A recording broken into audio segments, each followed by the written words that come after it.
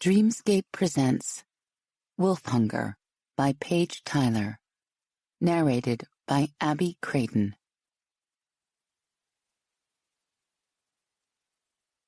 Prologue. Las Vegas, Nevada, June 2012. Max Lowry heard shouting coming from inside the house before he stepped onto the porch.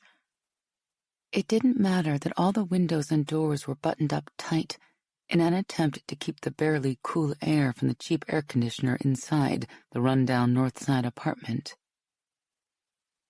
He could still hear his father's hoarse voice clear as day.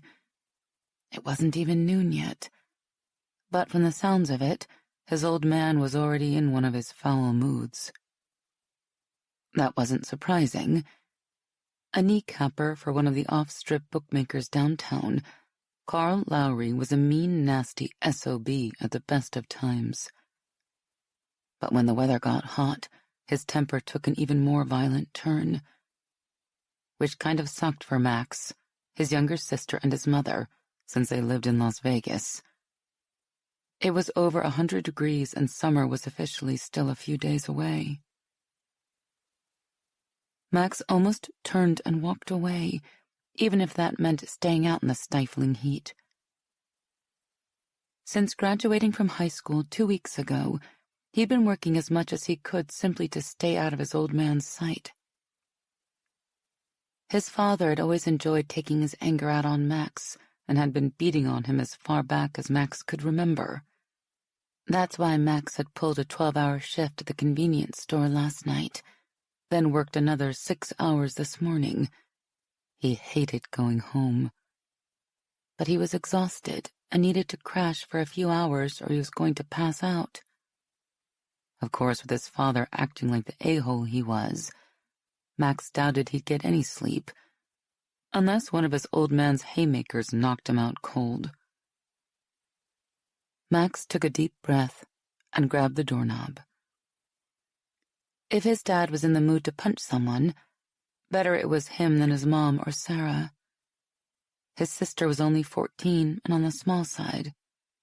When their father hit her, it was usually pretty bad. As he opened the door, Max heard his mom tearfully begging his dad to calm down. Max didn't know why she bothered. He'd pleaded with his mother to take him and his sister and leave his abusive father for years. The three of them could stay in a local shelter, or even move to Oklahoma where his mom's family lived. Someone out there would put them up until they could get their lives together. He was sure of it. His mother wouldn't even consider it, though. She kept thinking her bastard of a husband would change and stop smacking them around if she simply loved him enough. The moment Max walked into the living room, he could tell his dad had been drinking. He wasn't drunk yet.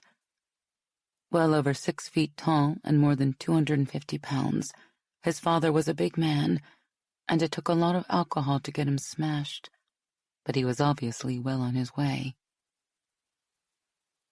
His father was standing in front of his old worn-out recliner, waving his arms around and sloshing beer from his half-full bottle all over the place, yelling something about not telling him what to do in his own damn house. Fortunately, while he seemed pretty pissed, his eyes didn't have that red-rimmed, insane look he got when he was about to explode. This was just his normal, everyday kind of pissed. Max's mother didn't even look his way. Instead, she stood there wringing her hands as her husband ranted like a madman. But his little sister saw him and flashed a quick smile to let him know she, at least, was happy to see him.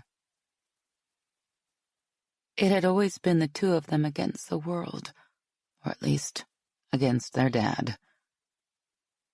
Max didn't make it more than a few feet into the room when his father turned bloodshot eyes on him. "Where the hell have you been?" Max almost sighed, but stopped himself just in time. Sighing, rolling his eyes, hell even looking like he had a pulse were all things his father would beat him for, and he was too damn tired to put up with that crap this morning. "I was at work, Dad," Max said. subtly moving closer and putting himself between his old man and Sarah just in case. His mom still hovered off to the side, her hands clenching and twisting together in front of her even more anxiously. "I pulled a double shift for a little extra money," Max added when his father didn't say anything. His father's lip curled in a sneer. "You think you're the shit now that you're making minimum wage down at that local gas and go? You think you're better than me because you have a little change in your pocket?" Max shook his head, hoping he could somehow diffuse the situation. But when he saw his dad's face turn red and his eyes get that crazy look, he knew it was too late.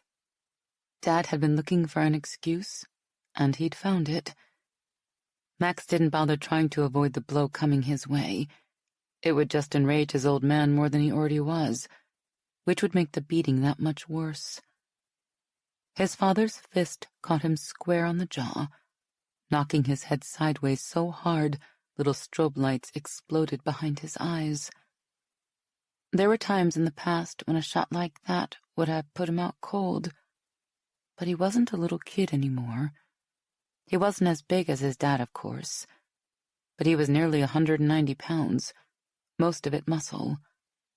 It still hurt to get punched in the face, but he could take it a lot better than when he was younger. Max ignored the pain, refusing to reach up and wipe away the blood running down his chin. Instead, he glared at the piece of crap in front of him, unwilling to retreat even when his old man took a threatening step toward him. "You think you're tough now because you finished high school and got a job? I'll show you tough, you little punk." Maybe that was why his father hated him so much. Maybe he was pissed at Max because Max had graduated high school, something the big tough Carl Lowry had never done. His dad had always crowed about never finishing 5th grade, like he was proud of it. But now Max guessed that wasn't so true. His dad cocked his fist back, and Max knew he was probably going to be pissing blood after this one, if he lived through it.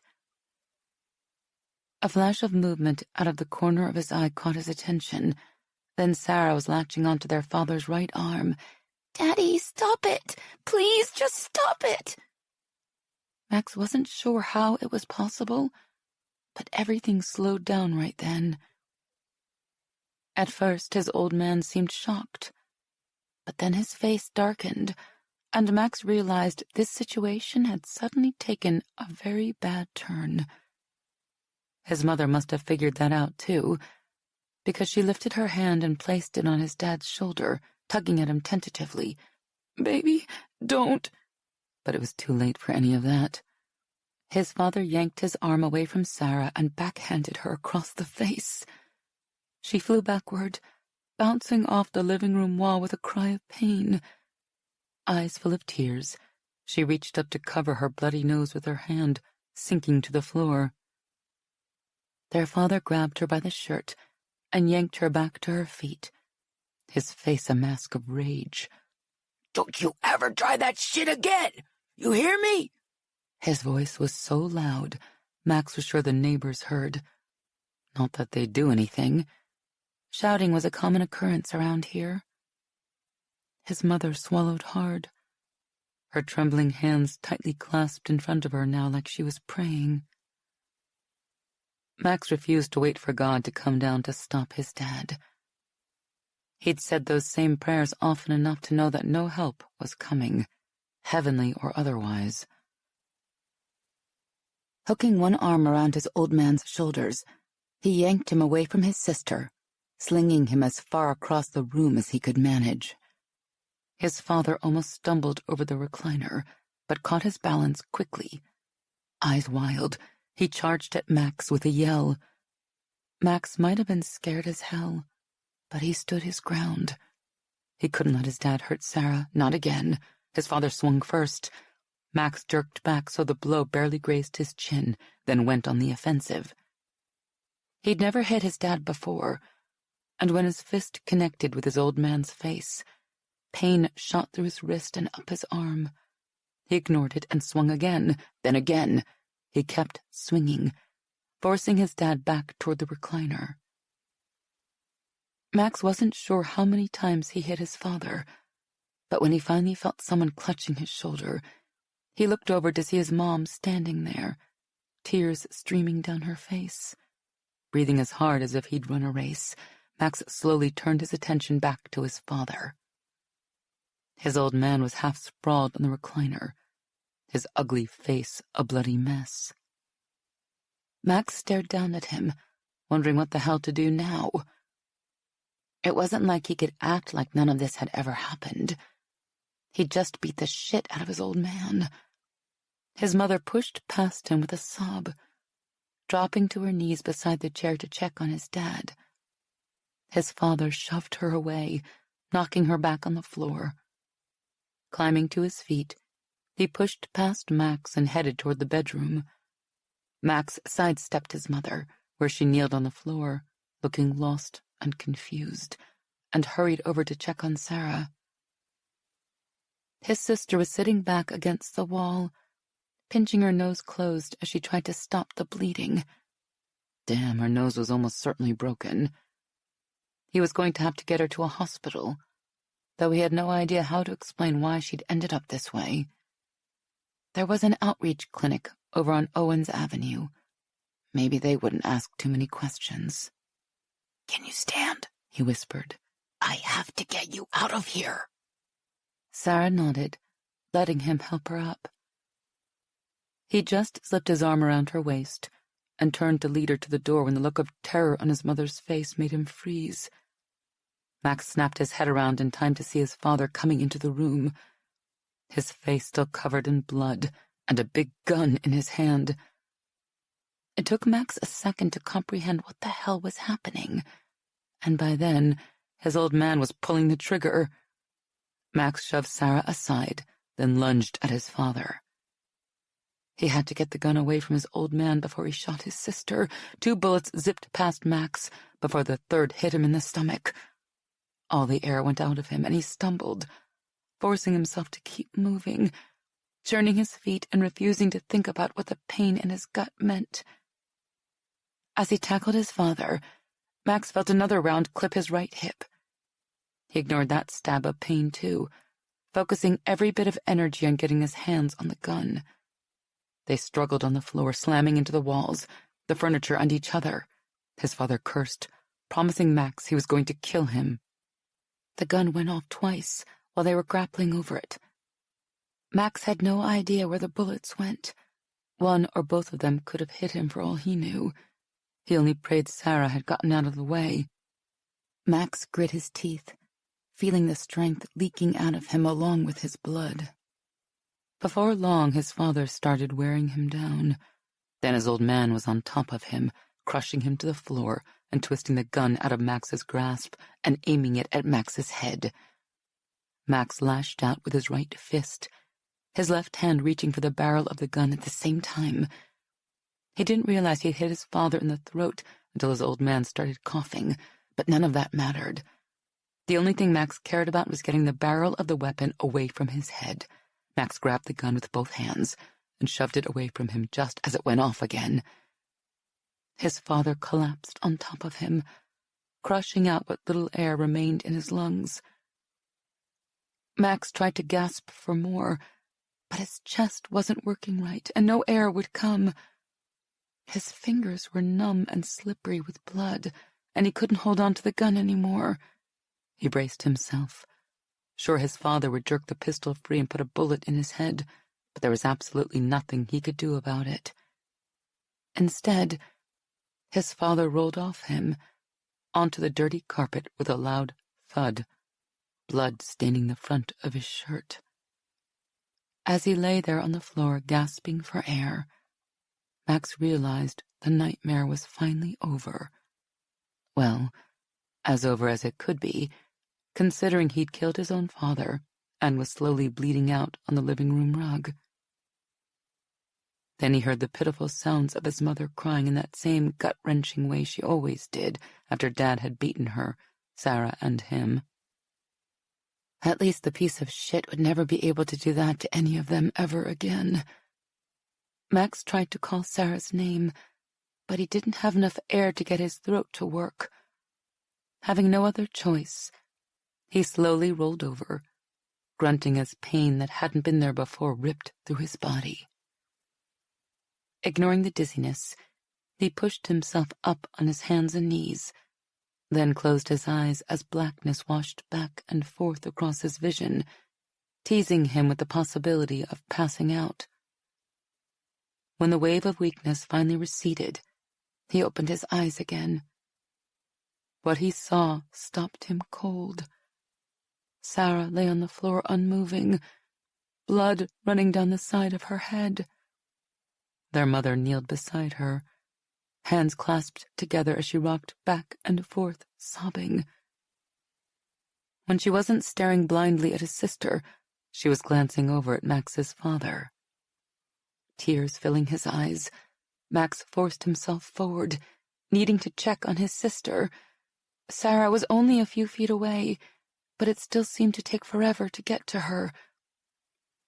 "Call the police," he told his mother, the words barely audible.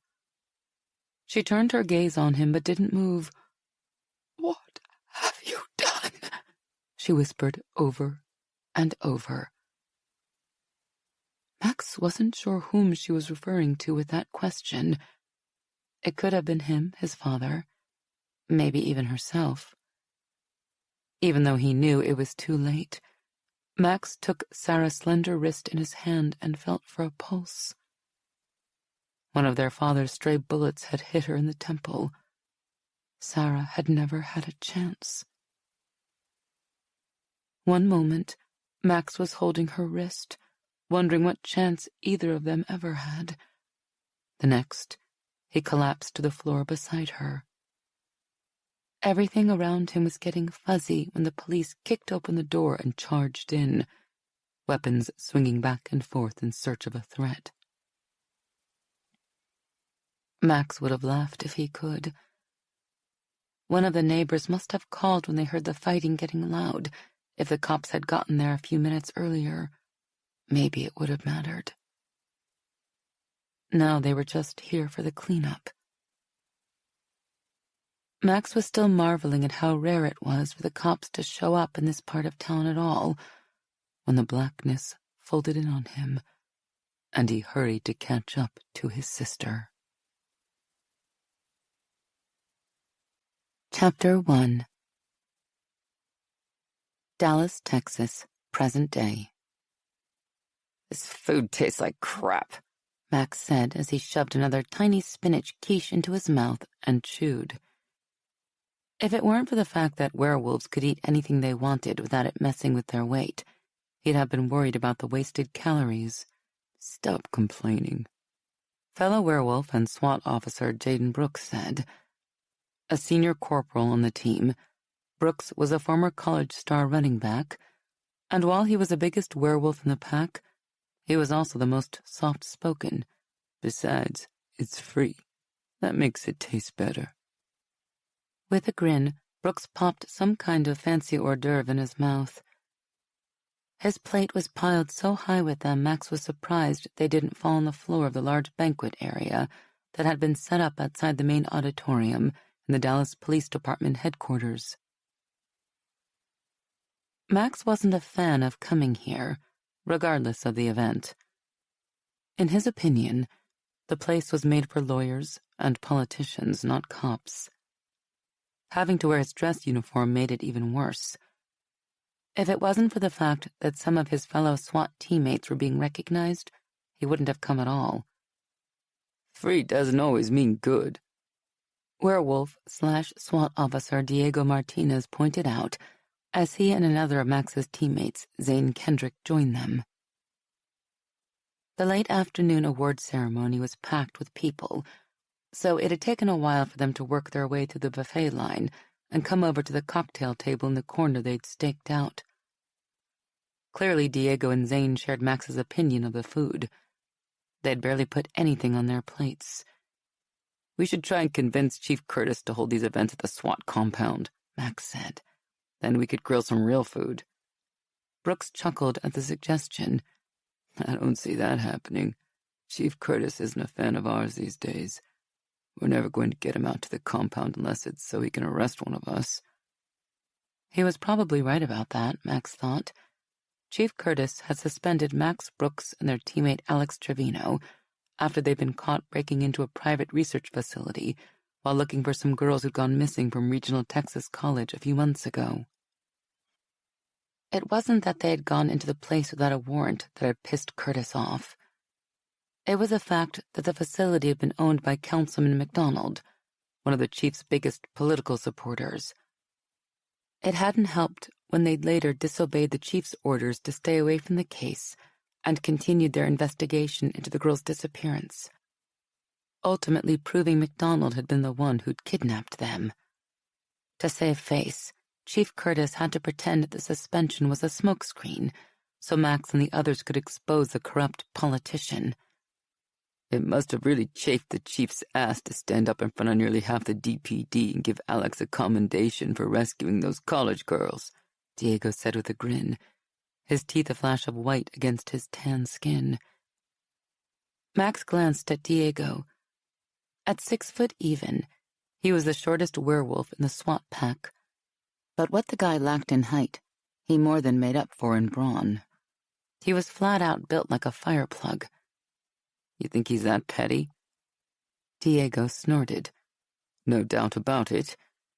Zane agreed in that British accent of his everyone in the pack loved teasing him about, including Max. "I thought the chief was going to toss the award at Alex and tell him to pin the damn thing on himself." Max chuckled. He thought the same thing. "It probably didn't help that he had to pin medals on Khaki and Xander, too," Brooks added. 3 commendations for SWAT in one night? That's gotta burn. "Speaking of Khaki and Xander, where are they?" Max asked, looking around for his 2 packmates, Khaki Blake and Xander Riggs. "I thought they were going to join us as soon as they grabbed some food." Brooks picked up a crab puff that looked way too tiny for his gigantic hand. "Khaki was too burned out from spending most of the day at the courthouse for Jeremy's sentencing hearing. She and Xander went home so she could chill out." Diego shook his head, mouth tight. "I still can't believe that asshole wiggled out of the death penalty. He murdered one man and almost killed Khaki and Xander. Hell, he even shot a friggin' dog. If that isn't enough to get a guy a needle in the arm, I don't know what is." It was a subject that had been rehashed 1,000 times over the past year, both at the SWAT compound and in the local newspapers. It was hard to believe the trial had taken a year. It felt like only a few months since Jeremy Engler, a cop from Khaki's past, had shown up in Dallas looking to settle a score with her and, by extension, her new boyfriend, Xander. To say things had gotten nasty was an understatement. Khaki and Xander, as well as the dog SWAT mascot Tuffy, had thankfully made it through okay, but the case had dragged on endlessly in the courts. Jeremy's lawyer had first gone with an insanity defense, which actually might have worked since Jeremy swore up and down that the entire Dallas SWAT team was filled with bloodthirsty monsters who had claws and fangs and would murder them all. When the doctors and the judge had rejected that defense, his lawyer went with Plan B, make Jeremy as sympathetic as possible. While Jeremy had been found guilty on all charges, the jury had bought the claims that his episode had been brought on by the stress of being a police officer out in Washington state and losing the woman he loved to another man. Today, he'd been sentenced to life without parole instead of the death penalty.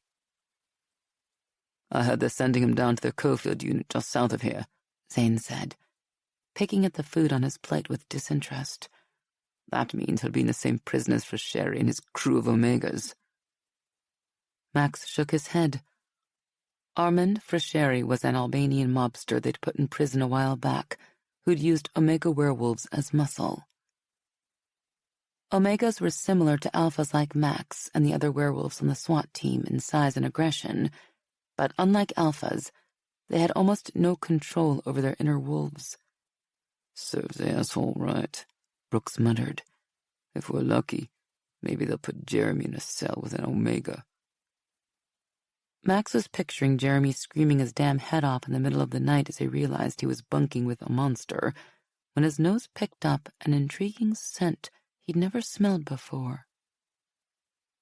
Max didn't have the best nose in the pack, not by a long shot, but he was usually good at identifying scents.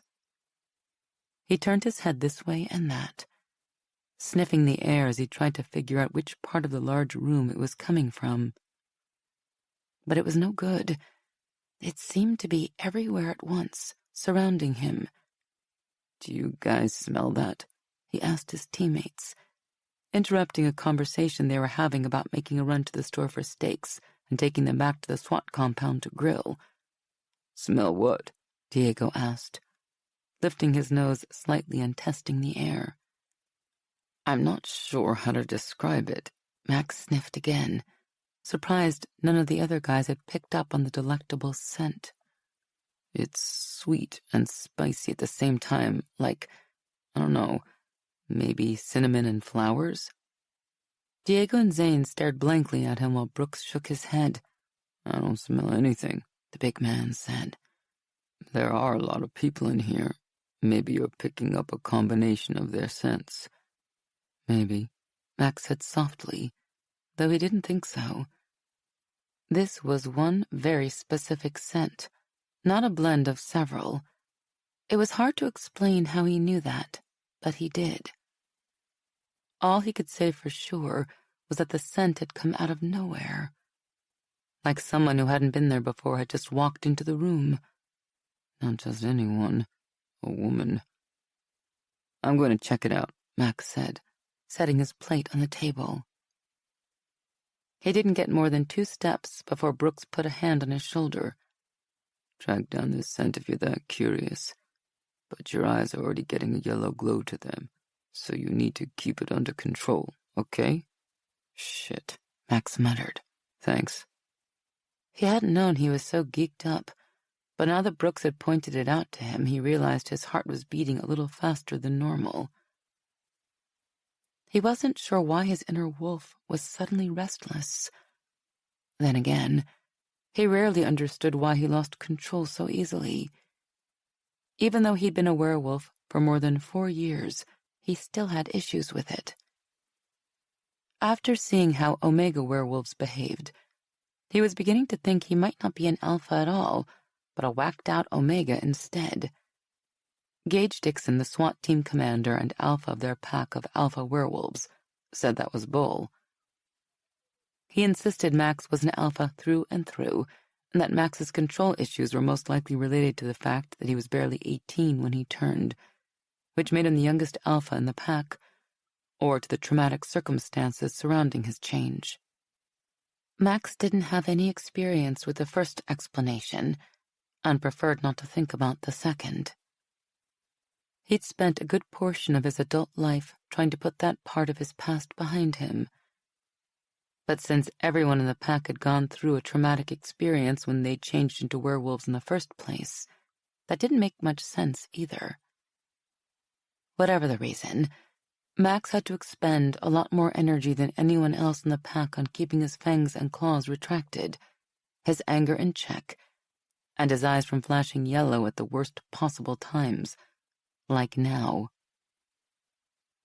Resorting to the lessons Gage and Brooks had taught him, Max closed his eyes and took slow, deep, calming breaths, turning his attention inward and consciously getting a handle on his excitement, heart rate, and breathing. When he opened his eyes again, Brooks was still standing there. "Good?" Max asked. "You're good," Brooks said. Giving Brooks a nod, he turned and slowly made his way through the crowd. There had been over 30 commendations given out this afternoon, so the place was still packed with those police officers, their families and their co-workers.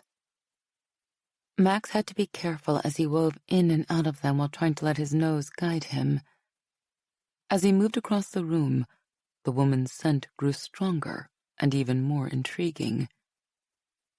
There were some aspects of her pheromones that seemed familiar, though it took him a while to pin down exactly what he was keying in on. Then it struck him. She was a werewolf. He stopped and took a deep breath, letting her scent wash over him as he tried to figure out if she was an alpha, a beta, or an omega. Outside of Gage, most of the pack hadn't learned about the complexities of the werewolf world until recently. While they'd been surprised to find out there were different breeds of werewolves, they were even more stunned to discover there were female werewolves. Max took another sniff and frowned. If the woman was a beta, she was different than any beta he'd ever met. And with all the werewolves showing up in Dallas lately looking for protection from hunters, he'd smelled a lot of betas. As he continued across the lobby area in search of the woman, Max couldn't help wondering if maybe there was a fourth kind of werewolf out there that none of them knew about. It would be kind of cool running into a completely new breed. Had she come here looking specifically for him and the other members of the SWAT pack to ask for protection from the hunters who've been killing werewolves all over the country? If so, this could be an epic first meeting. Max was almost on the far side of the room and quickly running out of places to search when he walked around a group of people talking about how amazing the Cowboys were playing this season and finally found her. After spending so much time trying to track her down, he probably should have walked right up and introduced himself, but instead, Max found himself standing there, transfixed. She was turned away from him so he couldn't see her face, but she was wearing a seriously sexy cocktail dress, her long honey blonde hair trailing haphazardly over her shoulders and halfway down her back. The dress was one of those short black numbers that hugged her slender curves and showed off her long legs. There was a crisscross strappy thing going on in the back, too, which gave him teasing glimpses of smooth, creamy skin, as well as confirming she wasn't wearing a bra under there. He followed the curve of her butt until he locked on her legs. What could he say? They'd always been a leg man, and this woman had legs for days. Between the glimpse of toned thighs the dress afforded him, and the display of shapely calves accentuated by the high heels she wore, it was all he could do not to drop to his knees and nibble his way up and down those gorgeous legs. Though it would surely be fun, that probably wouldn't be the best way to make a first impression. He wasn't sure how he knew, but something about her demeanor made Max think she'd rather be somewhere else at the moment. Since she was alone, he wondered if someone had stood her up. If so, the guy must have been stupid as well as a jerk. But then she shifted her weight back and forth from one high heel to the other. Ah, that explained it. Max waited, expecting the female werewolf to smell him and turn around. Even though he was close enough for her to pick up his scent easily, she never looked his way. Finally, he gave up and walked over to her, moving around to stand in front of her. He hoped he didn't actually gasp out loud.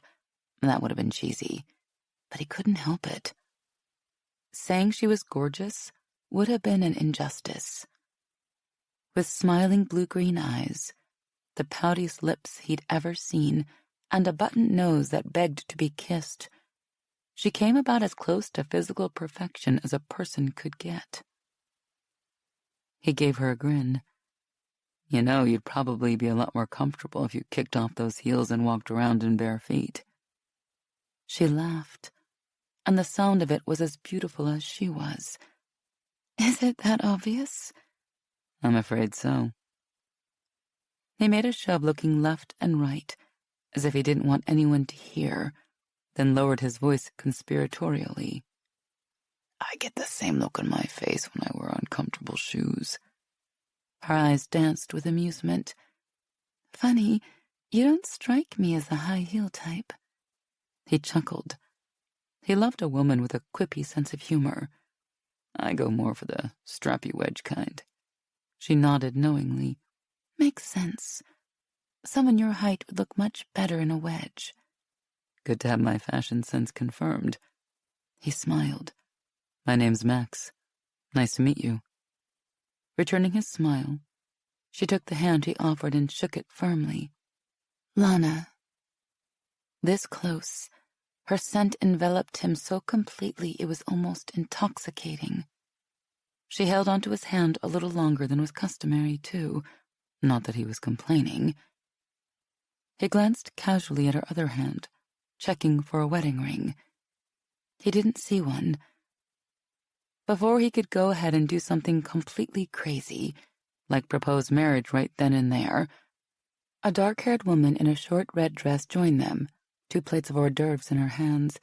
They were all out of spinach puffs, so I got you these instead. I think they're squash blossoms with some kind of cheese, she said, handing one of the plates to Lana before giving Max a smile. Who's this? This is Max, Lana said. We were just discussing the comfort benefits of wedges over heels. The dark-haired woman took the strange topic in stride. Did you reach any conclusions? Lana shook her head. Not really. We both decided going barefoot would probably be the best idea. I totally agree, the woman said, then offered Max her hand. By the way, my name is Brandy Perez. One of my best friends in the world, Lana added. In fact, these heels actually belong to her. Brandy shrugged. They look better on you than me anyway. And before you ask, no, they don't have a bar set up. I looked everywhere. I don't know why I believed you when you said this would be a great place to party. Because you're gullible? Lana suggested. Actually, Max said, I did see some servers walking around with trays of white wine a few minutes ago on the other side of the room. Brandy lifted a perfectly arched brow. Seriously? You aren't just saying that to get rid of me so you can be alone with Lana, are you? Max's mouth twitched. I am trying to get time alone with Lana, but I promise I'm not lying about the wine. They always have it at these award ceremonies. Brandy glanced at Lana. Go ahead, Lana told her. I'll be fine with Max. Brandy's lips curved as she looked Max up and down. I'm sure you will. I'll be back in a few, unless I run into some fine specimen of male hunkiness of my own, in which case I might not be back for a while. Lana laughed as Brandy disappeared into the crowd. Speaking of award ceremonies, she said to Max, I didn't see you on the stage getting a commendation, so I'm guessing you must be here to support someone who did. He nodded. Yeah, some of the members of my team got recognized today. How about you? Your boyfriend getting a commendation? Max thought he was being pretty damn smooth, but the smile tugging at Lana's lips told him she saw right through his deception. Nope, no boyfriend, she said. Actually, it was my dad. Brandy took forever getting dressed. Then we got stuck in traffic. We barely made it here in time to see him get the award. I had to watch from the back of the auditorium. That explained why Max hadn't picked up Lana's luscious scent earlier. And while he was relieved she didn't have a boyfriend, it made him wonder which of his fellow cops getting a commendation this afternoon could possibly have a daughter this smokin' hot. Max opened his mouth to ask her who her father was, when another DPD officer walked by with a plate filled with a collection of various hors d'oeuvres. While Max wasn't impressed with the selection of food, Lana looked at the appetizers longingly, even though she still had the ones her friend had given her. Maybe she wasn't big on squash blossoms. He didn't blame her. Would you like me to get you something else to eat? He asked. She glanced down at her plate, then shook her head. Thanks, but unfortunately the spinach puffs were the only thing remotely edible, which is probably why they're all gone. I can't believe they're trying to pass this stuff off as food. He grinned. I was just thinking the same thing a little while ago. I'm planning to head out as soon as this thing is over so I can get some real food. She leaned in close and gave him a conspiratorial wink. Maybe we can slip out now while no one is looking. I can drop my car keys off with Brandy and we can disappear into the night. I just about kill for a slice of pizza. Any other time, Max would have been stoked to hear that. In his opinion, There wasn't anything sexier than a woman who loved pizza. But right then, all he could think about was how his body was reacting to Lana's nearness. Not only was his pulse racing, but his claws and fangs were dangerously close to coming out. He only hoped his eyes weren't turning gold. On the upside, at least he now knew for sure she was a werewolf. He could smell it in her pheromones. That was probably why they hit it off so well. Well, there was another reason, but he wasn't about to go there, even if a little wolf voice in the back of his head whispered maybe he should. Lana was telling him about an awesome pizza place that wasn't too far away, wondering if he'd be interested in checking it out. But instead of answering her, he went in a completely different direction. "It's so cool finding another of our kind here," he said. "I totally didn't expect it." She didn't seem to mind that he'd changed the subject, but she looked a bit confused. "Another of our kind? Are you a pescatarian too?" Max chuckled. That body and those looks combined with a wicked sense of humor. It was like she was made for him. A werewolf who didn't eat meat? Now that was epically funny. Unless it was true, in which case it was a little strange.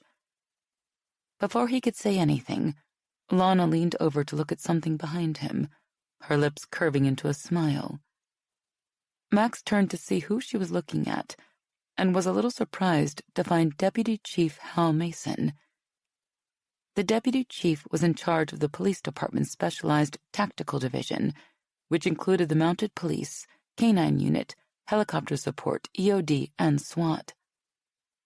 As a high-ranking officer in the department, Mason had to attend every award ceremony, but this time he'd been recognized for his commitment to developing his entire division, especially SWAT. "Hey, Dad." Lana stepped around Max to give Mason a hug. "I was looking for you and Mom earlier, but you were deep in conversation with some people and I didn't want to interrupt." Max picked his jaw up from the floor and shoved it back into place. Lana was Mason's daughter? How the hell was that even possible? They didn't look anything alike. Maybe she was adopted. Mason pulled away to regard her fondly. "You didn't have to come to this thing. I know how much this kind of stuff bores you." Lana made a face. "Of course I did. It's not every day my dad gets a big prestigious award." She grinned. "You looked quite dashing up there, by the way." "Thank you." Mason smiled for all of 2 seconds. Then his face took on its signature serious expression that seemed to be glued there permanently. "Since you're here, there's someone I want you to meet." Giving Max a stink eye, Mason gently took his daughter's arm, clearly intending to lead her away. But apparently Lana wasn't the kind of woman who liked to be led around by anyone. She firmly disengaged her arm from her father's grip, arching a brow that would have done the commander of the SWAT team proud. "Dad, I'm talking to Max," she said. "Maybe I can meet your friend later." Mason scowled at his daughter like she was one of his junior officers. "I know you were talking to him. That's why I came over. Officer Lowry has to go back to work immediately, if not sooner. He's on the SWAT team, and he's always quite busy." Lana gave Max a shrug and a smile. "Later, perhaps?" "Officer Lowry will be busy later, too," Mason said. "In fact, he's going to be busy every day for the next month or so." Damn, Max thought, as the deputy chief led Lana away. Mason didn't want him anywhere near his daughter. That much was obvious. Cock-blocked by the deputy chief of the Dallas PD. Could it get any worse?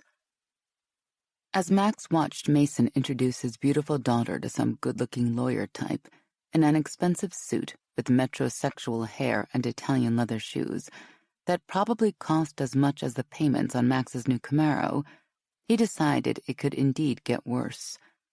Max felt the hackles on the back of his neck rise as the pretty boy reached out and put a possessive hand on Lana's arm. "Watch where you're putting your hands, jackass, or you'll draw back a nub." Max growled under his breath. Shit. Max closed his eyes and took a deep breath. It was harder to get a handle on his inner wolf this time, mostly because he was so pissed at Mason for interrupting his conversation with Lana. The fact that her scent lingered in the air didn't help. It made it difficult to think about anything but her curved smile and creamy skin. Not the kind of thoughts he wanted to have in his head when he was attempting to find his calm place. He had no idea how long it took him to tame his wolf half, but by the time he opened his eyes, Lana was nowhere to be seen. Unfortunately, neither was Pretty Boy. Why the hell would someone like Lana run off with a guy like that? Besides the nice hair, fancy suit, and expensive shoes, not to mention the money. Max considered looking for her, but then realized he probably didn't want to find her, not if it turned out she was hanging on Pretty Boy's arm. Cursing, he headed across the room to rejoin his teammates. Brooks, Diego, Zane, and Gage were standing around the same small cocktail table, a sheet of paper in front of them with a shopping list for what looked like a serious cookout on it. Max glanced at his watch. By the time they got out of here, bought all the food on that list and grilled the stuff, it'd be 8 o'clock. Not that it mattered. Steak tasted good no matter what time of night it was, especially when followed by a game of volleyball. Gage looked up from the list, his dark eyes curious. Brooks said you were off looking for some scent that caught your attention. Any luck? Max glanced around to make sure no one was within earshot. No one with normal human ears, at least. Yeah, it was a female werewolf. The other guys stopped debating whether to get hot dogs or not, and stared at him. Seriously? Brooks did a double take. You sure she's another werewolf? I didn't smell her. Max shrugged, refusing to ponder why he seemed to be the only one who recognized Lana for what she was. I'm sure, or pretty sure. She smells a little like a beta, but totally different than a beta at the same time. She's like no werewolf I've ever smelled before. He looked at Gage. There's not some other kind of werewolf out there you haven't told us about, is there? One that doesn't fall into the 3 categories we already know about? Not that I know of, Gage frowned. What makes her so special? You mean besides her unique scent? Max asked. Gage nodded. Max refrained from revealing the part about Lana being the most amazing woman he'd ever met in his life, and that she could mess with his control over his werewolf half simply by standing too close to him. Instead, he focused on the serious stuff. She never gave me a single indication she recognized me as a werewolf the whole time we were talking. I swear it's like she didn't even notice, Max said. There's something else, though, that definitely doesn't fit with anything we know about werewolves.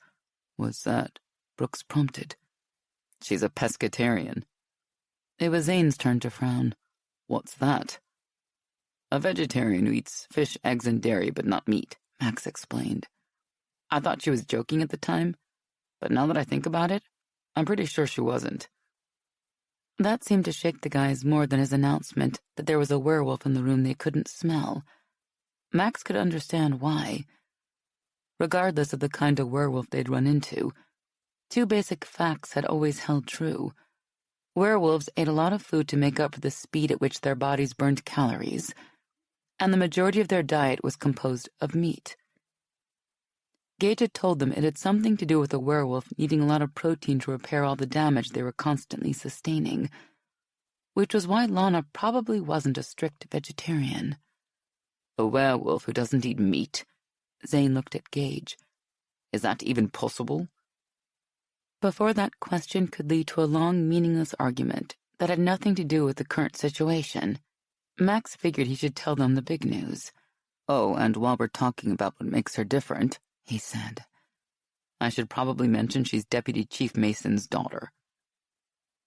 His teammates stared at him, stunned. Gage in particular looked as though Max had just smacked him with an axe handle. What makes you so sure Mason is her father?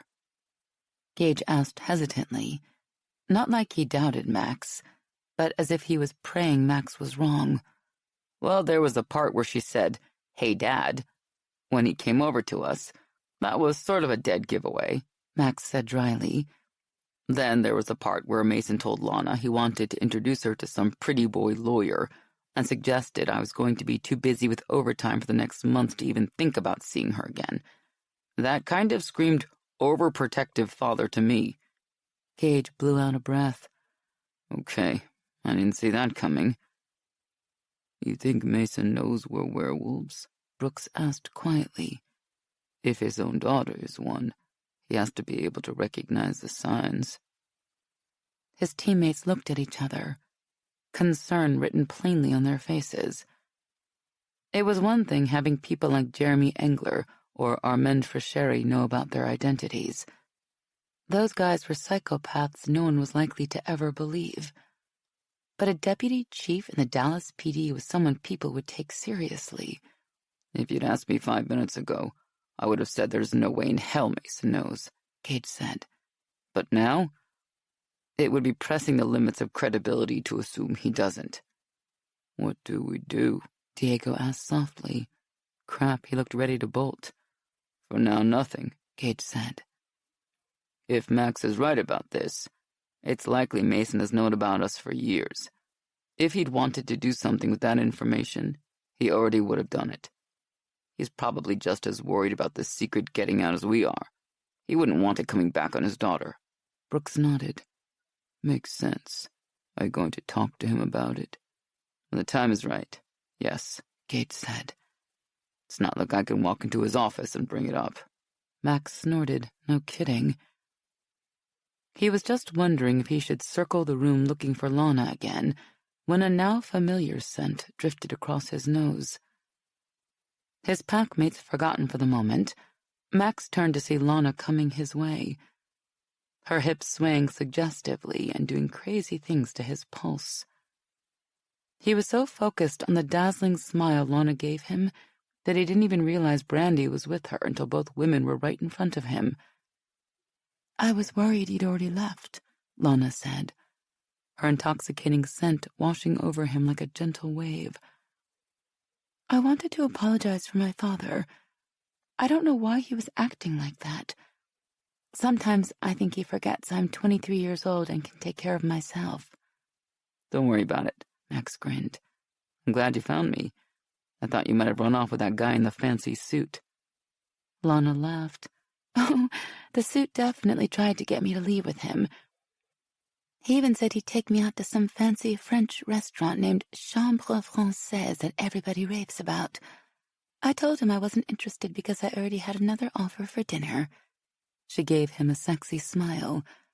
You were going to take me out for that slice of pizza, weren't you? Definitely.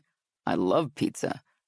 He grinned, about to suggest they split right then until he remembered he was wearing his dress uniform. I need to stop by my place and change first, if you don't mind. Not at all, she said. In fact, I was going to mention that I need to get out of this dress. I could help you with that, if you need a hand, Max said before he could stop himself. Lana gave him an appraising look, her lips curving. Thanks for the offer, but I think I can manage, just this once. Why don't you pick me up at my parents' house? That's where I'm staying while I'm in town. I can be ready to go in 40 minutes. Max didn't like the sound of that. If she was staying at her parents' house while she was in Dallas, that meant she didn't live here and was only visiting. Crap, dude, slow down and take this one step at a time. They hadn't even gone on a date yet, and he was already worrying about the future. That works for me, he said. Let me get the address from you. He was just reaching for his phone when one of his teammates, Diego, he thought, cleared his throat. Crap, he'd totally forgotten they were standing there. Turning, he quickly made introductions. While Lana typed her address into his phone, Brandy glanced at the grocery list on the table, her eyes widening. You must be feeding an army with all that stuff, she remarked. Diego flashed her a grin. Just us and the rest of our team. We're having a party tonight out at the SWAT compound with some of our friends. Brandy returned his smile. Is that right? Max would be the first to admit he didn't know a whole hell of a lot about this kind of stuff, but there definitely seemed to be some sparks between Lana's friend and Diego. I sent myself a text so I'd have your number, Lana said, handing Max his phone. See you in 40 minutes? Actually, better make it an hour. I have to drop Brandy off at her place on the way. Brandy shook her head, never taking her eyes off Diego. I think I'm good, Lana, if you guys don't mind me crashing your party. Not at all, Diego said, his grin broadening. Brandy licked her lips. Let me make a quick run to the ladies' room, and I'll be ready to go. Lana looked at Max. So, 40 minutes? He nodded. I'll be there. As Lana walked away, Max had a hard time figuring out where to look. Her sexy legs, or her equally sexy butt, both were amazing. Only when she'd completely disappeared from sight did he turn back to the guys to find them grinning at him. What? He demanded. Nothing, Brooks said. I'm guessing you're not going to make it to the cookout tonight, huh? Like Brooks even needed to ask. What do you think of Lana? She smells like some kind of beta, right? Brooks shrugged. She definitely smells like some kind of werewolf, but the scent is faint. I wouldn't have picked it up if she wasn't standing right in front of me. He eyed Max thoughtfully.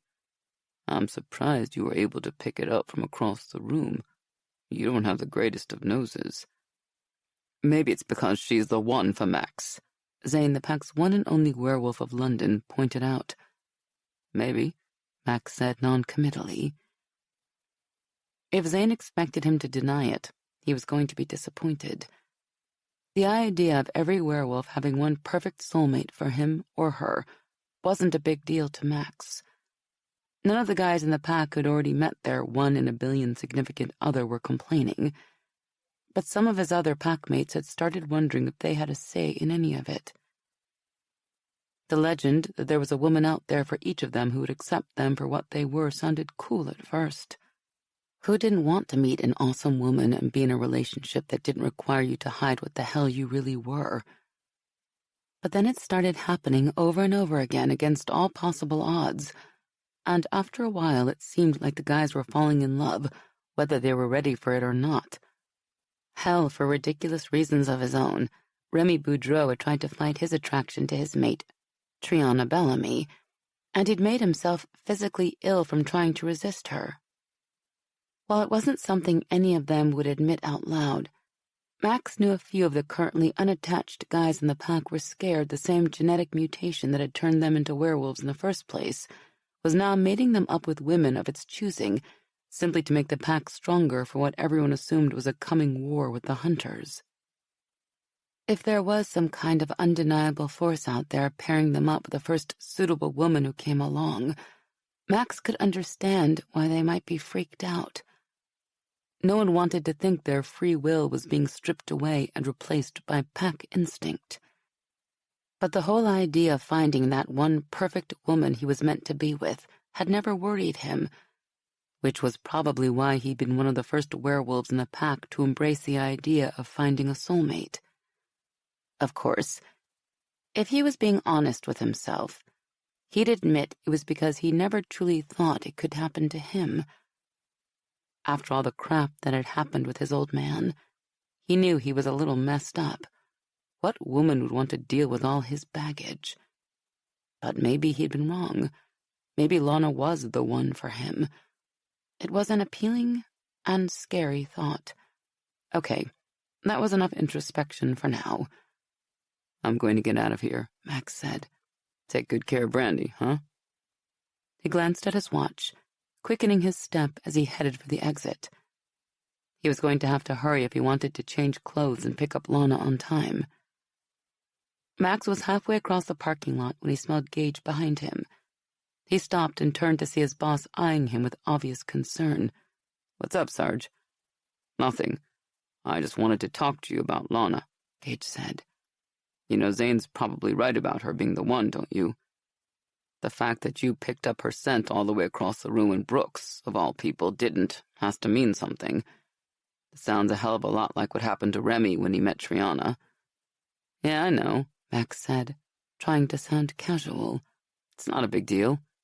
Gage lifted a brow. Not a big deal. Really? Max wasn't surprised his commander had followed him out here. Gage was the alpha of the pack. He worried about all of his guys. But since pulling Max out of the downward spiral that his life had become after his family's death, Gage had become more than his pack alpha. He was like a father to him. Being the leader of a pack of headstrong alphas meant Gage frequently had to get physical with them. In some cases, there was simply no other way to get a jacked-up werewolf back in line. But because of Max's background, Gage tended to be more proactive than reactive, putting a little extra effort into watching out for him and trying to make sure he didn't get too out of control in the first place. Not that Gage didn't have to get physical with Max on occasion. Sometimes there was no way to avoid it. But Max knew that, unlike his real father, the SWAT team commander would never lay a hand on him if it wasn't a crisis situation, and that made all the difference. While this situation was nowhere near crisis mode, Gage was obviously worried about how Max would handle finding the one. Max supposed he couldn't blame him. Some of the other members of the pack who'd already found their soulmates had gotten themselves in a buttload of trouble in the process. Xander had almost been kicked out of the pack when he'd fallen for khaki.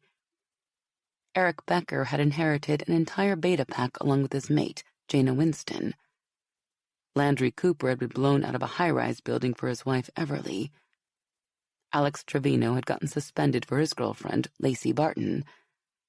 And Remy had run through the streets of New Orleans in wolf form in order to be with Triana.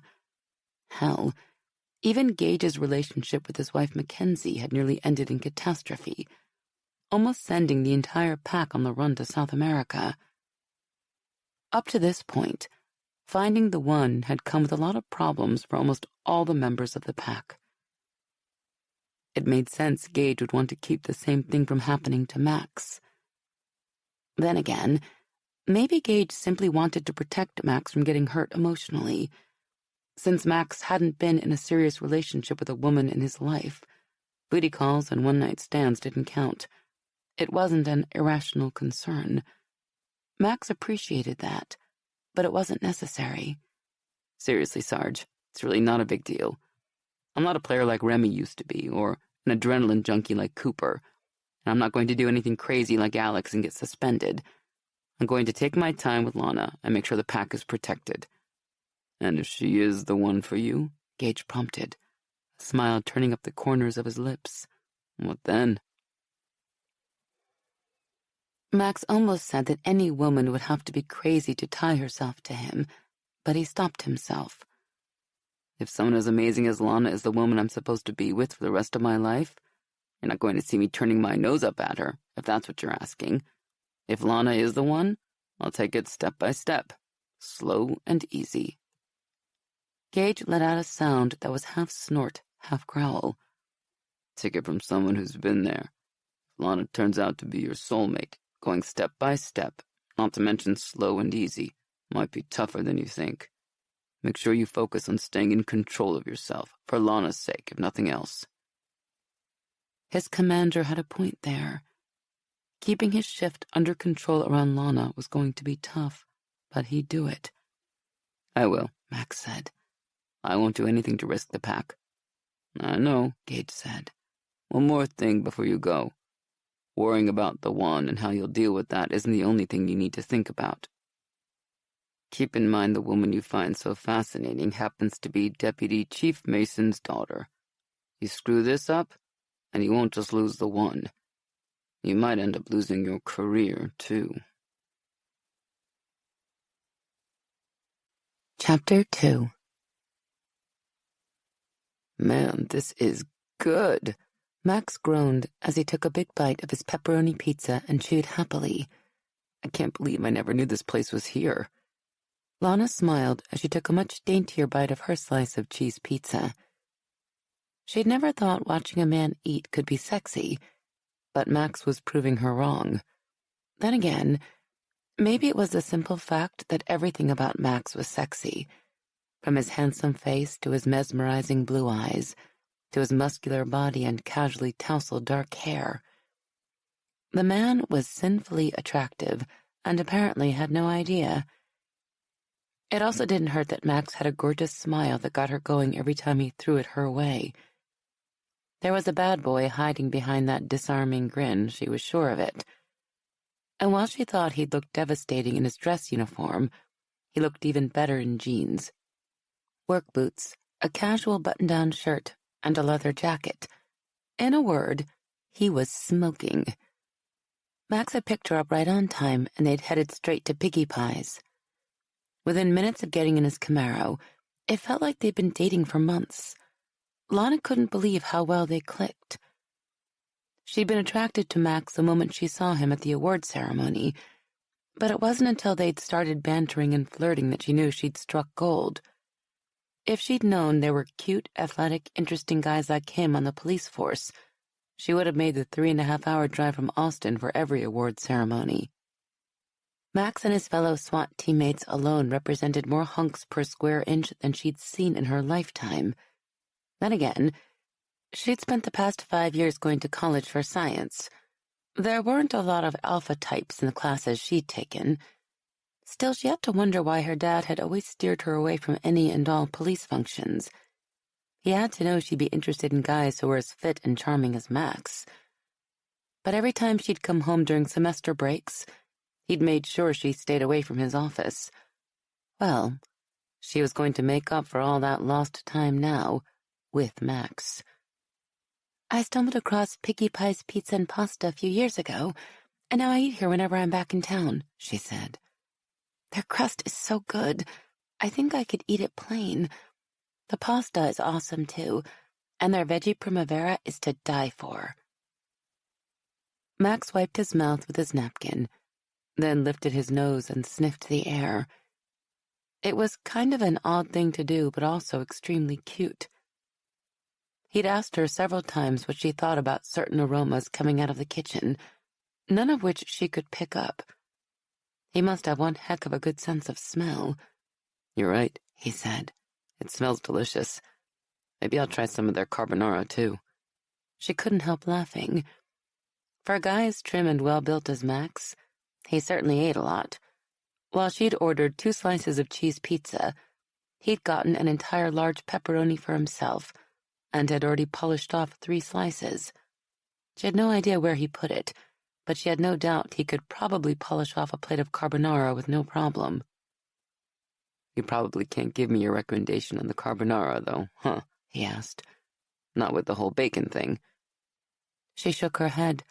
Nope, no bacon for me, but I'm sure it's good. You know, when you first made that crack about us both being pescatarian, I thought you were kidding. I hope I didn't offend you. Lana smiled. This guy simply kept getting better and better.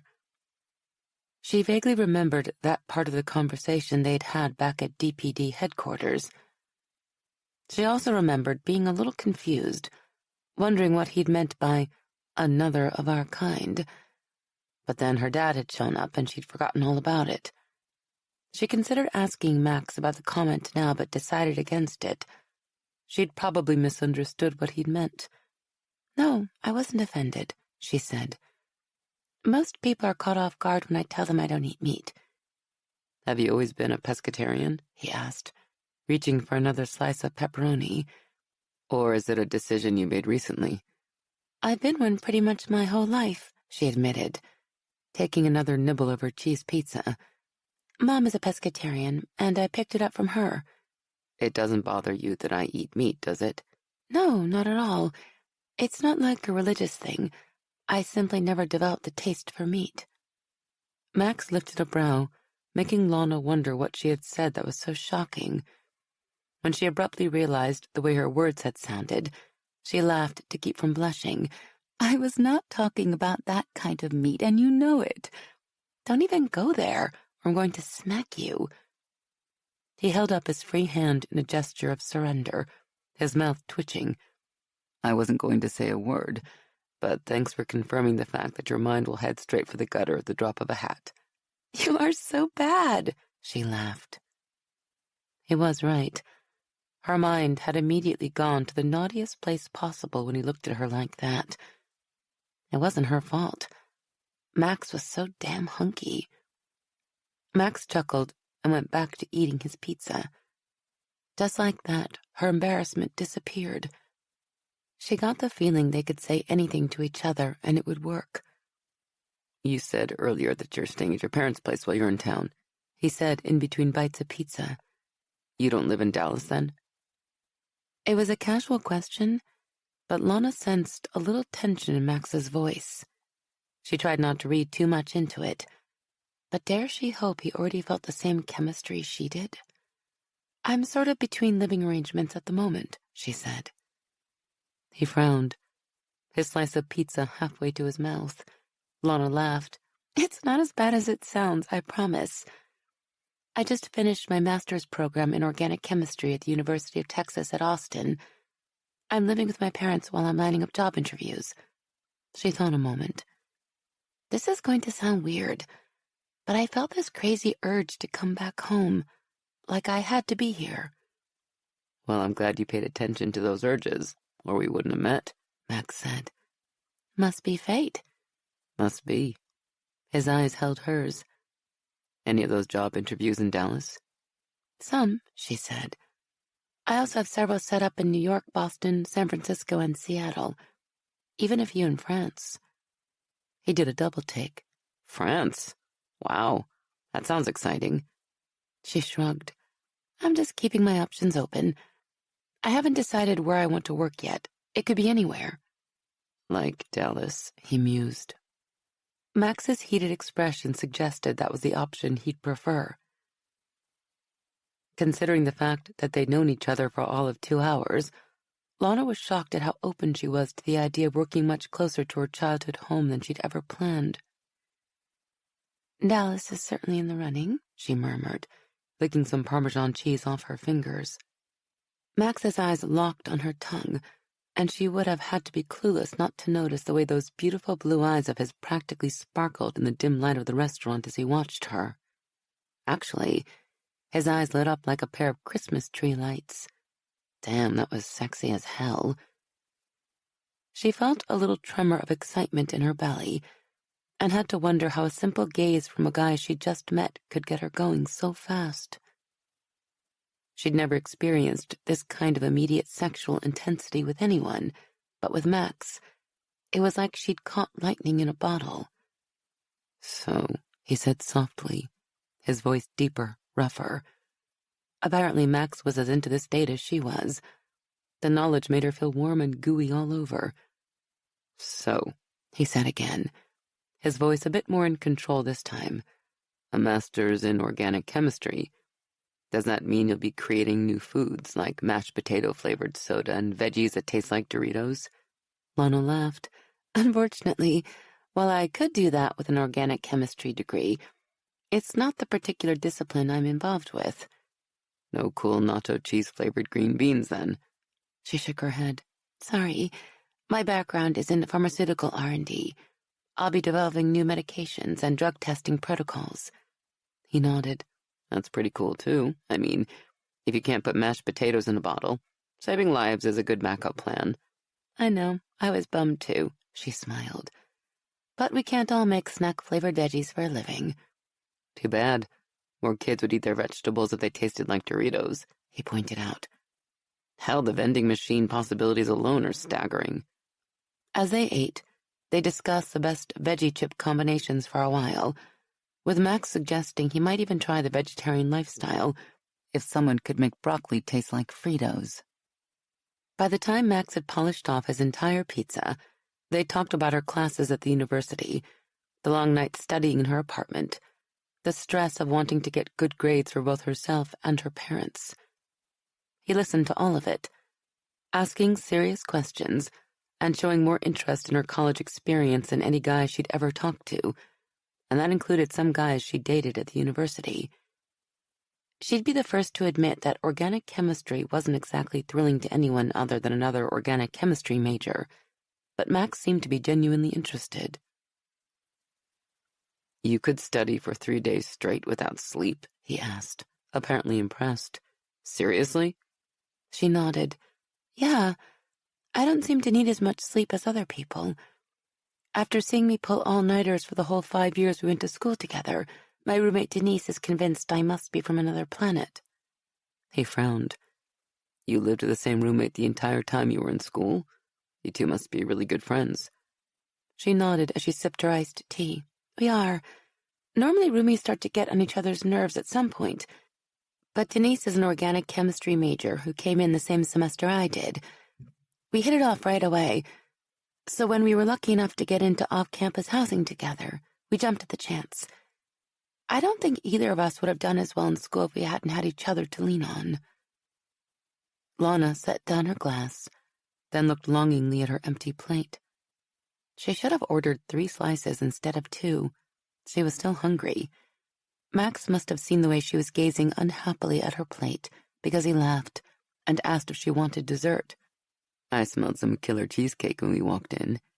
She laughed, marveling at him and his super sniffer as she considered dessert. I probably shouldn't. He regarded her thoughtfully. I hope this doesn't sound rude, but you don't strike me as someone who's prone to putting on weight. Lana opened her mouth to tell him that was only because she worked out so much, but then decided simply to be honest. I'm not. In fact, I weigh the same thing I did in high school, and I hardly ever work out. It drives Denise crazy. I can eat anything I want and never gain a pound. She stands too close to a bowl of ice cream and has to go straight to the gym. Max smiled. It's probably in your DNA. Fast metabolism, you know. She pushed back her plate and rested her forearms on the table, returning his smile. Any chance that you have a fast metabolism like that too? He nodded, his grin broadening. As a matter of fact, I do. So, how about that cheesecake? Definitely, she said with a laugh as he caught their server's eye. After the cheesecake showed up, Lana decided they'd done enough talking about her. It was time to find out a little about this amazing guy across the table from her. Now that you know everything there is to know about me, she said, licking cheesecake off her fork with a little show of tongue, simply because she liked Max watching her do it. Let's talk about you. His smile wilted a little, much to her disappointment. My life isn't nearly as interesting as yours. Definitely nothing worth talking about. That's silly, she scolded. I bet you have a lot of fascinating stuff to talk about. I mean, for starters, did you grow up in a cop family here in Dallas? Max didn't say anything, and for a moment she wasn't sure he'd heard her. Instead, he focused on his slice of cheesecake, like he was more interested in that than he was in her.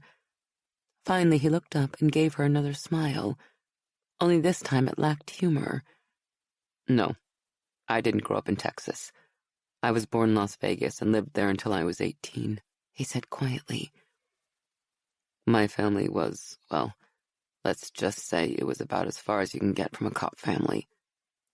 To put things in proper perspective, if 1 or 2 events in my life had gone slightly different, you'd be sitting at the table with a guy who works at a gas and go.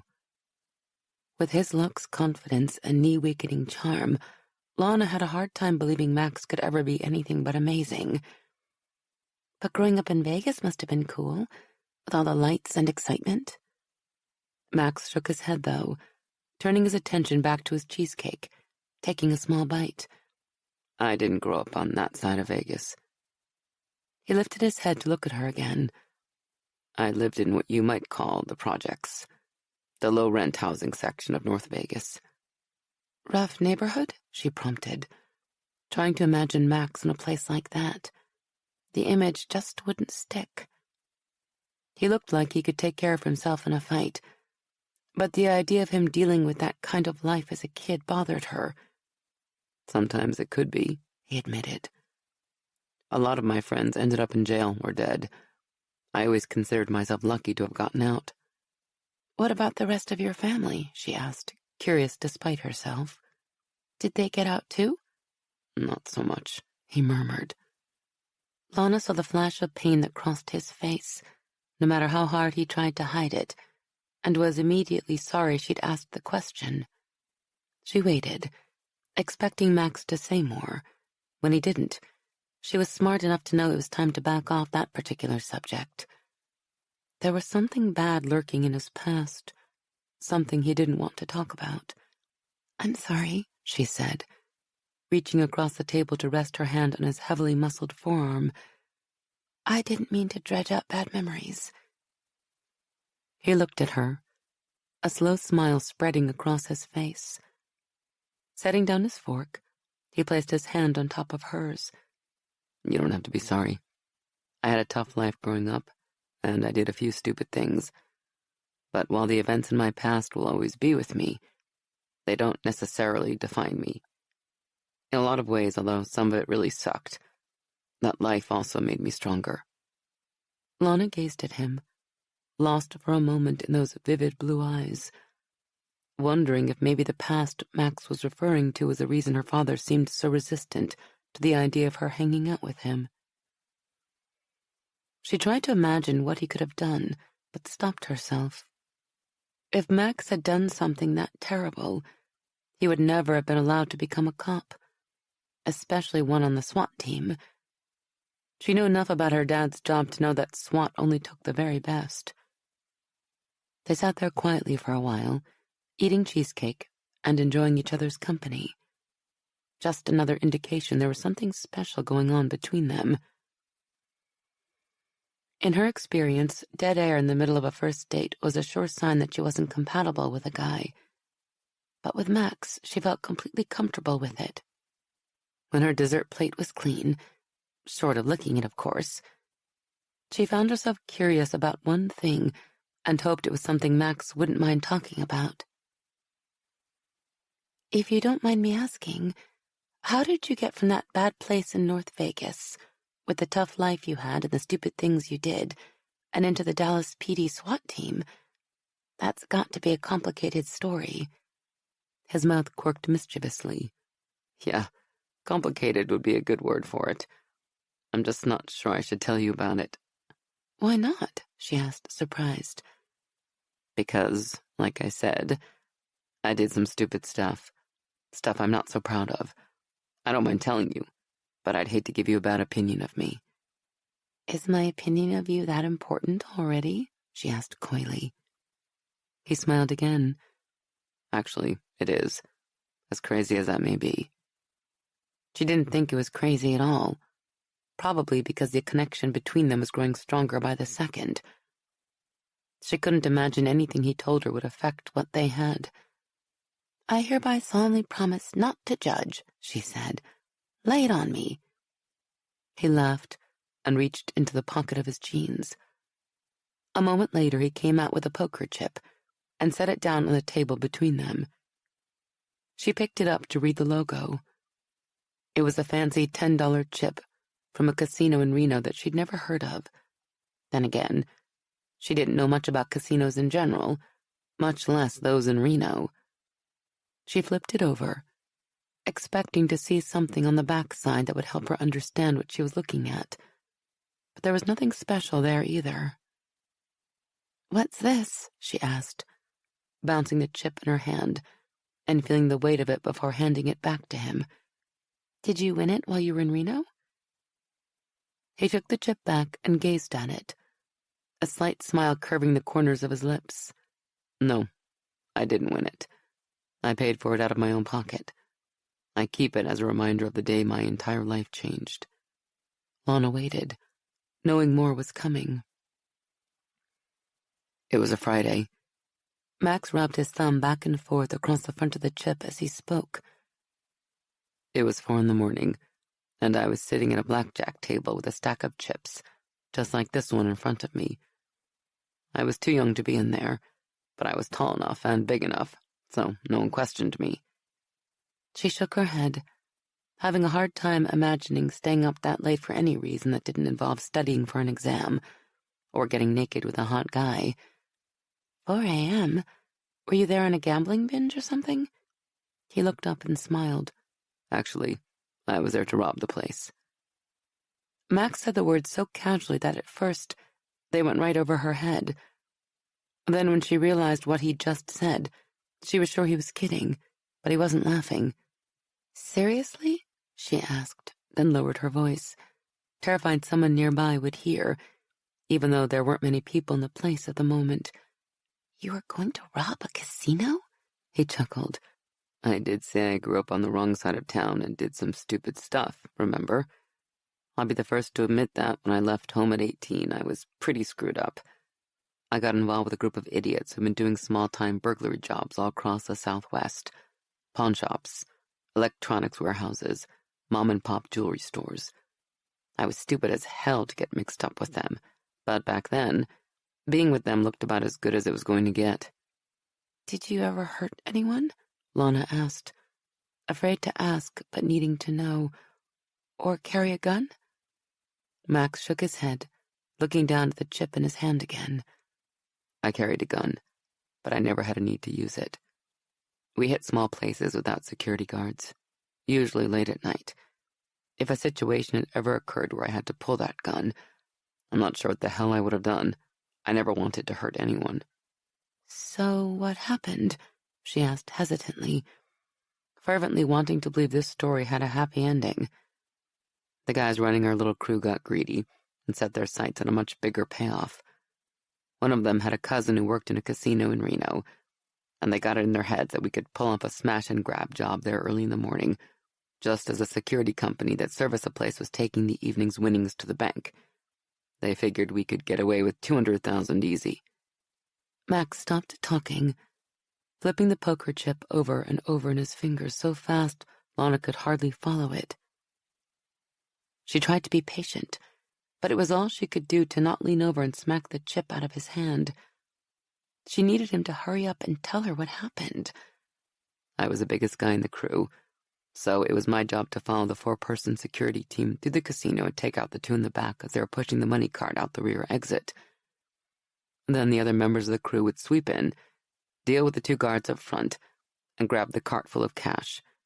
It was a horrible plan, but in theory, no one was supposed to get hurt. But, she prompted, her stomach tightening.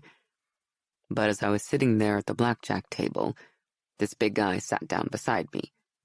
He looked me straight in the eyes as the security guard started to move, and casually told me that if I got out of my chair, he was going to put me in jail for the rest of my life. Okay. Lana wasn't sure what she thought had been coming next, but it hadn't been that. He was a cop? They knew you were there to rob the place? He wasn't just any cop. Max's mouth edged up. He was Gage Dixon, the commander of the Dallas SWAT team you met at headquarters tonight. And yeah, he knew I was there to rob the place. Lana only had a vague recollection of the men with Max at the awards ceremony because she'd been so focused on him. Her mind spun as she imagined the scene he described at the casino. How the heck did he know you were about to rob the place? Why was he even in Reno? She waved her hand. No, wait. Skip all that for now. Tell me the important part first. What the heck did you do? Max chuckled. Well, I wish I could say I did something brilliant and daring, but in reality, I freaked out. The casino guards were already moving past me, and I knew that if I didn't do something quick, the whole plan would implode, so I did the only thing I could think to do. I tried to punch him. Lana stared, her jaw dropping. Remember that part where I said I'd done some stupid stuff? Max said. Well, me at 19 years old trying to take a swing at a fully trained SWAT officer is definitely in that category. It didn't work? He shook his head with another laugh. Understatement there. I won't bore you with the details, mostly because it's so damn embarrassing to have to remember them. Suffice it to say, Gage had no problem keeping me in that chair. Did the rest of your crew get arrested? She asked. He nodded. Yeah, there were a dozen cops waiting for the job to go down. The moment it did, they swarmed in and grabbed everyone. It was over in seconds. You were arrested? She asked, but then realized that couldn't be right. If he'd been arrested for attempted robbery, how the heck could he be in SWAT right now? No, I wasn't arrested, Max said. While everyone else was paying attention to all the excitement on the far side of the casino, Gage yanked me to my feet and we walked right out the front door. We got in his rental car and drove straight for the California state line. Then he pulled over and told me I could get out if I wanted to. This story was becoming stranger by the second, and if it wasn't for the deadly serious expression on Max's face, Lana would have thought he was making the whole thing up. Wait a minute, she said.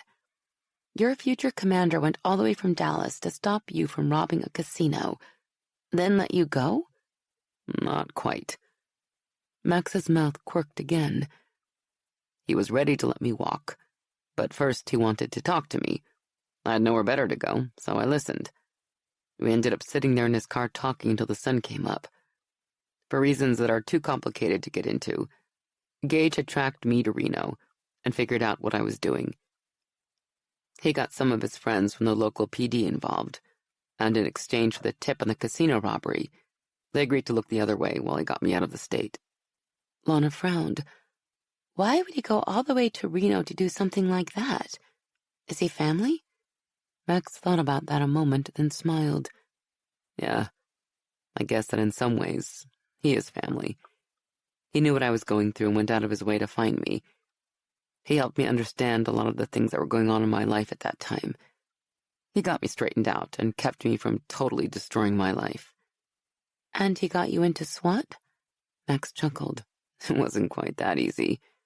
He brought me to Dallas and got me a place to stay, then helped me get into a community college to get enough schooling to meet the minimum DPD requirements. After that, I had to get through 35 weeks of training at the police academy, then another 24 weeks of field training. Only after all that was he able to get me on the team, and even that was tough. The department wasn't thrilled at the idea of putting a rookie on the SWAT team. He had to really work to make it happen. Lana traced her fingers up and down his forearm. He must have seen something very special in you to go through all that effort. Max shrugged. I guess. Sometimes I have to admit I don't know what he saw in me back in the beginning. I was a soup sandwich. She laughed. She'd never heard that expression before, but she liked it. Oh, I don't know. I think I can see some of the special qualities he might have seen. Max raised a brow. I'm pretty sure the two of you see completely different things when you look at me. I guess that's possible, she agreed. As she continued to run her fingers along his arm, the light caught Max's eyes again, making them glimmer. Lana was about to remark on it when their server suddenly appeared at their table. Sorry to interrupt, the woman said softly as she put the folio with the bill on the table between them. But we're going to be closing soon. Is there anything else I can get for you before you leave? Lana glanced at her watch, blinking in surprise when she saw it was almost 1 o'clock in the morning. She looked around and realized they were the only ones still in the place. Piggy Pies was supposed to close at midnight. No wonder the server was itching to push them out the door. The poor woman was ready to go home. No, we're good, Max said, slipping a few 20s into the folio. Thanks for everything. The woman gave them a smile and told them to have a good night. Max looked at Lana, his eyes still full of heat. So, where to?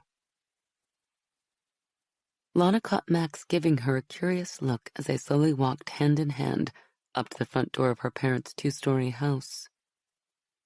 She would have asked him what was so interesting, but the truth was, she was enjoying herself too much to bother.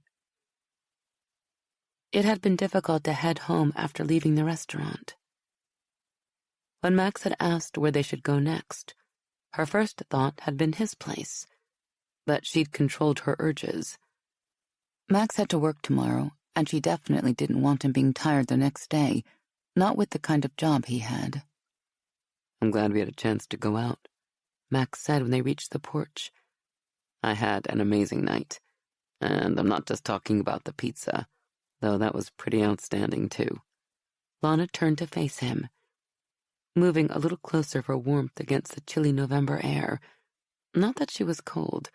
In fact, she rarely ever got cold. But she didn't mind sharing some of his body heat, since he seemed to have so much of it. The cold didn't seem to bother him either. He had his jacket hanging open. I had a good time, too. She smiled up at him. Maybe we can do it again sometime. Lana tried her best to not appear too overeager. She didn't want Max to think she was desperate. Although she was eager to see him again, she couldn't let him know that.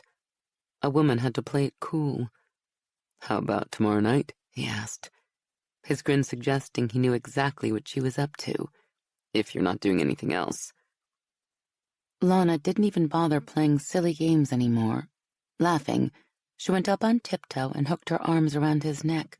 "I'm completely free tomorrow night. What do you have in mind?" Max wrapped his arms around her, tugging her even closer than she already was, and snuggling her up against his chest nice and tight. Wow. She already knew that Max was well built, but leaning up against him like this confirmed that she'd underestimated just how fit he was. He had some serious Adonis-like muscles going on under that shirt. Max slipped his hands under her jacket and settled them comfortably on her lower back. The move was so natural and nonchalant, she might not have noticed it if it wasn't for the crazy tingles of arousal that wiggled through her body simply at his touch.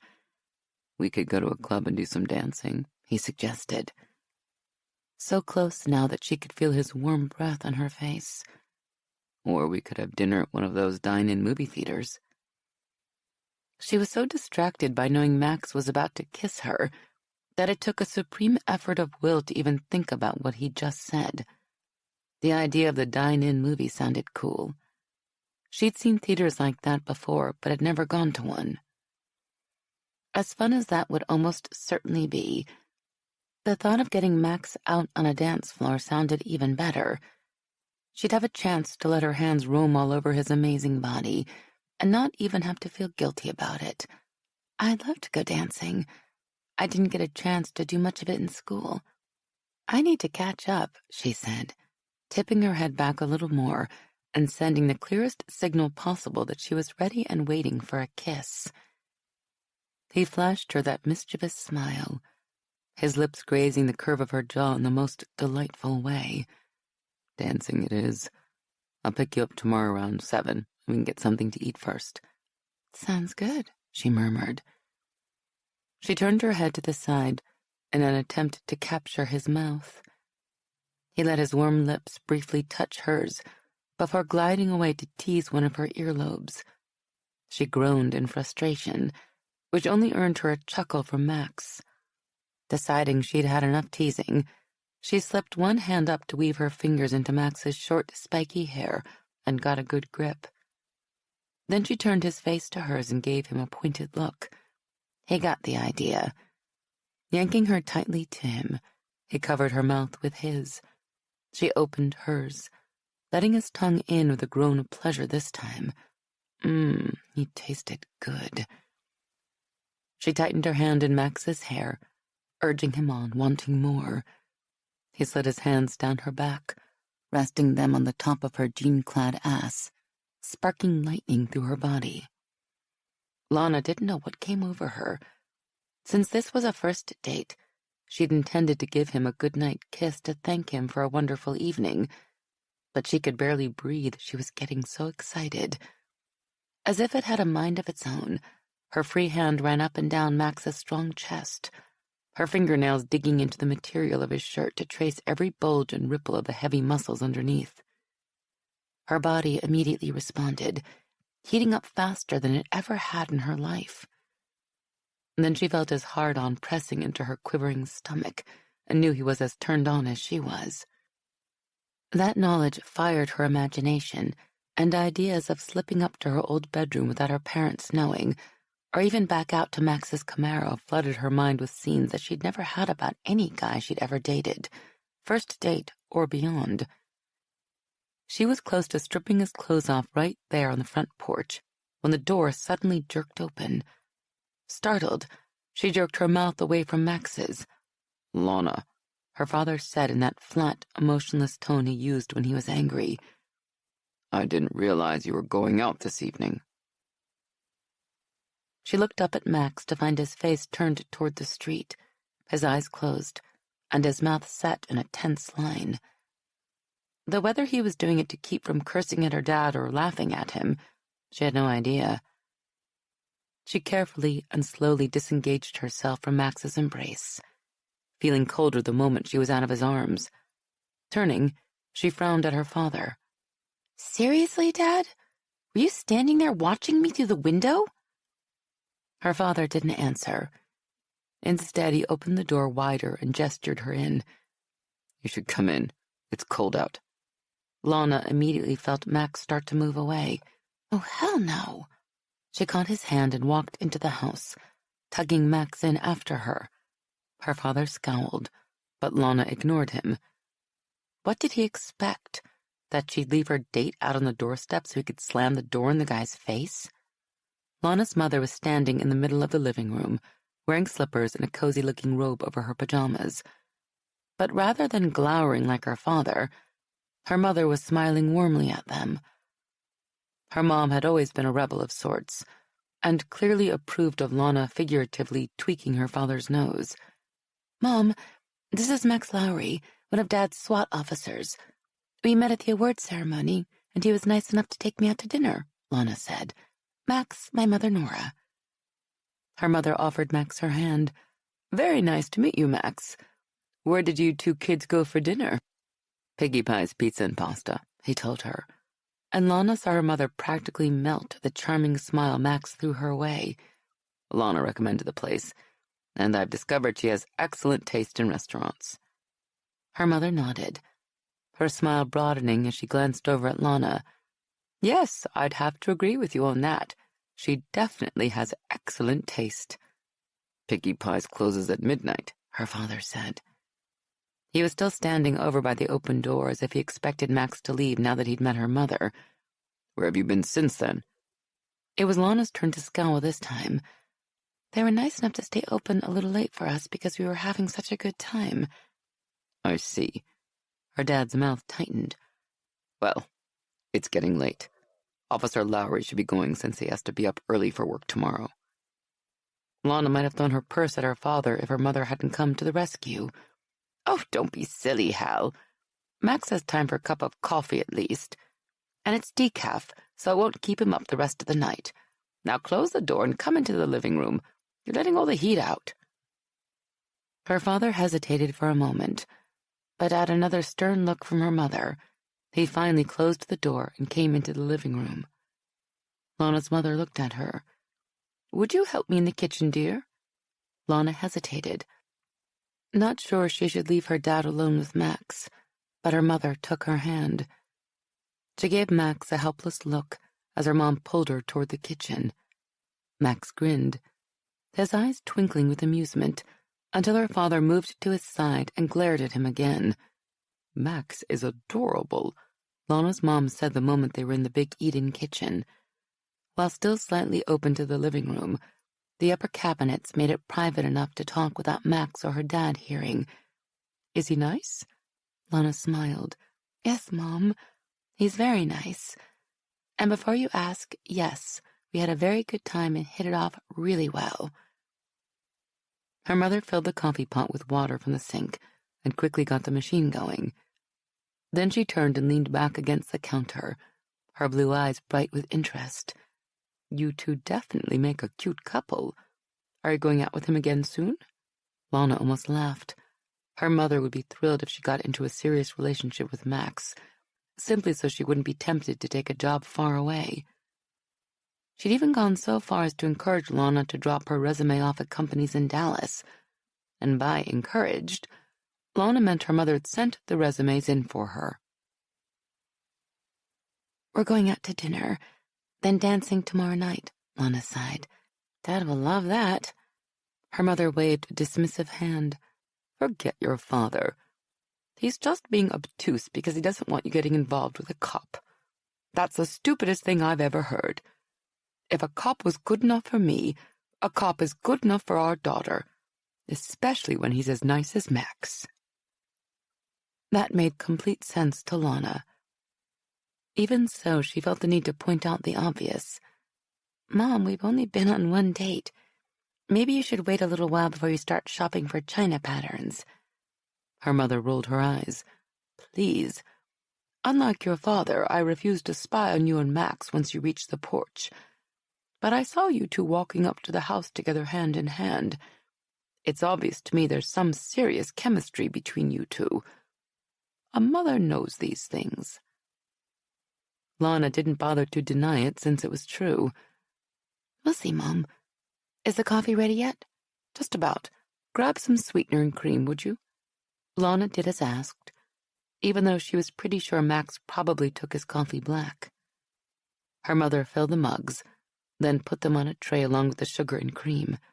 "Come on, let's see what the boys are talking about." It turned out that Max and her father weren't talking about anything. Instead, Max was sitting on the couch while her father sat in one of the matching stuffed chairs, glaring at each other. The tension was so thick Lana almost choked on it. Ignoring her father, Lana took a seat beside Max and handed him one of the mugs. As she suspected, he drank it black. As Max and her mother talked about how long he'd lived in Dallas, and when he'd joined the SWAT team, her father sat there, staring holes into Max the entire time, not saying a word and generally being a jerk. Her mother definitely noticed and stared daggers right back at him. Even though Lana hated to see him go, she didn't blame Max for chugging his steaming hot coffee quickly then getting to his feet. "I really do have to get up early tomorrow," he said. "I should be going." Lana felt like smacking her father, but she wasn't going to make a fuss in front of Max. So she stood and followed him over to the door. Her father made a move as if to follow, but at the fierce look her mother gave him, he sat down again. "I really did have an amazing time tonight," Max said when they got to the door. "Better than I could have imagined." Lana rose up on tiptoe and gave him a quick kiss. Even that little peck made her heart beat faster than normal. Wow, this guy really did it for her. "Ditto," she told him with a smile. "Can't wait until tomorrow night." She trailed her hand along his big shoulder and down his arm as he turned to go, wishing she could give him a real kiss before he left, but not wanting to get him into any trouble with her father. She didn't like to think her dad would be so petty as to mess with Max's job, but as the deputy chief, he could make it happen. As she closed the door behind Max, her father's heavy footsteps echoed in the entryway. "I don't want you seeing him anymore, Lana." She spun around and stared at him in disbelief. Behind her father, her mother looked livid. "What did you say?" Lana asked. Her father's expression softened a little, like he thought that would help the situation. "Honey, don't take this the wrong way. Max and the other guys on the SWAT team are good cops, the best. But you just finished your program at the university and have your whole life ahead of you. You can do so much better than a cop." Anger welled up inside her. She could do better? She was interested in dating Max, not getting a good deal on a new car. The urge to tell her father exactly what he could do with his opinion was difficult to ignore, and she had to fight hard to calm down. That shocked her a little. She couldn't remember ever being this furious, especially at her father. But the idea of anyone telling her to stay away from Max goaded her like nothing she'd ever felt. She closed her eyes and breathed through the anger, slowly tamping the emotions back down. When she had herself back under control, she opened her eyes and leveled her gaze at her father. "Dad, I appreciate your concern, but I'm 23 years old and I've been living on my own for 5 years. If I choose to see Max again, then I will, and I won't ask for your permission or opinion." Her father opened his mouth to say something, but Lana held up her hand, forestalling him. "It's late, Dad. We're done talking about the subject. I'm going to bed." Stepping around her father, she kissed her mother on the cheek, then headed for the stairs, refusing to even look in his direction. Chapter 3. Mason flat out told me to stay away from his daughter. Max and some of the other guys on the team were in the equipment room cleaning their weapons. They really weren't dirty, but that's the way it was in SWAT. If you had everything else done and found yourself with a few free minutes, Gage put you to work. He actually said she's out of my league and that I need to back off. I felt like I was in some kind of frigging Taylor Swift music video. Cooper looked up from the pistol he was cleaning, mouth set in his trademark smirk. "What the heck does Taylor Swift have to do with you and Lana?" Max looked at Becker, who wasn't much older than he was, knowing he'd get the reference. They both laughed while Brooks Diego Zane and Senior Corporal Trey Duncan, one of the pack's 2 medics, stared at them like pigs looking at a Rolex. At least Tuffy seemed to understand the analogy. The adorable pit bull mix the SWAT team had adopted regarded the older werewolves in the room like they were dense before giving Max a doggy grin. Forget it, dude, Max told the team's explosives expert. You're too old to get the cultural reference, Cooper. The important thing is that Mason is damn serious about keeping me away from his daughter. Cooper shrugged. Can't really blame the man. If I had a daughter, I wouldn't want you near her either. He ran a brush over the barrel of his Sig Sauer automatic. It's nothing personal. The deputy chief probably took one look at you and imagined how hideous your children would be. No one wants ugly grandchildren. Max snorted, giving his fellow werewolf the finger. Nice. Cooper laughed. Tell me again what it is Lana supposedly sees in you. He and Cooper might be buddies, but that didn't stop Max from picking up a bottle of gun cleaner so he could throw it at him. Brooks stopped him with a look. Forget Cooper, Brooks said. What are you going to do about Mason? Are you planning to keep your distance? Max shook his head, not shocked Brooks had changed the subject.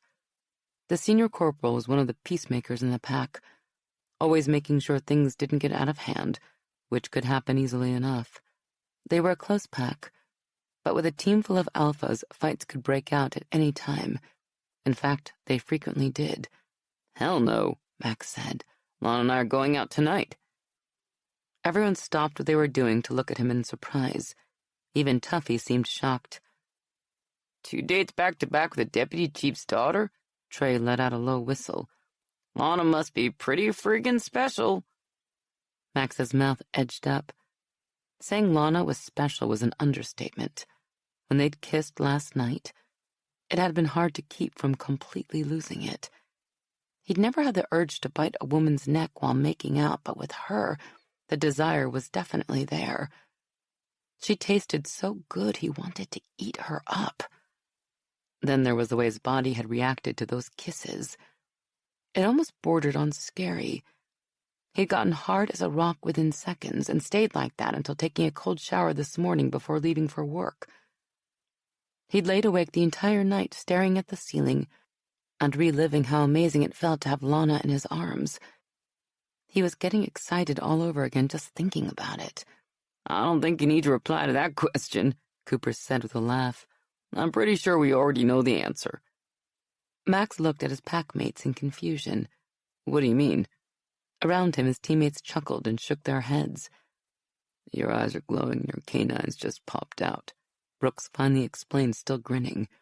And if those 2 things weren't a dead giveaway, your pheromones would be. Smells like you're close to blowing a gasket.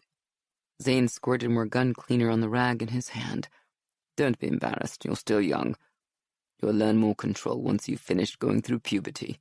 Max grunted, opening his mouth to come back with a witty reply, and nearly sliced off his tongue on his fangs. Damn, he hadn't even felt them extend. Abruptly, what Brooks had said about him being excited hit him. Shit, he muttered. Embarrassed, he tried to shift the major boner in his uniform pants into a more comfortable position. That worked about as well as could be expected. There really wasn't any way to get comfortable when your dick was as hard as a crowbar. When the guys only laughed harder, he bared his fangs at them and growled. Brooks glanced up from the M4 he was cleaning. So this thing with Lana must be serious if she's getting to you this fast. Max nodded, since denying it would have been a waste of time. Yeah, I guess it is. I've never met anyone like Lana before. All it takes is a smile from her and my heart starts to beat out of control. You make any headway on figuring out what kind of werewolf she is? Trey asked, curious. This morning, Max had filled in the team medic on the conversation he and the other guys had at DPD headquarters last night. Specifically the part about Lana not smelling quite like any beta they'd ever run into before. Unfortunately, no, Max said. I started to doubt my nose, so I asked her some questions to see if I was right about her being a werewolf at all. She admitted she can eat whatever she wants and not gain weight, and that she can stay awake for days at a time and not get tired. Then just when I was sure she's a werewolf, other evidence contradicted the theory. What do you mean? Brooks asked, slapping his M4 back together and putting it through a function check so fast Max could barely follow his hands. Max tossed his rag on the table, then carefully began reassembling his own weapon. He didn't want to be so distracted by thoughts of Lana that he ended up putting his carbine back together without the firing pin installed correctly. "Her nose doesn't work right," he said. 3 or 4 times during the date, she admitted she couldn't pick up scents that were blatantly obvious to me. She has the same sense of smell any normal human would have. "Maybe her nose was damaged at some point, like Hale's," Brooks suggested. "That might explain it." Max doubted that. Hale Delaney had the most god-awful sniffer in the pack. His nose really served no other function than to separate his eyes and give his cool sunglasses someplace to rest. But his nose was non-functional because he'd had his face smashed in by someone's fist before he went through his first change. The damage had been so extreme that even being turned into a werewolf hadn't healed it. "I didn't see scars to make me think that might be the case. Besides, like I said, she can smell stuff. She said the pizza smelled good, and the cheesecake, too. She simply doesn't have a werewolf's ability to pick up subtle scents or anything at a distance." "I'm guessing she didn't flash any fangs or claws either, right?" Diego asked. Max shook his head. "Definitely not. A werewolf's sense of smell isn't the only thing she's missing either. She also can't see in the dark." That earned him a few raised brows and a head tilt from Tuffy. Sometimes it seemed like that dog understood English better than Max did. "We were walking toward the front door of her house last night, and a skunk scurried across the lawn a few dozen feet away," Max explained. "It was dark, but you couldn't miss it. Lana didn't see it at all." "How do you know?" Zane said. "Maybe she saw it and didn't react." Max frowned. "It was a skunk, dude. It's genetically impossible for a woman to see a skunk in the dark and not freak out. I'm telling you, she can't see in the dark." "Do you ever get the impression she might be faking it?" Trey asked. "Maybe she's hiding it from you." "Why would she do that?" Max asked. "I'm another werewolf. She has to know she's safe with me." "Think about where your head was when you and Gage first met," Brooks said. "Back before you knew there were others like you in the world. Did you recognize Gage for what he was the first time you met him?" Max considered that and realized Brooks was right. He'd been able to see and smell things he shouldn't have been able to back then, but none of it had made sense to him. When Gage had shown up, he'd been too freaked to analyze his scent. "I see your point," he said. "Lana may have no idea what she is, or that there are other people like her," Brooks added. "If so, it's not like she's going to run right out and admit she's different." Max was mulling that over when Cooper lifted his head from the handgun he was cleaning. "There's another option we haven't considered. What if Max is right, and Lana is simply a werewolf who never learned how to use her nose or her eyes?" Zane snorted. "That's bloody balmy, Cooper. What kind of werewolf can't use their nose and eyes?" Cooper shrugged. "How about the kind that doesn't know they are a werewolf?" Everyone, including Max, stared at Cooper. Leave it to Cooper to head to left field. Max blamed it on all those years his fellow werewolf spent sniffing explosive fumes in the army. Or maybe it was all those times he'd been blown up by those same explosives. "What are you saying?" Brooks asked, apparently taking Cooper seriously, which was never a good idea in Max's opinion. "Is it so difficult to believe that at some point we'd run into a werewolf we know absolutely nothing about?" Cooper asked. "Until a year ago, no one but Gage knew there were such things as alpha, beta, and omega werewolves. Maybe Lana is a completely different kind of werewolf, one who doesn't have the same abilities we do, or whose abilities are stunted for some reason. Brooks, you're the one who said she smelled slightly different than the other betas we've run into lately. My theory would explain that. It's like she's a latent beta." Max wanted to say that was crazy, but the more he thought about it, the more sense it made. Lana was a werewolf who had no clue what she was. Moreover, she had no idea Max was a werewolf either. It explained why she hadn't reacted to his scent at all. "Should I tell her what she is?" he asked. Brooks, Zane, Diego, and Trey all shook their heads, indicating they thought that would be a bad idea. Cooper, on the other hand, seemed to be considering it.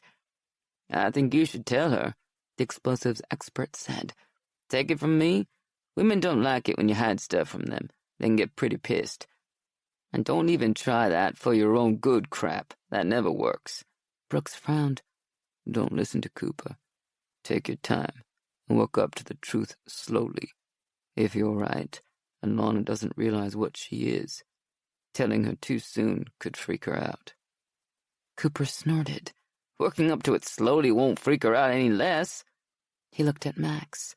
So are you going to follow my advice since I actually have experience dealing with a woman who turned out to be the one in my life? Or do you go with Brooks's approach? Keep in mind that he tackles moving cars for fun. Max looked back and forth between Brooks and Cooper, wishing one of the other guys would give him his opinion on the subject, but Zane, Diego, and Trey stayed silent. Finally, he shook his head. Sorry, dude. I have to go with Brooks on this one. He might tackle cars now and then, but at least he's never gotten himself blown out of a 10-story window. Cooper shrugged.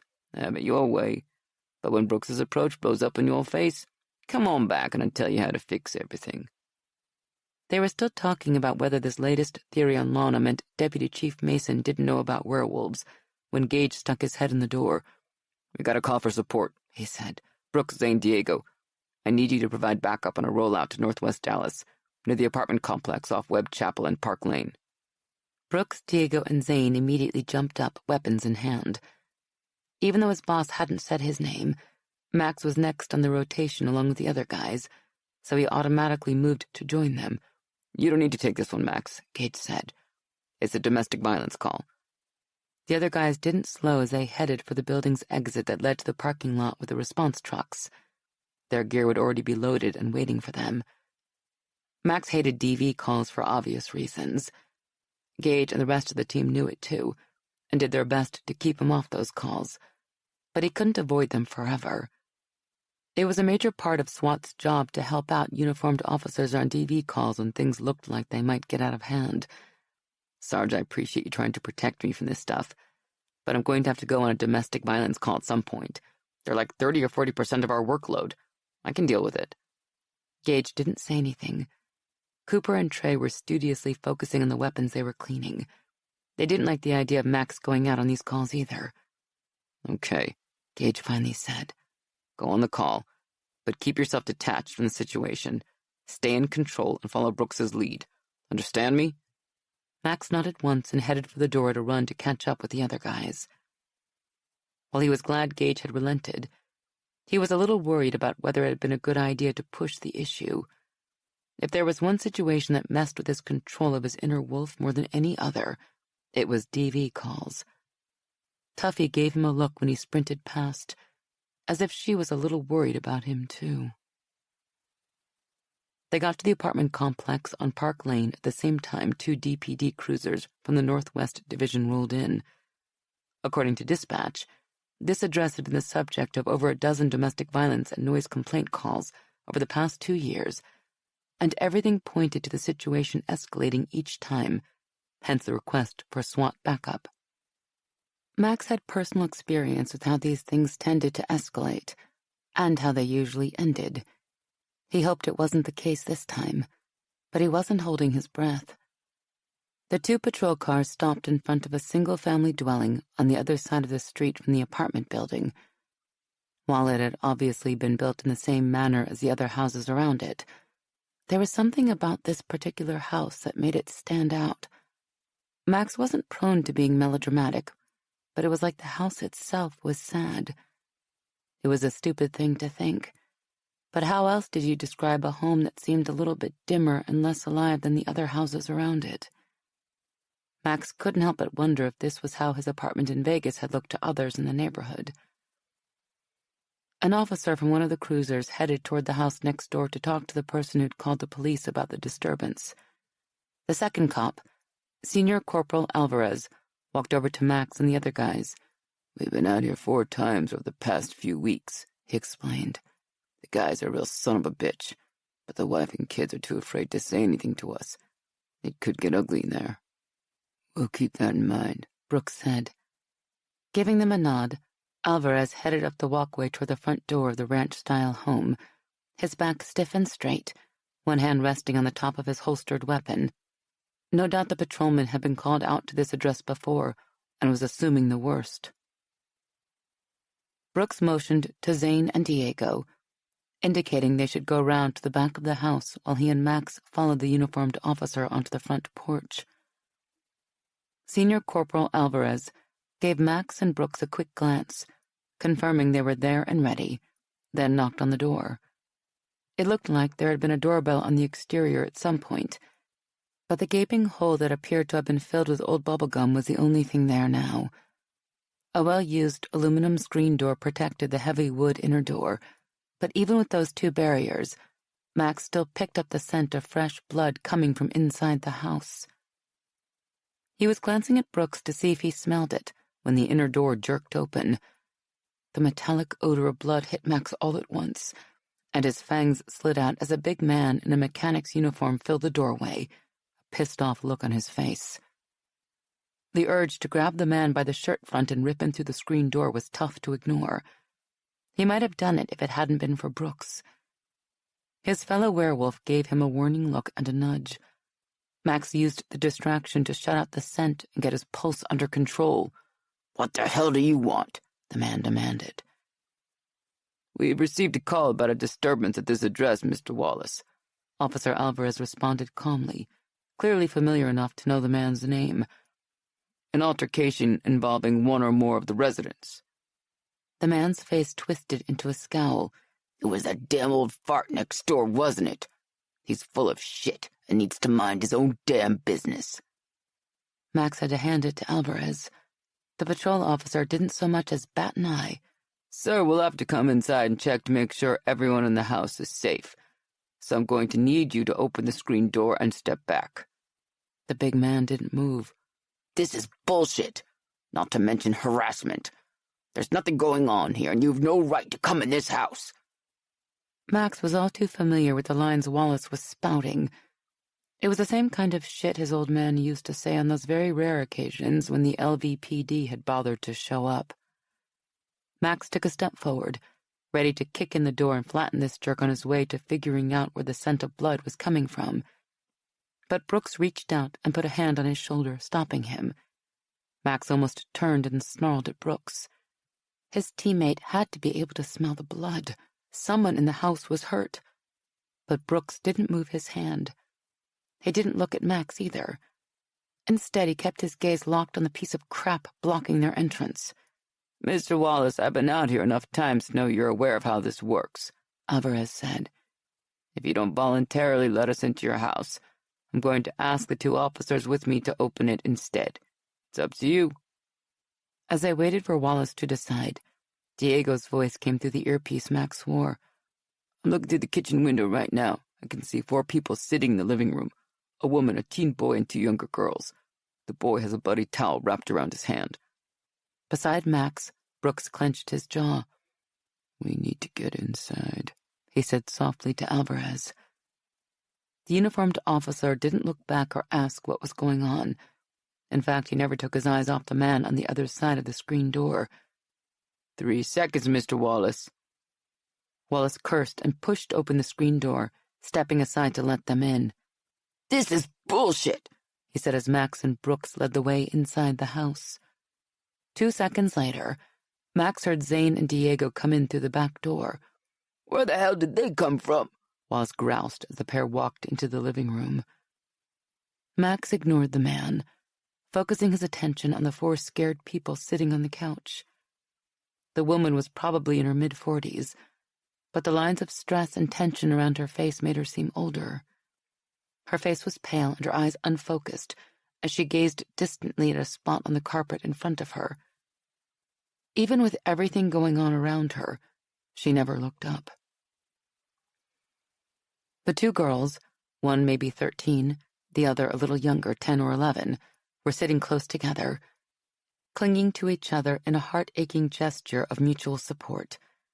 The younger one had her face buried in her sister's shoulder, refusing to look at anyone around her. The older girl was gazing around the room at all of them but refusing to make eye contact.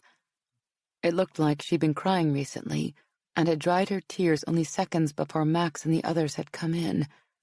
The boy, who couldn't be more than 15 or 16 years old, sat there with a bloody dish rag wrapped around his right hand, his face tight with pain. Like his sister, he refused to make eye contact with anyone around him. Max had worn that same look on his face when he was a kid back in Vegas. It was a look of someone who believed he was all alone in the painful world he was living in. Max knew right then that the woman and her kids weren't going to say a word about what had gone on here today. But as he slung his M4 over his shoulder and headed for the injured boy on the couch, it wasn't difficult to figure out what the hell had happened. The boy's bleeding hand and the broken top of the glass coffee table in front of the couch said it all. Something, or someone, had knocked the boy down hard enough to put him through the glass. The boy's hand had almost certainly been damaged as he attempted to stop his fall. Max stopped to glare at Wallace over his shoulder, rage that he hadn't felt in a very long time building up inside him again. His heart hammered in his chest, then he felt his fangs slide out a little. As if on cue, his claws began to force their way out too. Turning, he strode toward the big man before he even realized what he was doing. He had no idea what he was going to do when he reached the piece of shit in front of him, but he promised it wasn't going to be pleasant for the bullying asshole. He knew he'd told Gage that he'd keep it under control, but he couldn't, not after seeing this scene that was so achingly familiar to him. The asshole was oblivious to Max, instead telling Alvarez that his son was a klutz who'd stumbled over his own feet and fallen onto the coffee table. Max barely suppressed a growl. He didn't care that he was on the verge of losing it completely. Someone had to do something to stop this. Suddenly Brooks was in front of Max, forming a wall he'd never be able to get around, while at the same time providing a calming presence to allow him time to get it together. Max fought down the rage, forcing his body to retract his claws and fangs before anyone saw them. "Go check on the boy," Brooks said softly. "I need to know if we have to call the paramedics." Max took a deep breath and nodded. Based on the blood seeping through that rag around the boy's hand, some kind of medical attention would be needed. He threw one more look at Wallace, then walked over to the boy. He shoved the remains of the glass coffee table aside with his boot, noting blood on some of the larger shards. Yeah, the kid had definitely gone through the table hand first. "The kid's fine," Wallace complained as Max moved closer. "Don't coddle him." The look Max threw the man was enough to make the guy go pale. Even Officer Alvarez lifted a brow. Dropping to one knee in front of the boy, Max caught his eye. "Hey," he said softly. "My name is Max Lowry. I'm going to take a look at your hand and see how bad it is. You okay with that?" The boy didn't meet his gaze. Max understood that. If you never looked people in the eye, they could never see the pain you were in. Max didn't push, but simply waited patiently. After a few seconds, the kid finally looked up only long enough to shake his head. "I'm good. It's not that bad." "Mind if I look anyway?" Max asked. The boy shrugged, but held out his hand. Max slowly and carefully unwrapped the towel. Why weren't Trey or Alex here? Everyone on the SWAT team had basic first aid training, but those two were certified paramedics who were qualified for crap like this. There was one long gash across the boy's palm, and another starting at the heel of his hand, running up the inside of the wrist for a good 3 or 4 inches. The older girl leaned over to peek, but then quickly looked away, tears pooling in her eyes. The boy's mother never looked up from the imaginary spot on the floor she was focused on. Max had seen that expression before, too. It was that of a woman who had given up on everything and everyone. Max cautiously moved the boy's hand this way and that, checking for severe bleeding as well as ligament, tendon, or muscle damage. That slash along the wrist worried Max. But even though fresh blood seeped out, there was nothing to indicate any arterial damage. The cuts didn't look deep enough to affect the use of the kid's fingers, but Max wasn't a medic. He knew one thing for sure, though. The boy would definitely need to see a doctor to treat these. "He's going to need stitches," Max told Alvarez. "That's bullshit," Wallace bellowed. "It's just a scratch." Max ignored him and turned back to the boy. "What's your name?" He tried to be as gentle as he could as he rewrapped the kid's hand. But pressure was the best thing for the wound right now, even if it hurt. The boy didn't flinch regardless of what Max did. That was a sure sign of a kid who'd been hurt so many times he barely felt pain anymore. "Terrence," the boy said quietly, his voice giving nothing away as he answered the question. "No pain, no feelings, no hope." "These are my sisters, Nina and Natasha," Terrence said, motioning with his chin at the two girls. The older girl, Nina, locked gazes with Max for a second, her eyes a mix of hope and curiosity.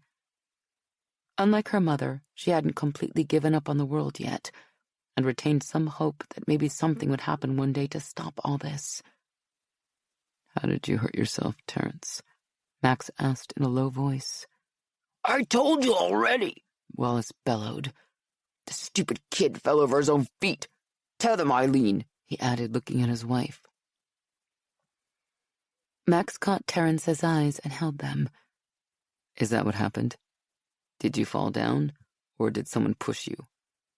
Old Man Wallace was making a fuss about the cops talking to his underage son, but Max stayed focused on Terrence. The kid returned Max's gaze, his face distrustful.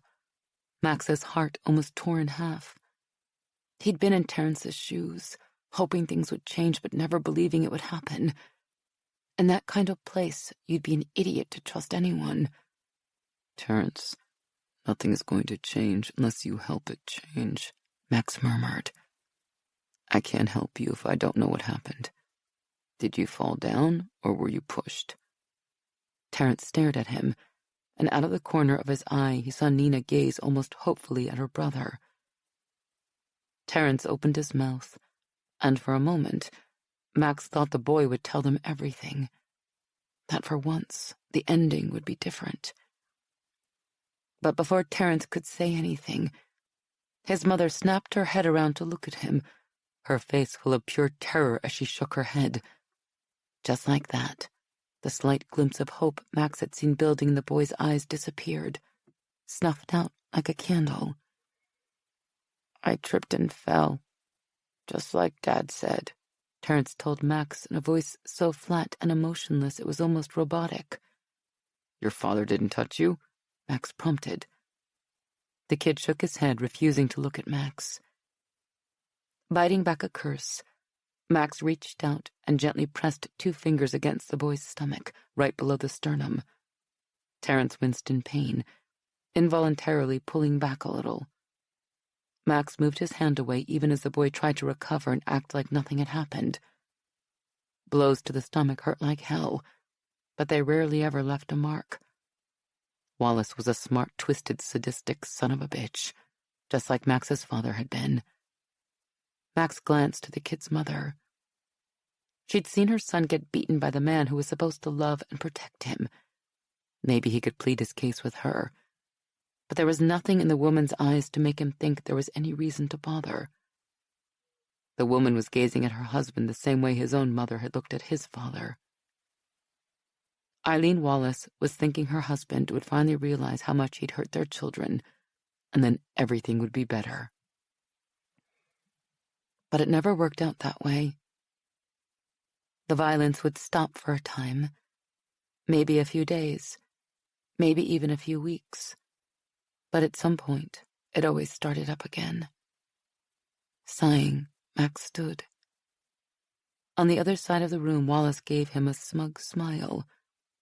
The urge to rip the man a new asshole surged inside Max, bringing fangs and claws with it. He probably would have gone at the bastard right then, but once again, Brooks stepped in front of Max. Taking Max by the arm, Brooks led him outside, blocking both Alvarez's and Wallace's view of Max as he did. Out on the front steps, Max inhaled deeply, fighting for control over his inner wolf and tamping down the desire to kill that piece of shit Wallace, regardless of how stupid it might be. Zane came out a few moments later. "Alvarez will make sure the kid gets medical attention," Zane said. "He's in there right now, laying into that wanker, promising to come back tomorrow to check the kid's stitches himself. For all the good it will do the kid," Max muttered. "His hand will heal. But what about the next time, when his father puts his head through a wall?" Zane didn't say anything. There was only so much a cop could do in situations like this. SWAT cops could do even less. This wasn't their patrol area, and it wasn't like they'd be coming out here again anytime soon on official duty, unless it was to deal with another DV call that went even worse than this one. Go talk to the neighbor who called 911, Brooks suggested. See if he can tell you anything. Max nodded. If he stayed on the steps any longer, he was going to end up walking into the house and ripping out Wallace's throat. He and Zane found the old man sitting on the porch with the patrolman, filling out paperwork. This is Ernest Miller, the officer said. He's the one who keeps calling us out here. He's also the only one who cares enough to fill out the reports. Ernest was a crusty-looking guy who sported shorts and a t-shirt. Chilly November weather be damned. He had faded naval tattoos covering both forearms and an irritated look on his face. "Those poor kids okay in there?" Ernest asked, his voice coming out in a gravelly 2-pack-a-day gargle. "Or did that bastard finally kill one of them?" "They're all alive. Barely," Max said. "You hear them fighting in there a lot?" Ernest snorted. 3 or 4 times a week. Normally I'm not one to put my nose into another man's business, but I can't stand by while that man beats up his wife and children. What kind of bastard does that and still calls himself a man?" The guy turned and spit over the side of the porch, as if just talking about his neighbor made him sick. "You going to be able to finally arrest that piece of garbage?" Max shook his head. "Unfortunately, no," Ernest cursed. "If I were 10 years younger, I'd take that jackass behind the woodshed and beat him within an inch of his life." Max couldn't argue with that. Next door, Brooks and Diego came out of the Wallace house. Reaching into his pocket, Max pulled out a business card, handing it to Ernest. He'd never had a reason to give anyone his card before, but this seemed like a good use of one. "My personal cell phone number is on there," he said. "Call me if you hear anything from the Wallace house, day or night." Ernest assured Max he would. "Not that I imagine I'll have to wait too long. You might have put the fear of God into that bastard for a little while, but I wouldn't be surprised to hear the screaming and hollering start up again before long." Max knew the man was right, which made getting back in their SWAT vehicle to leave damn hard, but not nearly as tough as when he looked back and saw Terrence gazing out the front window at them, his face a mask of anguish. Chapter 4. "I can't believe you didn't call and tell me you were going to a party," Miriam said, looking pointedly at Brandy. "You left me here sleeping in my bed without a clue. What kind of wingwoman are you?" Brandy laughed as she reached into the fridge for another round of diet soda for the 3 of them. Lana had stopped by her friend's apartment hoping to catch up with them before her date with Max that night. "The kind that never would have tried to get you out of bed after you'd pulled a 12-hour shift at the ER, Brandy said, handing one of the cans to her red-haired roommate. "You would have been stumbling around like a zombie in high heels." Lana smiled as her 2 friends continued to bicker about the fact that Brandy had gone to the SWAT cookout and spent the entire night hanging out with a team full of hunky cops without mentioning it to her roommate. It didn't help that Brandy had taken selfies with all the hot, single guys who'd been at the SWAT compound last night, and there had definitely been a lot of them. Lana swiped through the pictures on Brandy's phone, noticing there were quite a few of her with Diego. But as Lana got further along in the photo album, she realized there were even more pictures of Brandy with a smaller guy with dark blonde hair, a trace of stubble, and a smile that never seemed to leave his face. "Hey, Brandy, who's this guy with you in all these pictures?" she asked, holding the phone up so her friend could see it. "I thought you had the hots for Diego." Brandy stopped arguing with Miriam and walked over to the couch where Lana was sitting. Setting the 2 cans she was holding on the coffee table, she took the phone with a smile. "Oh, I do have the hots for Diego Miguel Martinez. God, the way that name rolls off the tongue." Still grinning, she swiped through the pictures. "But I also have the hots for Zane and Hale and Trey," Brandy said, showing Lana pictures of each guy as she spoke. Lana had to admit they were all super attractive. They couldn't compare with Max, of course, but they were nothing to turn your nose up at. In fact, I have the hots for pretty much the entire SWAT team, including the ones already taken by someone else, Brandy continued. There's not a man on that team I wouldn't wrap in a tortilla and eat up like a burrito. She stopped swiping, gazing longingly at one particular photo, her dark eyes suddenly dreamy. But then I met Chris Hughes, one of their friends, and something funny happened. Miriam pushed her curly red hair behind her ear and leaned over Brandy's shoulder to look at her phone. He's cute, but I don't think I'd put him in the same class as the SWAT guys. Brandy shrugged. Normally I'd say the same thing, but there's just something about him. Maybe the way he made me laugh at that Mississippi accent of his. Whatever it was, I ended up sitting at a picnic table with him until the sun came up this morning. Lana lifted a brow, then looked at Miriam to see that she was just as stunned. It wasn't that Chris wasn't attractive. He definitely was. It was simply that Brandy had always, as in always, been a party girl. She would go for the hottest guy in the room, get what she wanted from him, and then move on. She'd never been serious about a man as long as Lana had known her, and Lana knew her since middle school. Wow, Miriam said. So I guess you're going to see Chris again then. Brandy thought a moment, then shook her head. I don't think so. Why not? Lana asked. Brandy shrugged. I'm not looking to get involved with anyone seriously, so there wouldn't be any point in seeing him again. Her friend said the words lightly, but it sounded a little forced to Lana. One glance at Miriam told Lana she thought the same thing. Throwing up her hands, Miriam flopped down on the opposite couch, popped the top on her diet soda, and looked at Lana. Okay, how about you? Brandy said you ran into a hunk of your own last night. Please tell me you're smart enough to hold on to him. Lana laughed. Definitely. Max and I had an awesome time. We went out for pizza and ended up talking for hours. We didn't get to my parents' place until well after 1 o'clock. Miriam jumped up and hurried around the coffee table to sit beside Lana, her green eyes bright with excitement. Dish on the details, and don't leave anything out. Brandy sat down on the other side of Lana, a little more subdued than normal, but apparently more interested in talking about Lana's evening than her own. For starters, Max is extremely attractive, but doesn't seem to know it. Lana sat back, wrapping her arms around a throw pillow and hugging it to her chest with a smile. He's funny and really easy to talk to. He didn't come close to falling asleep when I told him about my organic chemistry classes.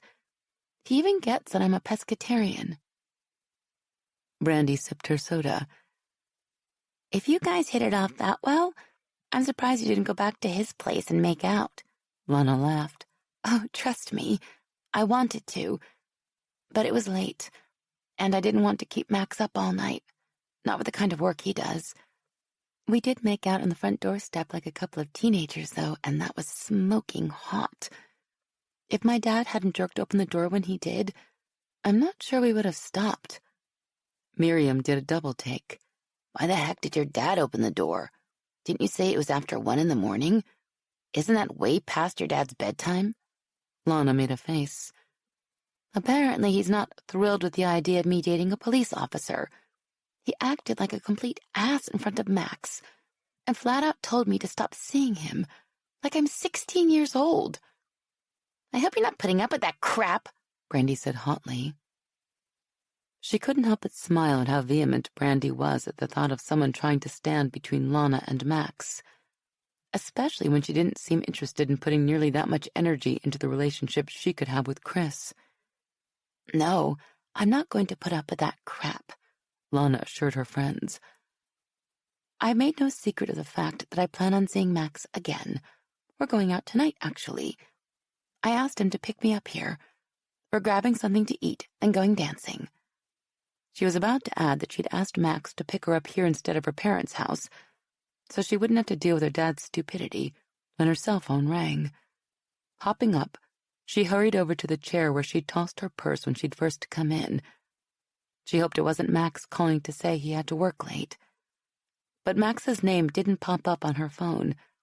Instead, it was a number she didn't recognize. She almost let the call go to voicemail, then changed her mind. It was a 512 area code which meant Austin. It could be someone from the university calling. She thumbed the green button and put the phone to her ear. Hello? Ms. Mason, this is Detective Gabriel Peterson, Austin Police Department. I was wondering if you could come to the station. I need to speak to you about your roommate, Denise Sullivan. It took a few seconds for the words to filter through, but when they did, the first emotion that hit Lana was panic. Oh God, is Denise okay? This is really something I'd prefer to talk to you about in person, Ms. Mason. Would you be able to come to the station? I can meet you somewhere else if you prefer. I'm not in Austin right now, she said. I graduated from college a few weeks ago and I'm back home in Dallas. Please tell me Denise is okay. Lana's breathing came faster and faster, her whole body buzzing like she'd put her finger in a light socket. Even her gums were tingling. Detective? She prompted. Brandy and Miriam must have figured out there was something wrong, because they got up and gathered around her. They looked as nervous as she felt. What is it? Brandy mouthed. Lana ignored her. She couldn't focus on Brandy and the phone at the same time. Detective? She said again, almost begging this time. There was a pause, and then a slight cough, like Peterson was clearing his throat. Ms. Mason, your roommate was found murdered in your apartment this morning. Would it be possible for you to come to Austin so we can ask you a few questions? We could really use your help. Lana heard Brandy and Miriam asking her what was wrong, and the detective asking if she was still on the line. But she was so stunned, she couldn't think of how to answer. All she could think about was the last time she'd seen Denise. That had been only 3 days ago. How could her friend possibly be dead? What happened to her? Lana asked Peterson softly. It would really be best if you could come down to the station, the detective said. I can tell you more then. Lana stuttered out that she'd be there, though she wasn't sure how the heck she'd make the 3-hour drive south on I-35. Her hands were shaking so badly she could barely hold her phone. How could she possibly drive? She hung up, then somehow stumbled across the room until she found the couch and sat down. Brandy and Miriam followed, taking a seat on either side of her, each of them putting an arm around her. It's my roommate from school, Denise, Lana murmured. She was murdered. The police found her dead in the apartment we used to share in Austin. They want me to come down there so they can ask me some questions. There's no way we're letting you drive all the way down to Austin on your own, Miriam said. Not in the condition you're in right now. Lana nodded as her phone rang again.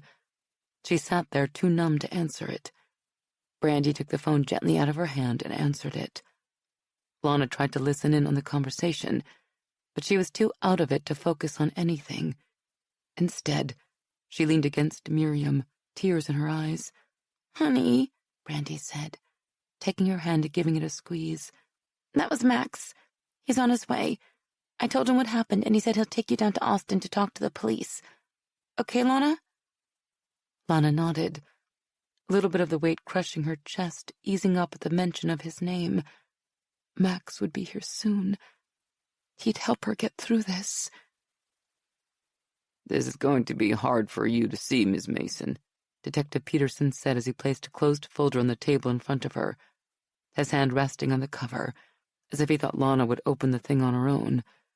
But I need you to look at the pictures we took at your apartment and see if anything is missing or out of place, or whether there's something there that doesn't belong. Lana nodded, trying not to hyperventilate. The long drive from Dallas with Max had helped calm her down, but the moment they'd gotten to the police station and Peterson had brought them into the small conference room, the reality of what she was doing there all came rushing back. She'd felt like she might be ill, and something told her that looking at these pictures was only going to make it worse. Beside her, Max's big hand enveloped hers. I'm right here, Lana.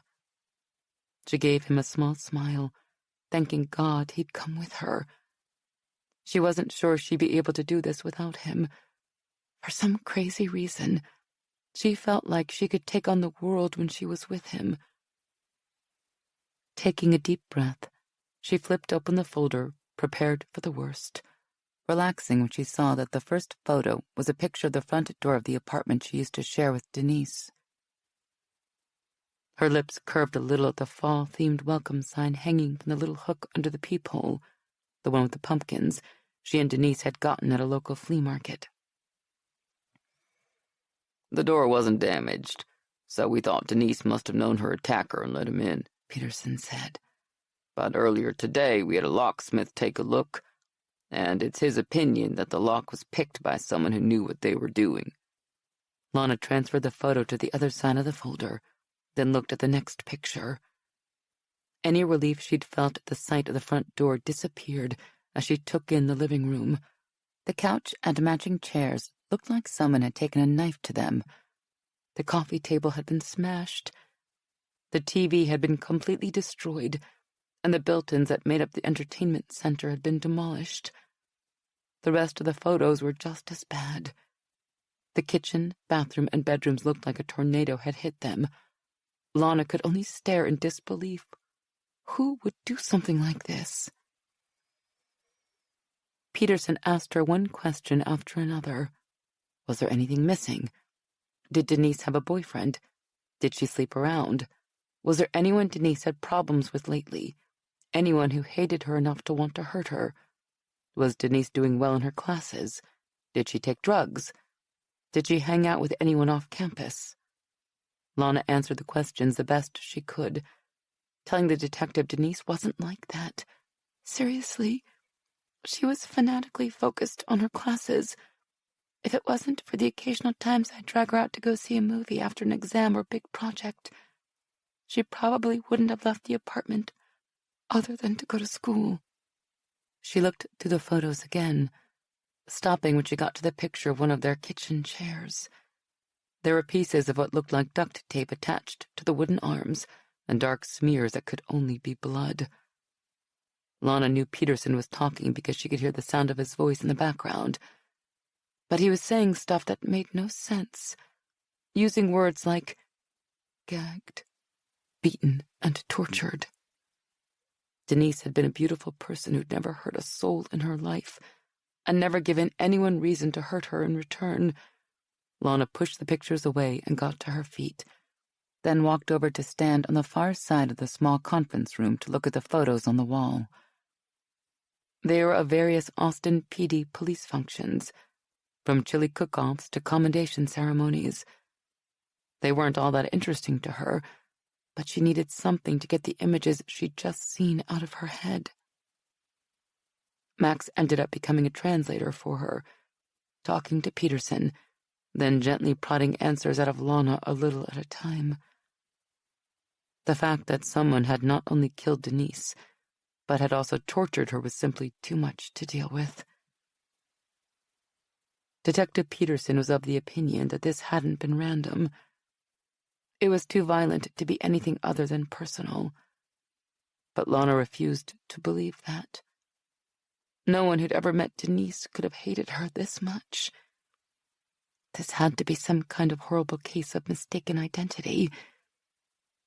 After Peterson was done with his questions, Lana forced herself to ask one of her own. "Have you reached Denise's parents yet?" she asked, sitting down beside Max again. It might seem like an odd question, but Denise had grown up in the wilds of Alaska.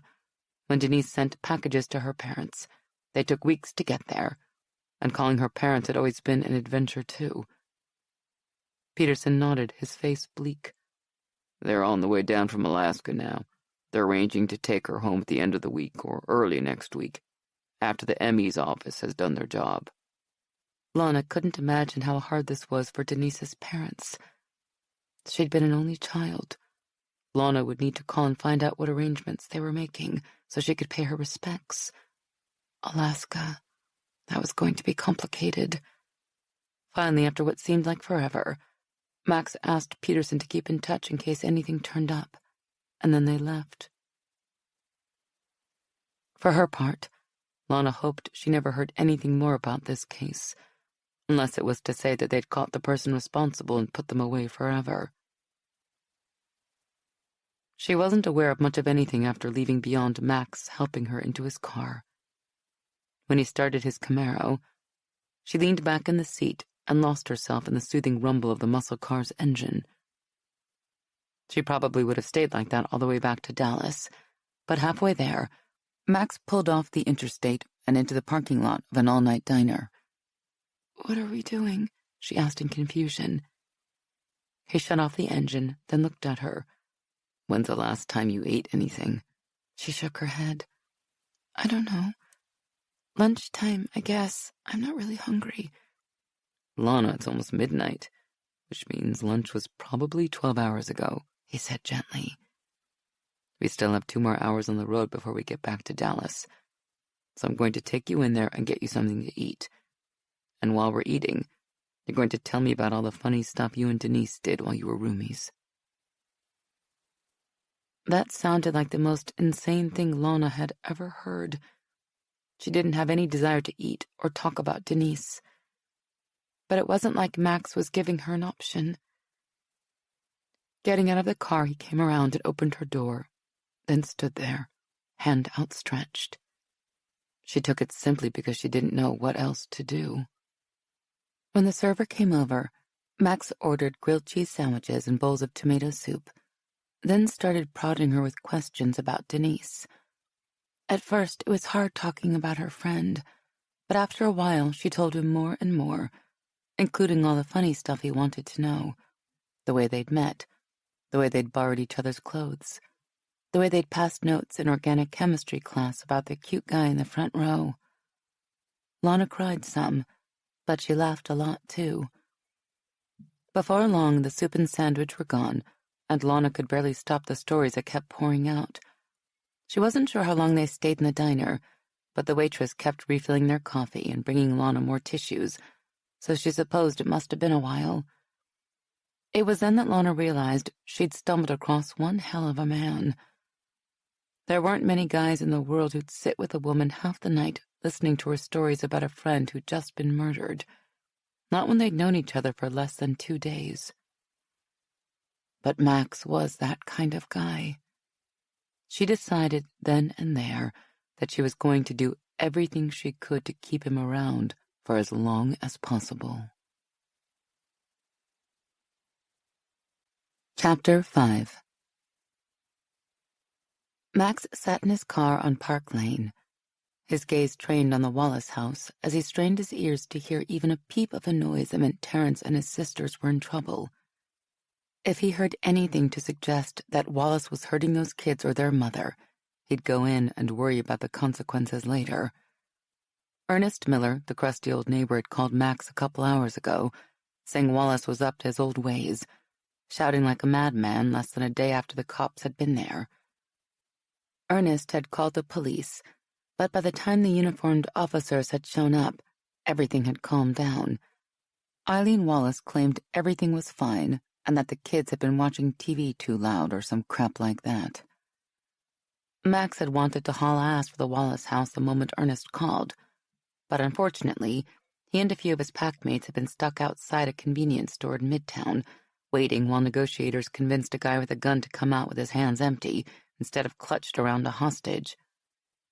The city negotiators, with more than a little help from the team's hostage negotiators, Zane and Diego, had gotten the guy to give himself up, but waiting around had been agonizing. To make things worse, Max couldn't simply take off the moment they'd gotten back to the SWAT compound. Since it was the middle of the afternoon and he was still on duty, he had to ask his squad leader Xander for a couple hours off so he could take care of some personal business, all the while praying his fellow werewolf didn't question it, or worse, know he was lying. But Xander told him to take off.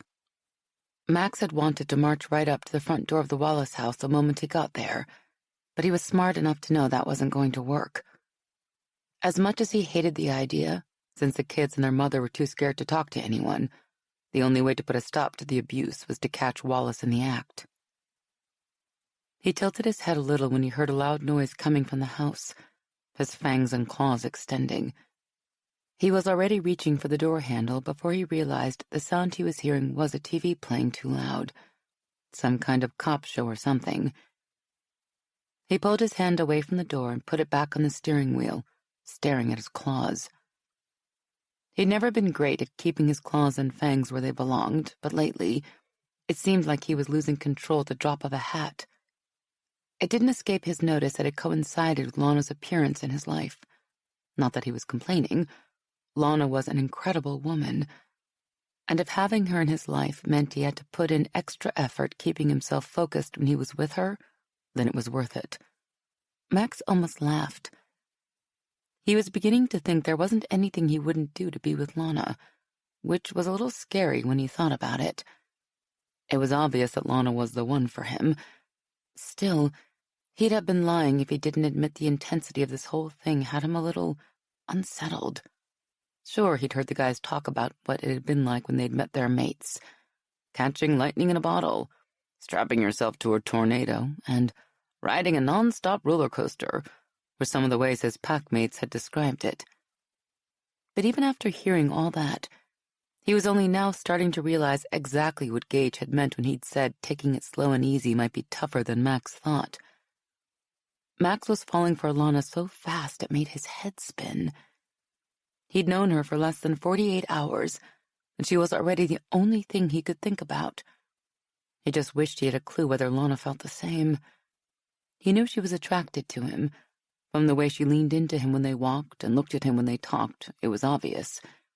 This thing with her not behaving like any other werewolf he and his packmates had ever met was tossing him for a loop, though. What if Lana was so different that the legend of the one didn't apply to her? What if she liked him the way any woman would like a guy she'd just met? What if she didn't feel the same magical connection he felt? Max cursed. There were bigger issues to worry about here than whether he and Lana were meant to be together, and it all had to do with her roommate's murder in Austin. He wasn't sure what the hell had happened, but whatever it was more than just a simple home invasion gone bad. His gut told him that somehow Lana was at the center of all of it. After Lana had gotten up and walked to the other side of the conference room, Detective Peterson had gone through the rest of the photos with him. Max was glad Lana hadn't seen them because they were all pictures of Denise. Lana's roommate had been badly beaten, worse than Max had ever seen, and he'd seen a lot since becoming a cop. She had been brutally tortured for an extended period of time before she'd been shot in the head. After hearing Lana talk about Denise for nearly 3 hours in the diner, Max couldn't imagine what the girl could have done to inspire that kind of treatment. The fact that no one heard anything during the night meant Denise Sullivan had been gagged for much of the beating. The expert lockpicking, the methodical way Denise had been beaten, and the silenced gunshot to finish her off implied this had been a professional looking for information. But what information? It wasn't like Denise had been sitting on a wad of money or a drug stash. Max could see where Detective Peterson was trying to take his investigation. All the questions about boyfriends, whether Denise had slept around, and who she might have hung out with when she wasn't with Lana told Max the man was looking at this as a simple crime of passion. Denise had gotten on some guy's bad side, and he'd gotten back at her. That didn't feel right to Max. He knew his worries about Lana's safety might be clouding his judgment, but with all the hunter crap they'd heard lately, it was difficult not thinking this might be connected to them. They'd learned a few months ago in New Orleans that the hunters were a vicious bunch who didn't shy away from hurting people, and they tended to go for a headshot when it came to taking out werewolves.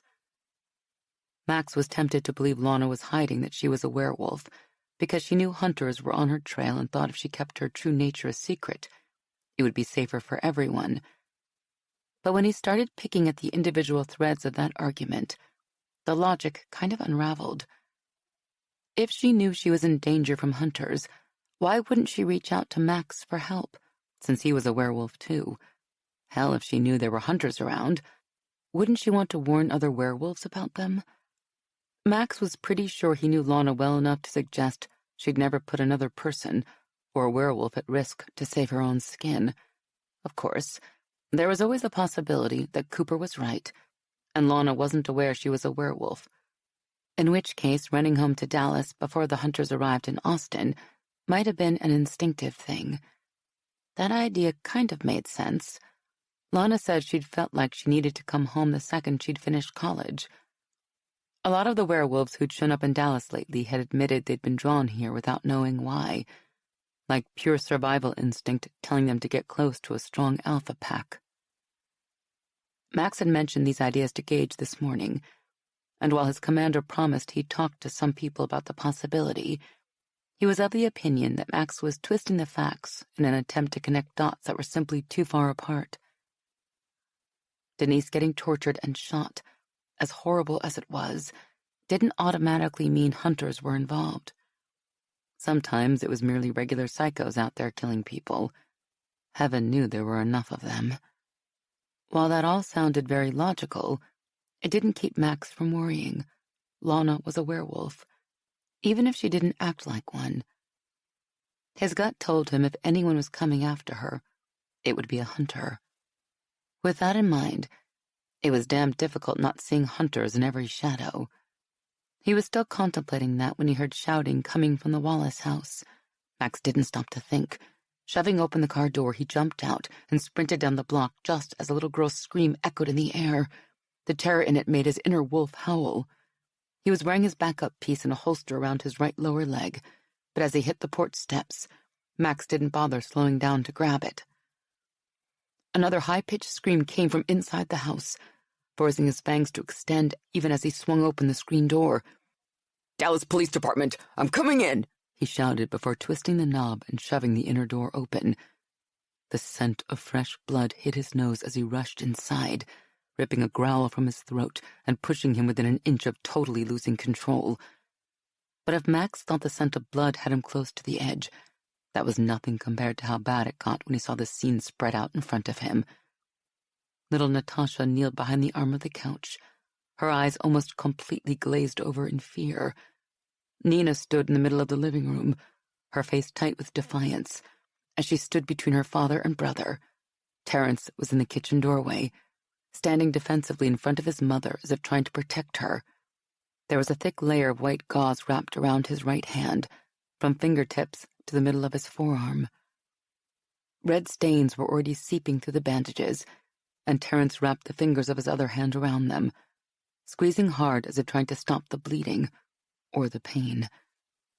Max didn't know exactly what had happened, but it seemed obvious that Wallace had been going after his wife, and Terrence had put himself in the middle of it. No doubt Wallace had decided to take his anger out on the boy instead, doing something to bust open the stitches in the kid's bandaged hand. Max growled low and deep as he moved across the living room, every instinct in his body screaming at him to kill the son of a bitch where he stood. "You can't just come in here like this," Wallace yelled, taking a single step in his direction. "This is my house." The jackass probably would have said more if Max hadn't picked him up and slammed him forcefully against the wall. The urge to punch the piece of shit was nearly overwhelming, but he settled for shoving a forearm against Wallace's throat, then holding him a few inches off the floor as he looked over his shoulder at the boy. "Did he hurt you?" Max asked, trying his best to keep the question from coming out as a snarl, and pretty much failing. "I heard screaming from outside. Was he attacking your mother?" Even though he was obviously still in pain, Terrence opened his mouth to answer, but then his mother was at his side, shaking her head as she put her hand on her son's shoulder. "That's not what happened," she said, her voice trembling. "Terrence stumbled and hit his hand on the door jamb. He's doing that all the time. Natasha was scared when she saw the blood and screamed. That's all that happened. I swear. Tell him, Terrence. Tell the officer what happened." Wallace struggled against Max's forearm, but Max pinned him with a single cold stare. Still holding on to Wallace, Max shifted his gaze to stare at the wall as he slowly got control of himself. Regaining control was much harder this time than it ever had been in the past. He was this close to killing this son of a bitch. Wallace might have deserved it, but that wasn't the way Gage expected him to operate. When he finally forced his fangs and claws to retract, he turned to look at Terrence, hoping the kid would be brave enough to tell the truth. But the small amount of hope and strength that had been there earlier drained away, leaving the boy's face an expressionless mask, devoid of emotion. "That's "What happened?" the boy said softly. "I stumbled and hit my hand. That's all." Max's heart broke for the kid. Seeing a light go out in the boy's soul was almost too much. He glanced at Eileen Wallace. "You know this won't stop until you make it stop," he said. "Trust me. I know how this ends. If you don't stand up to him, this will keep happening until one of your children is dead." For a moment, it looked like Eileen Wallace might actually do the right thing, but then she shook her head. "It won't. Nick wouldn't do that. Just let him go, please. It's all going to be okay now." "That's right, asshole," Wallace snarled. "Let me go." Max cursed. It was over. He could call the local division, file a report, and give a statement about the shouts he'd heard, but it wouldn't do any good. Not with everyone in here singing this well-rehearsed routine. He let Wallace go so suddenly the man fell to the floor like the bag of crap he was. Max didn't leave right away, but locked eyes with each of the kids in turn, seeing their fear and resignation. He knew the feeling. It was the emotion that came when you truly realized nothing was ever going to change. When that last little bit of faith you had left in the world disappeared. Turning, Max strode out of the house, not bothering to close the door behind him. That just made it easier to hear Wallace shouting about hiring a lawyer and suing the city, the police department, and him. Given how little Chief Curtis thought of SWAT these days, there wasn't much chance of the city or the police department paying for any of this. They were going to fire his ass the minute word reached DPD headquarters, let him take the heat for this all on his own. Ernest Miller was standing in his yard next door, shaking his head in disappointment as Max walked down the street and climbed in his Camaro. Max couldn't disagree with the man. He'd well and truly screwed the pooch this time. Instead of helping those kids, he'd likely made it worse. He'd embarrassed Wallace in front of his family. The bastard would be taking it out on one of them soon enough. Max put the car in gear and pulled away from the curb, more drained and exhausted than he'd ever been in his life. Right now, getting drunk would have been nice. But it was nearly impossible for a werewolf to get inebriated, so he guessed there was no point in trying. Not that he'd get the chance, because something told him he'd probably be spending the rest of the day and most of the night explaining himself to internal affairs.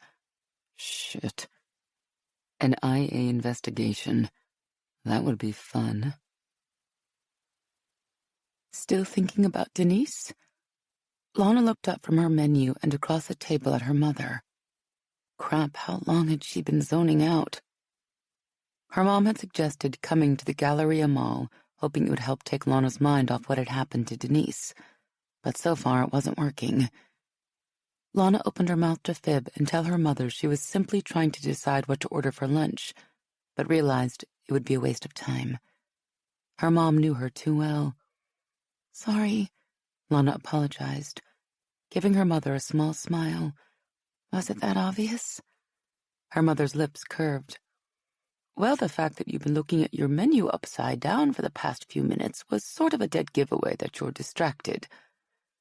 And considering you just found out about Denise last night, it wasn't difficult to figure out what you were thinking about. Lana glanced down at her menu and realized her mom was right. Good grief, Charlie Brown, where was her head at?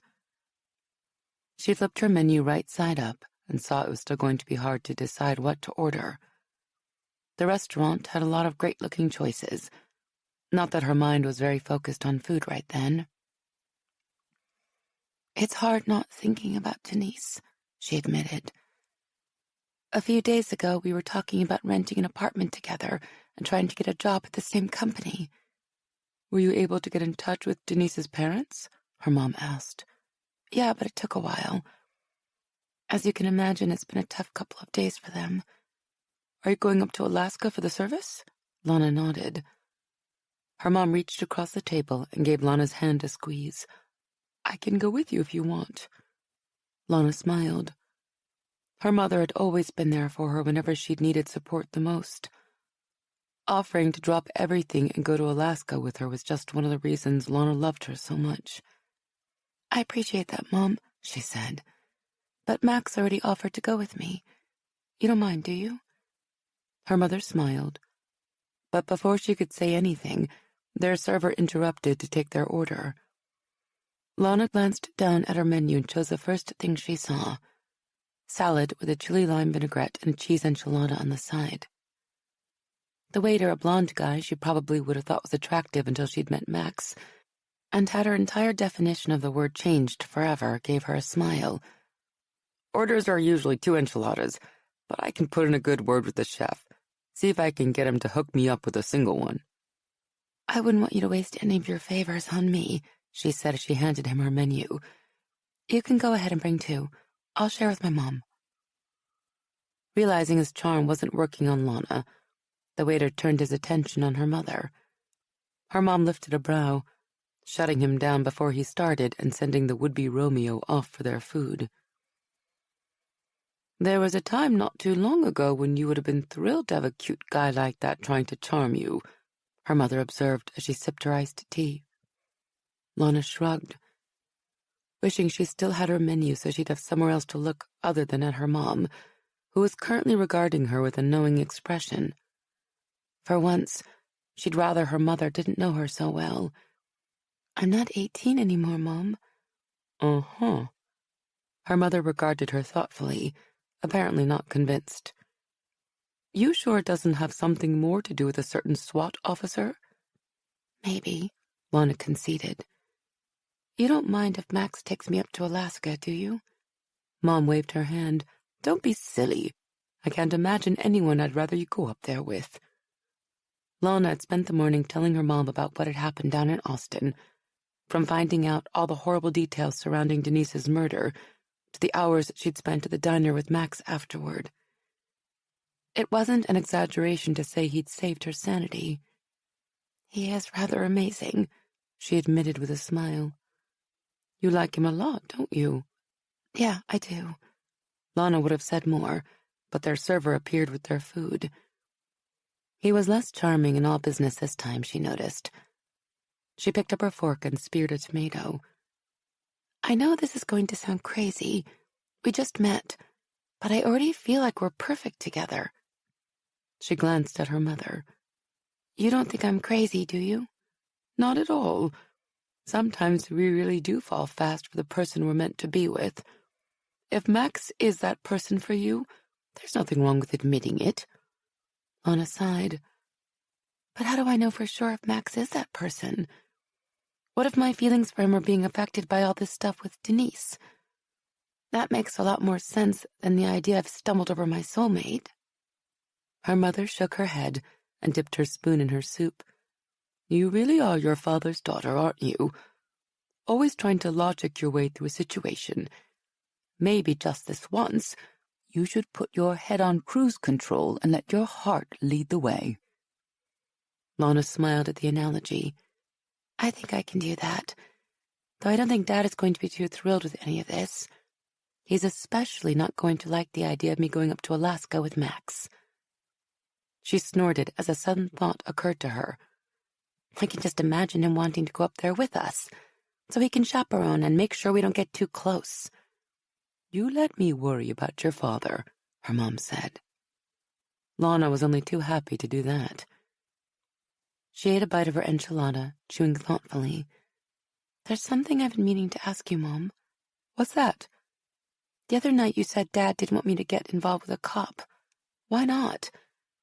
I would think he'd be all for it, especially since Max is on his SWAT team. Her mother sighed. Who knows how your father thinks? He can be stubborn as hell sometimes for no apparent reason. If it's any consolation, my father never wanted me getting involved with a cop either. Lana's jaw dropped. This was the first she'd heard of that. What? But Grandpa was a cop too. Why didn't he like Dad? Her mother sighed. Your grandfather wanted me to marry a doctor. He even had a guy picked out for me. But then your father pulled me over for speeding one day, and it was love at first sight. We got married 3 weeks later. Your grandfather had an absolute cow, of course. He threatened to disown me if I went through with the wedding. Lana wasn't sure if she was more shocked that her mom had been speeding or that she had gotten married so fast. They get along great now, Lana pointed out. Mom smirked. Sure they do, now. But back then it was awful. Especially when your dad told your grandfather we'd elope and run off to Vegas to get married if my family didn't get on board. Lana gaped. He didn't. Oh, yes, he did. Your father was a real rebel back then, which is why I think he's so against you dating Max. I think he's terrified of Max doing the exact same thing to him that he did to my father. That is so whack it almost makes sense, Lana said. She tried to wrap her head around the idea that her father, the deputy chief of the DPD Tactical Division, had been a bad boy in his youth, but she couldn't imagine it. Even after she and her mother spent the rest of the meal talking about all the crazy things he'd done before Lana was born. Lana was almost looking forward to him trying to cause trouble between her and Max, just so she could throw some of it in his face. You ready to do some more shopping? Her mother asked, as they waited for their server to bring their check, which might take a while since the guy was currently at a table full of college girls, plying them with his charm. I never turn my nose up at shopping, Lana said. She left her mom to deal with the waiter and made a quick run for the restroom, glad she'd let her mom talk her into coming to the Galleria.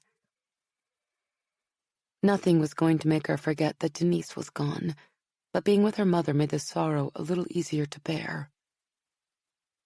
Lana was still thinking about that when she walked out of the ladies' room into the long hallway that led toward the main part of the restaurant, and almost ran smack into some poor guy heading toward the men's restroom. The man put his hands on her shoulders to steady her as she stumbled back. She opened her mouth to apologize, only to stop as the most bizarre sensation she'd ever felt ran all the way up from the base of her spine to the back of her neck, making her shudder. All at once, her teeth and gums began to tingle like crazy. If that wasn't odd enough, her fingers began to throb. Crap. It felt like someone was trying to yank her fingernails out. She quickly took a step back. Sorry. It was my fault completely, the man said in a deep voice. She looked up at him. Damn, he was tall and big. Almost as big as Max. No wonder she'd walked into him. There was no way to get past him in the narrow hallway without running into him. He had a face to match his body, intense and kind of scary. She nodded, thinking she should acknowledge his apology. But then she had this sudden, unexplainable urge to be anywhere but in that narrow hallway. She didn't understand why she was feeling so weird. It was like a snake or something else equally slithery had appeared right in front of her. Lana Mason, he said, making her stop her attempt to squeeze around him and look up at him again. She almost told him he was mistaken and pushed past him, but then her manners and her curiosity won out. Do I know you? She asked, even though there was no possible way she did. I doubt it, but I think I know you, he said. Weren't you at the DPD awards ceremony the other day? I swear I saw you with Deputy Chief Mason. Lana's jaw almost hit the floor. Today was definitely full of surprises. You were on the DPD? How could she have missed him at the ceremony? He had the kind of face a person would tend to remember. Then again, she'd only had eyes for Max that day. Yeah, Central Division. A smile cracked his face, making him look a little less intimidating. I've worked with your father's tactical divisions a few times. Lana was tempted to ask the man if he'd ever worked with Max, but the impulse to get the hell away from him overwhelmed any desire for polite conversation. She said to hell with politeness and moved to step around the walking roadblock. Nice to meet you. He moved to intercept her, reaching into the pocket of his jacket and pulling out something. She backpedaled quickly, sure he had a gun. It wasn't a weapon, but a perfume bottle. I hate to be a bother, he said, apparently not aware he'd already surpassed that point some way back. But I just bought this perfume for my girlfriend and have no idea if it's any good. The woman at the counter swore up and down it was the scent of the season, but I could really use an unbiased opinion. Lana shook her head, suddenly lightheaded. Please. The guy pleaded.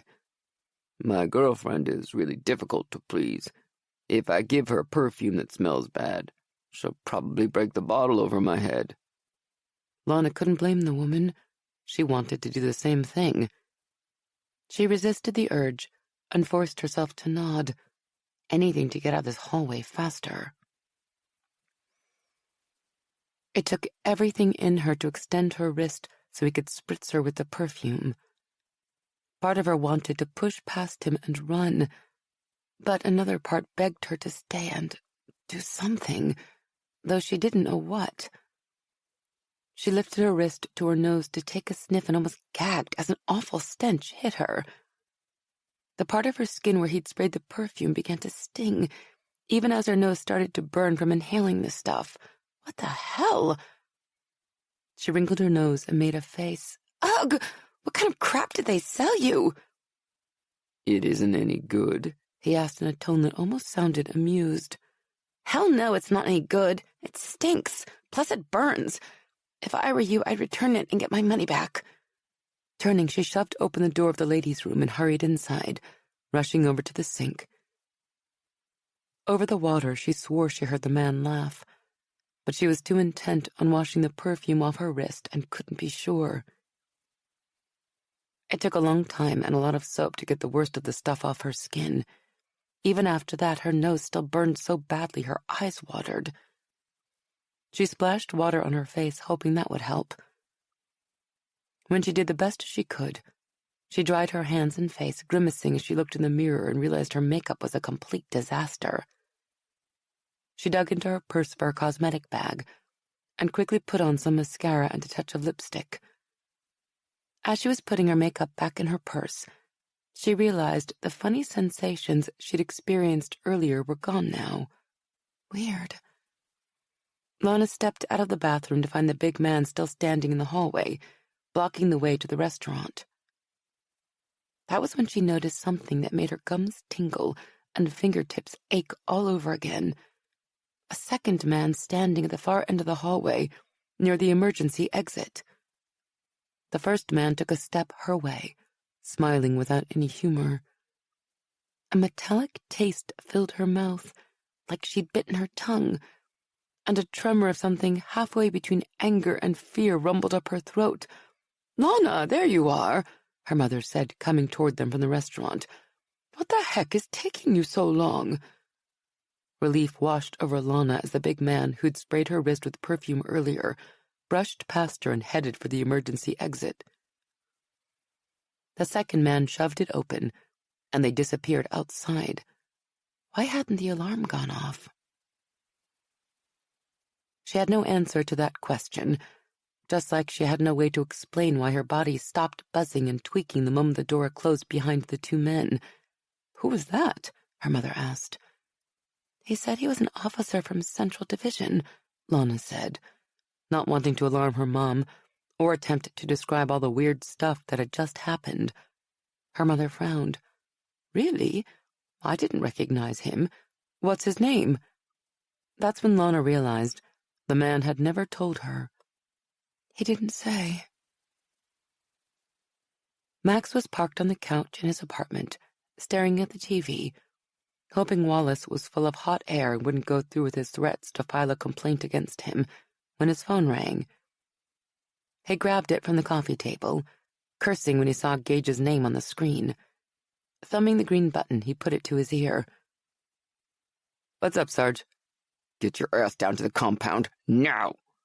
Gage said in that tone he used right before he usually exploded and started throwing werewolves around the office like rag dolls. Shit. Even though it was well after 6:00 p.m. when Max got to the compound, there were still quite a few vehicles in the parking lot keeping Gage's charger company.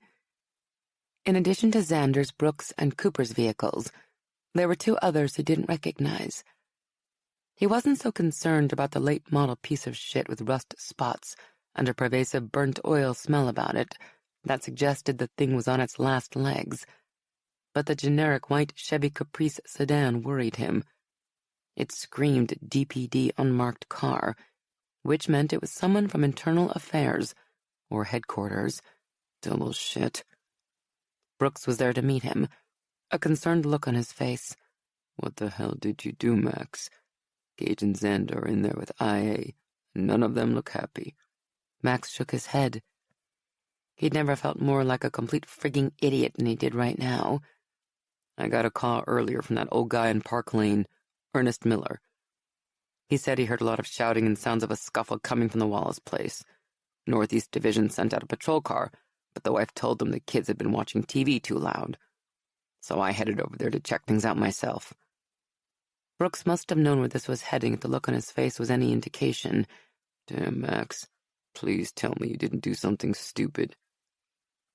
Max wished he didn't have to tell Brooks anything of the sort. The pack's biggest werewolf had always been a friend and mentor to him, and Max felt like he was letting him down. Yeah, I pulled a stupid, Max admitted. I heard one of the Wallace girls scream, so I busted into the house. I hoped I could catch that bastard in the act of beating one of his kids, but the moment I saw the boy was standing there trying to protect his mother, blood seeping through the bandages on his hand, I lost it. I ended up pinning Wallace to the wall and almost choking him out. Brooks shook his head, and the disappointment Max saw on his face was almost enough to crush Max's soul. Why would you do something like that? Max shrugged. Because it's not in me to let that woman and her kids stay in a house with a man who beats them. Brooks looked at him like he was a complete idiot.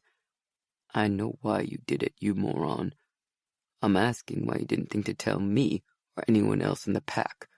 Cooper, Becker, Zane. Hell, any of us would have gone with you and helped make sure we got this piece of crap. What? Did you forget you're part of a pack? Max cursed silently.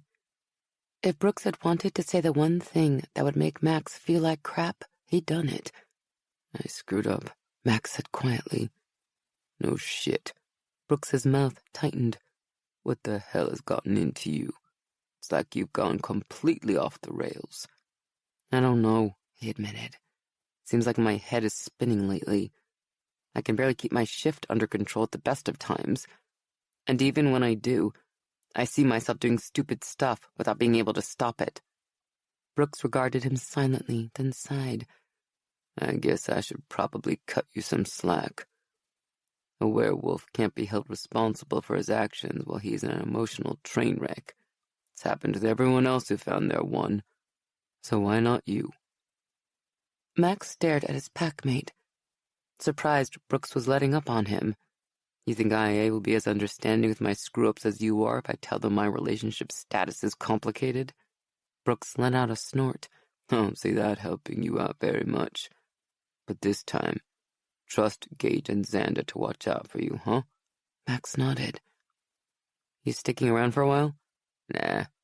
I'm meeting up with Diego and Zane at a sports bar for the Thursday night NFL game. Max snorted. Zane? He doesn't even understand the game of football. That wasn't an exaggeration. Their British teammate was all about soccer. Brooks chuckled. I know. I've made it my mission to teach him. Listen, text me later and let me know what happens with IA, huh? Max told him he would, then headed for the main admin building in Gage's office.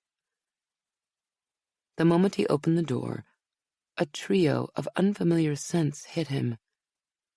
He found 2 women and a teenage boy sitting at one of the desks in the bullpen, eating barbecued pork, beans, and cornbread while they watched a home makeover show on the TV mounted on the wall on the other side of the room. As Cooper got up from his desk and walked over to meet him, Max took a sniff. The 2 women were beta werewolves.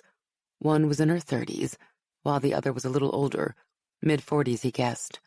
The boy definitely wasn't a werewolf, though his scent was similar to the younger of the 2 women, so he was probably her son. The women gave him a curious look, then went back to eating. Something told him they hadn't seen food this good in a long time. Max glanced at Gage's office, and his heart sank. Even though the door was closed, he could pick up Vince Coletti's scent. Of all the detectives from Internal Affairs, why did it have to be Coletti? The man had a hard-on for the SWAT team for sure. He'd even forced Cooper to attend anger management sessions with a shrink, and Cooper was the most laid-back, in-control werewolf in the pack. Max was screwed. Cooper motioned with his head, indicating Max should follow him outside. "So you went back and punched out the child-beating piece of shit Wallace, huh?" Cooper said, then added, "I overheard Coletti talking to Gage and Xander." He grinned. "Good for you." "Yeah," Max muttered. "Well, now I have to deal with the fallout."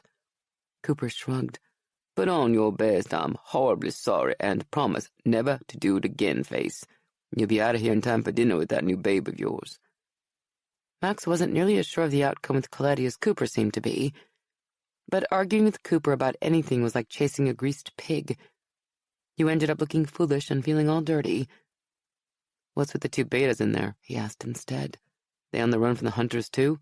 "Yeah," Cooper said. "Grace, her kid Rudy, and her friend Kari have been moving around the country with an Omega who've been watching out for them.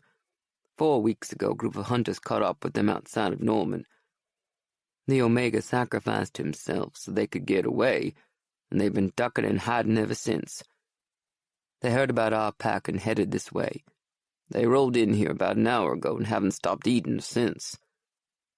Cooper may have dropped all that on him casually, but there was so much crazy in that story it was tough to figure out where to start. The fact that there were hunter packs operating so close to Dallas had to make Gage and the other senior pack members a little worried. Until now, hunters had been this vague threat that hovered far enough away for people to be lulled into the belief they'd never come here at all. But Norman, Oklahoma was barely 100 miles north of the Texas line. That was damn close. Then there was a weird part about the Omega protecting two betas.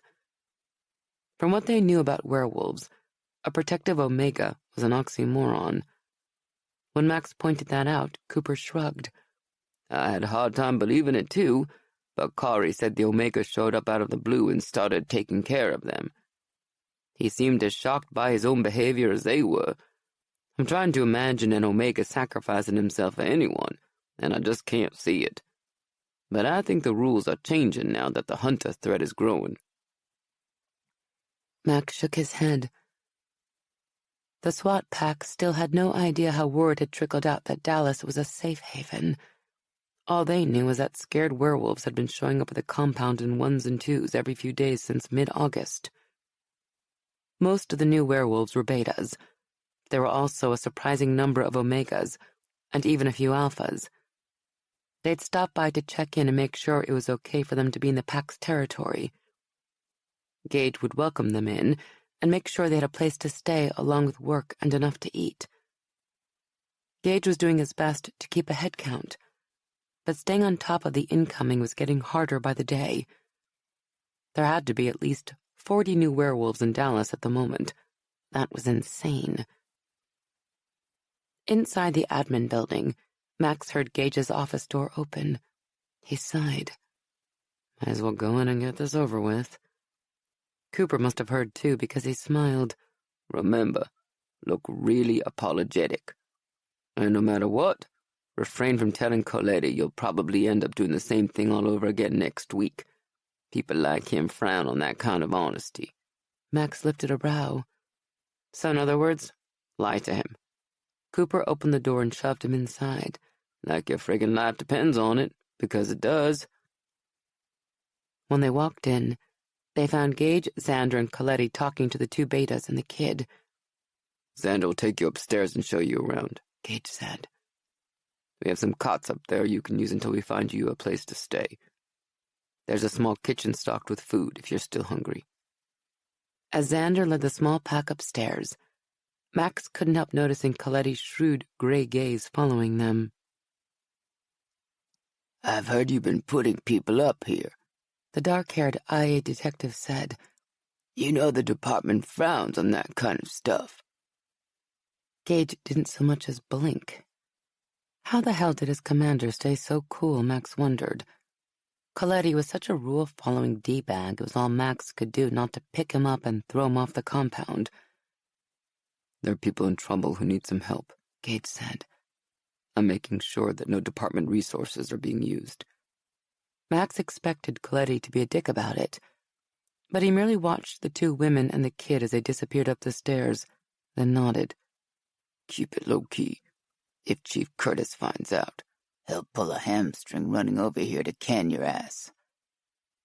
With that settled, both Gage and Coletti turned their attention to Max. While Gage's jaw tightened, he was calmer than Max expected. I'll leave you two alone to talk, Gage said, going back into his office and closing the door. Okay. Max hadn't seen that coming. He fully expected Gage to be present for the ass-chewing Max was sure was coming his way. Instead of focusing on Max, however, Coletti was eyeing Cooper. His packmate returned the IA detective's look with an expression that suggested Coletti wouldn't be making it onto Cooper's Christmas card list anytime soon.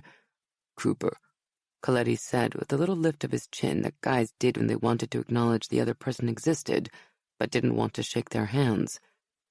How are your anger management classes going? Not bad, Cooper smirked. I can look at you right now without giving in to the overwhelming urge to kick your ass, so I guess they must be working. With that, Cooper dropped the mic and headed upstairs to join Xander in the small beta pack. Coletti grunted, then looked at Max. Can we go somewhere we can talk in private? Not sure what we have to talk about, Max replied. Regardless of what Cooper said, he wasn't going to play the game. That wasn't his thing. You're here to suspend me, right? That depends on you, Coletti said quietly. Nick Wallace called a lawyer right after you left, saying you broke into his house and assaulted him. Given the number of domestic violence calls the DPD has made to that address, I don't see this making it into court, but I view this as a valid complaint. So if you decide you don't want to talk to me, you'll be suspended until the investigation is complete. Max came damn close to saying the hell with it and let the suspension stand. But that would piss off Gage and everyone else in the pack, so he swallowed his frigging pride and nodded. We can go next door to the training building, he told Coletti. Max led the way, expecting Coletti to lay into him the moment they grabbed some seats in one of the classrooms. But instead, the IA detective merely regarded him in silence, his face unreadable. I know what happened with your family, Coletti said suddenly. Max clenched his jaw.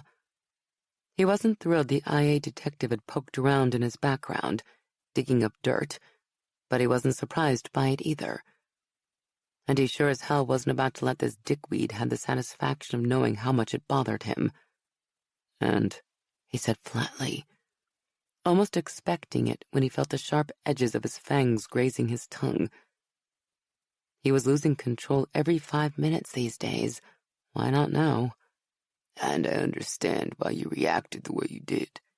Coletti leaned back in his chair. Given the circumstances, I probably would have done the same thing. Hell, in these circumstances, I have done the same thing. Max frowned. What the hell are you saying? That you're okay with what I did? Coletti shook his head. Definitely not. You screwed up and let your emotions get the best of you. You took a bad situation and made it worse. Not only did you not get anything the DA's office can use to stop that bastard Wallace, but you also gave his lawyers a possible wedge they can use against the DPD if we're ever lucky enough to get him into a court. If that's not bad enough, you embarrassed Wallace in front of his kids. More than likely, he's going to take that out on them. Max cursed silently, like he needed the reminder. The idea that those kids might get a beating because he'd screwed up toward him like a serrated knife blade. So what the hell am I supposed to do? He demanded, not caring that his voice came out as a low growl. Coletti didn't seem to notice. He leaned forward and locked eyes with him. You have to stop being an idiot. Put some distance between yourself and the situation and accept that you can't save people from themselves. You have to simply be there to offer a hand and hope the mother or that boy takes the first step and reaches out to take that hand. The IA detective made it sound so simple. I'm not sure I can stand by and wait for something to happen. Then let me see if I can help you, Coletti said. As far as IA and the DPD are concerned, There's a restraining order out on you. You get within 100 yards of the Wallace residence, you will be suspended, and your career will pretty much be over. Max snorted. That's being helpful. Yeah, it is. Coletti sighed. Take it from me. Something like this can eat you up from the inside if you let it. You start thinking you're the only person who can fix this situation, and before long, you find it consuming you until at some point you wake up and find yourself standing in the middle of an out-of-control situation with your gun out, wondering how the hell you ever let it get this far. Max stared at Coletti. Who the hell was this guy, and what had happened to him? Because it was obvious the man was speaking from experience. They talked for a little while longer, with Coletti giving Max a lot of suggestions that actually made sense, then promising he'd get family services out there to talk to Wallace's wife and maybe make something good happen. By the time Coletti left, Max was beginning to think the situation with the Wallace family might end with something resembling a happily ever after. He was still sitting there when Gage stuck his head in the door 15 minutes later. How'd it go with Coletti? Not as bad as I thought it would, Max admitted. I haven't been suspended, at least, but he wants me to stay away from the Wallace family long enough to let the system work. Gage sat down at the table opposite him. You going to be able to do that, given the type of situation we're dealing with? Do I have a choice? Gage shook his head. Not really. But that fact has rarely kept some of the idiots in this pack from trying anyway. Max couldn't help chuckling at that, knowing exactly what Gage was talking about. A few of his packmates had done some really stupid stuff lately. Okay, I'm going to finish up some paperwork so I can get out of here, Gage said as he got to his feet. Stay away from the Wallace place. I will. Max stood and fell into step beside him. Sarge, how well do you know Coletti? I'm starting to think maybe he isn't the asshole I thought he was. Gage snorted. I've known Vince for a long time, and actually, he really is the asshole you thought he was. At least he can be. But he's also a damn good cop. He said some stuff that made me think he knows a little something about letting things get personal on the job. You have any idea what that's about? Gage opened the door, leading the way outside and across the compound to the admin building. Coletti didn't always work in IA. He was a detective in the assault unit long before that. For all the right reasons, he ended up pulling a lot of the sexual assault cases.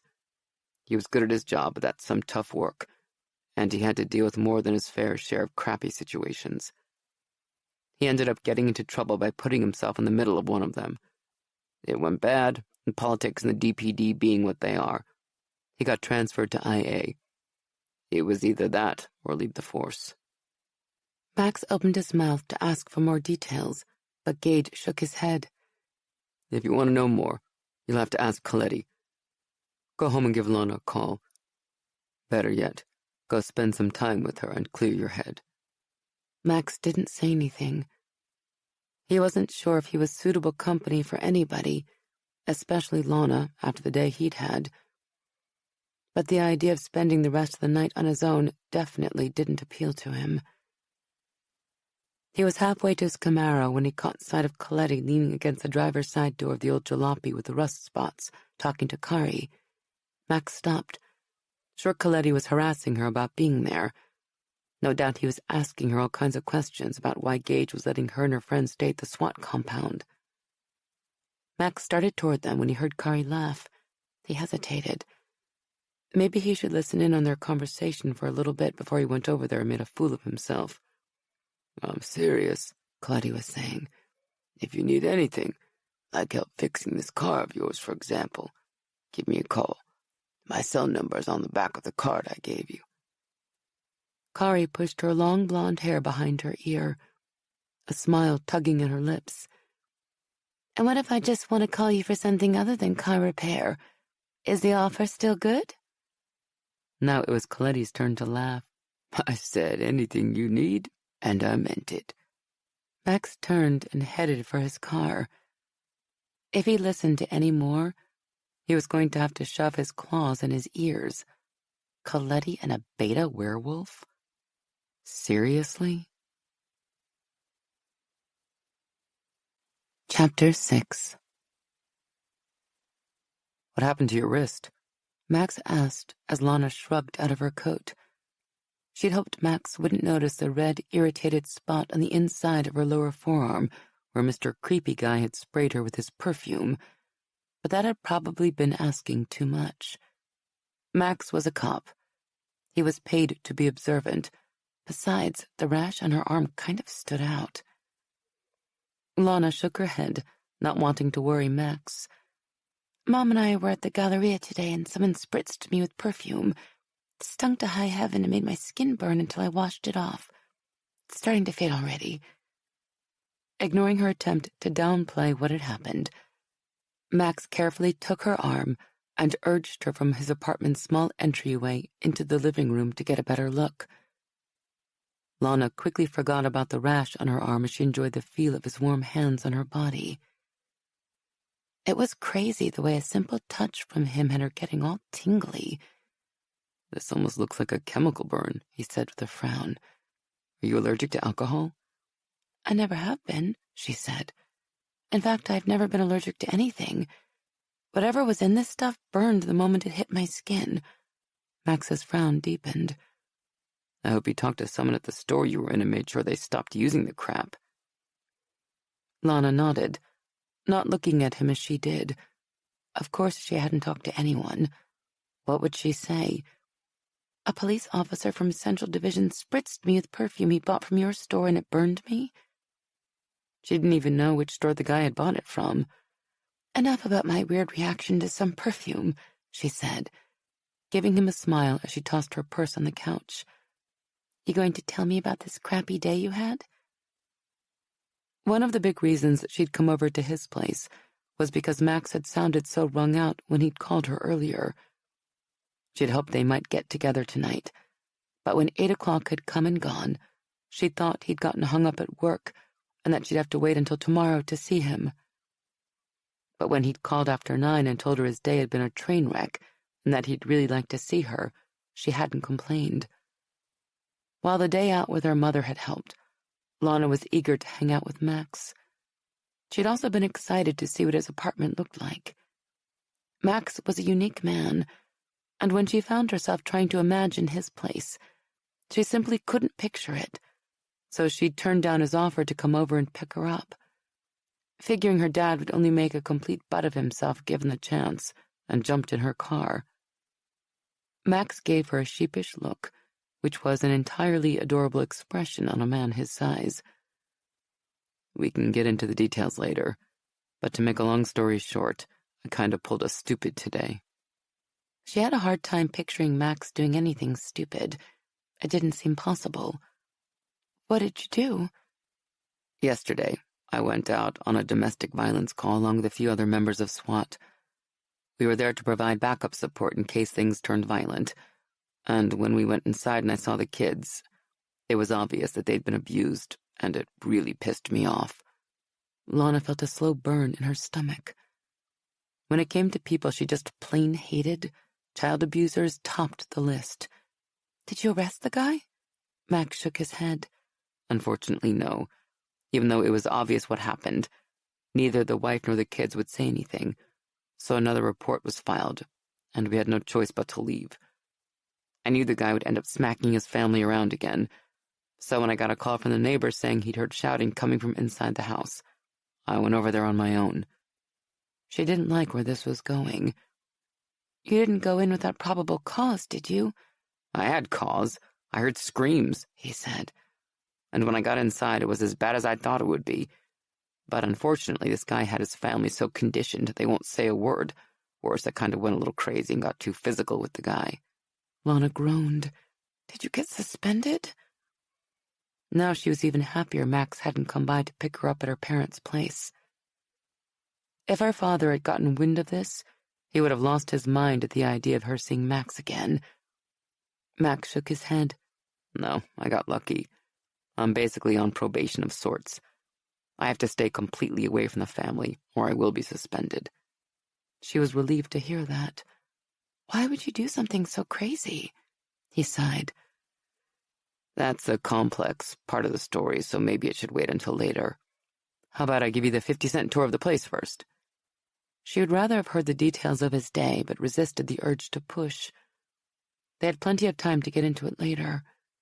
"I'd love a tour," she grinned. "I've been wanting to see what your place looks like." He flashed her one of those charming smiles. Well, now you'll get your chance, but try to contain yourself.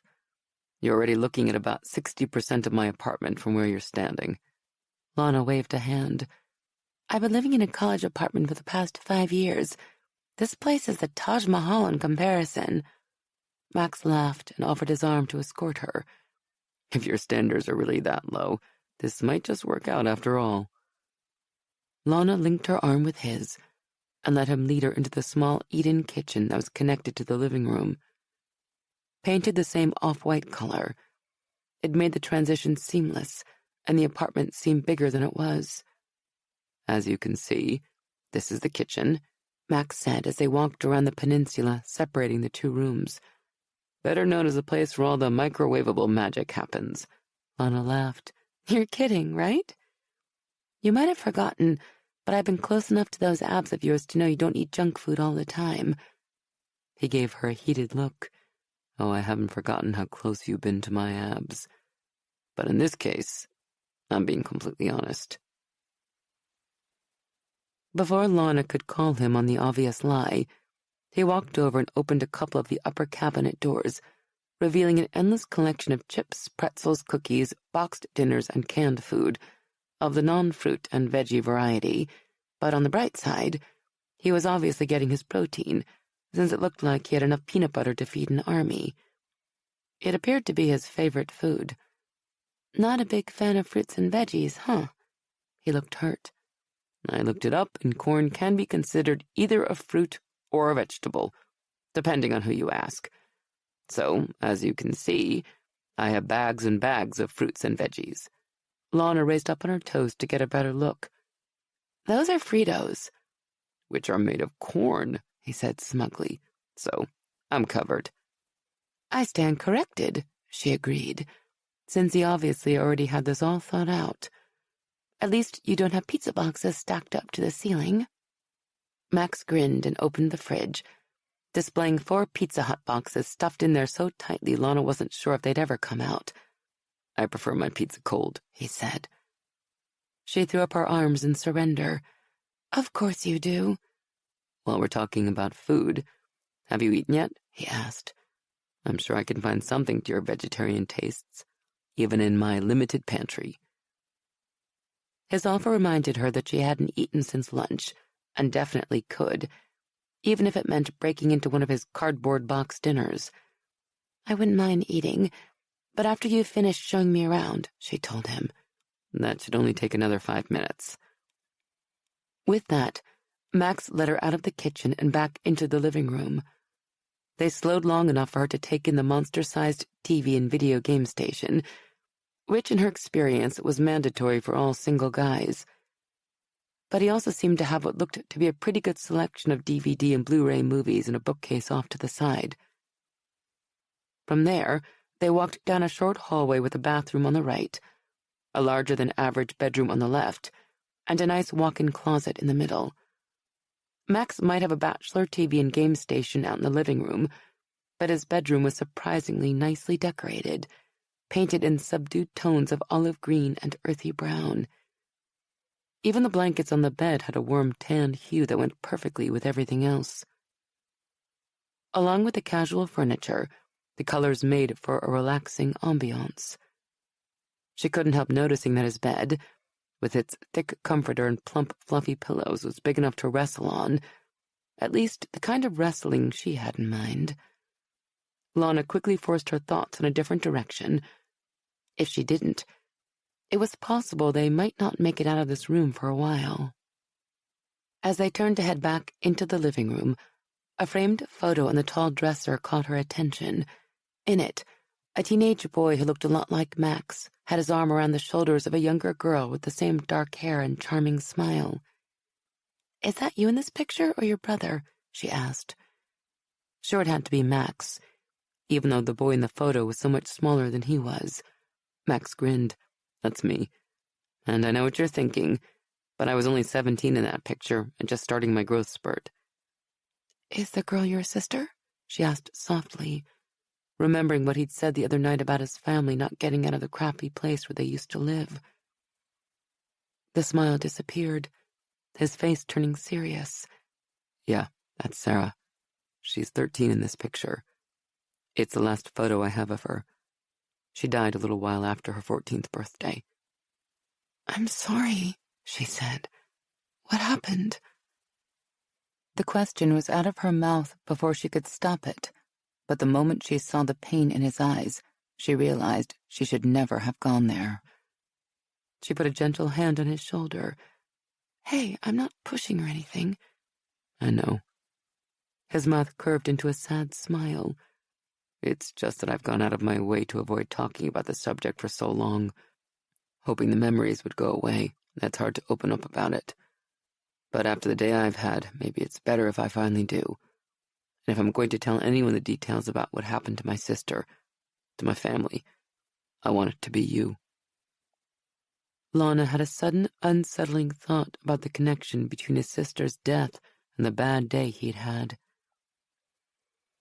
She quickly pushed it aside for the moment, though, and focused on the feeling that came over her at his words.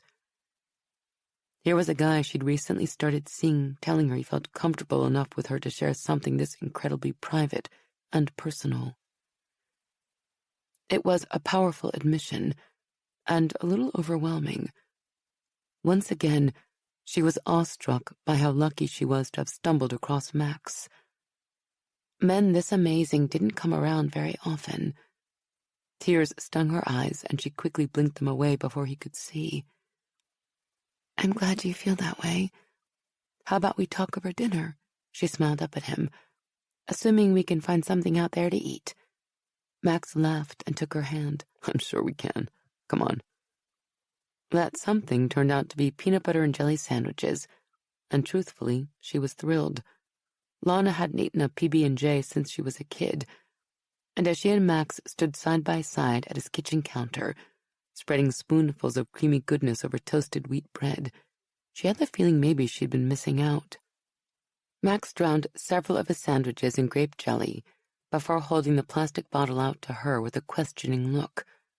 She reached out and took it, figuring she'd better do it herself or risk overdosing on sugar from too much jelly. While she did that, Max poured 2 big glasses of milk. Then they carried everything over to the small table. She looked down at her 2 sandwiches, then at the big stack on Max's plate. There was no way he could possibly eat like this all the time, not with the way he looked. Then again, maybe he had the same fast metabolism she did. My dad was always a mean SOB, Max said without prompting after he'd washed down a big bite of his first sandwich. He worked for a bookmaker off the main strip, intimidating people who were late paying off their gambling debts, breaking fingers and kneecaps when it was necessary. His words confirmed what she'd been thinking back in his bedroom, and Lana set her sandwich down, unable to eat. Did he abuse you and your sister? Max took another bite of his sandwich, then another, seeming to take refuge in the repeated motion. Yeah, he said after a little while. He abused Mom, too. I'd like to think he didn't treat her like that from the beginning, but from as early as I can remember, he was always taking his problems out on us.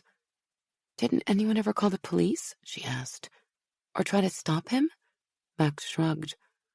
Mom would never say anything, and my sister and I assumed getting smacked around was the way it was supposed to be, so we never said anything either. I doubt anything would have changed if we had. What finally happened? Max took a big gulp of milk before continuing.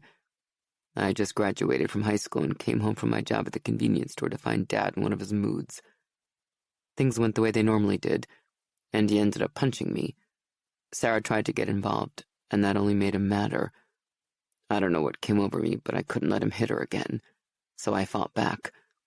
And all the time he'd beaten us, I'd never fought back. Never. Max looked past her, staring blankly at something behind her, lost in old memories. I beat him up pretty good and embarrassed him in front of my mom and sister. something he didn't take very well. While I was checking to see how badly Sarah was hurt, Dad went into his bedroom and came back with his gun. He didn't say a word, he just started shooting. Lana had known the story didn't have a happily ever after, but this was worse than she'd imagined. He shot your sister? Max looked at her, his eyes filled with pain. Yeah, and me too. He hit me twice before I lunged at him. I knew I was done the moment the first round hit me in the stomach, but I kept fighting, hoping to get the weapon away from him before he got around to shooting my sister too. But he kept pulling the trigger. Sarah was hit in the head and died immediately. As my old man and I struggled for the weapon, it went off, killing him too. Max said the words quickly, barely any inflection in his voice, and she could tell it had taken a monumental effort for him to say them. She blinked back tears. What about your mom? Was she okay? Max shook his head. I was hurt pretty bad, and the doctors told her I probably wouldn't make it. My dad and my sister were already dead, and I guess that was too much for her to bear. She took a handful of sleeping pills from the bottle she had in her purse, then went into a bathroom, dozed off, and never woke up. Finished with his story, Max turned his attention to his sandwiches again, slowly eating the rest of them. Even though she didn't feel like it, Lana ate too. Thank you for telling me all that, she said when she was done. I know it wasn't easy, but I think I understand now why you did what you did today. He snorted. For all the good it did. I only ended up making it worse for those kids the same way I made it worse for Sarah. None of this is your fault. She reached across the table to take his hand. Back then you were a kid taking on an adult with a gun.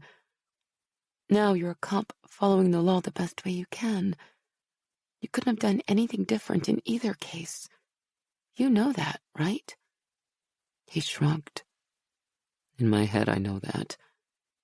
But sometimes late at night, when I think about my sister, I wonder if things would have turned out differently if I hadn't fought back, hadn't punched my dad.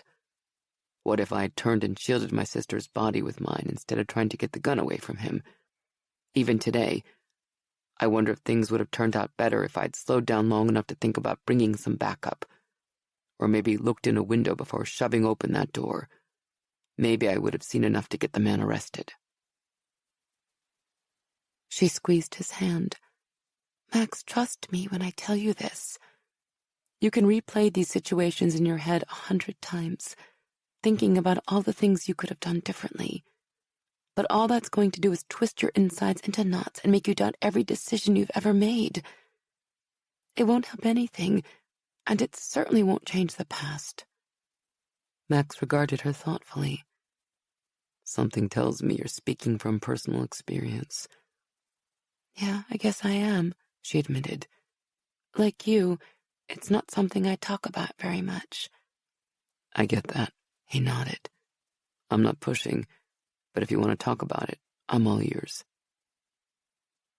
For the first time in her life, she actually did feel like talking to someone about it. Maybe because something told her that Max would be able to understand more than most other people. You know, I think I would, she said. If you can tell me your deepest, darkest secrets, there's no reason I can't do the same. They glanced down at their empty plates. You want to get a refill on our drinks and move this conversation into the living room? They cleared the table, then grabbed 2 Diet Cokes and took a seat on the couch. She kicked off her shoes and tucked her feet under her, sipping her soda slowly as she considered where to start her story. She hadn't talked to a soul about this stuff since she was a teenager, and even then, most of the conversations had been with a therapist who'd been helping her put everything behind her. Finally, she took a cue from Max and decided the best way to do this was to jump in head first. When I was 16, I was in a bad car wreck with 2 of my best friends from high school, Shari and Viola, she said quietly. They didn't make it, and I barely survived. For years, I blamed myself for their deaths. I'm sorry about your friends, Max said. But how could you blame yourself for what happened? You weren't driving, were you? She shook her head. No, I wasn't driving. Sherry was. I blamed myself for the accident because it was my fault. We were out on the road that night. What do you mean? He asked, lifting his arm to rest it on the back of the couch. Lana scooted closer, resting her head on his chest as she remembered how that night had changed her life. It was rainy and foggy, which made it hard to see, she explained. We were at the movies and only realized how bad the weather had gotten when we came out. We should have headed straight home, but we'd planned to get something to eat after the movie and were too young and stubborn to change our minds. We passed half a dozen places we could have stopped at to grab a quick bite, but I really wanted to go to this particular drive-in because they had the best tater tots in the world. I should have realized Sherry wasn't comfortable driving in bad weather, but I was so busy daydreaming about those stupid tater tots that I didn't slow down to think about how stupid we were being. What happened? Max asked softly. Tears welled in her. She thought about those last seconds before the wreck. The music playing on the radio. Sherry and Viola singing along in the front seat, her laughing like crazy in the back. Then suddenly headlights were coming right at them, and Viola was screaming. She hadn't thought about the accident itself in a long time, and reliving the moment had her heart racing. Strangely, it also made her gums and fingertips tingle like they had today during her encounter with the cop from Central. She pushed those thoughts aside and instead forced herself to get the words out that needed to be said before she chickened out completely. We were on Highway 12 when another car veered into our lane. She closed her eyes and listened to Max's steady heartbeat under her ear. I found out much later that the guy driving had been drinking, but in that moment, everything was a blur. 1 second, we were all laughing, and the next, all I could hear were the sounds of crushing metal and breaking glass. She took a deep breath and fought down the tears. We all survived to make it to the hospital, but Sherry and Viola didn't live through the night. I was in a coma and no one expected me to make it either. Mom and Dad said the doctors were amazing, never giving up on me through one procedure after another. But while they thought I might live, none of them expected I'd regain the full use of my body or my mental capacity. How long were you in a coma? Max asked. Over a week, she said. The doctors had intended to leave me under for longer, but I came out of it on my own. How long did you stay in the hospital after that? Max asked. Only another day or two. Mom and Dad arranged for my doctor to take care of me at home. It probably cost a ton of money, but they'd been so freaked seeing me in the hospital that they got me out of there the first chance they could. I think even the doctors were stunned by how quickly I recovered. Some of them called it a miracle, but I think it was a matter of the right procedures at the right time. Is that why you went into the pharmacology side of organic chemistry? He asked. Because of what the doctors were able to do for you? She nodded against his chest. They were working on the fly, giving me different drugs to help my body recover from the severe trauma I'd sustained. I wouldn't be alive if it hadn't been for that. But they didn't have anything that could help Sherry and Viola. That's why I went the direction I did in college, in the hope that maybe someday I could help create medicines that would allow patients like Sherry and Viola to survive until their bodies can heal some of the damage, like mine did. Max slipped his arm off the back of the couch, curving it around her. You said you spent years blaming yourself for Sherry and Viola's deaths. What helped you get past it? Therapy, mostly, she said. I was a complete mess for months after my parents brought me home. I didn't even leave the house. Like you, I spent a lot of time wondering how things would have turned out if I'd done things differently. If I'd suggested we sit in the parking lot of the movie theater until the storm passed, or told Sherry to stop at the first restaurant we saw instead of insisting we go somewhere else. But after a lot of sessions with a really good psychologist, the raw edges finally dulled somewhat, and I was able to understand that playing what-if games would never change what happened. It would just keep me locked in the past. Sounds like that psychologist really helped you, Max observed. She did, Lana agreed. Maybe you should consider spending some time talking to one yourself. I'm sure the GPD has someone call that could help you. Max chuckled. I know this sounds incredibly guy-like, but I can't see myself sitting down and talking about my feelings with a complete stranger. I'd rather talk to you. She smiled as she leaned there against his powerful chest. Anytime you want to talk, I'm here to listen. Might be a bit tough to have deep, meaningful conversations if you end up taking a job in France, he pointed out. She absently ran a finger up and down t-shirt-covered abs. I think I'm going to be sticking much closer to home than I originally thought. Oh, really? What changed your mind? Lana laughed softly as she pushed away from Max's chest to look at him. I think you already know. Max dipped his head to give her a quick, teasing kiss. I guess I do. In fact, I felt this thing building between us from the moment we met. I just wasn't sure you felt the same thing. Lana traced a finger along his jawline, loving the scruff there. Of course I felt it. Are you that oblivious? He shrugged. Well, yeah, I'm a guy. Being oblivious is what we do best. She laughed. Well, Mr. Oblivious, I'll spell it out for you. Yes, I realize there's something special happening between us. We've just met, and I already find myself trusting you more than anyone I've ever known. He regarded her thoughtfully.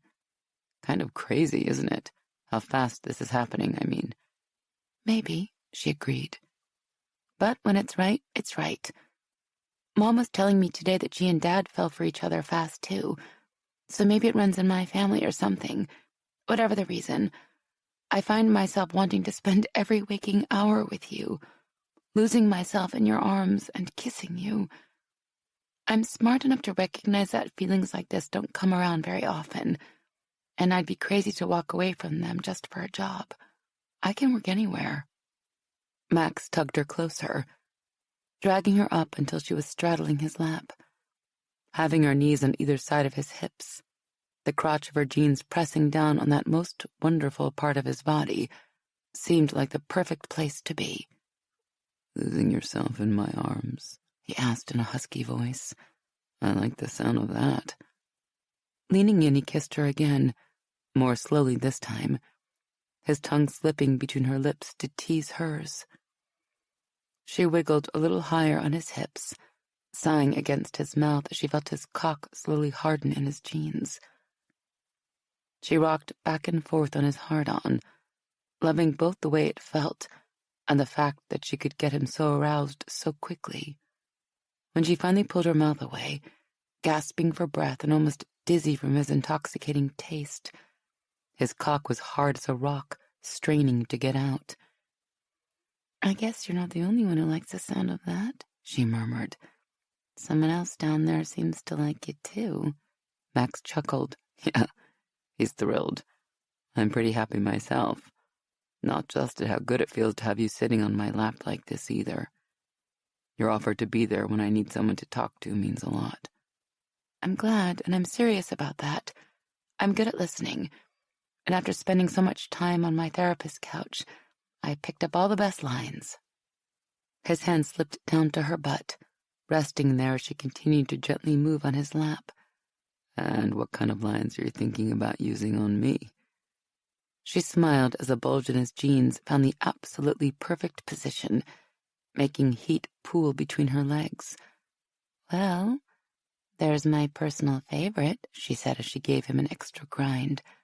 How does that make you feel?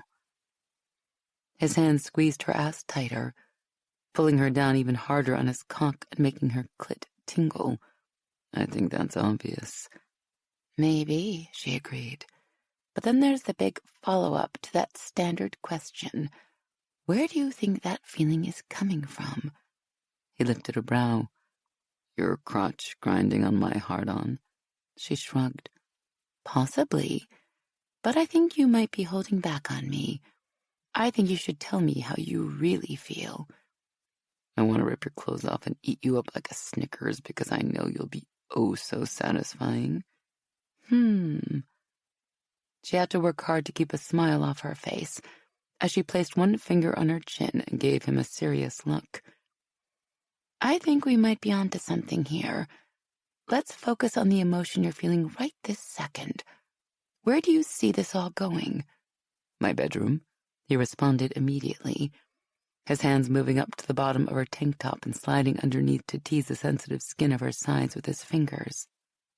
That certainly seems like a reasonable direction to go at this point, she said, her body starting to tremble as his hands worked higher, shoving her shirt up. But I think you might be staying too close to your comfort zone. Where else might you take this if you wanted to really stretch yourself? The kitchen table sounds good about now, Max said. A low rumbling sound, almost like a growl, coming from his throat. He yanked her shirt up and over her head. Lana had no choice but to lift her arms and let him, or he probably would have ripped her top off just like he suggested earlier. The sexy sound he'd made combined with the alpha male way he pulled her shirt off and tossed it across the room was a serious turn-on. She couldn't help but wonder where this was heading. Max leaned forward to kiss and nibble her bare neck and shoulder, and she shivered even more when she felt his sharp teeth nick her. She'd never been that kind of naughty before. Oh, yes. I think we've had a breakthrough. We should definitely keep moving down this path, Lana murmured breathlessly. That was kind of what I had in mind, he muttered against her neck, not slowing down for a moment. Lana was so lost in the sensations of his lips and hands moving across her body, she missed Max slipping her bra off until his warm mouth fastened on one of her nipples, making her moan out loud.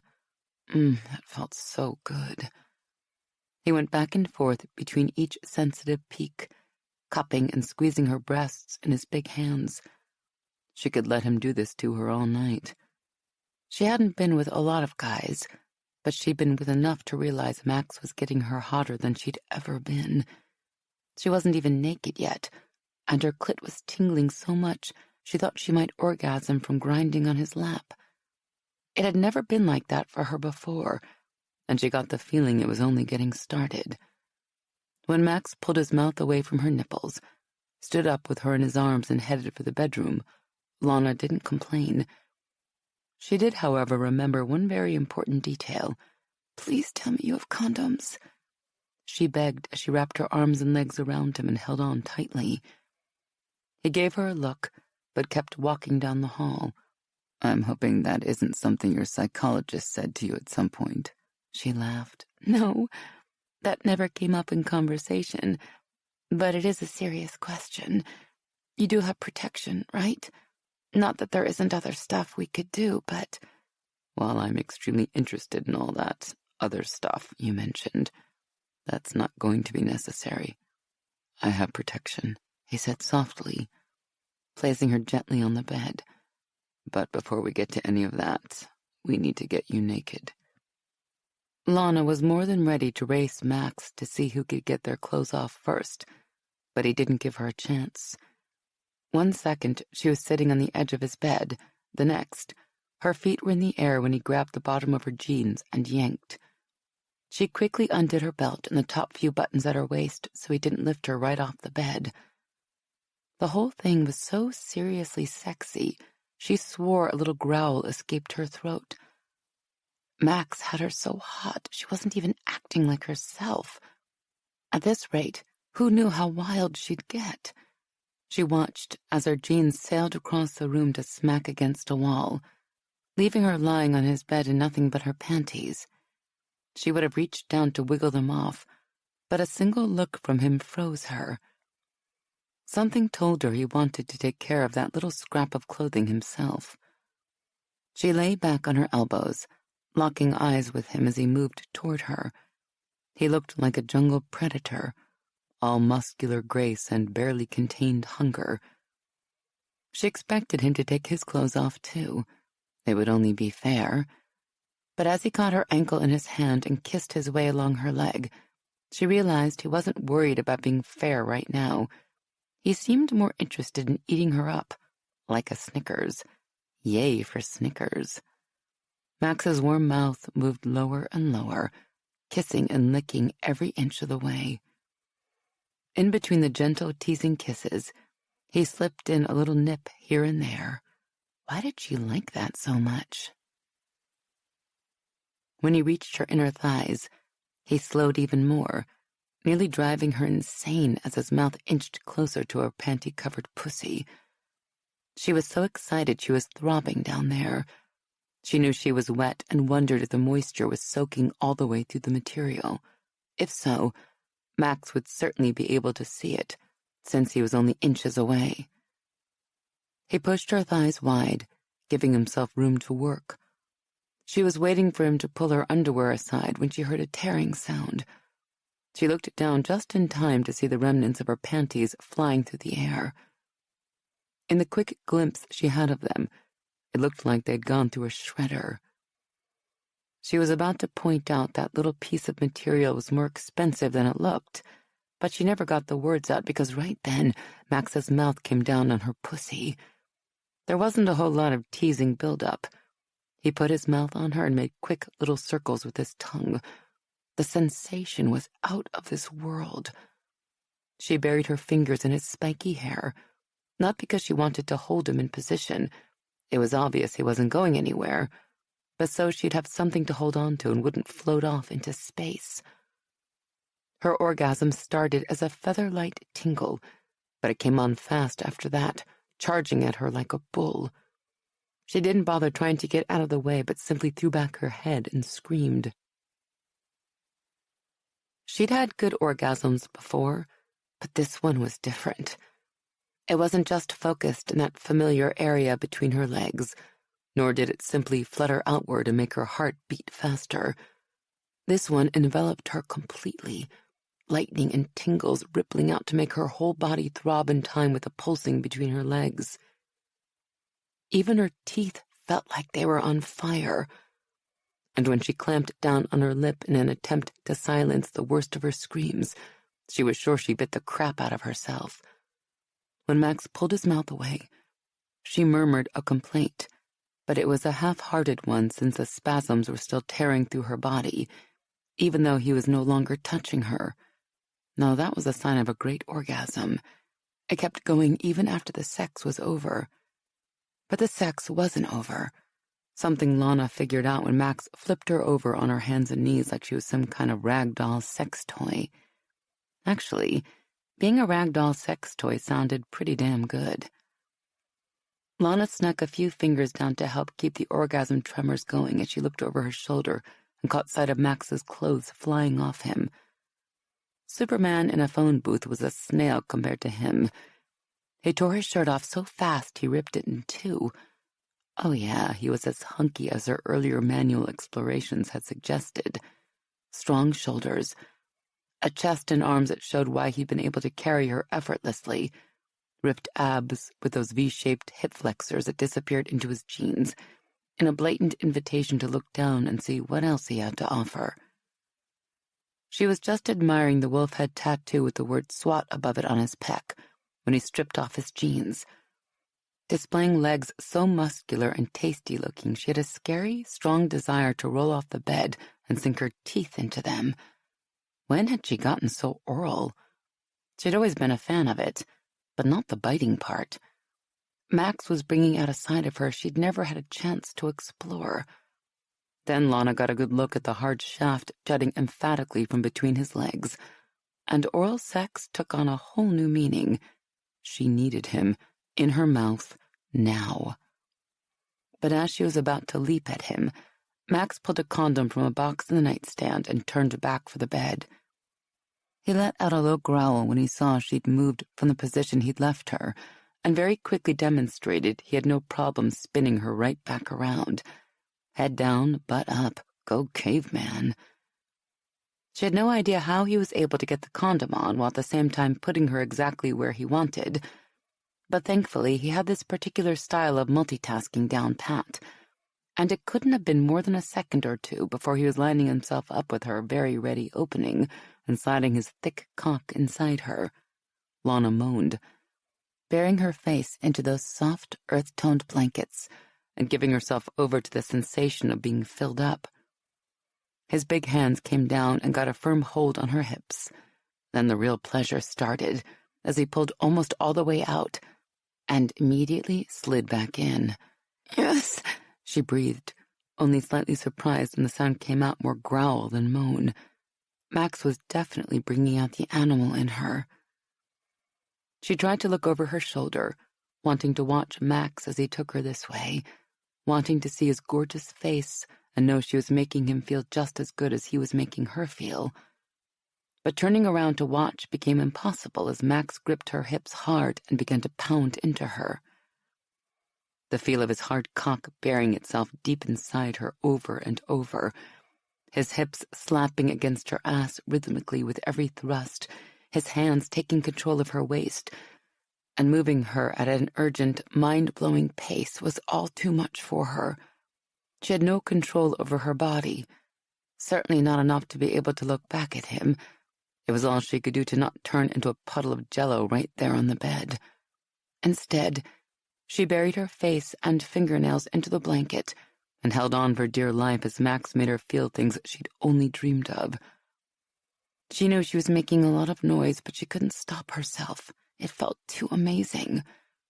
At some point, she bit down on the blanket. Of course she was. It was all part of her new biting obsession, apparently. But even as good as it felt to sink her teeth deep into the soft material, almost slicing right through it, Lana instinctively knew she would have preferred to have something else in her mouth.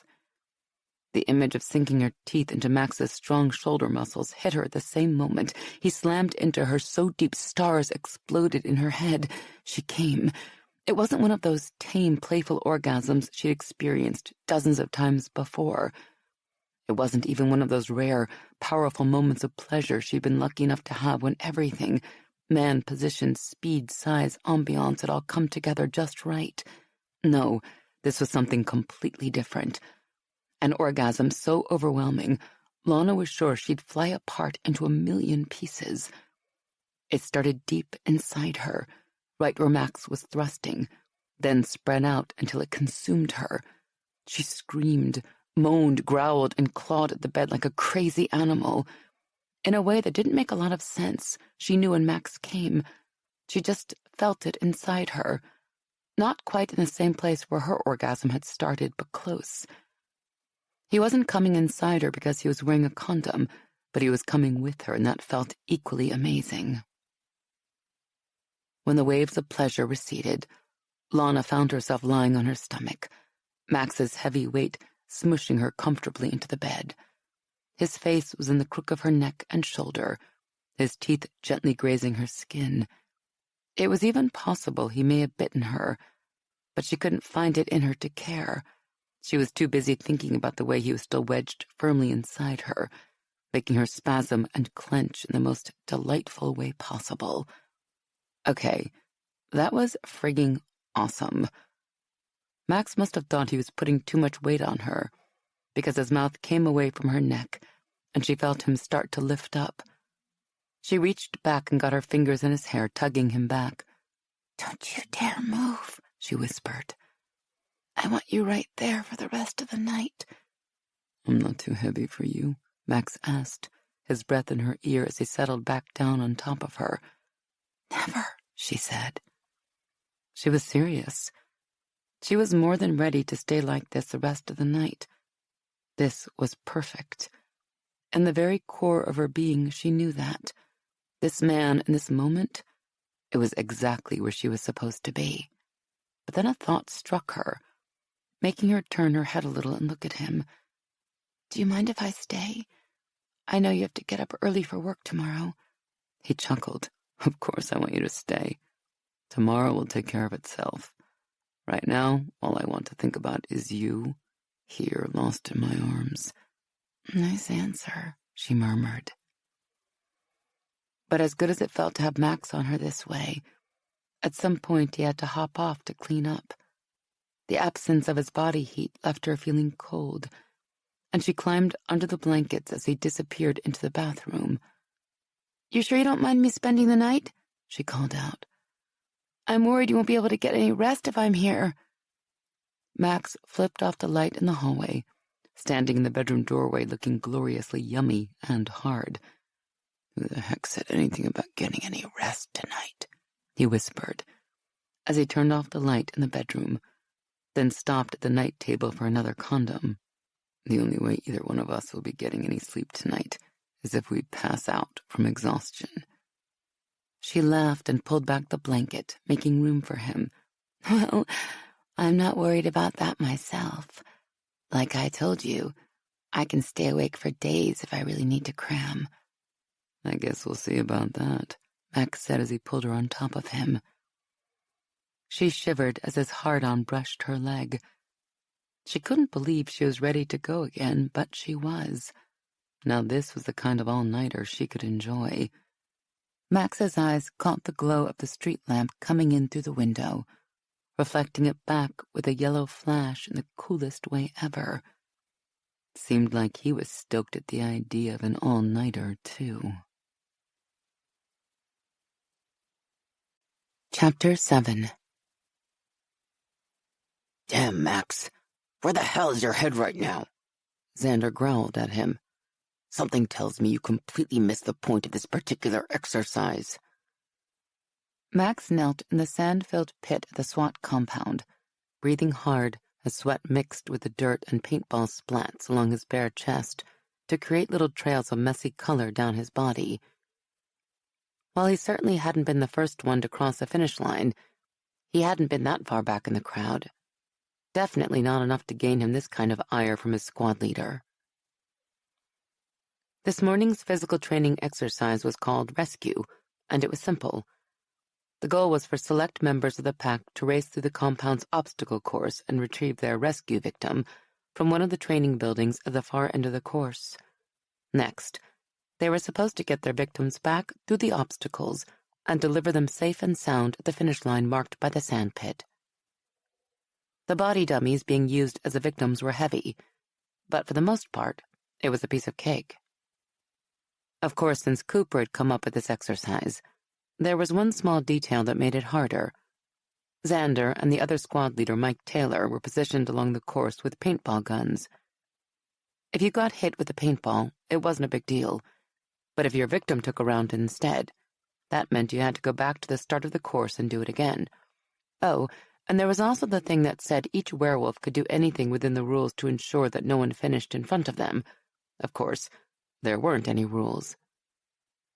He'd seen several packmates take a tumble off the course as their teammates tripped them or threw things at them. He'd even caught sight of Brooks nailing Becker in the back of his head with his body dummy and pitching the other werewolf off a 20-foot-high tower. Max had to admit he'd been somewhat distracted while running the course. He'd spent the night making love to his soulmate, after all. But he'd still been the fourth werewolf across the finish line, behind Brooks, Cooper, and Khaki. Becker would probably have won since he was too fast to catch in most games, which was why Brooks had beamed him with the dummy. They might have to get an official ruling on the legality of throwing your own victim. Cooper said there weren't any rules, but it didn't make sense to use the people you were trying to rescue as a weapon. Regardless, Max had done well, considering the rest of their teammates were out on the course, and he was sure his victim had never gotten hit with a paintball. "What are you talking about?" he asked Xander. Xander pointed at the body dummy Max had used. "That's what I'm talking about." Max looked down, wondering if maybe he'd missed a paint splat on some part of the dummy he hadn't noticed when he saw that the dummy's head was missing. How had that happened? "You didn't notice your victim's head getting caught in the lines on the rope bridge?" Xander demanded. "Or feel that slight bit of resistance as the head got ripped off?" All Max could do was shrug. "I guess I'm a bit distracted." Xander shook his head. "I don't have to ask what that distraction might be since we can smell your new soulmate all over you. Congratulations." Max tried to look properly chagrined, but failed. "Do you want me to run through the course again? With a headless dummy? Why bother?" Xander quipped. "Hit the benches with Khaki, Cooper, and Brooks. Max left his headless dummy where it was, hoping Gage didn't make him pay for it, and followed his teammates over to the benches by the volleyball course to watch the rest of the PT session. Kari and Grace were sitting there, watching as the SWAT alphas ran around with their shirts off, getting all sweaty and dirty. The two betas didn't seem to mind the sweat or the dirt. "Where's your son?" Khaki asked Grace as she sat beside the woman. The younger of the two beta werewolves smiled. On his way to school. He's not thrilled about going, but I think it's important for him to get some structure now that we're settled. Of course, that means I now have nothing to do all morning, but sit out here and watch muscular men run around and glisten. Khaki laughed. "You guys want to take part in the PT session? I'm sure Mike and Xander would happily show you how to shoot a paintball gun." The two women exchanged looks. You don't think your alphas would mind getting shot at by two betas? Kari asked, clearly tempted. "Nah," Cooper said. "But if you're worried about it, you could always promise to wipe off any paint splats you manage to land." The two women looked at each other again. "I'm in," they both said at the same time, hopping off the benches. "Maybe the guy with the British accent will let me help him clean up, even if I don't hit him," Grace said as they headed for the SWAT squad leaders. "I'm sure I can get to all those hard-to-reach places for him." Kari laughed, even though Max didn't think the younger beta was kidding. While Cooper, Khaki, and Brooks watched the rest of the PT session, Max leaned back and zoned out, lost in thought about Lana and the Wallace kids. He'd driven past the house on Park Lane this morning, even though he knew he was supposed to stay away. But that was hard to do. Fortunately, he hadn't heard anything coming from inside that made him think there was a problem. But then again, it had only been 5:30 in the morning. He'd take a victory where he could get it, he guessed. He yawned. He was tired. But it was a good tired, the kind that comes from a long night of awesome sex. It had been better than amazing, and if he had any lingering doubts that Lana was the one for him, they were gone now. He was sure Lana felt the same way. After everything they'd talked about and the way she'd responded last night, Max couldn't deny the obvious. Lana wasn't simply hiding her nature. She really didn't know she was a werewolf. Max hadn't had the chance to talk to Gage about it yet, but since only a traumatic event could flip the gene that turned a person into a werewolf, he was sure the car wreck Lana had been in was the event that had both changed her and stunted her development as a werewolf at the same time. He'd never heard of a werewolf going into a coma for as long as she had, and his mind whirled at the possibilities. Did she only partially turn because she'd been 16 years old at the time, or had the drugs they'd given her after the accident somehow inhibited her initial transformation, allowing her to survive the wreck that had killed her friends, but preventing her from healing herself as fast as other werewolves did? "I'm heading in to shower before everyone else finishes," Khaki announced, interrupting his daydreams as she stood and headed for the admin building. "I think she did that so you could talk freely," Cooper said, glancing at Max. "Khaki's nice that way." He must have missed a vital part of the conversation. Talk freely about what? Cooper and Brooks looked at him like he was a moron. "Lana, of course," Cooper said. "It's obvious she has your head spinning. Even if you hadn't ripped that dummy's head off, Xander would probably have put you on the bench just to keep you from walking yourself off the top of one of the bigger obstacles out there on the course." Max opened his mouth to complain, but Brooks interrupted him. "And we know it's not only Lana that has you tied up in knots. That stuff with the Wallace kids is messing you up, too. Look me in the face and tell me you haven't driven by there at least once or twice in the past 24 hours. Max didn't bother to deny either accusation. "Okay, so yeah, both those things are on my mind right now. Doesn't mean I can't do my job." "We never said differently," Brooks frowned. "It's just that you're distracted. It's understandable. Finding the one for you is reason enough to be more than a little preoccupied." Cooper snorted. "When I met Everly, it was like my head turned to mush. I can't even count the number of bad decisions I made. So being with Lana has you spitting right now? Don't feel bad. You're in good company." "Lana and I are doing great," Max admitted. "I mean, there's hardly any stress at all. Sure, there's the thing with her not knowing she's a werewolf, but that's not too bad. And then there's my control issues. What control issues? Brooks asked. You talking about something beyond occasionally flashing your fangs and claws? Max looked around, hoping the rest of the pack was too intent on their game to hear any of this. To tell the truth, my control has gotten worse since getting involved with Lana, in this domestic violence case. First, I just about choked Wallace to death. Then I almost shifted in front of Lana last night when we were making love. Choking Wallace I get, Cooper said. What do you mean you almost shifted in front of Lana? Max shrugged. Just that. I went full-on fangs and claws as we were getting busy. We had to do a doggy style just so she wouldn't see. Not that doggy style with Lana isn't spectacular, but still. Cooper made a face. Okay, that's a bit of visual imagery I could definitely have done without. Brooks chuckled. Where do you think this sudden lack of control is coming from? Is it simply the fact that Lana is the one for you, or because she's a werewolf too and that's ramping up the pheromones? Then again, maybe it's related to your own history with domestic violence. Could all this stuff with the Wallace kids have brought some deep-seated issues bubbling back to the surface? Max didn't have a clue, and he wasn't keen on digging too deeply into some of those areas to figure it out. I don't know. It could be all of the above, or none of them. All I can say for sure is that I almost freaking bit Lana last night. I can't keep doing that.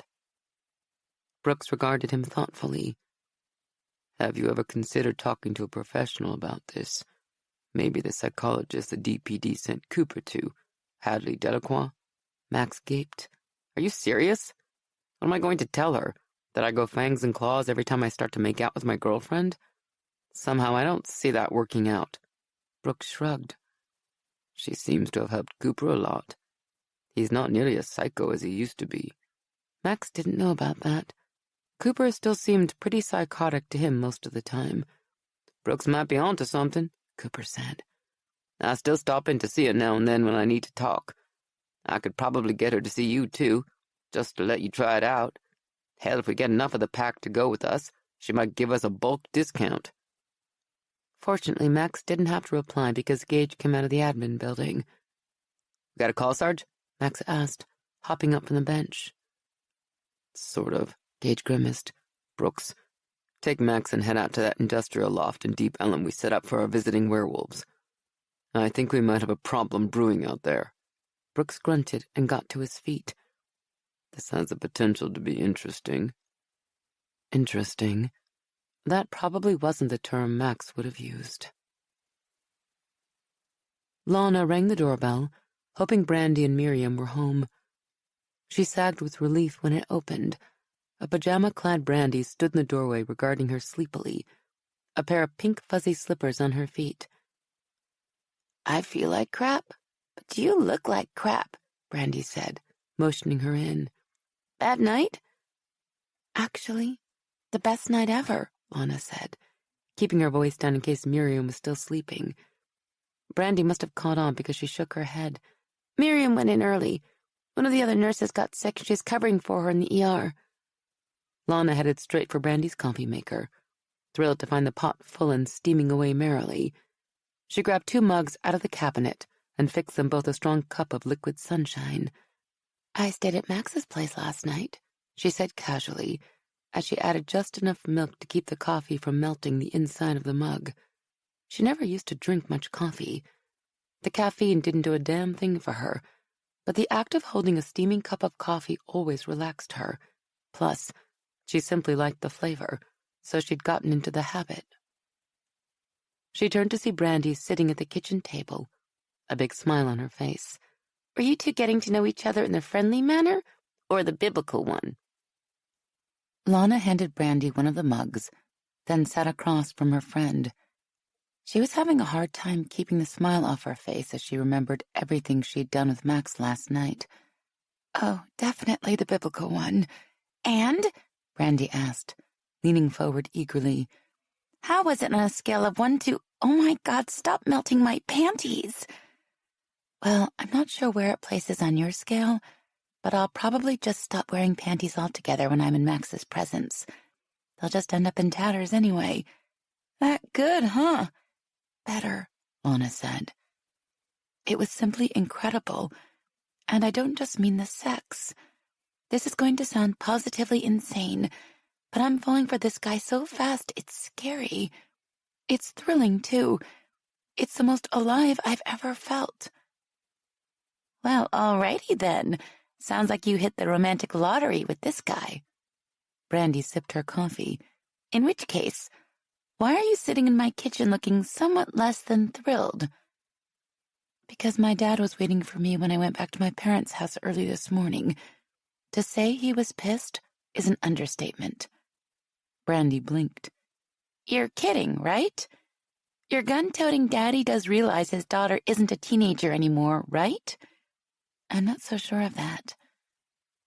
As she sipped her coffee, Lana explained how her father had ambushed her the moment she'd walked in the door. He's never yelled at me in my life, Lana added. And it's all because he thinks Max is wrong for me. Brandy lifted a brow. What did you say to that?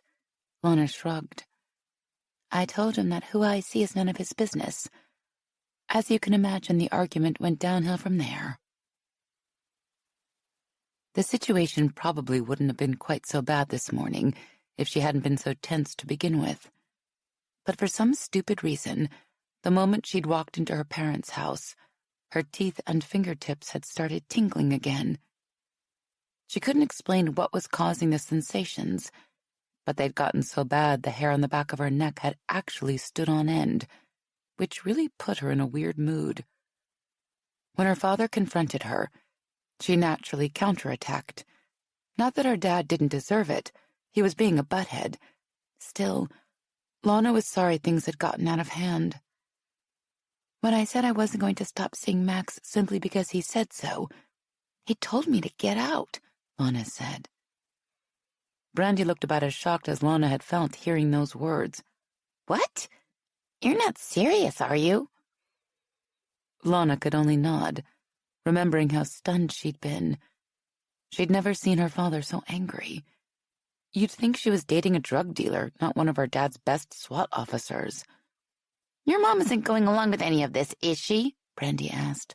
Lana shrugged. Mom was already at the restaurant, but when she finds out, I imagine she's going to be pissed at Dad. But what's done is done. I told him that if he's going to try to play that silly game of my house, my rules, then I'm out of there. What are you going to do? Brandy asked.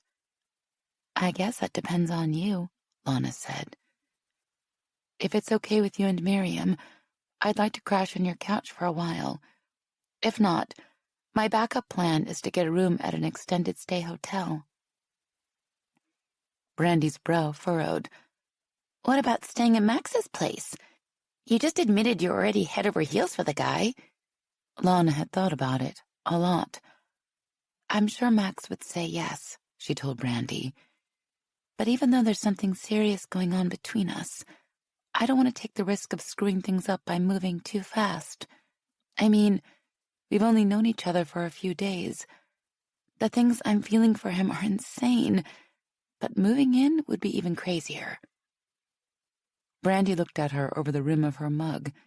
You just told me you spent last night at his place. Something tells me that even if you have a space on our couch, you'll still be over there most of the time anyway. Lana smiled. Yeah, probably, but sleeping over and moving in are two completely different things. Her friend sighed. You really spend too much time reading Cosmo, you know that? But it doesn't matter. If you need a place to crash, then of course you can stay here. Miriam and I are hardly ever here anyway. We both work too much.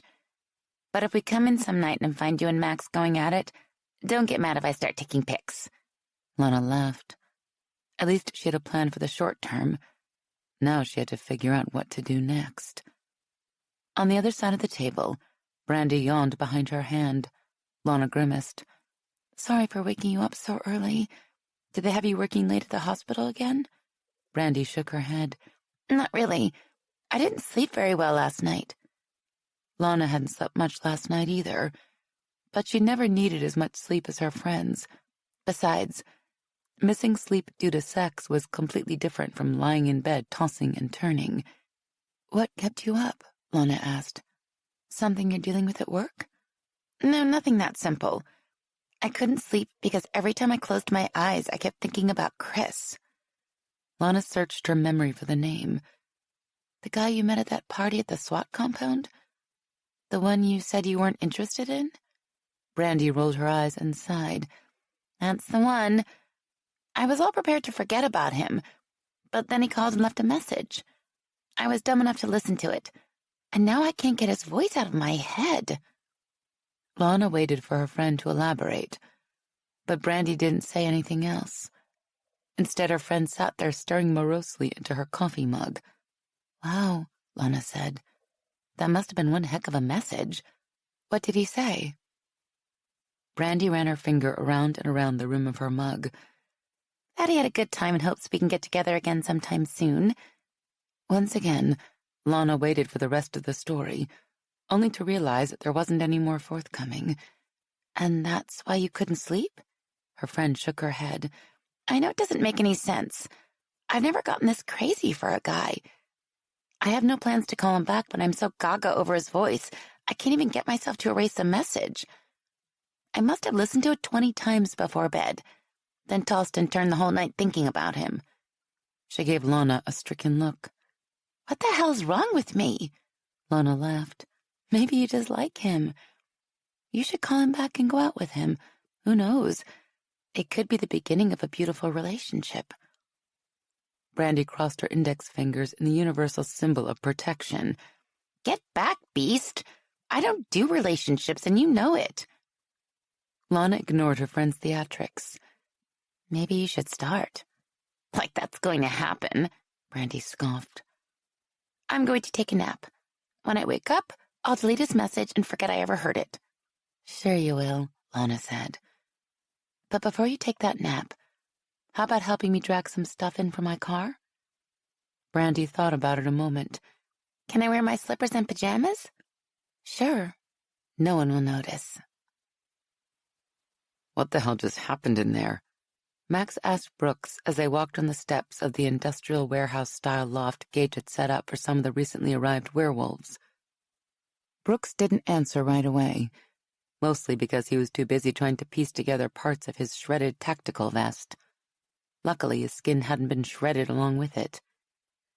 If I had to guess, the big alpha said, shaking his head and giving up on his vest, I'd say we just witnessed the start of some new werewolf adaptation, an evolution of how the different werewolf breeds behave in response to the hunter threat. Max thought about that and realized it made sense. An hour ago, he and Brooks had gotten there expecting to find the Omegas causing trouble for the small pack of Betas who lived there, and instead finding 2 Omegas aligning with the Betas as part of their pack and squaring off against 2 other Omegas who felt they would do a better job leading the pack and protecting the kids who lived there from any hunters who might show up. Although it had turned into a big-ass brawl, the Omegas were still behaving a lot more rationally than Max was used to. Even more bizarre, the Betas living in the building were acting much more aggressively than Max had ever seen them. One of them had jumped into the fight between the Omegas. That wasn't the way Beta werewolves normally reacted. Betas acting like Omegas, and Omegas acting alphas? If Max hadn't seen it with his own eyes, he'd call BS on the idea. You think it's a good idea to leave them all together up there? He asked. Brooks snorted as they reached their response vehicle parked on the street. What choice do we have? They agreed to work together to protect their pack. We can't ask much more than that. Besides, I think that Beta up there, Alan, has the situation pretty well in hand. If I didn't know better, I'd say he's undergoing a Beta to Alpha transformation. Max climbed into the passenger seat. He had noticed Alan's fangs and claws seemed longer than they were before. It looked like the guy had put on a couple pounds of muscle, too. Brooks was just pulling away from the deep Elm apartment building when Max's phone rang. His heart did this seriously unmanly backflip thing when he thought it might be Lana calling. He'd left her lying naked and beautiful in his bed this morning, and if he was lucky, that was where he'd find her tonight after work. Unfortunately, it wasn't Lana. It was Detective Peterson from Alston Homicide, and though Max's stomach was doing that backflip thing again, it was for a completely different reason. Lowry, he said when he put the phone to his ear. Max, it's Detective Peterson, Austin PD. I'm not sure what this means, but I thought you should know. We found another murder victim with an MO similar to Denise Sullivan's. Signs of torture. The guy had a large caliber bullet through his forehead. Who is he? Max asked, a sickening feeling growing in the pit of his stomach. 2 people shot through the forehead? It couldn't be a coincidence. Not when hunters preferred putting down werewolves exactly that way. We're still trying to ID him, but getting prints is tough because the guy's fingertips are a mess, Peterson said. This guy was a big bruiser type, with a nose that had been broken a couple times. Lots of scars like the ones you'd get fighting and a collection of prison ink. Bottom line, he's the kind of man more likely to do the torturing than to get tortured. The ME is saying he was probably killed at least 2 days before Denise, maybe 3. We're trying to ID him from his prison ink, but that's probably going to take a while. No kidding. Any way to connect this guy to Denise? Max asked. A big guy with prison tats didn't sound like someone Denise would hang out with, but maybe Lana hadn't known her roomie as well as she'd thought. Max knew better than most that everyone kept secrets. Actually, there is, the detective said. But probably not the way you're thinking. What do you mean? Before you and Ms. Mason came down, we've been digging through old police reports, parking citations, and traffic cam footage of the area around their apartment complex. It's standard practice when we don't have any other leads. Sometimes you get lucky, you know? So we ended up finding a complaint filed by one of Denise's neighbors almost a week before the murders. He reported seeing a man lurking around Denise's apartment building a couple times, watching the place. He thought the guy was casing the apartments for a robbery, but when dispatch sent a patrol out, they didn't find anything. They talked to the other neighbors and increased patrols in the area, but no one saw the guy again, so the report was left open and pending. You think this guy the neighbor saw is the one who killed Denise and your unnamed male victim? Max asked, trying to figure out where this was all going. The hunter angle wasn't lining up. No, Peterson said. This guy the neighbor saw is the unnamed Vic. We showed a photo of him to the witness who had called in the report, and he confirmed our John Doe was the one who'd been watching Denise's apartment. Max tried to wrap his head around this nugget of information and failed. Was this new victim a werewolf, or a hunter taken out by his own people? None of this stuff was making any sense. Can you send me a picture of your John Doe and anything else you have on him? I'll see if Lana recognizes him.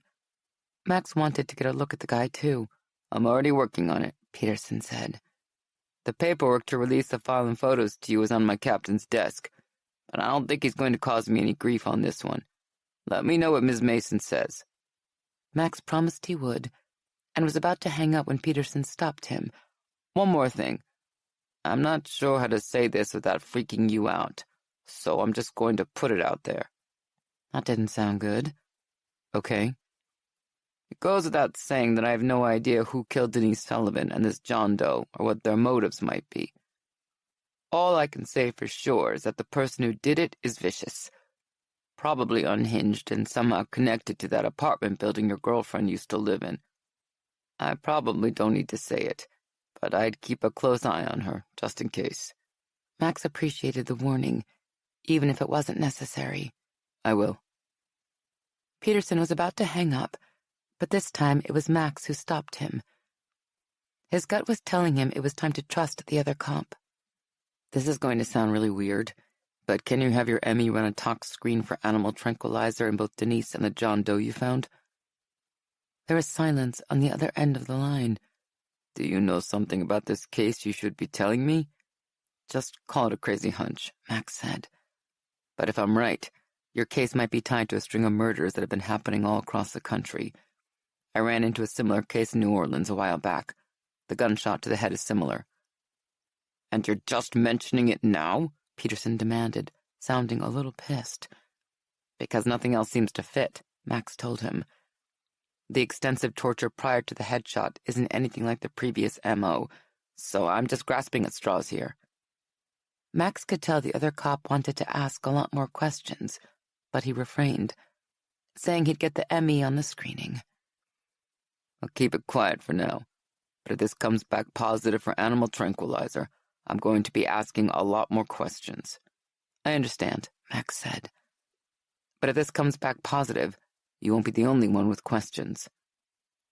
Brooks had obviously overheard everything Peterson said because the moment Max hung up, he looked at him in concern. Are you worried there are hunters after Lana?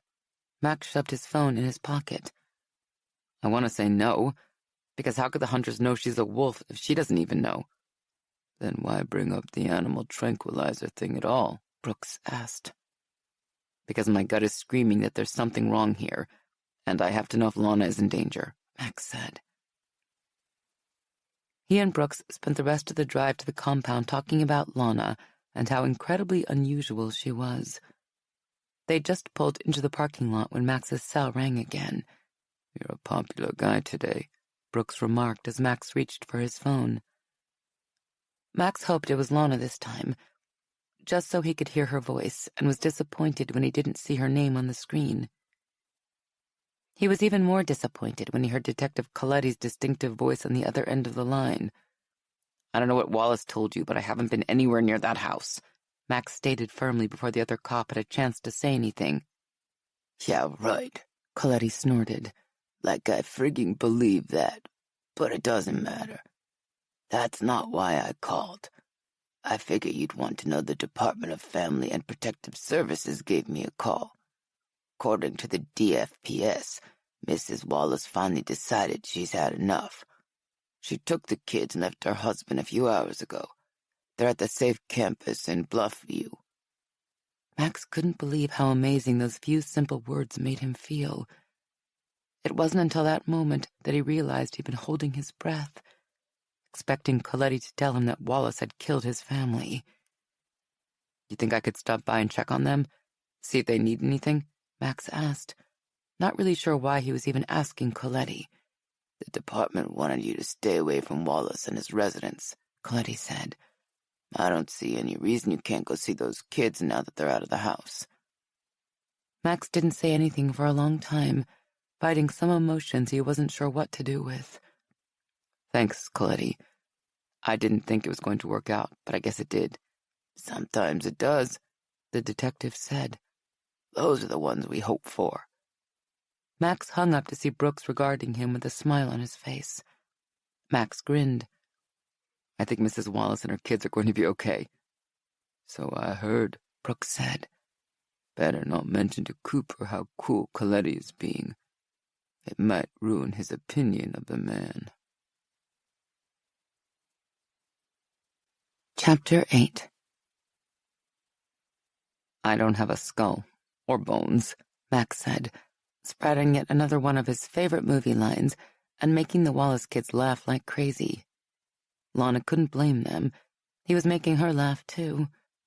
Lana, Max, Terrence, Nina, and Natasha were sitting at a picnic table outside one of the dorm-style buildings of the Safe Campus Emergency Shelter, talking about animated movies while they worked their way through a ridiculous pile of cheeseburgers, fish sandwiches, onion rings, and fries.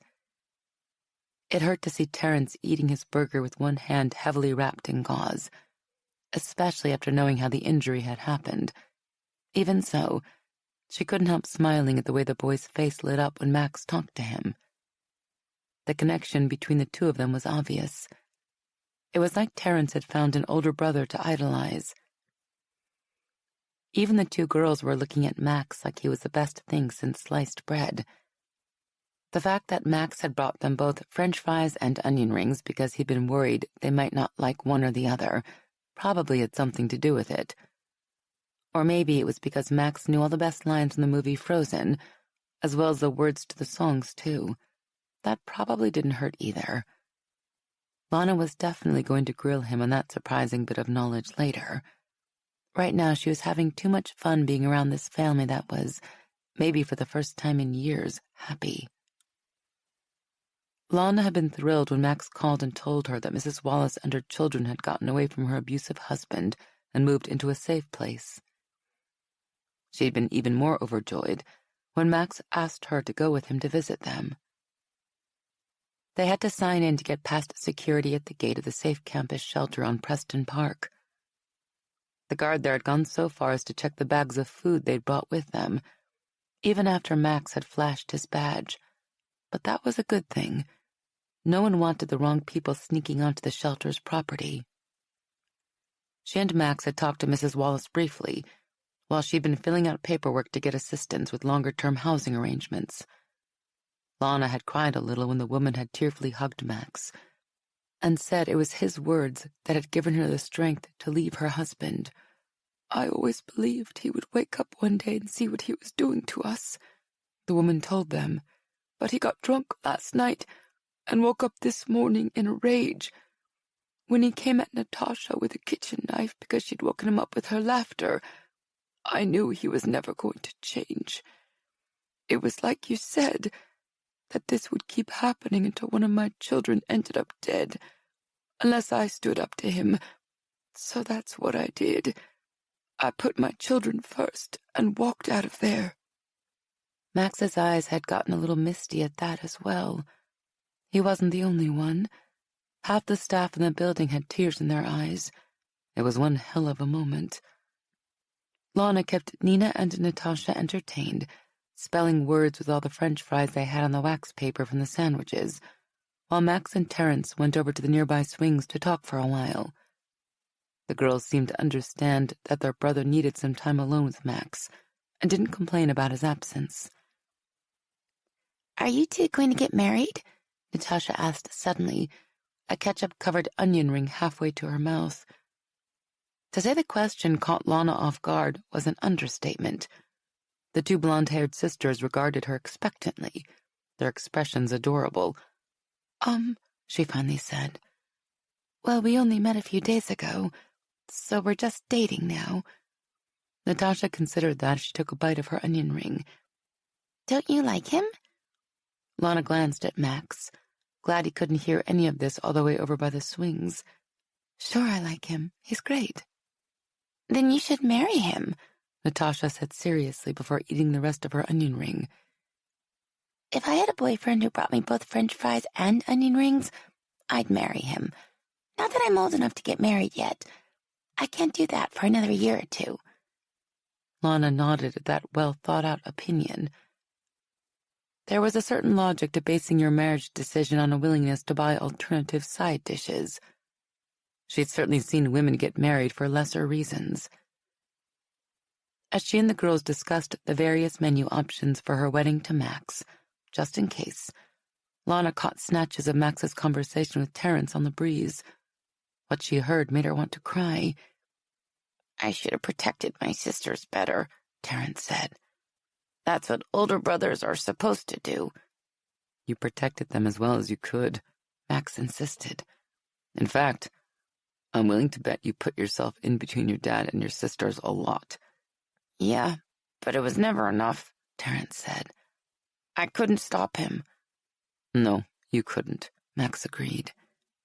"Because the only person who could stop your dad from doing that stuff is your dad."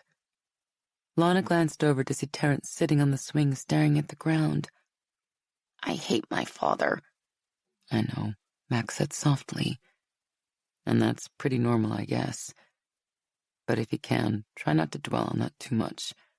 If the only thing you ever let yourself feel is hate, pretty soon, that's the only thing you'll be able to feel. Instead, think about how much you love your mom and your sisters, and what kind of life you're going to have with them now." That was good advice, Lana thought. Max and Terence came back over to the table a little while after that, and they all sat there, eating the rest of the fries and talking about any silly subject the kids brought up. Lana couldn't help but notice how patient and thoughtful Max was. He made sure each of the kids memorized his cell number, telling them they could call him day or night, even if they simply needed to talk or wanted French fries. She was thinking about the fact that Max was going to make an awesome dad someday when another thought popped into her head. He wouldn't merely make a great dad to a bunch of kids. He'd make a great dad to her kids. Whoa, where the heck had that come from? She'd known Max for a grand total of 3 days and had spent the night with him once. Even if you counted multiple orgasms as separate sexual events, she still hadn't been with him long enough to be thinking about having a family with him. This was insane. No, this was about 4 miles past the turnoff to insane. But at the same time, she realized she couldn't convince herself it was wrong. In some ways, it all made complete sense. Her head might have been trying to tell her she was moving too fast, but her heart, and those funny flutters in her belly, were saying this was exactly what she wanted. She glanced at Max to see him regarding her with a smile that made her pulse go crazy. "You want some more fries?" he asked. "Or onion rings?" Returning his smile, Lana reached over and took a handful of each. Maybe Natasha was onto something here. How many guys would offer you fries and onion rings? Max opened the door of his apartment, holding onto Lana's small overnight bag as she walked in ahead of him. He certainly hadn't minded that Lana wanted to stay at his place tonight. But he'd been shocked when she asked him to stop at her friend's place over near Medical City Hospital first so she could pick up her toothbrush and some other essentials. "Isn't that stuff at your parents' house?" he'd asked in confusion. That's when Lana mentioned she'd moved in with Brandy and Miriam after getting into a fight with her father that morning. He hadn't pushed for details at the time, but now that they were back at his place, he figured it was about time she told him the rest of the story. "So does this thing with your dad have anything to do with me?" he asked, setting her bag on the floor by the couch and tugging her into his arms. She shrugged, as if trying to make it seem like it wasn't a big deal, but Max could tell she was upset. He could feel the tension in her body. "Yeah," she said. "He told me that if I wanted to keep seeing you, I wasn't welcome in his house." Max had feared it was something like that, but he was still stunned to hear it put so bluntly. None of this made any sense. Even if the deputy chief knew Max was a werewolf, why would he be this vehemently against his daughter seeing him? He leaned down and kissed away the line of stress between Lana's brows, hugging her close until he felt her relax. "Do you think he'll back off in a while, once he realizes that you aren't going to give in to his threats?" he asked. "If he wants to see me again, he's going to have to," she said. "You and I are going to be together. That's as plain to me as the nose on my face. Dad is just going to have to get used to the idea." Max wasn't sure the deputy chief would give in that easily, and had no doubt that this would come back to haunt them at some point. But he had to admit he was stoked to hear Lana talking like that. She might not have realized she was a werewolf, or have a clue what it meant to find the one, but she could obviously feel the strong connection between them. At the moment, that was good enough for him. He slipped a hand under her chin and tilted her face up to capture her lips with his. He'd only intended to give her a light kiss, but the moment he tasted her, he couldn't help groaning, as a familiar tingling sensation raced through his body. Damn, one little kiss and he was already getting hard. Lana didn't seem to mind. Reaching up, she wrapped a hand around the back of his neck and kissed him even harder, her tongue slipping into his mouth to tease the hell out of him.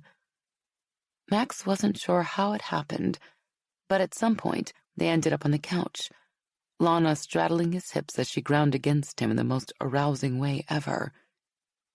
He'd been wondering if she wanted to watch a movie on Netflix or play some video games, but he decided this was a lot more fun. When his cell dinged, he was seriously tempted to ignore it. But he was a cop and didn't have the privilege of blowing off his phone whenever he felt like it. Lana behaved while Max dug his phone out of his back pocket. She'd been raised in a cop family. She knew how this worked. It was an email from Peterson. Max opened the message quickly. There were several photos and a PDF document, along with a note from the detective, letting Max know he was still working the animal tranquilizer angle and reminding him to email back ASAP if Lana recognized their John Doe. Max opened the photos first and frowned. One look at the John Doe's injuries and Max knew he had to be a werewolf. Not only had he clearly put up one hell of a struggle, but he'd also sustained a lot more damage than Denise. A beating like this would have killed a normal human. He skimmed the case file next, looking at injury diagrams and statements on where the body had been found and who'd found it. There wasn't a whole lot to go on, certainly nothing that connected directly to Denise or Lana. Up until now, Lana had been waiting patiently on his lap, but she finally reached out and pulled the phone down a little to give him a curious look. "Everything okay?" He sighed. "Yeah, I hate to do this, especially in the middle of kissing you, but Peterson sent me some photos of a John Doe they found murdered that they think might be related to Denise's death. They'd like you to take a look and see if you recognize him. The ME cleaned him up, but I have to warn you, it's still pretty bad." "Like Denise?" she asked hesitantly. Max nodded, wishing there were some other way to do this. She climbed off his lap and sat next to him, then took a deep breath. "Okay." He pulled up a photo that cropped out just about everything but the man's head and shoulders, although that was still pretty bad. Lana studied the photo carefully, then shook her head. "I don't recognize him." Max breathed a sigh of relief. He hadn't expected Lana to know the guy, but until they got the toxicology report back confirming there were no animal tranquilizers involved, and that the murders had nothing to do with werewolves or hunters, Max was going to be on edge. After he shot a quick text to Peterson, he filled Lana in on what little they knew about this newest victim.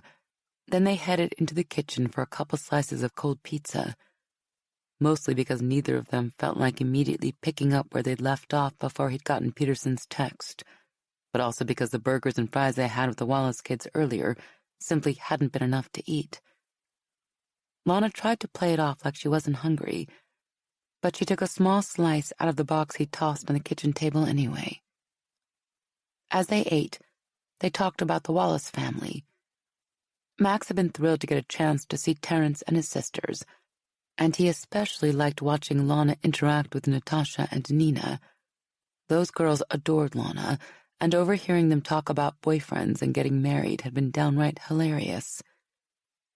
It had been tough keeping the grin off his face when he and Terrence had joined them at the picnic table. "You were pretty good with those kids," Lana said as she nibbled on her pizza. "Terrence really looks up to you." He took a swig of diet soda. "He's so much like me when I was his age that it's tough looking at him without thinking about the way things were for me." Lana smiled at him. "Well, things are going to be different for his family than it was for yours, and that's all because of you." "All I did was give some advice," he insisted. "It was their mom who made the hard call by walking away." "You're not giving yourself enough credit," Lana said, slyly reaching over to grab another slice of pizza as if he wouldn't notice. "But that's cool. Those kids know what you've done for them, and that's all that matters." They chatted about the kids for a while longer before Lana finally picked up the half-eaten box of pizza and shoved it back in the fridge. "If I don't, you'll eat the whole thing," she pointed out. Max chuckled. "Yeah, me, all by myself, right?" "Of course you," she said, coming back over to the table. "I'd eaten more than enough at the shelter. I just had a slice with you so you wouldn't have to eat alone." "Mm-hmm. Sure, whatever works for you." He stood, taking her in his arms. "You feel like putting on a movie and snuggling up on the couch for a while? Or should we go out and get some exercise so you don't have to feel guilty about eating that pizza?" Lana hooked her arms around his neck, giving him a sexy grin. "We can move to the couch, but why don't we skip the movie and go straight to the exercising? I'm sure we can come up with some way to burn off a few calories." Max felt himself get hard again just from the way she was looking at him. Not that he was complaining. If Lana was interested in a little physical exertion, he could definitely help with that. "I'm game, but shouldn't we wait for at least an hour after eating before doing anything strenuous?" he teased. Lana laughed. "You're thinking about swimming, but don't worry.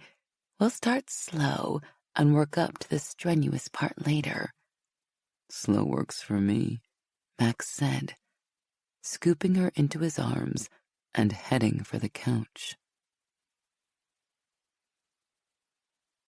Chapter 9. What did Peterson say? Lana asked. Max didn't say anything as they walked toward the big dance club on the corner of Pearl and Main. Lana thought maybe Max hadn't heard the question, but that was impossible. There were a lot of people out and about tonight, but it wasn't that noisy. He'd heard her. He was simply too worried to answer. That scared her. Lana had spent last night at Max's place. Then today they'd gone to visit the Wallace kids and their mom at the shelter again. They had brought Mrs. Wallace some clothes, toiletries, and food for her and the kids, as well as coloring books for Natasha and Nina, and games for Terrence. After that, they'd gone back to Max's place and hung out, watching TV, playing video games, and of course, making out a lot. It was the best day she'd ever had in her life, and she couldn't wait to do it again tomorrow. Except tomorrow, maybe she'd spend the whole day naked, just so she could drive Max crazy. She enjoyed the fact that he couldn't see her naked without wanting her. They'd just gotten out of Max's Camaro and were heading toward the club when Peterson had called. She'd only heard Max's side of the conversation, and while he hadn't said much, he'd definitely been in cop mode. "Max?" she prompted when he still didn't reply. He slowed his steps, pulling her over to the side. When he looked at her, his expression was serious.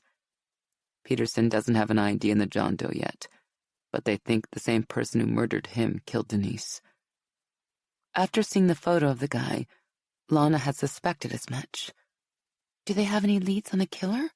"No, but they both had the same drug in their system, administered at some point prior to their deaths." "What?" Lana frowned. "Denise didn't take drugs. I know that for a fact. They must have made a mistake." Max shook his head. "This isn't a drug she took on her own. It's a heavy-duty animal tranquilizer the killer injected into both of them with a dart gun of some type. The ME found the puncture marks once he knew what to look for. He said Denise had so much of this stuff in her system she barely felt the pain during the torture, for what that's worth. The drug was what killed her. The gunshot to the head came afterward." Lana's knees went weak and she reached out to grab Max's arm to steady herself. "Why would the killer give animal tranquilizers to Denise? Who does that?" Max didn't answer. A couple walked past them, laughing about something. Lana didn't even look at them. "If Peterson said something else, something that explains all of this, please tell me," she begged. "Because I'm getting really scared now." "You should be scared," he said. "Unfortunately, this isn't the first time I've seen these people's handiwork. My teammates and I first heard about one of their victims in New Orleans back in September. While that murder happened over 2 years ago, we've since learned that there have been a lot more of them all across the United States. There could be some in other countries too, but we can't confirm that yet." Lana's head spun. What was Max saying? That these people were globe-trotting serial killers? "What's the deal with the animal tranquilizer?" she asked, not sure now whether she really wanted to know. Max waited while a group of women strolled past before answering. When he finally spoke, his voice was tense. "Before I tell you about that, there's something else I need you to know, something I hope will help you understand how serious this all is." Lana tightened her grip on her purse as her teeth, gums, and fingertips began to tingle. She barely noticed. The strange sensations were starting to feel almost normal to her now. "Peterson told me that Denise's parents got in from Alaska today," Max continued. "They went through the apartment and noticed that whoever killed Denise went through her address book." Lana remembered that book Max was talking about. She used to tease Denise all the time about keeping a physical address book when everyone else on the planet stored all that stuff in their phone. But what the heck did the book have to do with any of this? How do her parents know that? Because they tore out some pages in the middle, including all the contacts listed under the letter M. He took a deep breath. "Lana, they have your parents' address. They know where you're staying while you're here in Dallas, or at least where you were staying." She frowned. She didn't understand any of this, and the confusion was frustrating the heck out of her. Her heart was thumping like mad. and every noise around her was beginning to sound way louder than it should. Why would they care where I'm staying? Max grabbed her hand, squeezing it tight. Lana, I think the people who killed Denise did it because they thought she was you. Once they realized she wasn't, they tortured her to figure out where you were. With all the tranquilizers in her system, I doubt she told them very much. But now that they have those pages from her address book, it doesn't matter. They know where to find you. She shook her head. That's crazy, Max. Why would anyone come after me? I'm a recent college graduate with $50,000 in student loans. And what does any of this have to do with animal tranquilizers?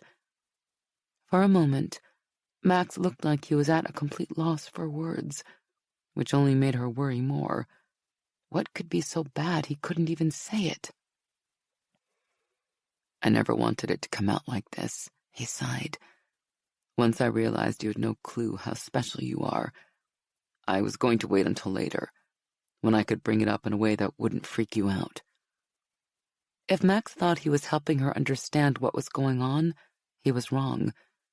She appreciated that he thought she was special, but right then she wasn't interested in romantic terms of endearment. She fixed him with a look. Max, if there's something you've been hiding from me, now is the time to say it. He opened his mouth, then closed it again, looking around helplessly. Still holding onto her hand, he led her down the street and into an alley. Max, please tell me what's happening, she pleaded. He looked around again, as if he was worried someone might overhear. Lana, what I'm about to tell you is going to sound insane, but you have to believe me. You're special, and the people who killed Denise are willing to kill you because of it.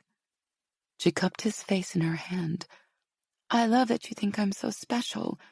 There's absolutely no reason for anyone to come after me. I'm not a witness to some kind of major crime, and I'm not hiding some deep, dark secret worth millions of dollars. I'm just a recent college graduate with a cop for a dad and a cop for a boyfriend. Max's mouth curved slightly at that, but then he turned serious again.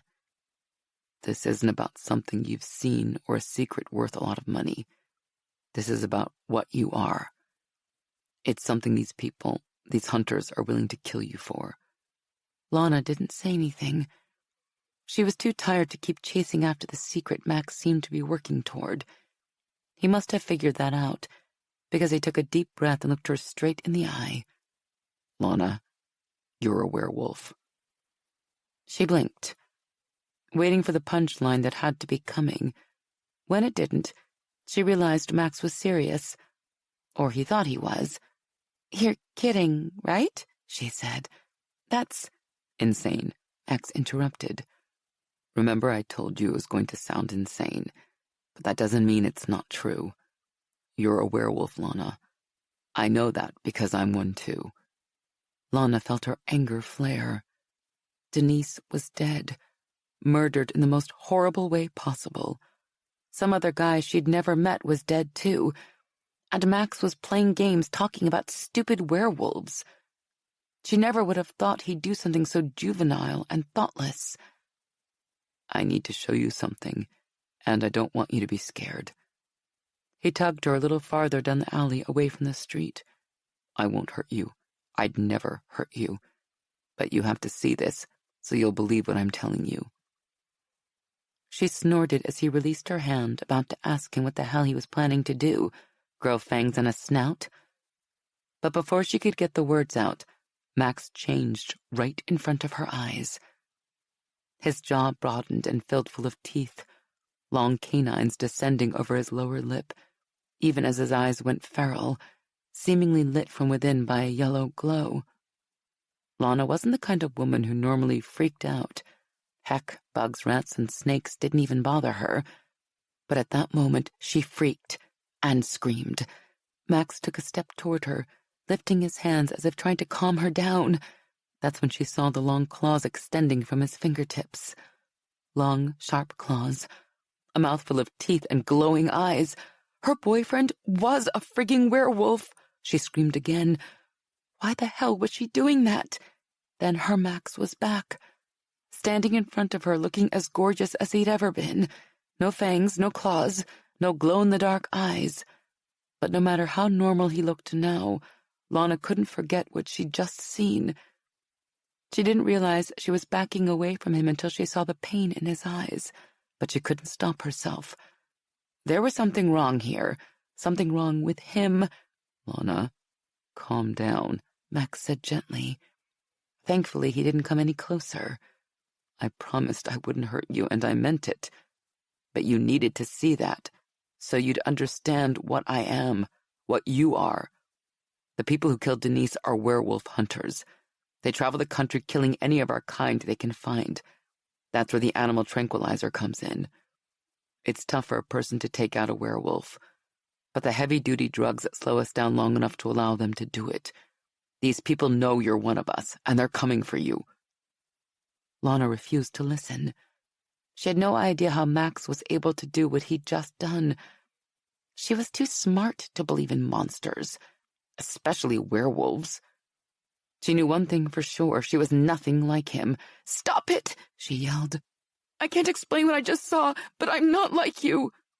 She ignored the devastated look on his face, telling herself she'd deal with it later, once she had time to process all of this.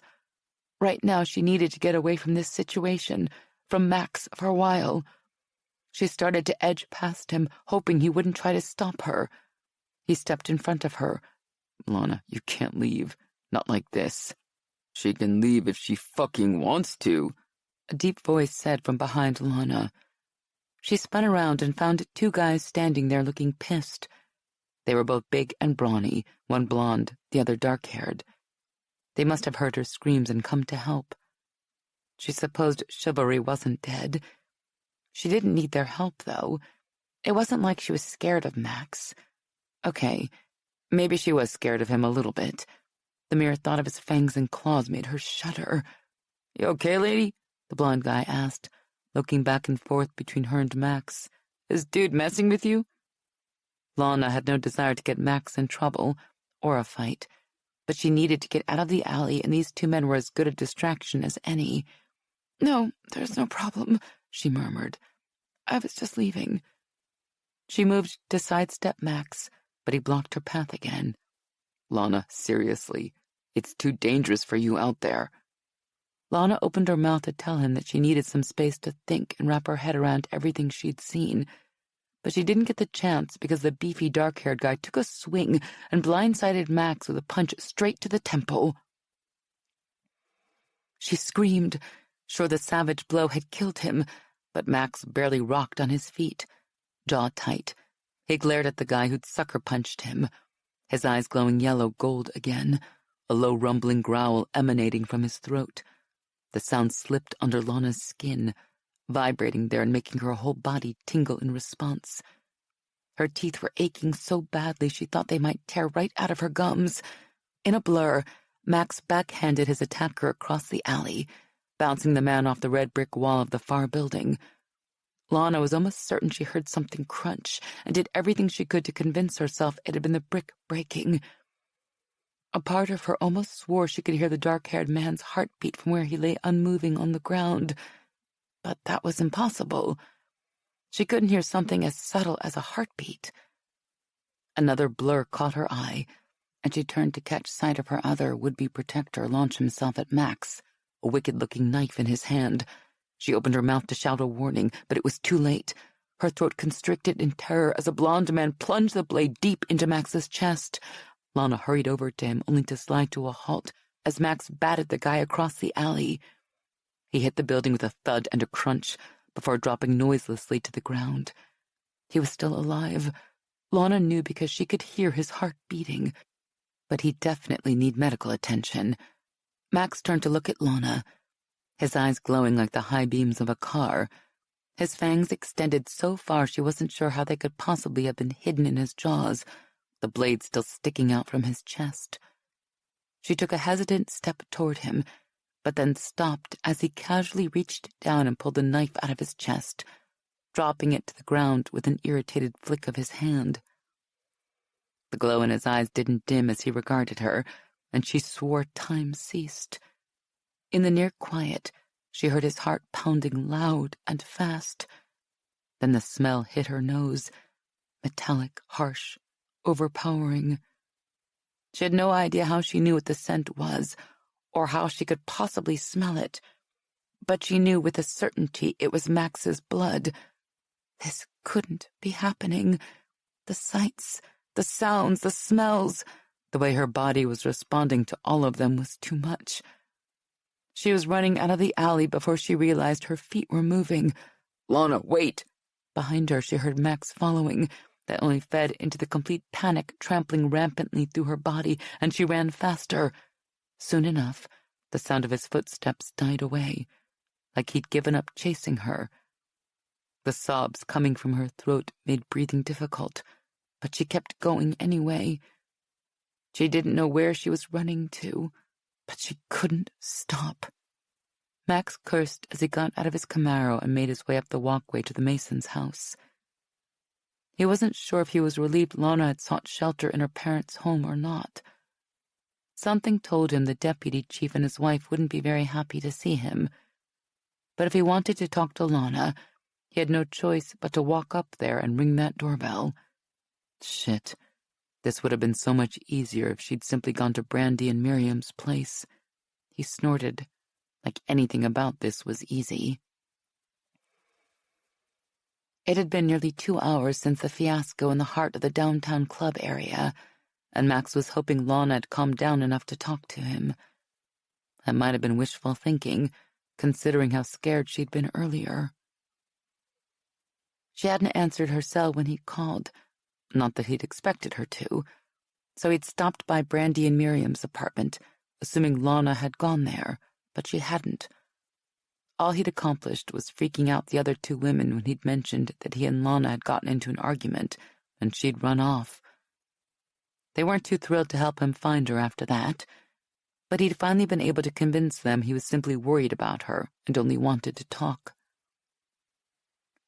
Brandy had finally called Lana's cell. Lana's mother had answered, saying she was there.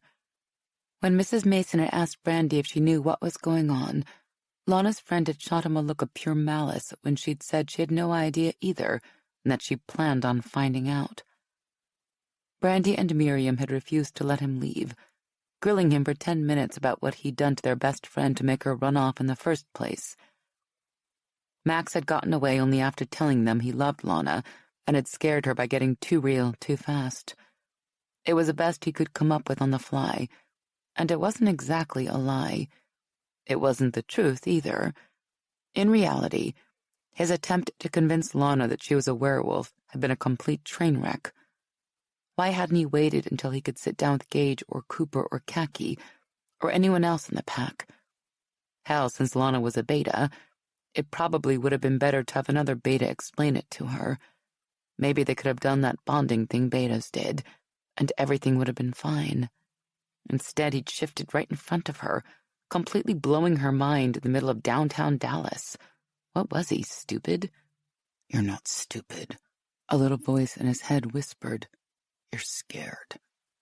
That call from Peterson had rattled him. The moment the homicide detective had confirmed both their John Doe and Denise had been dosed with animal tranquilizer, he'd known hunters were involved. After that, the pieces had started to fall into place so fast Max had almost hyperventilated. The John Doe had probably been hanging around Lana's apartment building, because he'd most likely been obeying the same pack building instincts the Omegas in Dallas had been feeling. The hunters had gotten the Omega and somehow figured out there was a female werewolf living in Austin. They'd busted into Lana's apartment and darted Denise, only realizing after the tranquilizers had rendered the girl nearly unconscious that she wasn't a werewolf. But they tortured her anyway simply because they were vicious bastards. And thanks to Denise's address book, they knew Lana was in Dallas and had come here to kill her. The idea they'd do the same thing to her that they'd done to Denise twisted his guts into knots. He'd scared Lana so badly in that alley that she'd almost gone into a shift herself. He could smell it when he'd been fighting with those 2 idiots. Her scent had completely changed from that half-werewolf, half-human mix into a true beta scent. Not only had her heart been racing, but her eyes had also started to glow. He was pretty sure he'd caught sight of the cutest set of little fangs poking out of her mouth, too. Then she'd run like a terrified animal. He'd only made it worse by chasing after her. He was glad she'd calmed down enough to stop running and go somewhere familiar and safe. If she hadn't, who knew how far she might have run? Max stepped onto the front porch just as the door opened. Deputy Chief Mason stepped outside, closing it behind him. Lana's scent, back to the half-and-half mix he was used to, hit him in the face like a physical blow, and he nearly shifted right there in front of the deputy chief. Every instinct in Max's body screamed at him to kick down the door and run inside to take Lana in his arms and protect her, but he stopped himself. Going in there like that would only frighten her again. Not that it looked like Mason had any intention of letting Max get anywhere near the door. Lana's father was planted on the porch, one hand shoved in the side pocket of the jacket he wore. Max didn't need to have X-ray vision to know the man had a gun in there. "You're not welcome here," the deputy chief said coldly. "Lana doesn't want to see you. Ever again." Max frowned. When he'd realized Lana had no idea she was a werewolf, he'd also bought into the idea that her parents didn't know either.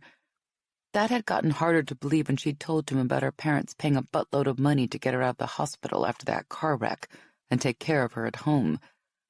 That sure as hell sounded like someone trying to hide that their daughter was a werewolf. Even then, he'd been ready to give the man the benefit of the doubt. Lana was unique. Anything was possible with her. Now, Max couldn't shake the feeling that this was way more than a father being overprotective. Mason wasn't trying to chase him off because he wasn't good enough for his little girl.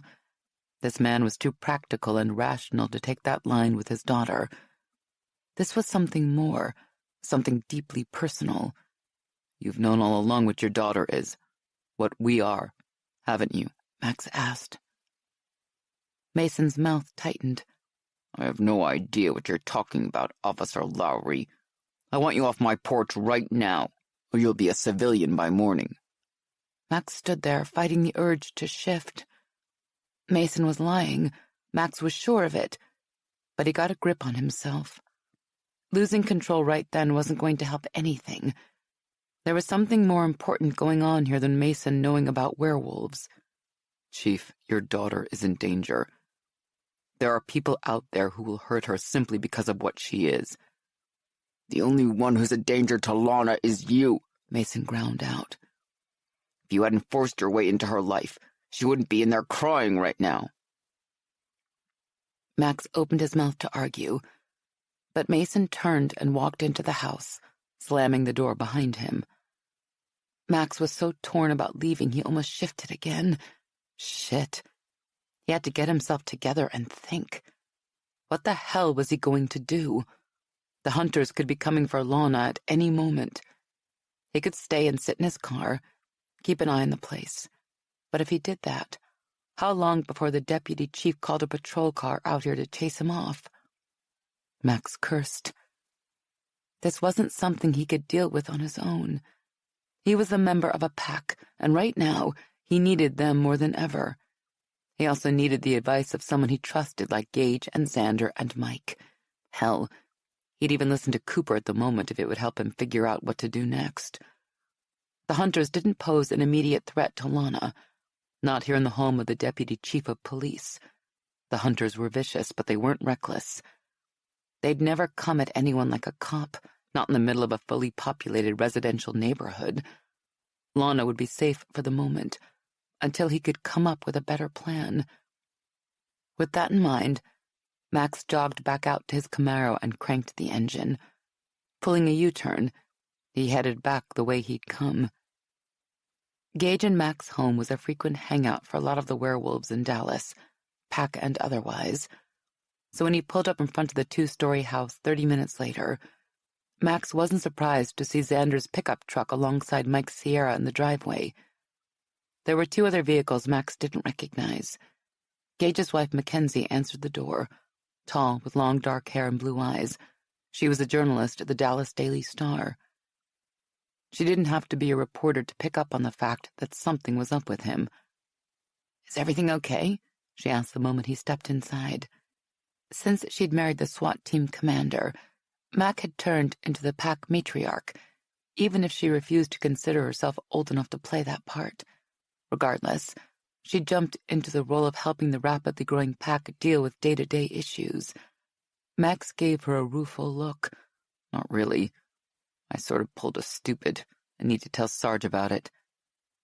"Gage mentioned you'd found your one," she said, her lips curving. "I wondered how long it would be before you showed up here, or ended up in jail." Max smiled wryly. "Good to see you have so much faith in me."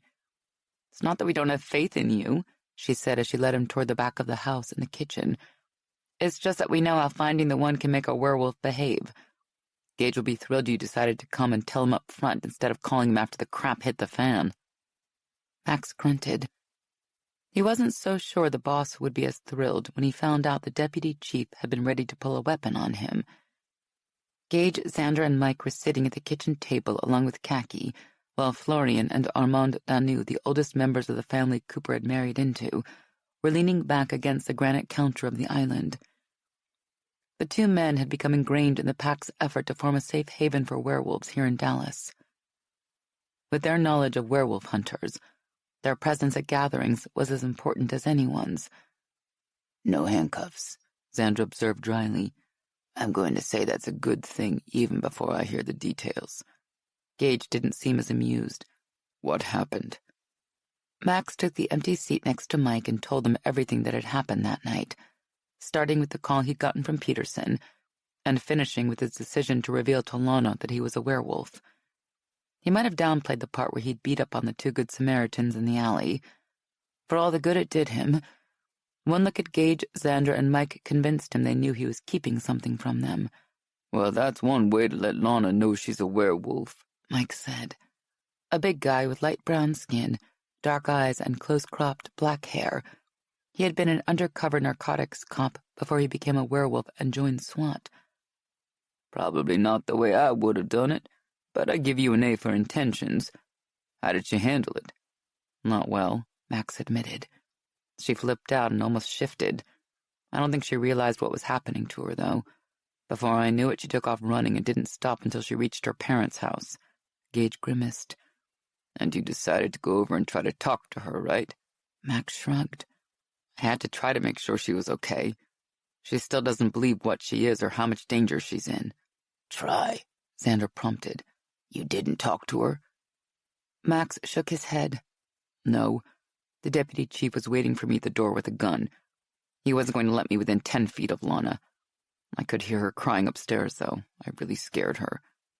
On the other side of him, Khaki put a comforting hand on his arm. "When she realizes what the two of you have, she'll come back to you," Max snorted. "You sure of that? You didn't see her face. She was terrified when she saw me fang out." "If she's the one for you, it will happen," Armand said, his French accent slight but still discernible. "Everly was horrified when Cooper showed her he was a werewolf." "You mean after you stabbed him and forced him to partially shift, don't you?" Xander pointed out. Armand shrugged. "Maybe. But the important thing is that even though my sister ran away, she was unable to resist the tug pulling her back to her soulmate. She was bound to him so strongly that being away from him made her physically ill." He looked at Max. "If you're meant to be together, it will be the same with you and Lana. You can't force her to accept something she's not ready for. Just give her a little space." Max hoped that was true. If Lana felt like he did right now, he didn't understand how she could stay away from him. It felt like he had a hole in his chest where his heart should be. What about the hunters? What if they come looking for her while I'm not around to protect her? The mere thought made his gut clench. "There's not a lot we can do about that right now," Gage said. "I think she'll be safe with her father watching out for her." Max opened his mouth to complain, but Gage cut him off. "Even so, I'll work up a duty roster and have the pack do drive-by patrols every couple hours. We'll keep an eye on her." "I'll take the first 2 rotations," Max said eagerly. No, you won't. Gage scowled at him. In fact, you'll take none of the rotations. The deputy chief will suspend you if he catches sight of you anywhere near his home. If he doesn't shoot you, let the rest of the pack handle this. You figure out what the hell you're going to say to Lana if Armand is right and she comes back to you. And please try to come up with a more intelligent approach than showing off your fangs and claws, would you? Max was about to point out that the whole tell her the truth thing had been Cooper's idea, but decided to keep that to himself. Admitting to Sarge he'd taken anything Cooper had to say seriously probably wouldn't make him look any better in his alpha's eyes. He only hoped the hunters wouldn't show up before Lana came back to him. Chapter 10. Lana knew Brandy and Miriam were trying to cheer her up, but dragging her out to a dance club had been a horrible idea. There was a good crowd for a Sunday night, mostly college-age types who didn't seem to need sleep or care about crashing at their desks tomorrow. But it was the same club she'd been planning to go to with Max last night, and that made going there hard to handle. Right then, all she wanted to do was go back to her friend's place and curl up on the couch with Netflix and a cheese and spinach pizza. Since running away from Max last night, Lana had felt like complete crap. She normally wasn't a moody person, but as Sunday morning stretched into afternoon and then evening, the ache in her middle had gotten worse. She couldn't help wondering if this was what people meant when they talked about being lovesick. If so, it sucked. Lana had only stayed at her parents' house for a couple of hours the night before, just long enough to get through the initial rush of emotions that had inundated her after what happened with Max in the alley. The instinct to run home to her parents had been understandable, but it had also been stupid. It was bad enough that her mother had badgered her, wanting to know what Max had done, but her father had been a complete pain in the butt, swearing a blue streak about firing Max first thing in the morning. Unable to take it, she'd left and headed back to the refuge of Brandy and Miriam's couch. Both women had been out, leaving her with the silence necessary to figure out what the hell had happened. The truth was that Lana still had no idea what she'd seen in the alley, but as the hours wore on, she was becoming increasingly sure it hadn't been what she'd thought. Max might have acted odd, but there was no way she could have seen claws and fangs. That was just stupid. And all the crap he'd said about her being in danger had to be some kind of hero complex gone to the extreme. Max had simply been playing off her grief for Denise, wanting to be her knight in shining armor. She'd read about that kind of stuff happening. The thing was, he didn't have to do anything to make her like him even more than she did. She'd already fallen for him like a ton of bricks. She'd been thinking about having kids with the guy for heaven's sake. Now it looked like her father had been right all along. Max wasn't the right man for her. While that sounded logical, it did little to help her get over the ache in her chest. Clearly, her heart had already made up its mind about who it wanted her to be with. Lana blinked back a rush of tears and forced herself to move away from the bar. As she wandered around the club, she kept an occasional eye on her friends, nursing a drink she really didn't want and trying to make it look like she was having a good time. She wished she could find a spot in the club that wasn't so loud. Between the music and everyone talking, it felt like her eardrums were about to burst. She'd finally settled on a location between two giant speakers a few feet away from the dance floor when a shiver ran through her body. At first, she thought she'd been hit with a blast from the air conditioner, but then her skin began to tingle so badly she felt like she needed to scratch all over. It was like she'd just walked into a spider web. Following an instinct she didn't fully understand, Lana began to move around the club again, trying to figure out what was making her feel so freaky. Her steps took her into one of the larger side rooms, decorated in a goth style with plenty of black lights and heavy drapery covering the walls and ceiling. There were fewer people in here than in the main room, and it wasn't as noisy. Catching a flash of movement out of the corner of her eye, she turned to see a man on the far side of the room, partially hidden by a thick velvet curtain.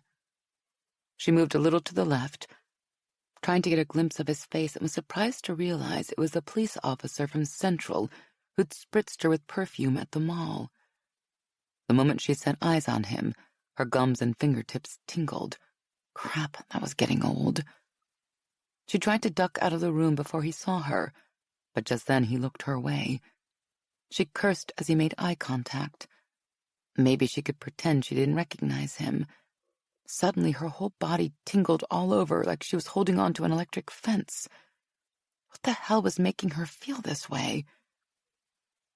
She was still trying to figure that out when the cop from Central gave her a smile so creepy she thought her skin might slide off and run screaming out of the club.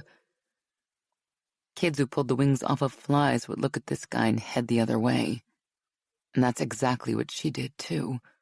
Lana had almost reached the arched doorway that led into the main part of the club when two stocky men wearing leather jackets and jeans came into the room, blocking her path. She froze mid-step as she realized one of them was the guy who'd been with the cop from Central at the mall the other day.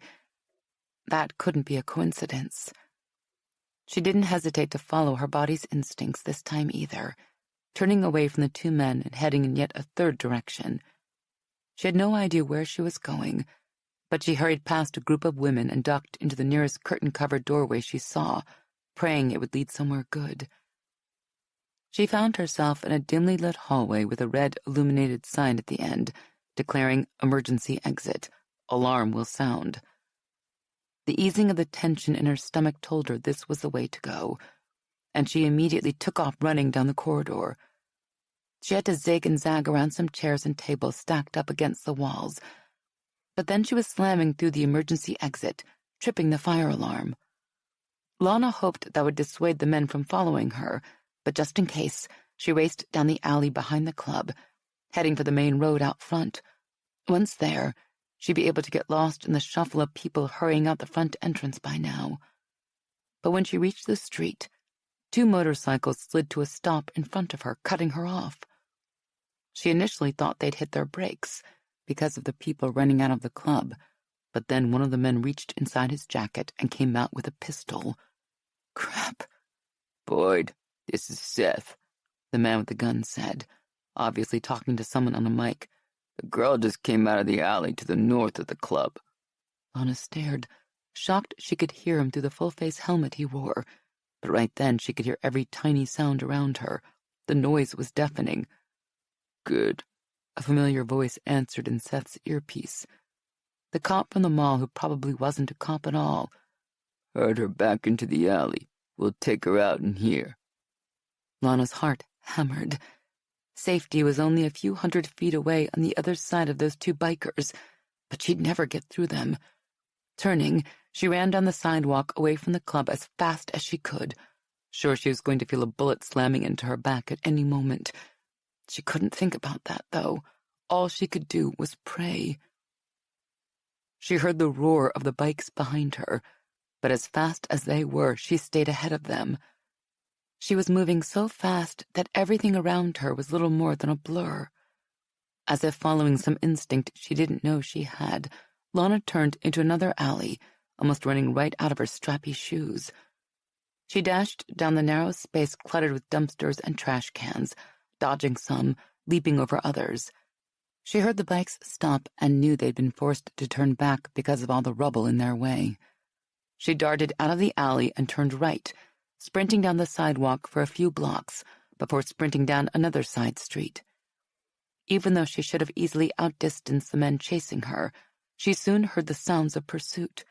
First the motorcycles, then 3 sets of heavy pounding footsteps behind her. She knew it shouldn't have been possible for her to discern 3 particular sets of footsteps out of all the noise around her, but she could.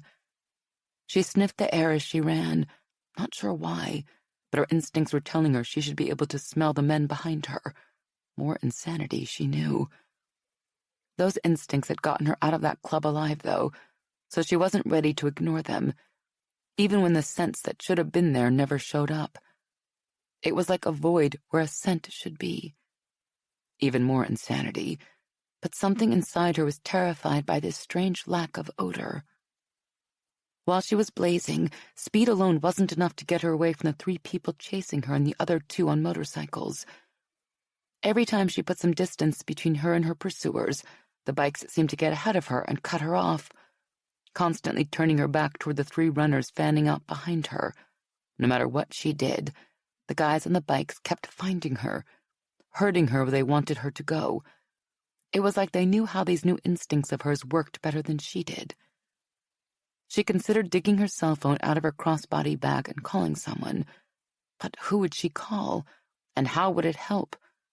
She wasn't even sure she could convince the police she was being chased, and even if she could, the men would almost certainly be able to catch her while she stood around playing with her phone. Even the idea of calling Max, as tempting as that might have been, didn't come with any assurances.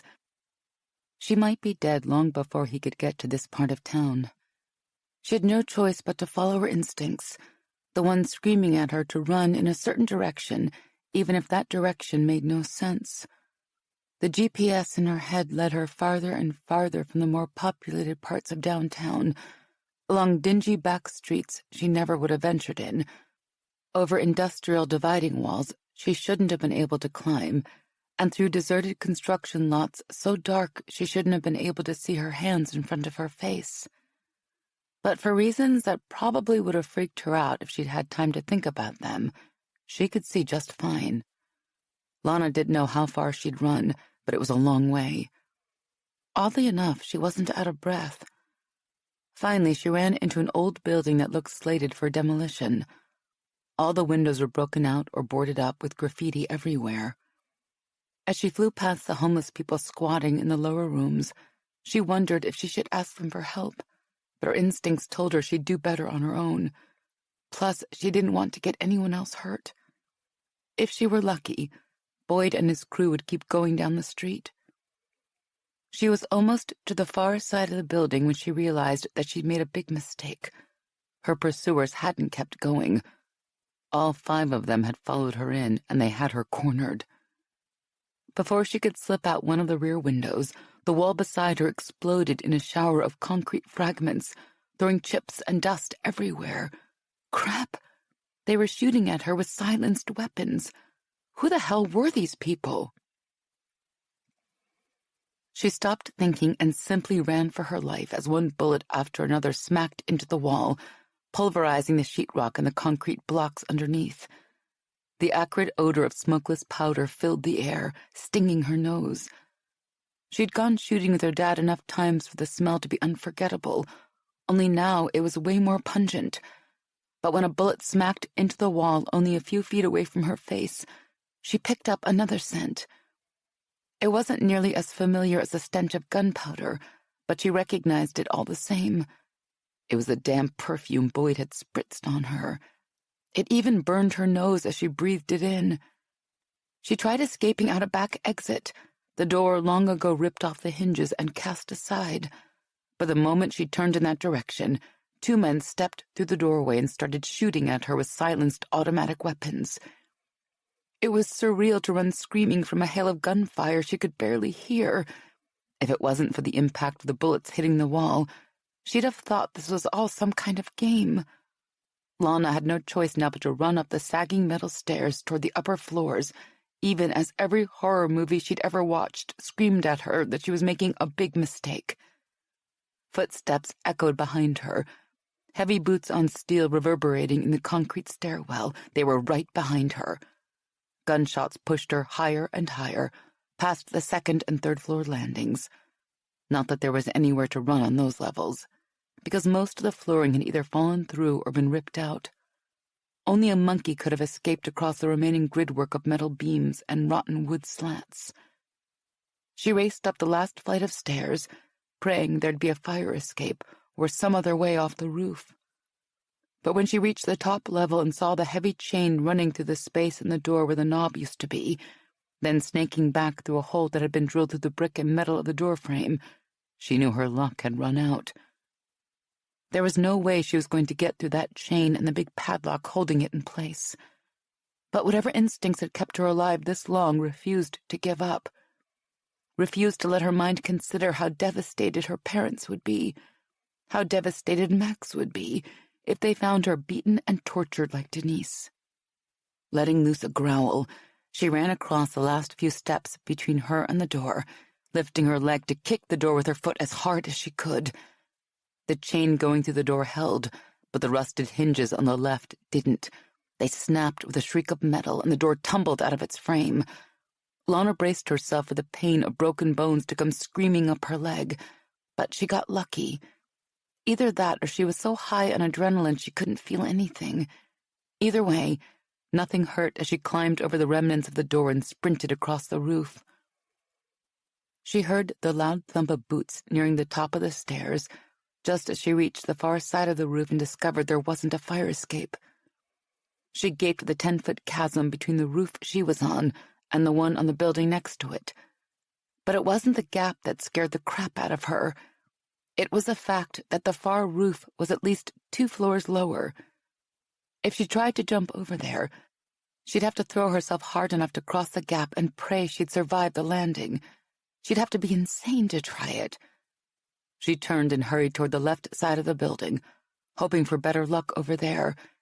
But she barely made it halfway there before the sound of boots announced she'd run out of time. Boyd stood in the doorway of the stairwell. He was holding a small automatic rifle in his hands, a sick, demented smile slowly spreading across his face. The other men chasing her would join him soon enough, but for that moment it was just the two of them. She glanced in the direction she'd been running, calculating the possibility that there might be a fire escape on that side of the roof. But with Boyd there, it was a chance she couldn't take. If she ran over there and found nothing to help her, she was going to die up here. Lana spun and went back the way she'd come. The gravel and tar of the rooftop exploded around her at the same moment she heard the pop, pop, pop as Boyd shot at her with his silenced weapon. She ignored the near misses, running faster as she approached the far edge of the roof. She didn't slow and she didn't think. She simply held her breath and jumped as hard as she could. Bullets zipped past her as she sailed across the open gap between the buildings. How she continued to be so lucky was a mystery to her, but she'd easily cleared the chasm dividing the 2 rooftops. She had no time to marvel at the feat because the far rooftop was quickly rushing up to meet her. She braced herself for impact, but envisioned so many things breaking she couldn't imagine walking away from this. But when her feet hit the gravel, the impact wasn't nearly as bad as she thought it would be. Those amazing instincts she was coming to trust with her life tucked her into a ball and rolled her twice across the roof before propelling her right back to her feet. She almost let out a whoop of excitement as she regained her balance and raced for the far side of the building she'd landed on. Bullets continued to slap into the roof around her, but she ran even faster now as she realized she could really get away from the men chasing her. Lana threw herself off the roof of the 2-story building, far less concerned about how she'd handle the landing this time. The hail of bullets disappeared before she even landed, replaced by the sound of angry cursing. She almost laughed as she landed in the tall grass of a long-abandoned building and took off running again. It would take the men a little while to get down from the roof, and she wasn't going to be around by the time that happened. She ran at full speed toward the more populated part of town where the stores and clubs were. When she got there, she slowed to a fast walk, not wanting to attract attention. As she passed a darkened storefront, she caught her reflection in the glass, and the image stopped her cold. Lana stepped closer, her instincts telling her the threat from her pursuers had passed. Stunned by what she saw in the glass, she lifted her hand to touch her face, simply to convince herself it wasn't some kind of trick. But it wasn't a trick. She was really seeing her reflection in the glass. Except in this particular reflection, she had half-inch-long canines protruding from her upper jaw. The canines on the bottom were longer than normal, too, and her eyes were glowing green. She touched one of her fangs and was shocked not only to realize it was sharp as hell, but also that the tip of her finger was now graced with a slightly curved claw, half an inch long. A quick glance down confirmed that all her fingernails were similarly equipped. Crap! She had claws and fangs and glowing eyes. She gasped for breath, barely able to stand. Max had been telling the truth all along. She really was in danger. There really were people after her, and she really was a werewolf. A werewolf like Max. The fact that Boyd and his crew had been trying to kill her didn't seem important right now. The only thing that mattered was getting to Max and telling him she was sorry. There had been something special between them, and she'd walked away in a heartbeat rather than trust him. She had to fix that horrible mistake. The instincts that saved her life were screaming at her again, except this time, they weren't telling her to run away from something. They were begging her to run toward something. Max. At that second, the need to find him and tell him exactly how she felt about him was so overwhelming she couldn't have resisted it if she'd wanted to. She gazed at her reflection in fascination as her fangs and claws slowly receded. It felt so normal she couldn't imagine why she'd been so hung up about seeing those same weapons on Max. One more thing to apologize for. Lana pulled her phone out of her purse as she walked toward the nearest intersection. There were several text messages from Brandy and Miriam asking where the hell she'd gone off to. She thumbed back a quick reply, saying the music had gotten too loud and she'd grabbed a cab. "You going back to the apartment?" Brandy immediately texted back. Lana didn't bother to lie. "No, I'm heading over to see Max. We need to talk." There was no response for several long seconds, but when it came, it was slightly different than she expected. "Good. That's what you should have been doing instead of coming out to the club with us." Lana threw back a thumbs-up emoji, then flagged down a cab. Giving Max's address to the driver, she settled into the back seat, trying to figure out exactly what the hell she was going to say to him. She still had no answer to that question when the cab pulled up in front of his apartment building 15 minutes later. By the time she paid the driver and walked upstairs to his place, she decided less talk and more action was called for in this case. Max jerked open the door before she could ring the bell. He was wearing a pair of black athletic shorts. His hair was sticking up, and he looked like he hadn't slept in days, but he'd never looked more handsome. Why the hell had she ever walked away from him? "Are you okay?" he asked. She knew she probably looked more than a little rumpled after a mad dash through downtown and that tumble along the gravel-covered rooftop, but she didn't care. She didn't want to get into any of that at the moment. There was more important stuff to cover first. Holding his gaze, she held up her right hand and let her claws extend. She'd discreetly practiced the move in the back seat of the cab on the way over, and had been shocked at how easy it was to make her claws extend and retract by doing little more than tensing her fingers. "I know everything." She stepped inside and wrapped her arms around him, hugging him tightly. "I'm sorry I ran away from you." She felt him take a deep breath, as if he was about to say something in reply, but she hadn't come here to talk. They could do that later, when they talked about all kinds of stuff, like how she'd become a werewolf. Right now, she needed to be with the man she loved like he was the air within her lungs. Reaching up, she tangled her hands in his rumpled hair, jerking his mouth down to hers. Then she kissed the hell out of him, trying to say with a single touch of her lips something that would likely take 1,000 words. Her body immediately began to tingle all over, and Lana felt her claws and fangs slide out. She simply couldn't help it. Besides, it felt so right. Even so, she pulled back, worried about cutting Max's tongue. Then she saw his fangs were out too, and his eyes were glowing so bright they'd lit up the dim entryway. He reached down and kicked the door closed behind her. Then his mouth was on her neck, nibbling and kissing her there, driving her crazy. She heard a deep growl coming from his throat before she realized she was raking his back with her nails. She started to apologize, but stopped as he slid his hands under her shirt and pushed it up. Things got a little wild after that, as clothes flew everywhere and claws gently raked across naked skin. Then her back was pressed up against the door and Max's cock was sliding deep inside of her. The pleasure was so intense she feared her growls would force the neighbors to call the police or animal control. Biting her fist in an attempt to hold in the noise wasn't going to be enough, But she had to do something. So she once again followed her instincts, sinking her fangs into the muscles of his shoulder. Growling, Max slammed into her so hard she thought the door behind her might shatter. But any concerns about that disappeared when she felt her orgasm approaching like a speeding train. Lana wrapped her legs around his powerful body and held on tight. She was home, where she was supposed to be. "So I'm a werewolf," Lana murmured as she sat astride his hips and grazed her extended nails across his chest, watching with fascination as her claws left light welts on his skin that faded almost immediately. It took a minute for Max to reply.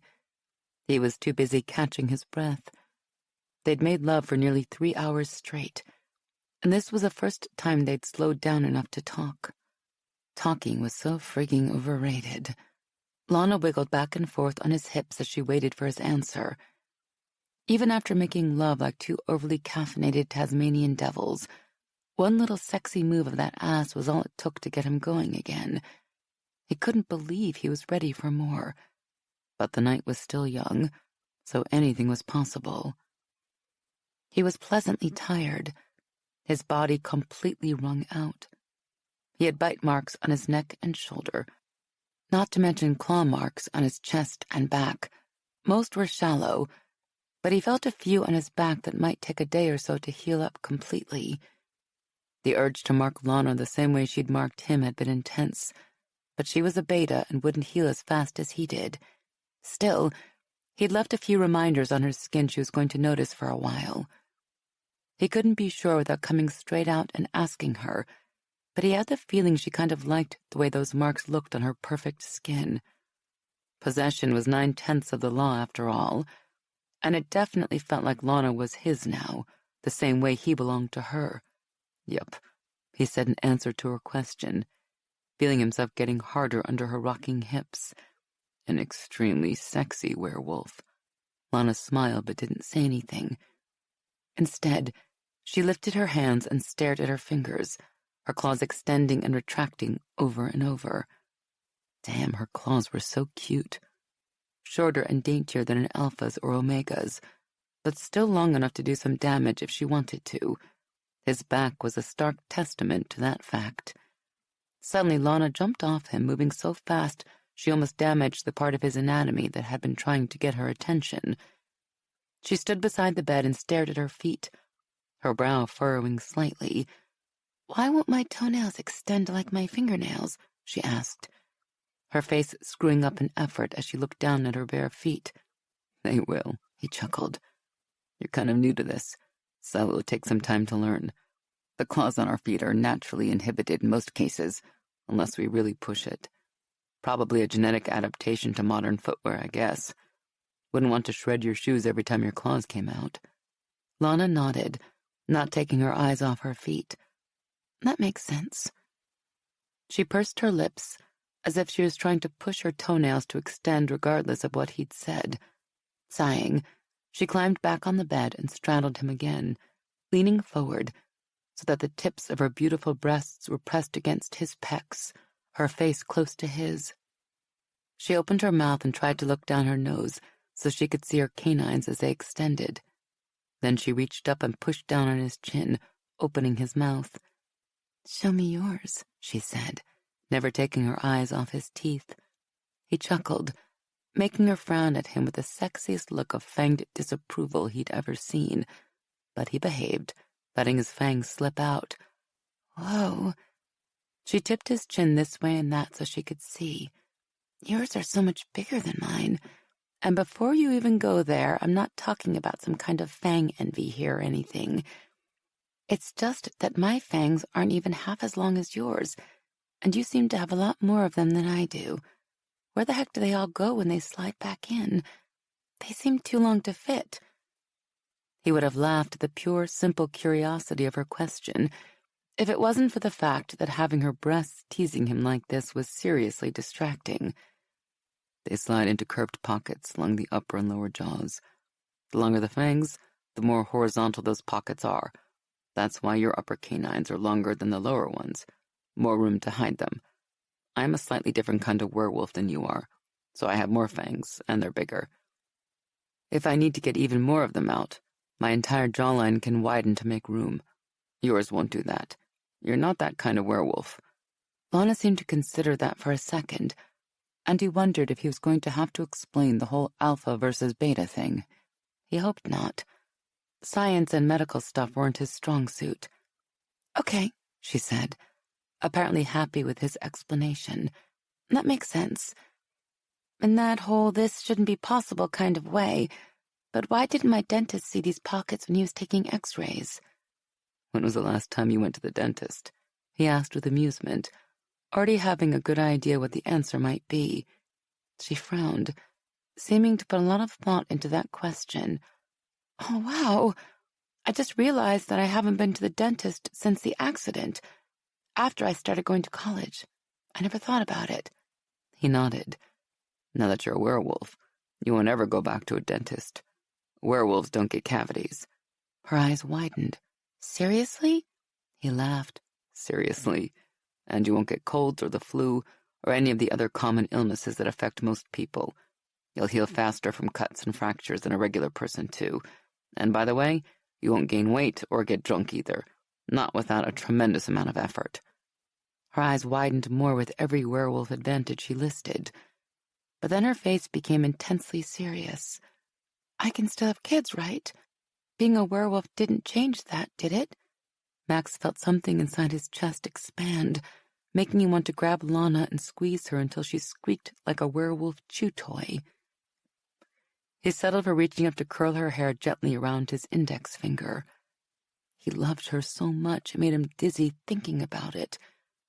He was wondering if he should say the words, just to make it official, but she repeated her earlier question, reminding him he hadn't answered it yet. "You planning on having kids sometime soon?" he asked, a smile creeping across his face. Lana blushed, which only made her cuter in Max's opinion. "Yeah, I guess so. I've never really given it any thought, until I saw you with Terrence and the girls. That's when I started thinking that you'd make a great dad when the time is right." He tugged her down for a long, soulful kiss, where he attempted to convey exactly how much he cared about her, and her idea of future parenthood. Like Lana, he hadn't really thought about kids very much. In fact, given his screwed-up background, he'd always assumed it would be best if he never did. Too much chance of passing on some abusive gene that no one understood yet. But with Lana, the idea of kids didn't seem so scary. With her, he thought having children might be the most amazing thing in the world. Max was still kissing her, his cock taking that as a sure sign they were getting ready for round 2, or was it round 5, when Lana quickly pulled back. He was just recovering from the bout of sensual whiplash when he realized Lana was looking at him with those wide eyes of hers again.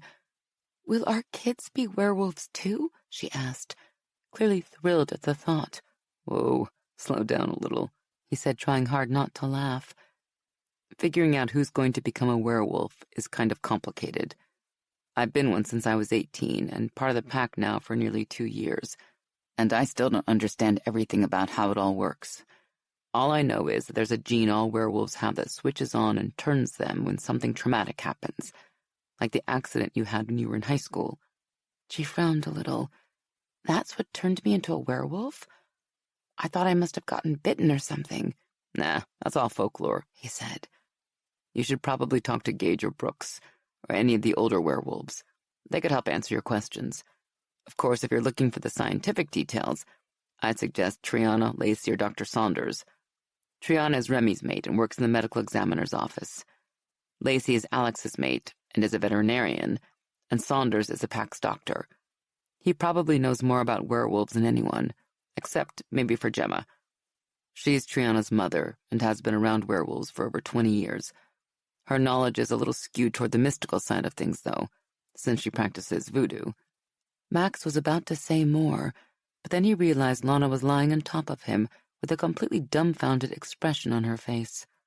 "What's wrong?" he asked, trying to remember what he'd said that could have confused her. It had seemed straightforward to him. "All of those people you mentioned are werewolves?" The question came out slow and careful, like she thought it was something she shouldn't ask. He replayed the conversation in his head again to see if he'd said something strange. If he had, he couldn't figure out what it had been. So he simply shook his head. Not all of them. Triana and Lacey are soulmates of 2 members of the pack, and Saunders is a doctor Gage has known for years. He's helped us out a couple times. Gemma isn't a werewolf either, though she was married to one. Gage, Brooks, Remy, and Alex are all werewolves? She asked. They're all in your pack? That's when Max finally figured out what Lana was getting at. She wanted to know how many other werewolves like her were out there. Now that he thought about it, it was a question he probably should have seen coming. The fact that he hadn't likely had to do with the multiple orgasms. It was a well-known fact that orgasms made men stupid, or at least dulled their wits for a period of time, years in some cases. Yes, they're all werewolves. He ran his fingers down her back to rest his hands comfortably on the upper curve of her butt. He liked her butt. It was a nice butt. Just like all the other members of the Dallas SWAT team, all 17 of us. We're one large pack, extended to include the women each of us have bonded with. Like me? He smiled. Yes, like you. You have a pack now. A group of werewolves who will always be there for you, no matter what you need. Lana must have liked the sound of that because she smiled like crazy. I can't believe there are so many werewolves in Dallas and I never knew. I can't wait to meet all of them. I have so many questions. And they'll be thrilled to meet you too. But as long as we're talking about the subject of werewolves in Dallas, I guess I should mention there's more than just our pack. One of the guys in the SWAT pack bonded with another werewolf, who already had her own pack, so they're here too with all their various mates. Then there are all the smaller packs and the loners who started showing up when the hunter threat started to get worse. There are maybe 50 werewolves in the metro area these days who have shown up, hoping to get protection by being close to a large pack. Hunters? You used that word before in the alley when you changed in front of me. I guess that's who chased me earlier tonight, she said casually, almost curiously. Go ahead and say it now. You were right about them, too. Max started to nod, but then the words sunk in. Wait a minute. He sat up so fast he almost dumped Lana off his lap. He quickly adjusted her so she was sitting back on his thighs, and he thought of another round of fun and games completely gone now.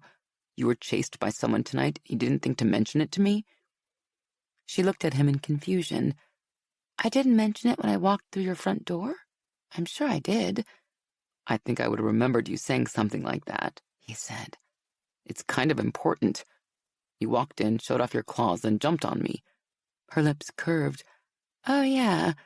I guess that's how it happened.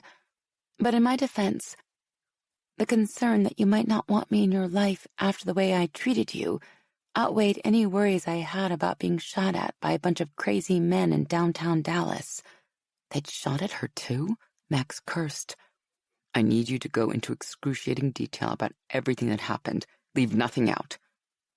Max sat there with Lana resting on his thighs, listening in stunned silence as she explained what had happened at the club and how the same guy who'd spritzed her with that nasty perfume at the mall had chased her, along with some of his buddies. By the time she was done, he didn't know if he was furious with her for not telling him about it right away, or impressed as hell that she'd gotten away from 5 heavily armed and well-trained hunters. Regardless, he picked Lana up and deposited her beside him on the bed, then grabbed his phone from the bedside table to call Gage. He hadn't even thumbed in his passcode before the thing rang in his hand, almost making him drop it. At the sight of Gage's name on the screen, he thumbed the green button. Good freaking timing, he guessed. Max, is Lana with you? Gage said before Max could even get a word out. But Sarge's tone said it all. Something was wrong. She's here, Max said. What's wrong? Get her to Medical City Dallas Hospital, ASAP.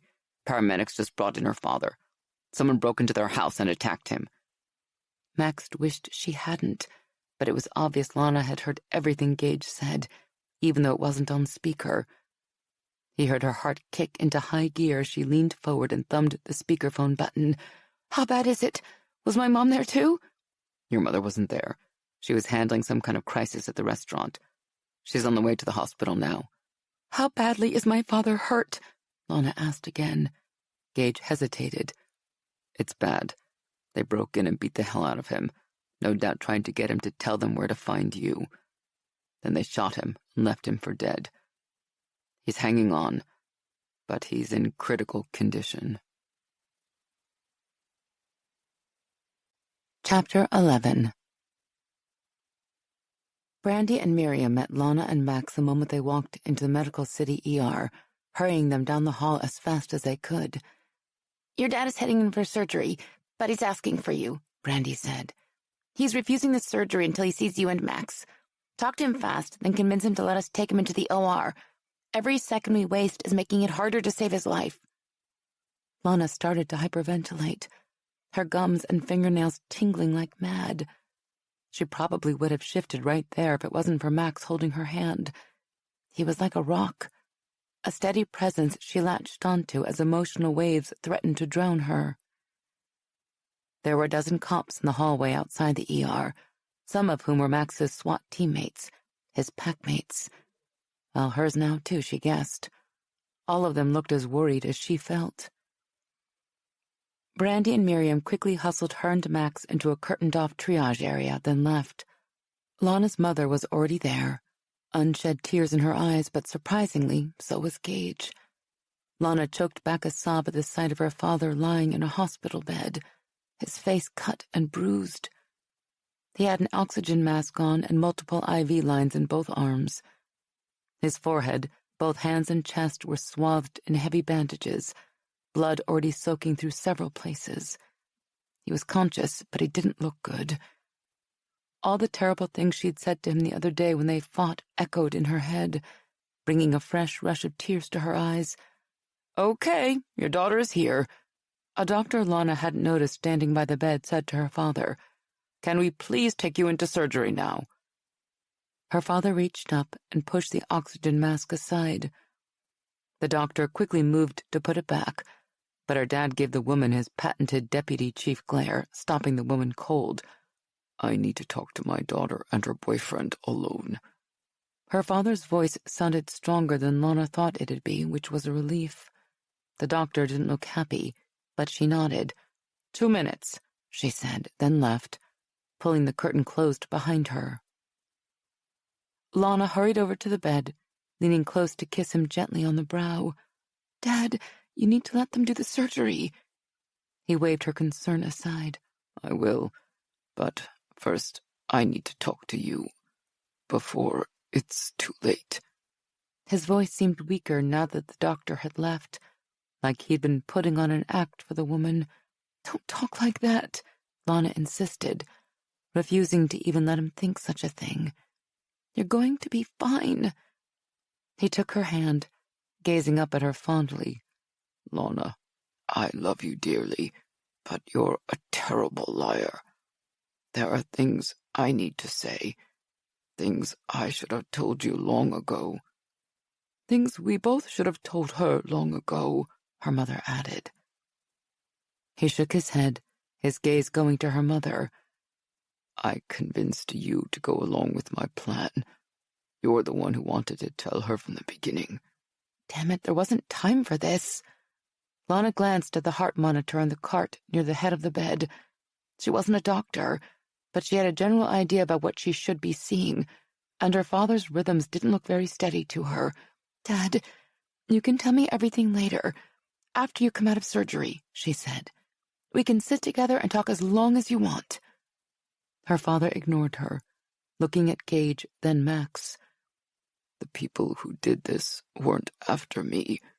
They were after Lana. I don't know how they found out, but they know she's different, and they're planning to kill her. I need the SWAT team to protect her. She's special like you and the other people on your team. I know you can keep her safe." Gage nodded. "We will." That must have been good enough for her father because he turned back to Lana. "I know this is all happening so fast, and you don't understand any of it. But you're special. You have been for a long time. I should have told you everything a long time ago. but I was scared you'd be mistreated. You're different, and our world doesn't treat people who are different very nicely. But it's time you know everything." Lana had had enough. Her father was getting weaker by the second, and the patterns on the heart monitor looked even more erratic.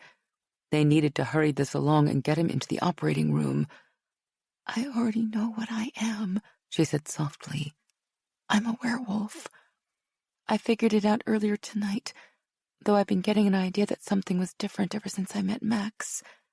He's the one who helped me figure it all out." "A werewolf?" Her father gazed at her, awe in his eyes. "Yes, I guess that makes sense." She smiled, even though she was on the verge of tears. "It doesn't make sense at all, but it's true anyway. Now that we have that out of the way, it's time to get you into surgery." He shook his head. "Not yet.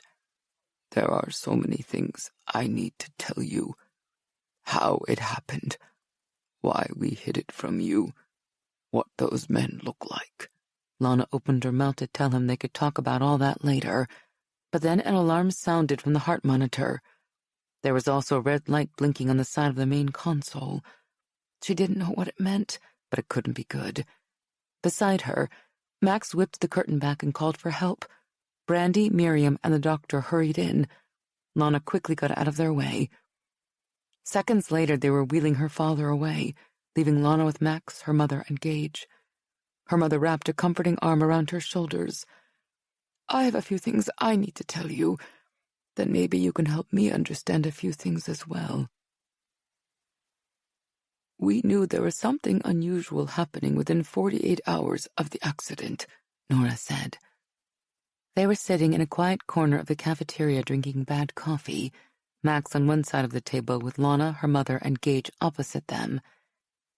At this time of night, the place was deserted except for the guy cleaning the food prep area behind the counter.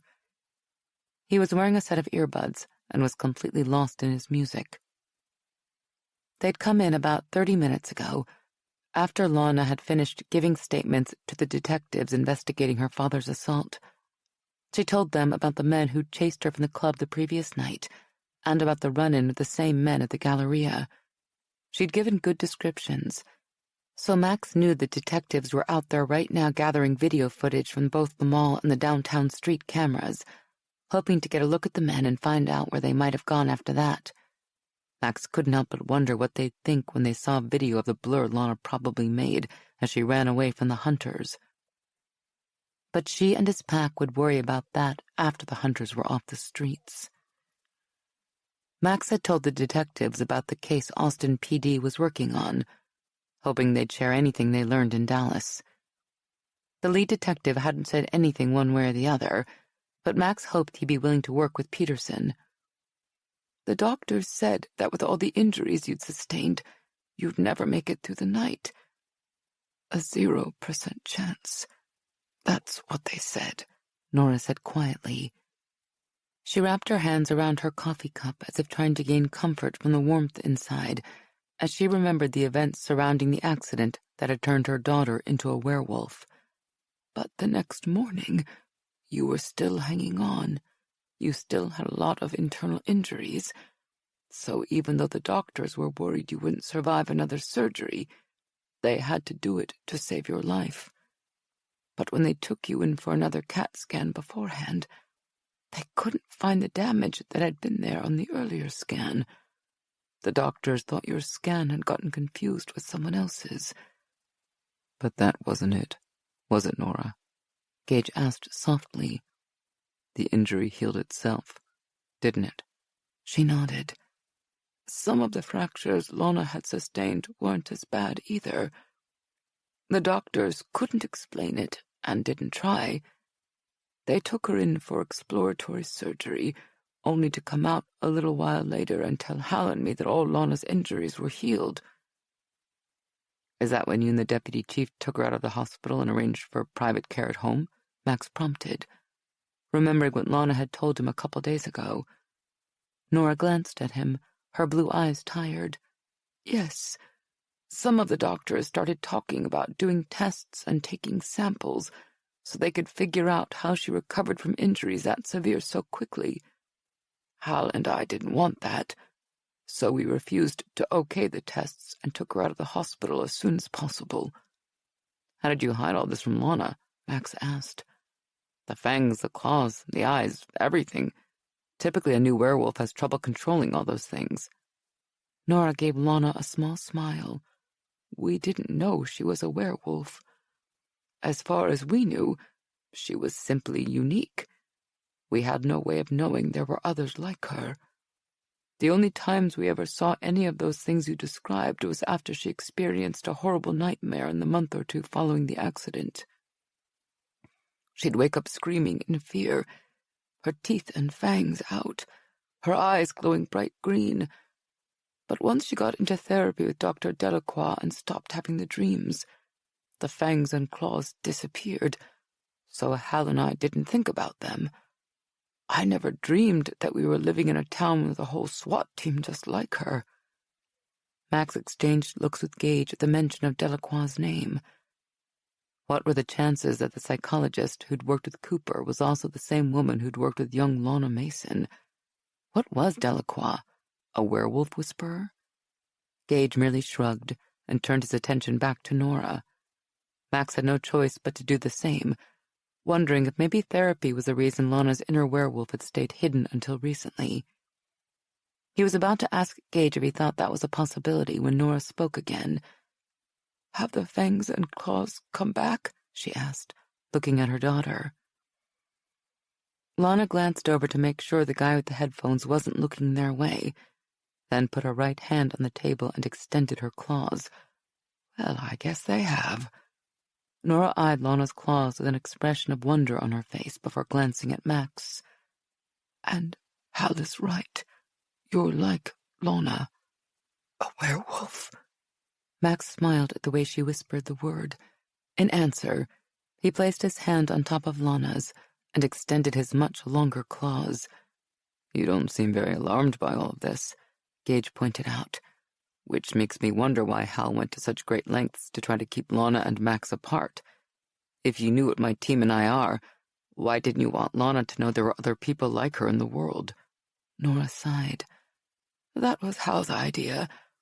I thought he was simply being an overprotective father, but now I realize he must have figured out you and your team are like Lana, and was worried that being with Max would undo years of therapy, and that the nightmares would come back along with the claws and fangs." Max would have liked to say he disapproved of what the deputy chief had done, but he probably would have done the same thing if he thought it would protect the person he loved. On the other side of the table, Nora looked at Gage. "These men who assaulted Hal, the ones looking for Lana, they kill people simply because they're werewolves, even if they've never harmed anyone?" Gage nodded, his jaw tight. "These hunters have killed dozens of werewolves. They've murdered others like Lana's roommate in Austin, simply because they've made a mistake, or were looking for information. They're vicious and cold-blooded serial killers." Nora frowned, her gaze going to Max. "But you'll protect Lana and keep her safe?" Max entwined his fingers with Lana's.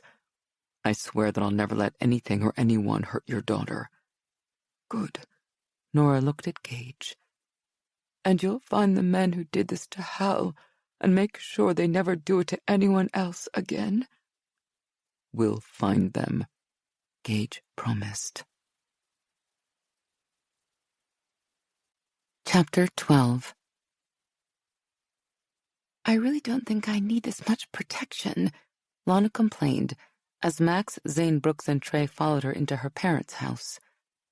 She would rather not have come at all, but her mother needed a prescription she took daily as well as a few other personal items. Lana figured she could use some stuff too, since now the plan was for her to stay at the SWAT compound until the hunters could be caught.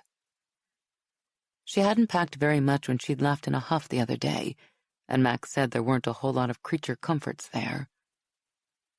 Brooks had volunteered to pick up what she and her mom needed, but Lana didn't really feel like having the big SWAT guy going through her panty drawer.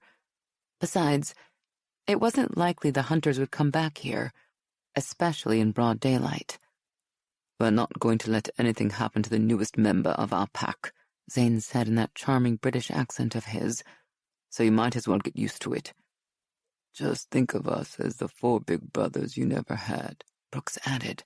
"Well, 3 brothers and a boyfriend," Trey clarified, his blue eyes serious. "Otherwise, the analogy is a little creepy." Lana couldn't help but laugh.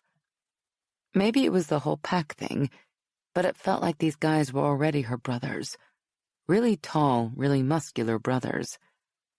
Having Max around made her feel safe, but having these other guys wasn't bad for backup. Her sense of humor faded as soon as she stepped through the front door of her parents' place and saw the crime scene tape and broken furniture. Max quickly hustled her upstairs, but it was too late. The signs of violence and the smell of her father's blood were impossible to miss. Her fangs and claws strained to come out, though she had no idea what she would do with the weapons if they did.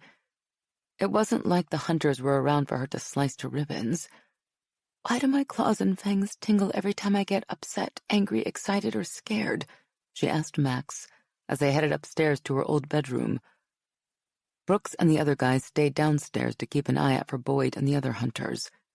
"It's an instinct thing," Max said, following her into the room that didn't look very different than it had when she'd left for college. Her mom had insisted on keeping it the way Lana liked for those occasions when she came home from school. Lana hadn't done it that often, something she regretted now. "Think of it as a fight-or-flight response," Max added. "Any of the strong emotions you mentioned flood your body with chemicals. Your inner werewolf doesn't have a clue why you're geeked up. It only knows you are. So it prepares you for both possibilities, running or fighting. Normally a werewolf would have learned how to control that stuff early on, but in your case, you're just picking it up now." Lana was still trying to get this whole alpha, beta, omega thing straight. Max had spent a lot of time explaining it to her last night while her father had been in surgery. She still had a bunch of questions, but they could wait until later. Right now she wanted to pick up her stuff, drop it off at the compound, then get back to the hospital. She didn't like being away so long. Her father's surgery had gone well last night, but he was in an induced coma to help his body recover. It was scary to think about him being kept under like that, but she knew it was the best thing for him. "So you changed into a werewolf when your dad shot you. I changed because of the car wreck," Lana said as she packed some extra socks in a small suitcase. Max had mentioned that the floors of the compound were hard and cold. "I'm guessing werewolves don't get created from warm, fuzzy situations?" Max shook his head. "Afraid not. As I understand it, the werewolf gene only flips on as a result of a major traumatic event, usually involving the release of large amounts of adrenaline, cortisol, and other stress hormones. I've never met a werewolf, regardless of breed, who turned because of a pleasant event." She and Max were still talking about that as they rejoined the other SWAT officers downstairs. "Got everything?" Brooks asked. At her nod, Zane opened the door, leading the way outside. The moment they stepped onto the porch, Max and the others immediately tensed. She barely had time to register the black SUV pulling away from the curb across the street before all 4 of them closed around her like a shield, almost crushing her. She opened her mouth to ask if it was the hunters, but the words never got out as the front windows of her parents' home exploded around her. Then she was being pushed to the ground and covered with a solid weight as shots were fired over her head and tires squealed. Her teeth and claws extended as her nose filled with the horrible stench of the hunters' acrid perfume. They were using the same bullets they'd used downtown.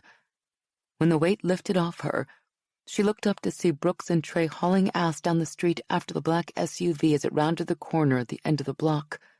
Max was heading that way too, but he was well behind the other guys, probably because he'd been the one on top of her, protecting her with his body. Lana scrambled to her feet, every instinct screaming at her to chase the vehicle too and help catch the men so they couldn't hurt anyone ever again. But then she caught movement on the other side of the porch. She looked over to see Zane drop to his knees, one hand clutching his left bicep, blood pouring from between his fingers. "Max!" she shouted. "Zane's been hit!" Zane howled. and Lana could practically feel the gut-wrenching pain underlying the primal sound. It was the most soul-searing thing she'd ever heard. She raced to his side to find him shifting, his body convulsing as his upper canines bit through his lower lip. She grabbed the hand he had clamped to his arm, trying to see how bad the wound was. But he refused to loosen his grip, and she couldn't make him. He was too strong for her.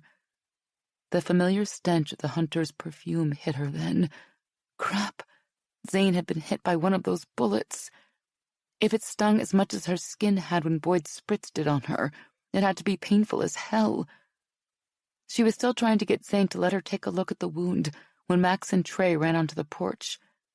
They kneeled beside her to check on Zane, who was grinding his fangs together in an attempt to hold back another howl of pain. "What the hell happened?" Trey asked as he tried to pry Zane's fingers away from the wound. Lana swore she heard bones breaking as Trey worked, but she doubted the other werewolf even felt it. "They shot him," she said, helping Trey by grabbing Zane's right arm and trying to hold it down. Max got a grip on the left, and between the two of them, they finally restrained him. Trey scowled as he tore the entire sleeve of Zane's uniform off, exposing the wound. "We get shot all the time. A bullet to the arm should be a joke." "It's not the bullet that's the problem. It's the stuff the hunters put in the bullet," Lana told him. "Can't you smell it?" Trey leaned forward to sniff the wound, then quickly recoiled, his eyes watering. "What the hell is it?" "I don't know," she said, practically yelling to be heard over Zane's growl. "But when that guy sprayed it on my arm, it felt like lava. I washed it off within seconds, but it still left a burn mark that lasted for 2 days." The sound of footsteps on the porch made her look up. Brooks stood there, his chest rising and falling as he caught his breath. His blue-gray eyes filled with concern as Zane continued to writhe in pain. "We have to go," he said. "Neighbors are starting to come out to see what the hell all this noise is about. Can we move him?" Trey and Max exchanged looks, clearly torn at the idea of moving Zane, who was going through uncontrollable shifts now. "We have to do something," Trey said, his words coming out way calmer than Lana felt. "I need to get the bullet out, and probably flush the wound to get rid of the poison." "I'll carry him," Brooks said. Lana immediately moved out of the way along with Max and Trey. Despite how much Zane was thrashing around, Brooks easily picked him up. Lana and Max ran ahead and lowered the back seat of the SUV so Trey would have room to work. Brooks set Zane down as carefully as he could, then stepped back to let Trey climb in. "I'll drive," Max said, running around to the front of the SUV. Lana moved to join him, but Trey stopped her. "I need you back here with me," Trey said as he grabbed his medical bag. "You too, Brooks. I can't work on Zane with him thrashing around this much." Ignoring the curious neighbors coming out of their houses, she and Brooks climbed into the back of the big SWAT vehicle and held on as Max jumped behind the wheel and squealed out of her parents' driveway. Lana glanced back at her parents' house as they drove away, staring at the blown-out windows and bullet holes. The weekender of stuff she'd come to collect that had seemed so important a little while ago was still lying on the porch, forgotten. Zane had been shot over nothing. "Do we take him to the compound?" Max asked. "No," Trey shouted back. "Head for Saunders' private clinic. This is more than we can deal with in the kitchen of our barracks." She had no idea where this private clinic was, but she hoped they could get there quickly. "Lana, I need you to hold Zane down while I get the bullet out," Trey said. "Normally something like this would be a piece of cake, but now I'm not so sure." She climbed around Brooks, which took a little doing. The guy was so big he took up the majority of the space back there. Clearly the manufacturer had never planned to have this many alpha werewolves in the back of one of their SUVs. Lana climbed on top of Zane's legs, holding them with her body weight, then leaning forward to latch onto his right hand in an effort to keep his flailing claws from tearing anyone apart. "Brooks, we could really use your help here," Trey grated out as he tried to hold Zane's left arm and cut into the man's triceps at the same time. "Hold on," Brooks said. "I'm getting Doc Saunders on the phone. I'm hoping he has a clue what the hell we should do." When he got through to the doctor, he flipped the speaker on, then threw himself across Zane's chest. "Trey, do that paramedic shit of yours and start talking. I'll keep him still." "Doc, Zane took a bullet to the arm that was filled with poison of some kind, Trey said.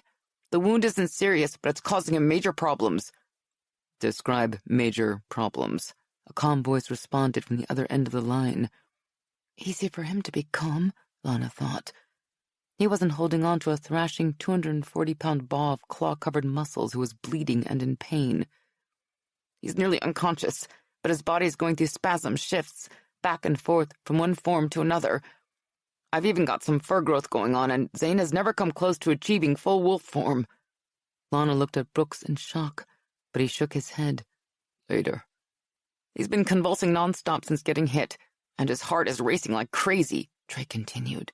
He's sweating like hell, too. Have you gotten the bullet out yet? Saunders asked. I'm working on it, Trey snarled through gritted teeth. It's rather difficult at the moment. Lana's eyes widened as Trey slashed the wound open wider with a scalpel, then shoved 2 fingers into it. A few seconds later, he came out with the bullet, or at least what Lana took to be the bullet. It didn't look like much more than a piece of mangled metal to her. Trey dropped it in his medical bag. Taking the bullet out didn't help, Doc. He's still thrashing and convulsing. Flush the wound with as much saline as you have, Saunders ordered. And while you're doing that, can you describe this poison? What does it smell like? Trey frowned as they took a bottle out of his bag and began irrigating the bloody wound with saline. It stinks. Not helpful, Saunders snapped. It's medicinal smelling, Lana clarified, talking loudly as Zane howled.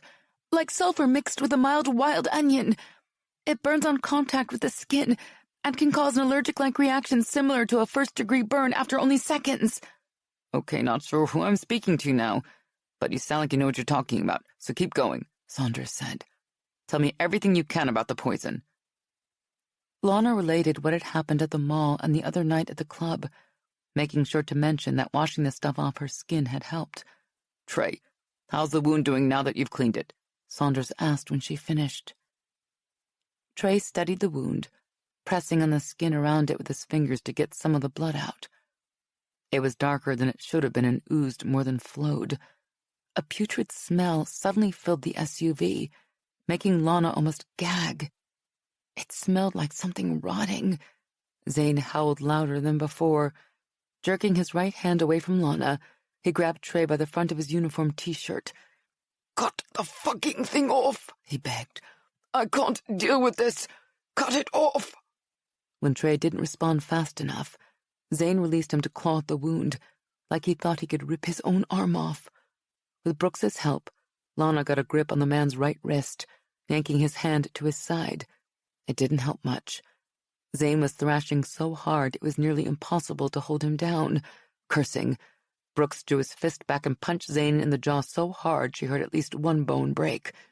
On the upside, it knocked Zane out, which meant he wasn't fighting them anymore. Shit, Trey muttered. Doc, this is bad. The poison is rotting the muscles. Everything within a 2-inch radius around the wound is black, and it's starting to spread. What the hell will this stuff do if it reaches his heart? We're not going to find out, Saunders said firmly. You're going to cut out the necrotic tissue to keep it from spreading. Trey looked stricken at the thought. How much? As much as you have to. Do it quickly before you have to take even more. It was the most horrible thing Lana had ever seen, especially since she had to help hold back the skin as Trey removed some of the muscle. When he was done, he leaned over and put his nose near the wound, sniffing it. After a moment, he sat back on his heels. He looked drained. I think I got the worst of it, he told Saunders. I could try for more, but if I do that, I might as well take the whole arm. I've already damaged it beyond the point of repair, even for a werewolf. There was silence on the other end of the line for a moment. You did what you had to do, Saunders finally said. We'll worry about saving his mobility after we save his life. Get him here as fast as you can. I'll have a team waiting. We'll be there in less than 5 minutes, Max called out from the front seat. Trey leaned over again and put his ear to Zane's chest. His heart rate is still dropping. That poison must have made it into his bloodstream. I don't know if he'll make it 5 more minutes. Lana reached over and took Trey's hand, giving it a squeeze. He's going to make it. We'll find a way to save his life. I promise. I hope so, Trey said. But this was just a flesh wound. What happens the next time we tango with the hunters and they put a poisoned bullet through a werewolf's chest? He or she won't live more than a couple minutes, if that. Lana didn't say anything. She only prayed it never came to that. Lana found Max in the small observation deck overlooking the main operating room in Saunders' research clinic. He was standing with his arms folded across his chest and his gaze locked on Zane, who was barely visible on the bed below. She wasn't surprised to find Max here. It's where he'd been going on and off for the past day and a half since his friend had gotten shot. Right now, Zane was in an induced hypothermic coma. He was heavily drugged and wrapped in cooling blankets in an effort to slow his heart rate and limit the effects of the poison on his body. He was stable for now, but the longer those toxins were in his bloodstream, the worse it would be for him. Max and the rest of his SWAT team were worried Zane might never be able to use his left arm again. But Lana was more concerned about whether he was even going to survive. She knew it was hard for Max to see Zane in a hospital bed, unmoving and covered in wires, tubes, and insulated wraps.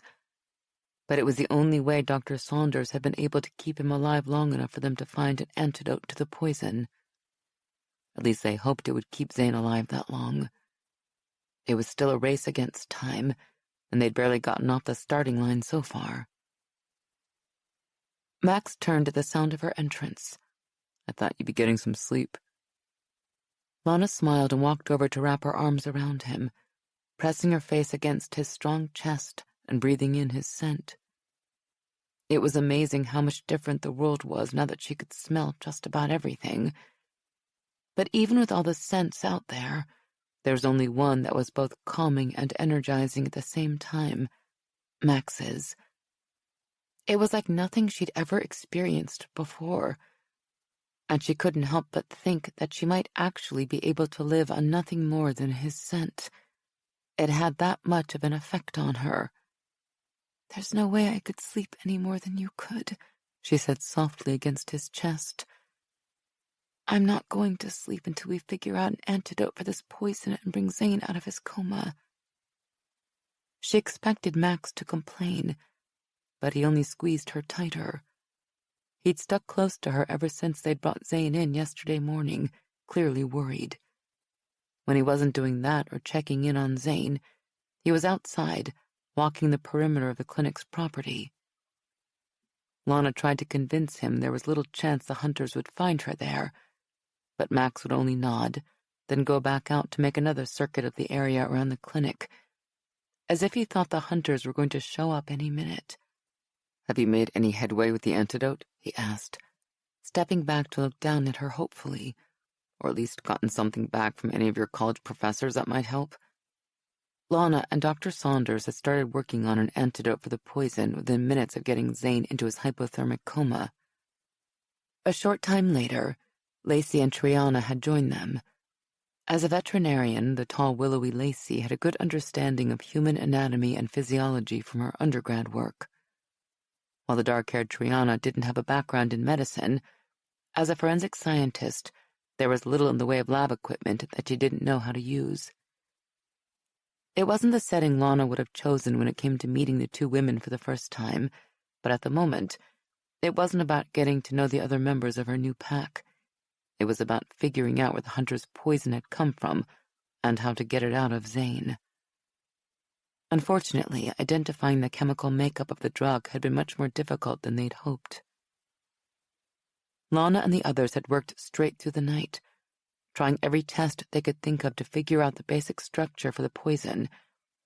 But it was a complicated process, and finding something when you didn't know where to start looking was hard as hell.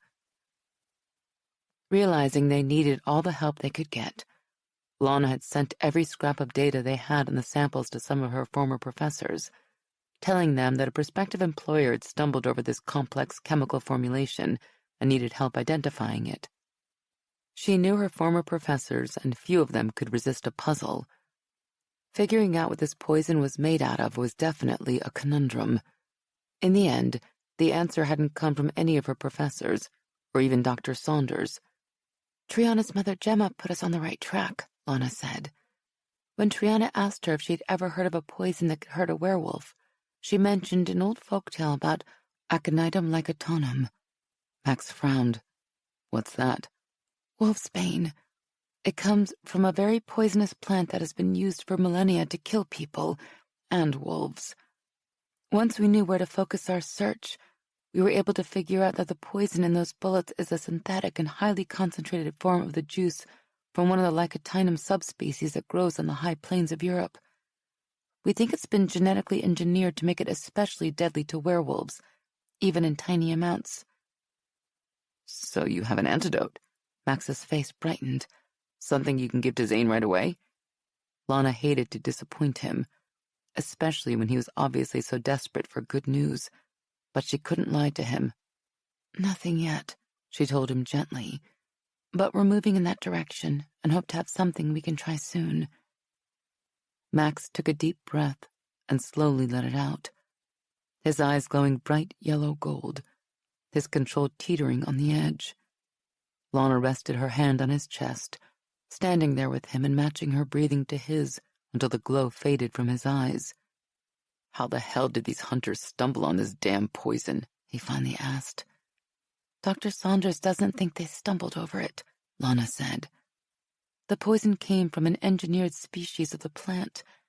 That means they have scientists growing, testing, modifying, and retesting over and over until they get the effects they want. Max's eyes narrowed. You mean these hunters have been testing this poison on werewolves?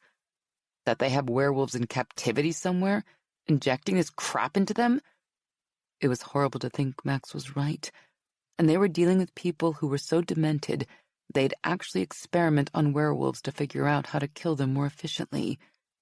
There's no way we can know for sure, she said, but Dr. Saunders thinks it's a good possibility. Max cursed, then fell silent for a moment before tipping her chin up with gentle fingers. I'm sorry I brought all this trouble into your life, he said quietly. Werewolf hunters and poisoned bullets are a lot of baggage to ask anyone to deal with.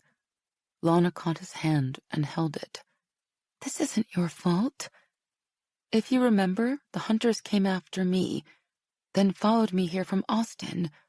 So if anyone should apologize, it's me. If I wasn't a werewolf, Denise would still be alive.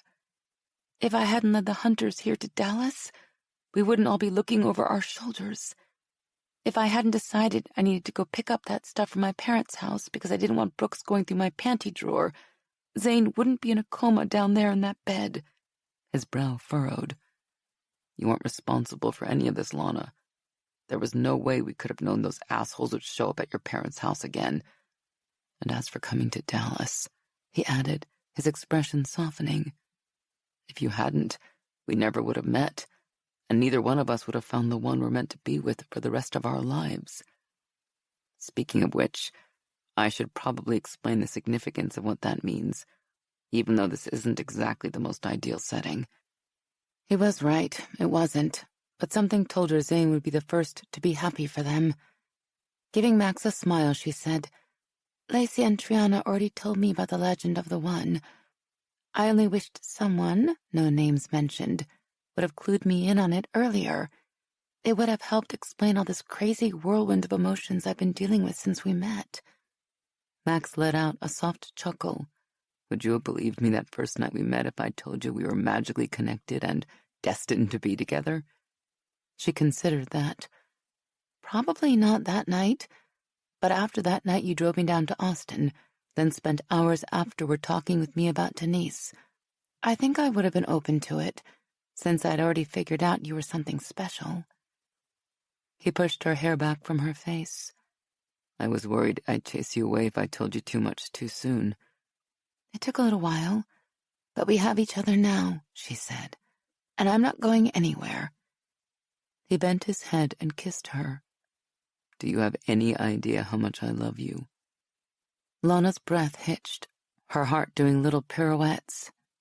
She'd been fairly certain he loved her, but hearing him say the words to make it official made her feel warm and gooey inside. I have a pretty good idea, she whispered with a smile.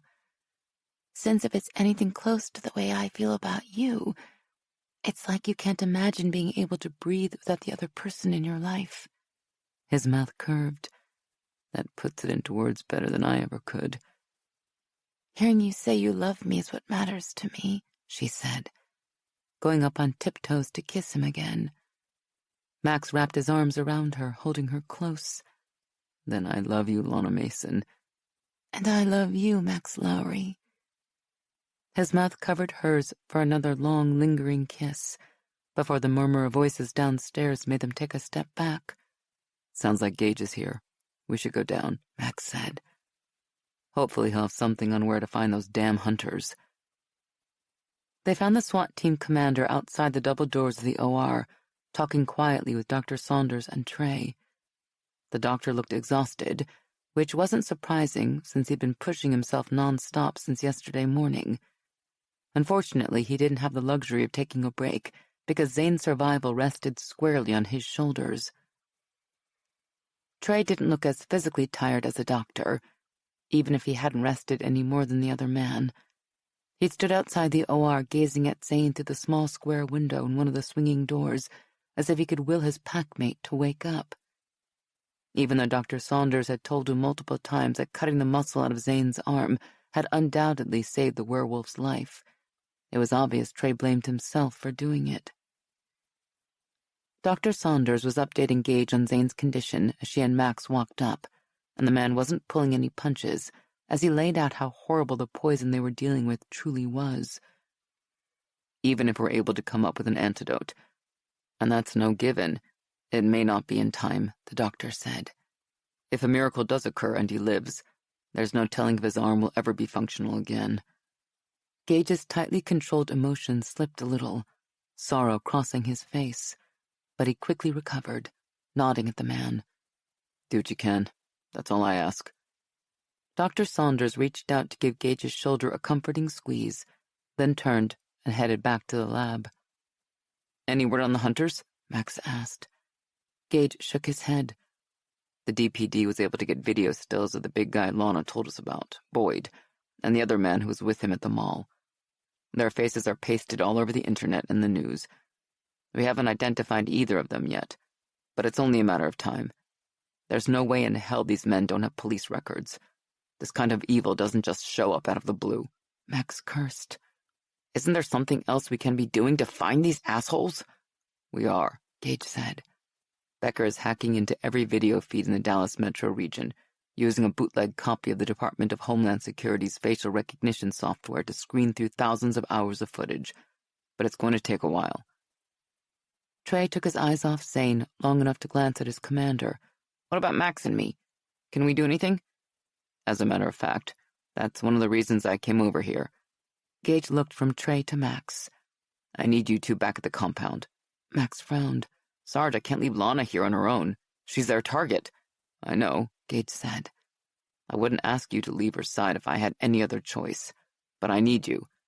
With Zane out of the lineup and everything else going on, we're spread too thin to have you two on the bench. It was Trey's turn to frown. What else is going on? Becker and Connor are digging through video feeds, looking for the hunters. Xander has Hale, Cooper, and Alex out covering every anonymous tip coming in from people claiming they've seen the hunters. And Brooks and Carter are rounding up all the werewolves in the area living on their own or in small groups. I want them staying at the compound until this is over. Lana hadn't yet met the majority of the pack that Gage had mentioned, but she found herself worrying for their safety anyway. What about Trevor and Khaki? Trey asked. They're still at the hospital guarding Mason and his wife, Gage said. Chief Curtis figured out Zane was injured yesterday and lost his mind. The only reason he doesn't have a dozen cops outside this place right now is because I convinced him Zane would be safer if we didn't draw any attention to this clinic. Max exchanged looks with Trey.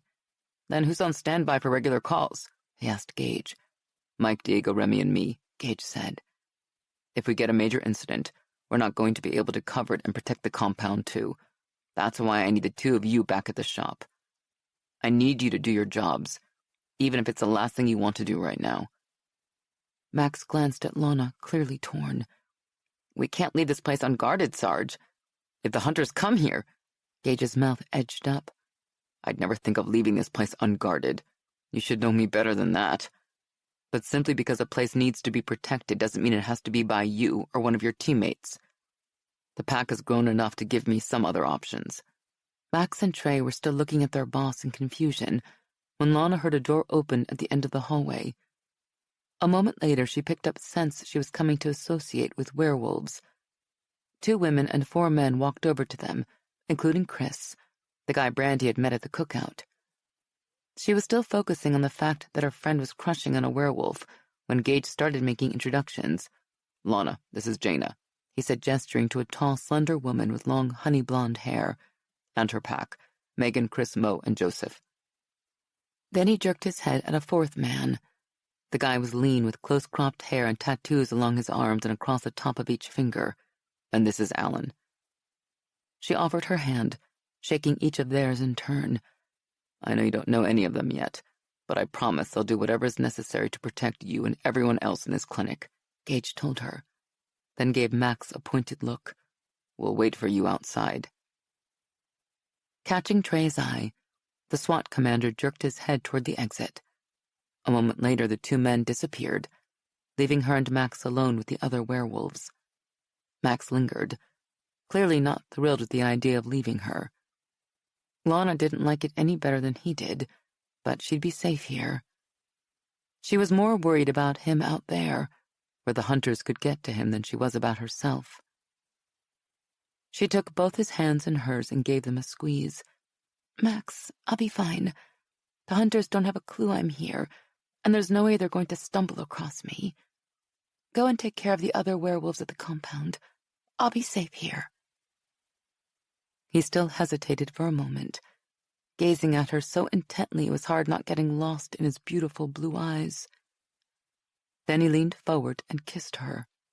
She kissed him back, wondering how it was possible that she loved him even more now than she had 5 minutes ago. Be careful, he whispered, resting his forehead against hers. Don't go outside unless someone is with you, okay? I won't, she promised, stealing another kiss before he turned to leave. You be careful, too. Lana watched him walk out, praying he'd be safe out there. But he was a cop as well as a werewolf, and cops did a dangerous job. As the daughter of the deputy chief of police, she knew that better than anyone. Fortunately, she had a job of her own to do now that would keep her distracted. Chapter 13. Gage wants to put any groups of kids on cots in the training room, Max said, stopping Remy as he led a pack of 4 werewolves and their children toward the exit of the building. Max's head was spinning 100 miles an hour as he tried to figure out where the hell they were going to put so many people. The place was crawling with betas and omegas, all of them trying to find a place to sleep for the night. Remy shook his head. Sorry to tell you this, brother, but the training room is already full. Before you asked, so is the basketball court. And a dozen new omegas just showed up. They're waiting in the admin building. Max bit back a growl as the 2 little girls in the group turned big, curious eyes on him. The werewolves who'd come here for protection were already rattled by the news that not only were the hunters in town, but they had also succeeded in taking down a SWAT alpha.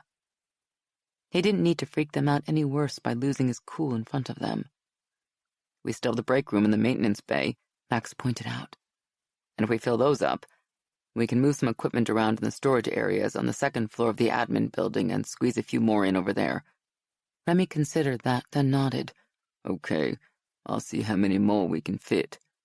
But some of the omegas are going to have to sleep in the rappelling tower. There isn't enough room for everyone inside. That'll work, Max agreed. It wasn't ideal, since it didn't have any doors or windows, but it was better than nothing. At least the walls are thick enough to. He almost said, stop hollow point bullets, but glanced at the kids and caught himself. Keep them warm, just to make sure they stay away from the window openings.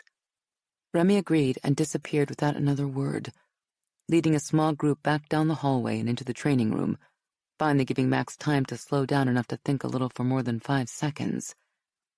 Then again, that probably wasn't a good thing, since the first thought that popped into his head was that the hunters were still out there looking for Lana while he was here at the compound coordinating bedding accommodations like he was a frigging hotel concierge. He understood why Gage had wanted him and Trey to come back here, but damn, it was hard to think about anything but the woman he loved being in danger. If something happened to her, he couldn't imagine wanting to live. Max felt another growl of frustration building in his chest and headed for the exit. He didn't want to be around the betas or their kids if he lost control and started to shift. That would be all they needed right now, one of the alphas they were depending on to protect them fanging out for no reason. He stepped out the back door of the maintenance building and took a deep breath of the brisk November air. The sun was going down, so it was a little cooler than it had been earlier in the day, but it was still unseasonably mild for this time of the year, so he wasn't complaining. A few minutes later, Remy walked out, leading a big group of Omegas toward the far end of the compound, where the rappelling tower was located. The Omegas moved warily, keeping an eye on the perimeter fence as if they expected hunters to start shooting at them at any moment. Considering how easily the hunters had been able to catch the SWAT team off guard, Max supposed he couldn't blame them. He only hoped they could catch the sons of bitches before they grew bold enough to hit the compound. The thought of another werewolf writhing in agony like Zane wasn't something he even wanted to consider. He pushed that image aside and turned to head back inside. He still had a ton of work to do, and if he buried himself in it, he wouldn't worry about Lana so much. Before he could open the door, his phone rang. He yanked his cell out of his pocket, praying it was Lana, but he didn't recognize the number. He thumbed the green button and put it to his ear. Max, a soft, familiar voice said before he could get a word out. Is that you? Even with his keen ears, Max had a hard time hearing Terrence. What's wrong? Dad showed up outside the shelter today and convinced Mom to go out and talk to him, the boy said, still whispering. I begged her not to go, but she said he only wanted to talk. She came back in a little while ago and said she was taking us home. Max's stomach dropped like a rock. Terrence, is your father there now? Are you and your sisters in danger? The words were barely out of his mouth when he heard Wallace shouting in the background. Max, it's bad. He's been drinking for hours, and I've never seen him this mad, Terrence said, barely audible over his father's shouts. Then his voice dropped down even lower. Max, he has a gun? Shit. Get out of the house now, Terrence, Max ordered, interrupting whatever the boy was going to say next. Get out of there and run to Mr. Miller's house. I can't leave, Terrence said. Dad has my mom and sisters in the living room. I can't leave them. I have to take care of them. Max opened his mouth to argue, but before he could say anything there was a curse, then a loud crash, followed by a gunshot. The phone went silent as the call disconnected. Max gripped his cell so tightly he almost crushed it in his hand. His first thought was to call Terrence back, quickly followed by the urge to run to his car and drive straight to the boy's rescue. He resisted calling, knowing it would only make things worse for Terrence, his sisters, and their mother. But as he headed for his car, he remembered how badly things had gone the last time he'd tried to go it alone. Spinning around, he ran for the admin building, barreling through the door and freaking out half a dozen betas in the process. He was moving so fast, he slid through the open door of Gage's office, skidding to a stop in front of the boss's desk. Gage was leaning over it, scanning a map of the city with Mike, and he looked up with concern at Max's sudden appearance. What's wrong? Terrence Walls just called, Max explained quickly. His mother decided to move back in with her husband. The man's drunk and angry. I heard a gunshot right before the phone disconnected. Damn it, Gage growled. Mike, grab Remy and Diego and get on the road. I'll alert dispatch and get a crisis and hostage negotiation team over there to meet you. Max looked at Gage even as Mike headed for the door. Sarge? He didn't expect Gage to let him go, especially considering how he'd lost control the last time he'd gone out to the Wallace house. But he had to try. He needed to be there for Terrence and his sisters. Gage regarded him thoughtfully for a moment, then surprised him with a nod. Go. Just don't do anything stupid. Max didn't hang around and wait for Gage to change his mind. He caught up with Mike and the other guys in the parking lot, jumping in the response vehicle before Remy closed the back door. The drive to northwest Dallas seemed to take a lifetime, especially since they kept getting updates over the radio telling them that the situation at the Park Lane address was deteriorating by the second. They were still a mile away when the on-scene patrol officers reported that the occupant of the house was shooting at them. And all Max could do was sit on his hands and listen while a perimeter was established and nearby residents were evacuated. Senior Corporal Alvarez met them the moment they arrived at the roadblock at the end of Park Lane, and he looked worried. "This is bad," he said to Mike as Diego hurried over to join the civilian negotiator a little farther down the street. "Nick Wallace has completely lost it. He's shot at us half a dozen times already and refuses to talk to our negotiator. He shouted out the window that he's not letting us take his family away from him again, but the truth is, we can't even confirm there's anyone in there left alive." Max's heart was pounding so hard he thought he might lose control and shift right there in front of half the DPD.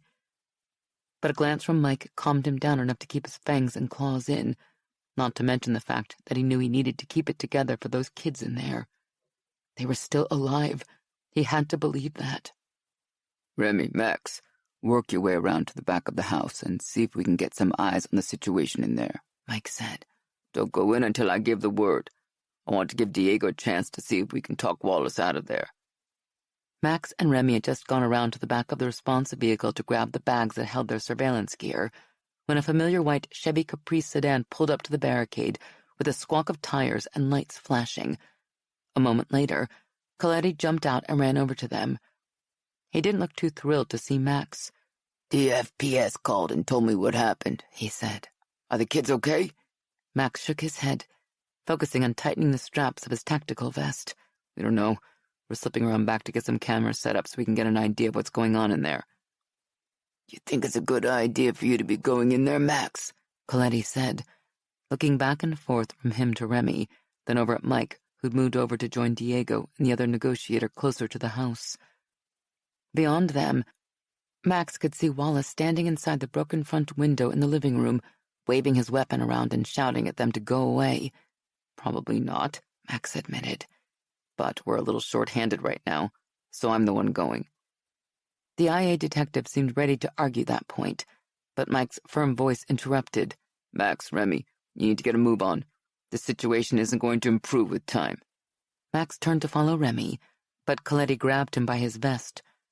He couldn't stop the growl that slipped from his throat or keep his fangs from sliding out far enough that he felt the tips digging into his tongue. Seriously? The guy was doing this now? "If you have to go in there, be careful," Coletti whispered, locking eyes with him. "Remember that this isn't a replay of your life. It's the here and now. Don't let your own demons keep you from changing the way this situation plays out." To say those were not the words or the tone Max expected from an internal affairs cop like Coletti was an understatement. All Max could do was nod. He caught up with Remy as his packmate slipped behind the closest house. Then they were jumping over fences and running across yards.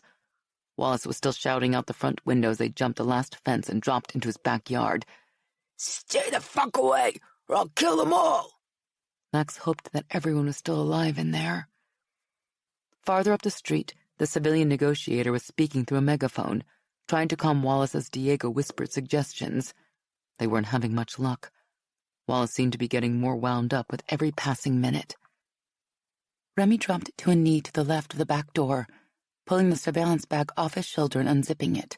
Max joined him, reaching in for one of the small wireless cameras and the mounting bracket that came with it.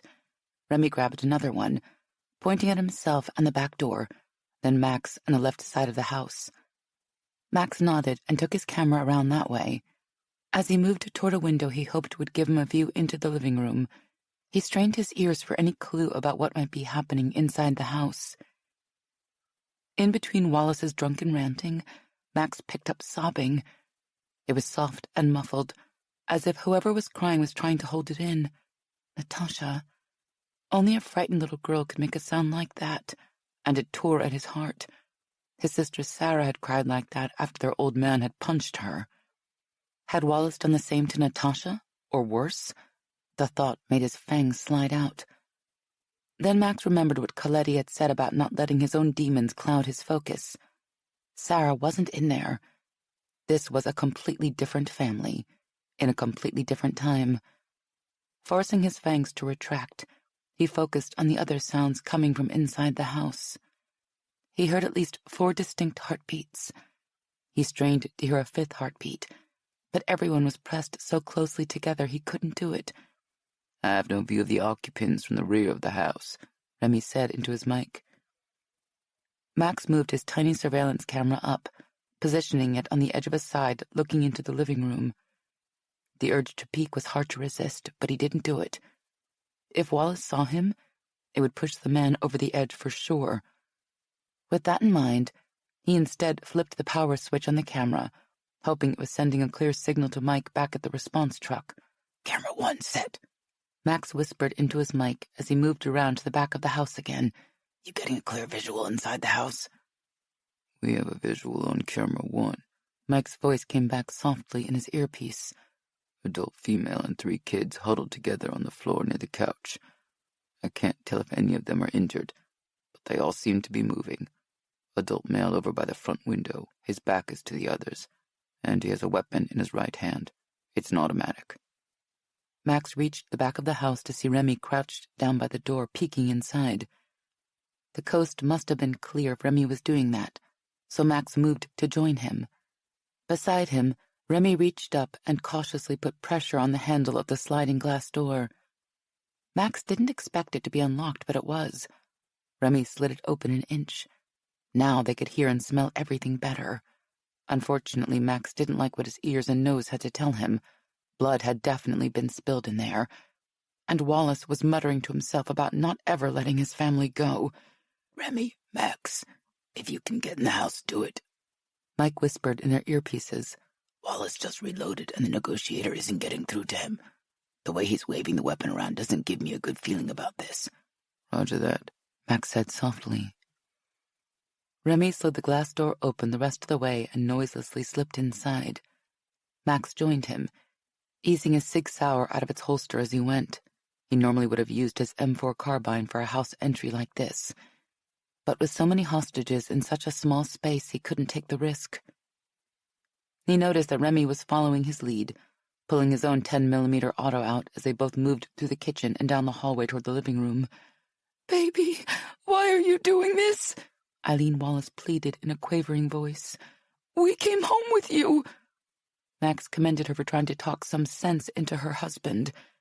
He only prayed she'd be able to say something that would help this turn out differently than he feared it would.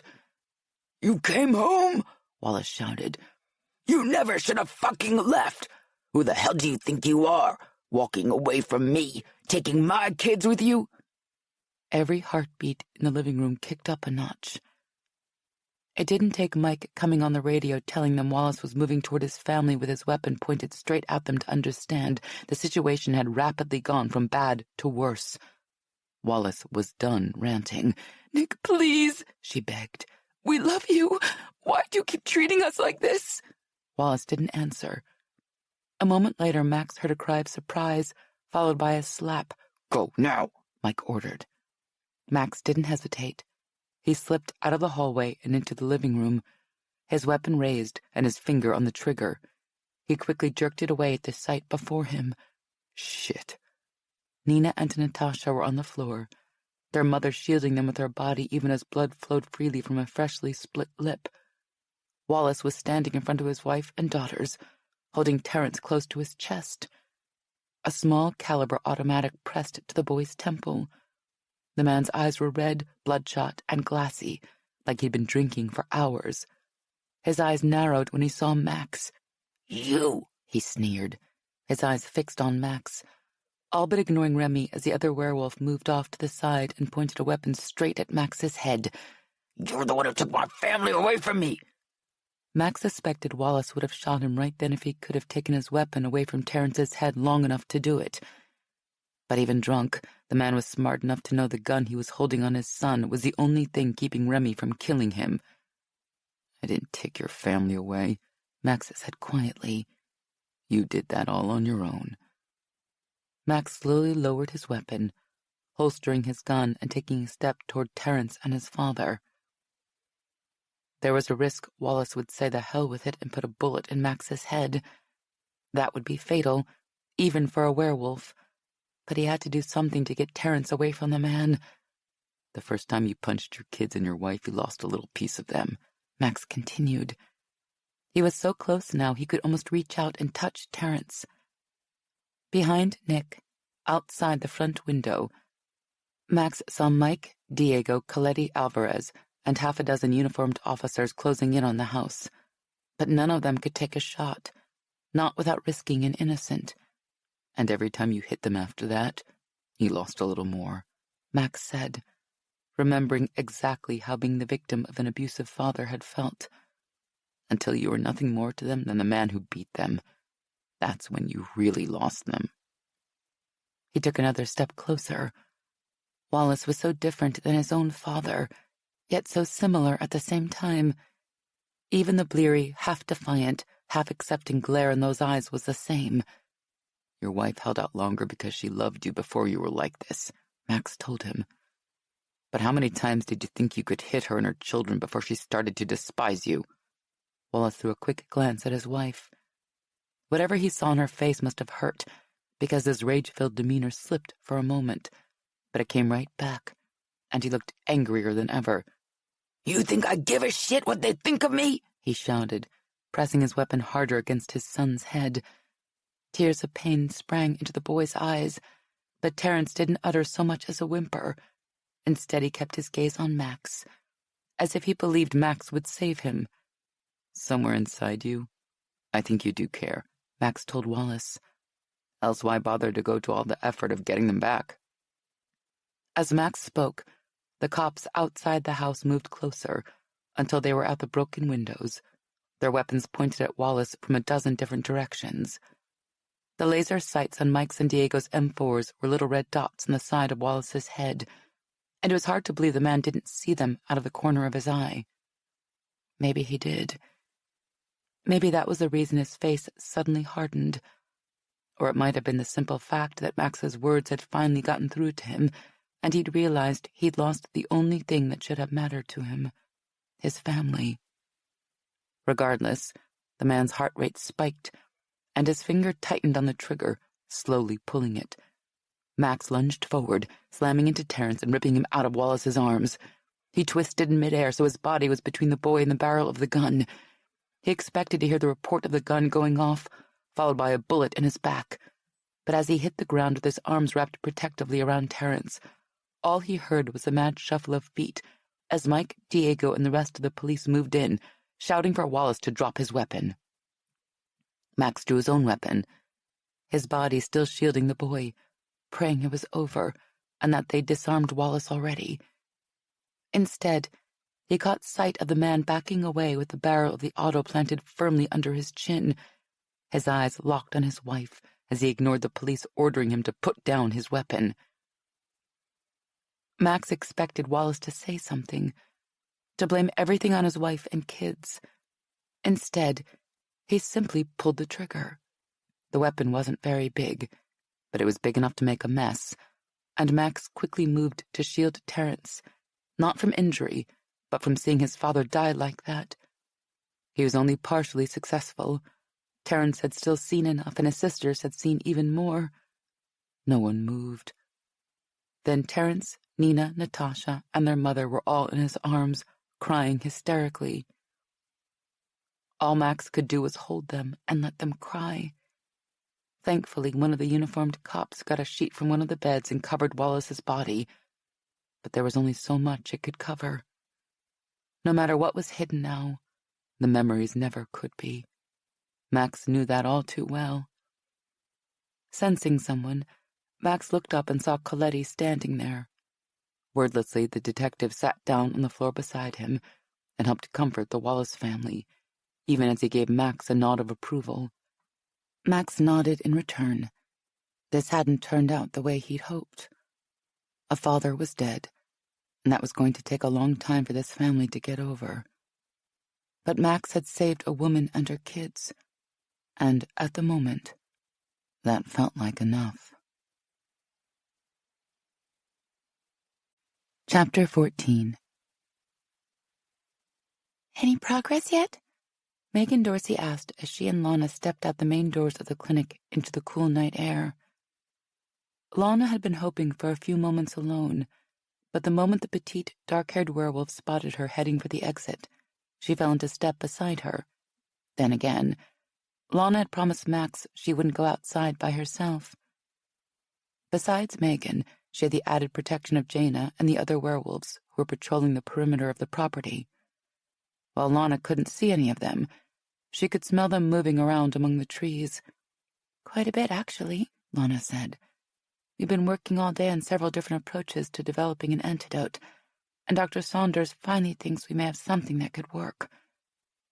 Megan stopped to look at her, excitement evident on her face. Is the doctor giving it to Zane now? Lana ran her hand through her hair. She wished it were that simple. We can't try it yet. Not until we do some additional testing to make sure there aren't any unintended side effects of the antidote that's worse than the poison itself. Megan's brow furrowed. Does Zane have time for that? Probably not. But what choice do we have? Lana wrapped her arms around her middle with a sigh. If we give him an untested drug, we're as likely to kill him as save him, especially in his weakened state. Megan didn't say anything to that, and they both stood there quietly, staring off into the darkness beyond the clinic. Lana used the quiet moment to take a few deep breaths, trying to get herself to relax. She didn't know why, but she'd been feeling twitchy for the past hour, and it had nothing to do with the pressure to find an antidote for Zane. She wished she could call Max and talk to him, but she didn't want to bother him. She had called her mother a few times to check on her dad, though. The doctors were still keeping her father in a coma, but he was stable. That was something, at least. So what will you do next? Megan asked after a few minutes. With Zane, I mean. We'll work on the chemical analyses throughout the night, Lana said, though she didn't know how they were going to compress all the normal drug testing protocols she learned in school into the shortest possible time. Then we'll start running computer simulations of cellular interactions in the morning. Even with every computer in the building working on it, that could take a while. On top of that, we'll need to find a few werewolves willing to serve as volunteers for low-dosage trials to make sure we haven't missed anything. I'll do it, Megan said without hesitation. Lana blinked, a little taken aback at Megan's willingness to face a risk she probably didn't even understand. Megan, this could be dangerous, she said. Even if it doesn't cause an immediate reaction, there could be long-term effects we don't know anything about. Even Dr. Saunders, who's studied werewolves for a long time, can't tell us what these kinds of drugs will do a few years down the road. Megan nodded. I know that, but I'll still do it. And there are a lot of other werewolves who will volunteer along with me. Everyone in Dallas knows what's at stake here when it comes to finding an antidote to this poison and helping Zane. We need a way to protect ourselves from this new weapon, and we need to keep the SWAT packs strong. They're the only thing standing between us and the hunters. Lana couldn't argue with that. Okay, I'll tell Dr. Saunders that we'll have no problem coming up with volunteers. Now it's just a matter of whether Zane can survive until then, she sighed. Speaking of which, I'd better get back inside. She turned toward the door only to jump as the sound of a roaring engine echoed in the night. Heart pounding, Lana spun around in time to see two big gray SUVs jump the curb and speed straight at her and Megan. Lana's werewolf instincts immediately took over and she leaped to the side to get out of the way. Megan slammed into her at the same time, sending her flying. She hit the ground hard, rolling a few times to avoid the vehicle sliding to a squealing stop on the sidewalk a few feet away. She scrambled to her feet, her instincts screaming at her to run. But then she froze. Megan lay on the ground near the front bumper of the vehicle, unmoving. Megan had been hit when she'd shoved her out of the way. No! Heedless of the vehicle and the people in it, Lana hurried over to Megan, dropping to her knees. She sagged with relief as Megan groaned. She was hurt, but she was alive. "Come on," Lana whispered urgently, helping Megan up even as the petite werewolf started getting to her feet. She'd barely gotten Megan to her feet before she heard the thud of heavy boots behind her. The men's scents hit her at nearly the same time, making her whole body go rigid. Fangs and claws extended, Lana straightened and spun around, shielding Megan. She found herself face to face with Boyd and the other man who'd been at the Galleria Mall. 3 other men were just now getting out of the second SUV, and they were all carrying the same automatic rifles as before.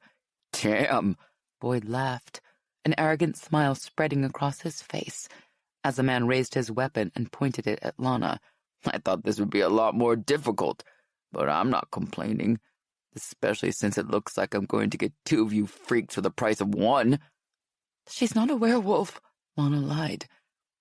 If they thought Megan wasn't a werewolf, there might be a small chance they wouldn't hurt her. You can let her go.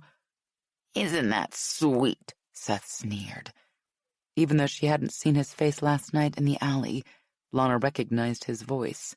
The freak is trying to protect her friend. Like we'd give a shit if she's a werewolf or not. She's with you, so that makes her as bad as you. Lana tensed. She'd never been in a fight and didn't know the first thing about throwing punches, but she had the feeling her inner wolf would help with that. She doubted charging the men would do any good, but she wasn't going down without a fight. Hopefully she'd be able to take at least one of them with her and make it easier for Max and his pack later. Thinking of Max made her heart seize. The knowledge of how much her death would hurt him was more painful than the idea of the hunters killing her.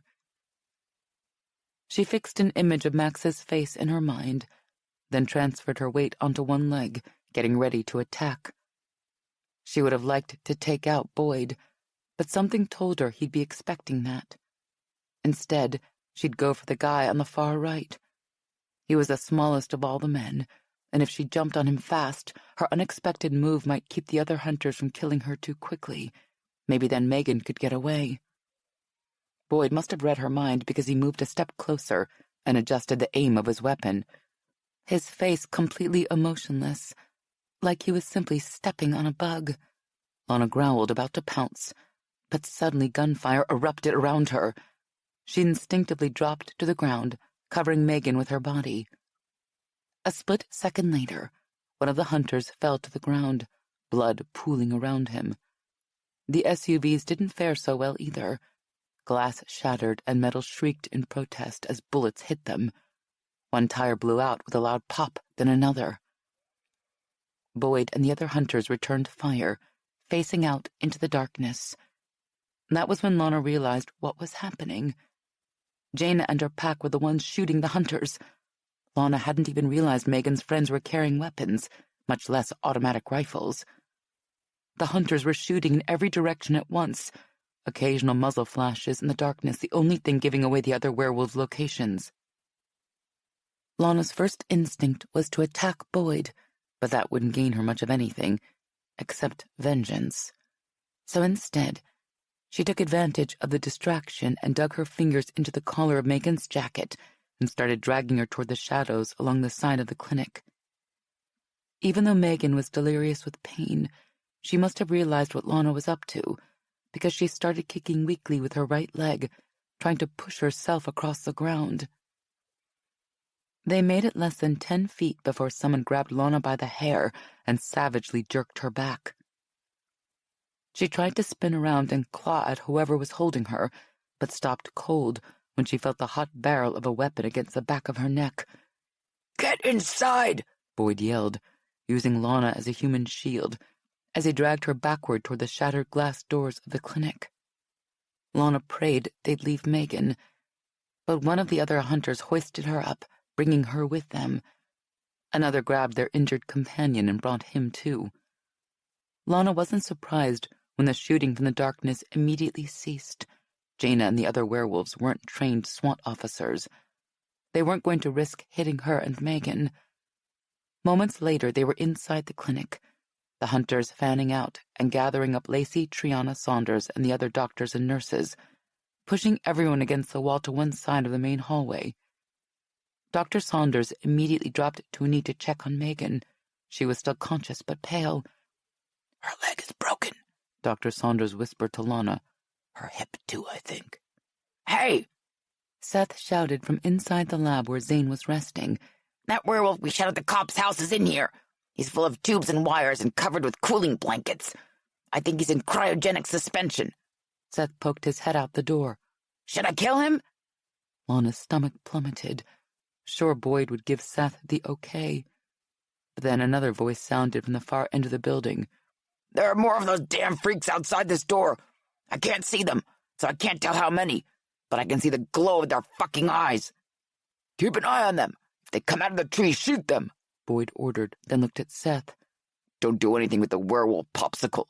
We might need him for something. Hey, Boyd, Jesse is bleeding pretty good over here." Lana turned to see one of the hunters down on one knee beside his injured buddy. The guy had gotten shot in the shoulder, and while it was bleeding profusely, unfortunately didn't look bad enough to kill him. "Hey, you, lab coat boy," Boyd grunted, bending down to prod Dr. Saunders in the back with the barrel of his weapon.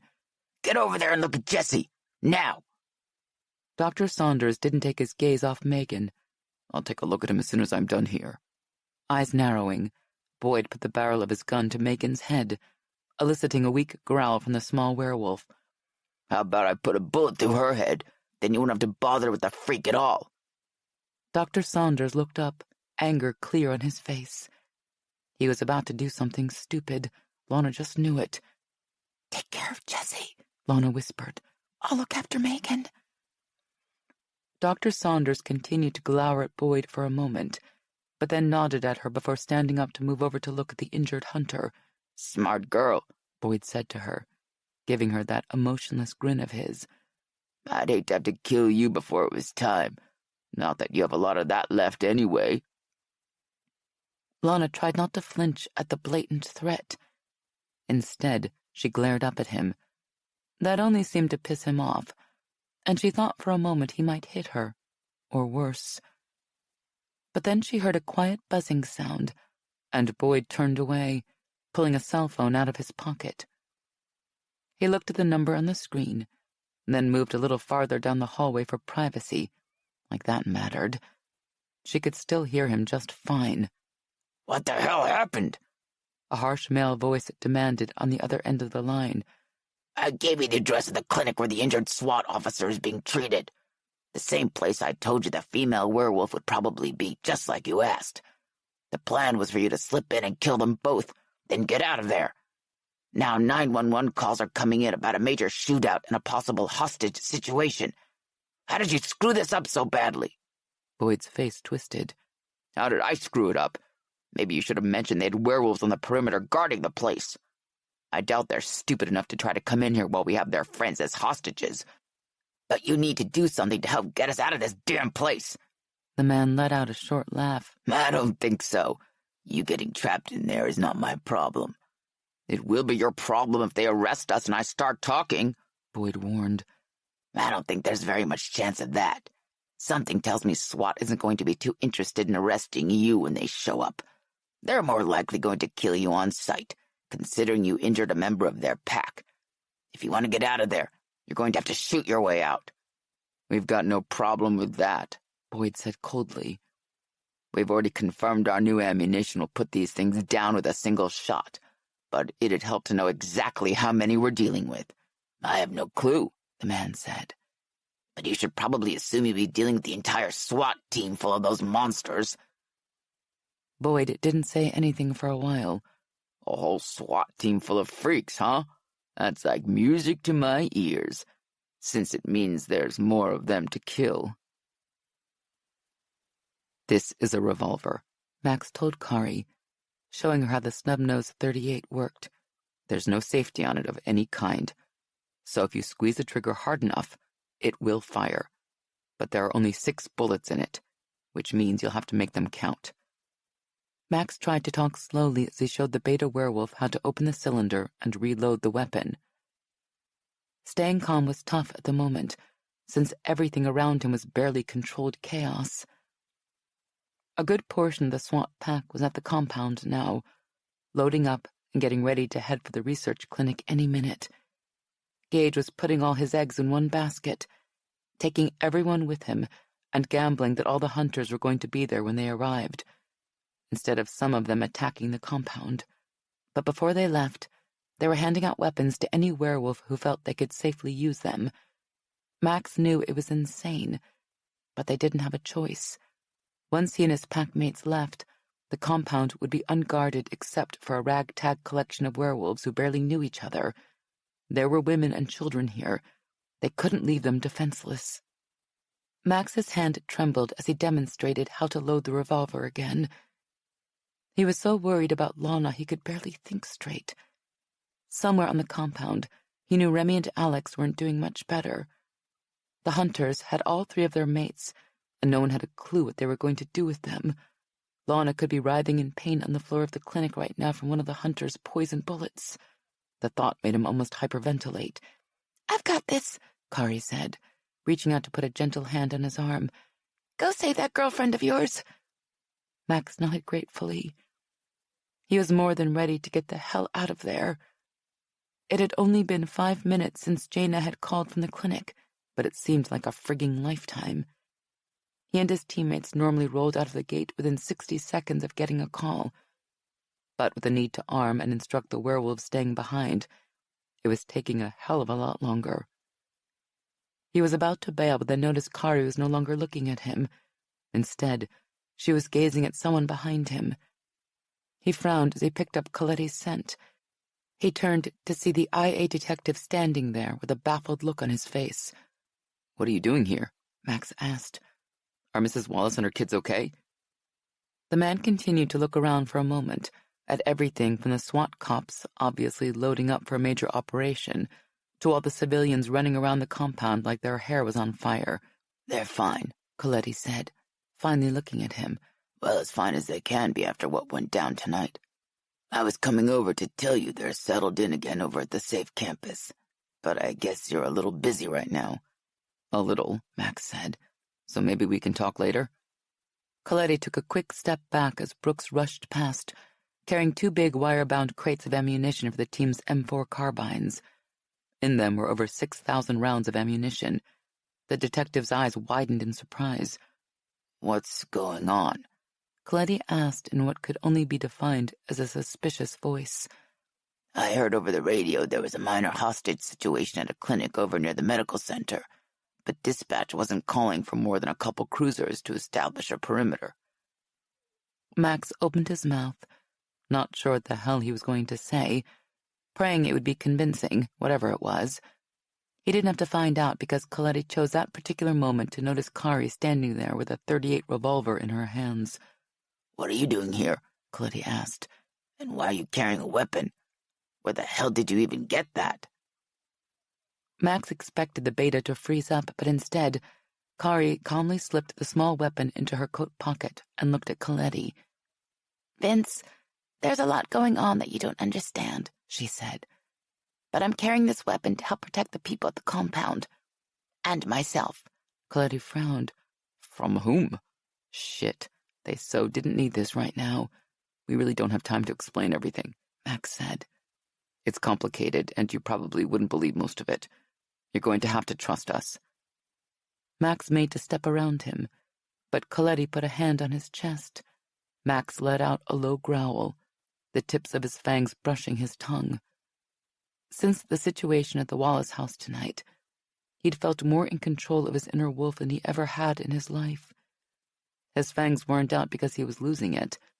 They were out because he was too worried about his mate to play nice anymore. At least they weren't hanging over his lower lip yet. Gage would go nuclear if that happened. But Max took a perverse sense of pleasure in seeing Coletti take a step backward. "My team and I have hostages to rescue," Max said. "Your only options are staying to help protect Kari and the rest of the people left at the compound, or getting cuffed and shoved in the trunk of your own car until it's all over with. Your call." Coletti looked like he was going to go for option 3, fighting, but Kari reached out and took the detective's hands in hers, tugging him away from Max with a strength that obviously caught the man off guard. "Vince, this isn't something I can explain in 5 seconds, but I swear it's all being done for the right reasons." She looked up at him imploringly. "You don't need to trust Max, but I need you to trust me. Let Max and his teammates go. The time they're wasting could mean people dying. It looked for a moment like Coletti might argue. There was a part of Max that wished the IA detective would. He really needed to vent some stress right then, and taking his anger out on Coletti would work just fine. But then Coletti nodded. Okay, we'll play this your way, Max. But after this is over, you're going to tell me everything. Max snorted. You say that now. But after I've told you how the world really works, I'm guessing you're going to wish you'd never asked. Maybe we should wheel that half-dead werewolf out here and use him to block the door, Seth said casually, as he wheeled an empty gurney out of the OR and positioned it with the others already blocking the exit. From where she sat on the floor, Lana's heart tightened in her chest. She'd been worried the hunters would harm Zane the moment they found his comatose body. Frankly, she was surprised they hadn't disconnected the cryo equipment already. Boyd considered Seth's suggestion for a moment, then shook his head. Nah, we don't have enough extension cords to keep him plugged in. And I don't want to smell rotting werewolf when he starts to thaw out. Seth and the other hunters laughed, as if that was the funniest thing they'd ever heard. Lana bit back a growl and her tongue. If she said something to piss off the hunters, they might take it out on Megan, Triana, Lacey, or Dr. Saunders. The 5 of them were sitting against the wall across from the OR. At the far end of the hall, the cool evening air came in through the shattered windows of the front doors. The flashing lights of the police cars in the parking lot danced on the walls around them. Seth threw a glance in Lana's direction as he walked past, eyeing her with an expression that made Lana's skin crawl. It was like he was fantasizing about how much he was going to enjoy killing her, or worse. She had no doubt that if she and the others didn't currently have value as hostages, they would already be dead. That man is a psychopath, Saunders muttered under his breath to her. He wants you dead, and he wants to be the one to kill you. When the shooting starts, make sure you know where he is. He'll be coming for you. All Lana could do was nod. As far as she was concerned, all of the hunters were unhinged. The men had spent the past 30 minutes barricading the doors and windows of the clinic, talking about how many werewolves each of them was going to kill when SWAT got here. They were even making bets about it. The notion they might not make it out of here never seemed to enter their minds, even though none of them had mentioned a getaway plan beyond shooting their way out of the building. "Who's Boyd talking to now?" Triana asked softly. Lana glanced over at the leader of the crazy men. He was standing over by the OR, his cell phone to his ear again. She was getting better at shutting out other noises and picking up only the sounds she wanted to hear, and was able to immediately latch onto Boyd's voice, as well as the lower, gruffer voice of the man on the other end of the phone. "It's that same older guy he was talking to a little while ago," Lana said, focusing to pick up exactly what the man on the phone was saying. "Boyd's still trying to convince him to send help." While Seth and the other hunters had been busy talking trash, Boyd had been calling people. After speaking to the first man who'd somehow known Lana and Zane were at the clinic, Boyd had turned his attention to getting some backup in here. The half-dozen calls he'd made were to people Lana guessed were other hunters. It terrified her to think there were that many of them out there, but she was thrilled when none of them had been willing to ride to the rescue after finding out Boyd and his crew were surrounded by the police. That's when Boyd had called the older guy. While she couldn't be sure, Lana got the feeling from the respectful way Boyd spoke to him that the guy was his boss. "I'm telling you, we've struck the mother lode here in Dallas," Boyd said. "I can't believe you don't want to take down an entire SWAT team full of these werewolves. I thought a major hit on a full pack was what you've been looking for all along. We can finally teach these freaks a lesson." "That's exactly what I've been looking for," the man on the other end of the line agreed. "And I would have been thrilled if you'd come to me with this information several days ago, before you alerted this pack to our existence and splashed your faces all over the internet, not to mention get trapped at some damn clinic." "I'm sorry about that." Boyd ground his jaw, as if he hated having to apologize. "But our source in the DPD didn't give us any indication there'd be any other werewolves here besides the female we were after and the injured cop. If I had known this was a major research clinic full of doctors and nurses guarded by werewolves, we would have come in with a different plan." "Uh-huh," the older man scoffed. "Look, I'm not making excuses," Boyd snapped.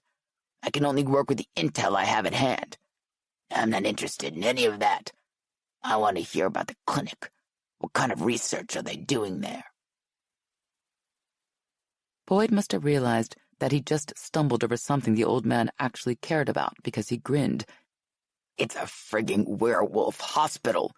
They have a cop we shot with wolfsbane ammo and some kind of cryo-suspension. He should have died yesterday, but they're keeping him going. They have doctors and nurses and loads of special equipment." "I don't care about the equipment," the man said. "I'm interested in the doctors and nurses and what they know." Boyd's smile broadened, as if realizing he had the old man where he wanted him. "I was thinking they could help us advance our weapons program, with the proper motivation, of course."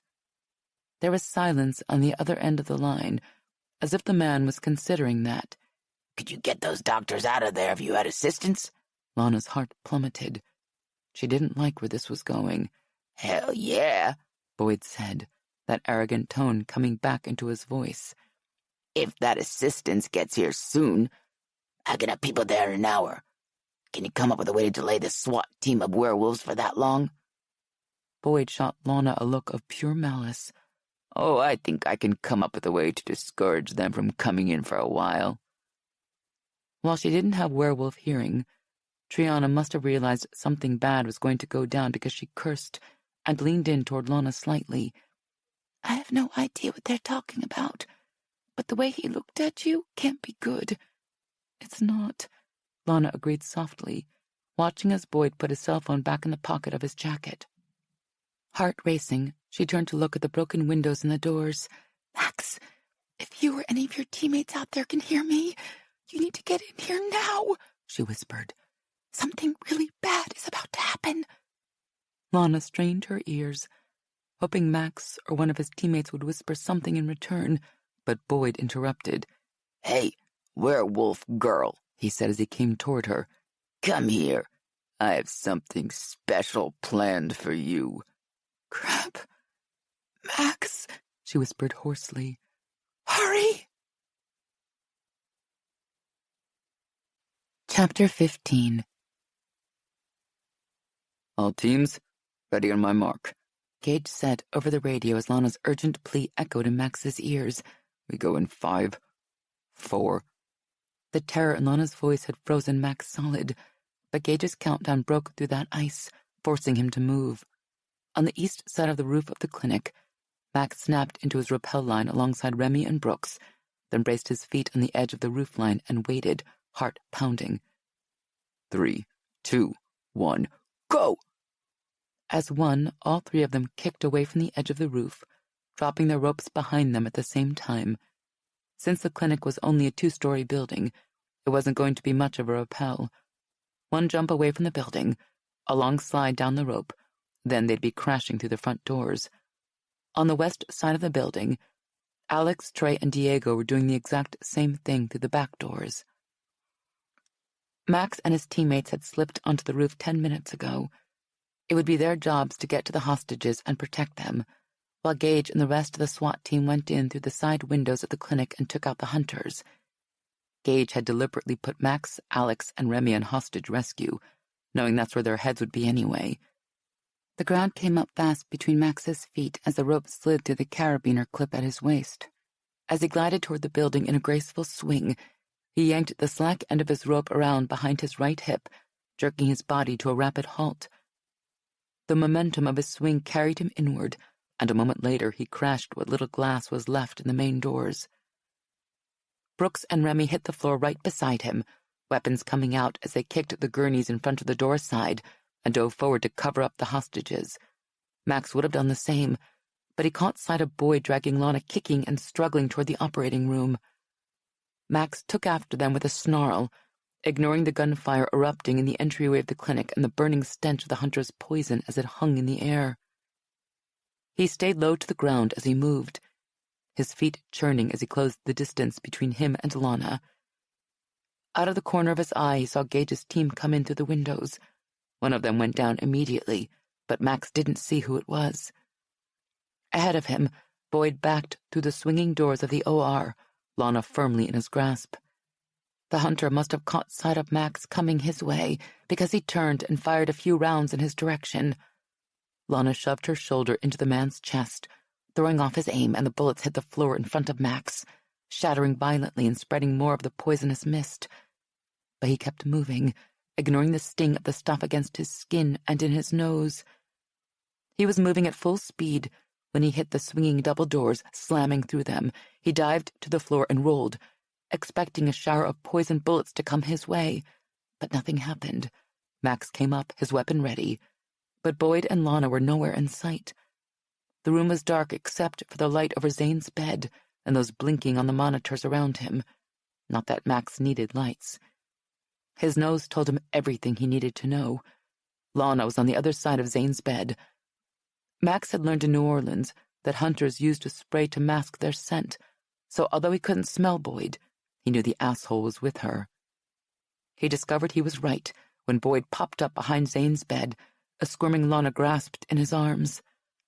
The hunter had his weapon to the side of her head and a hand clasped over her mouth. Blood oozed between the man's fingers, where Max's soulmate must have bitten him. Boyd ignored that, grinning at Max with a sick smile. Shit, Max thought. Boyd was going to kill Lana right in front of him, then take him out after forcing him to watch the woman he loved die. Max charged, his fangs and claws coming out. Boyd's eyes widened as Max crossed the distance between them in the space of 2 heartbeats. Max wondered how many times, if ever, the hunter had faced down an alpha. Judging by his reaction, the answer was probably never. Cursing, Boyd swung his weapon on Max. Lana shoved her elbow in the man's ribs as he fired the MP5 submachine gun, knocking his aim off a little, but Max was too close for it to make a difference. He felt the initial sting as the small 9mm rounds from the MP5 hit him as he leaped across the bed in the center of the room and Zane's comatose form. One hit him in the left side of the ribcage, one to the right of the sternum, and another in his right shoulder. He ignored the immediate bloom of burning pain that followed, knowing what it was, and also knowing there wasn't anything he could do about it. Boyd tried to adjust his aim when he realized the first few shots that hit Max weren't going to stop him, but by then, Max had cleared Zane's bed and slammed into both Lana and the hunter. Max hated running into her so hard, but he didn't have a choice. He needed to get Boyd away from her. He accomplished that, sending Lana tumbling as he landed on Boyd and rode him to the ground. The hunter tried to twist the barrel of his weapon around to get it pointed at Max's head, but Max wasn't going to let that happen.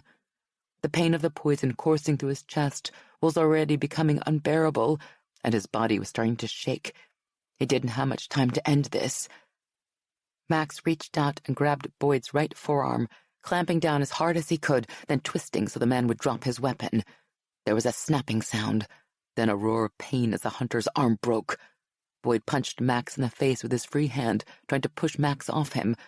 Max ignored everything, the fire roaring through his chest, the tremors breaking out all over his body, even the asshole punching him in the face, and focused on what he needed to do to make sure Boyd never hurt anyone he loved ever again.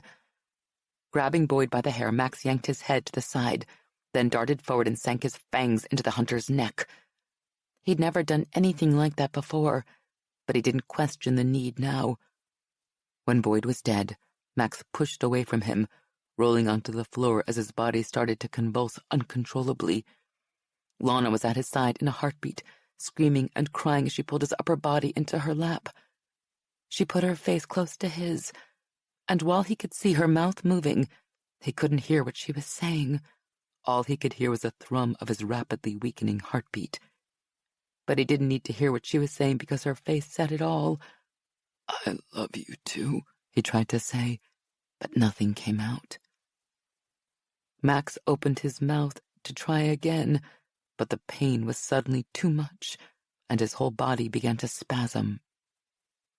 Lana's eyes went wide with terror, and at that moment, all Max could think was that he wished she didn't have to see this.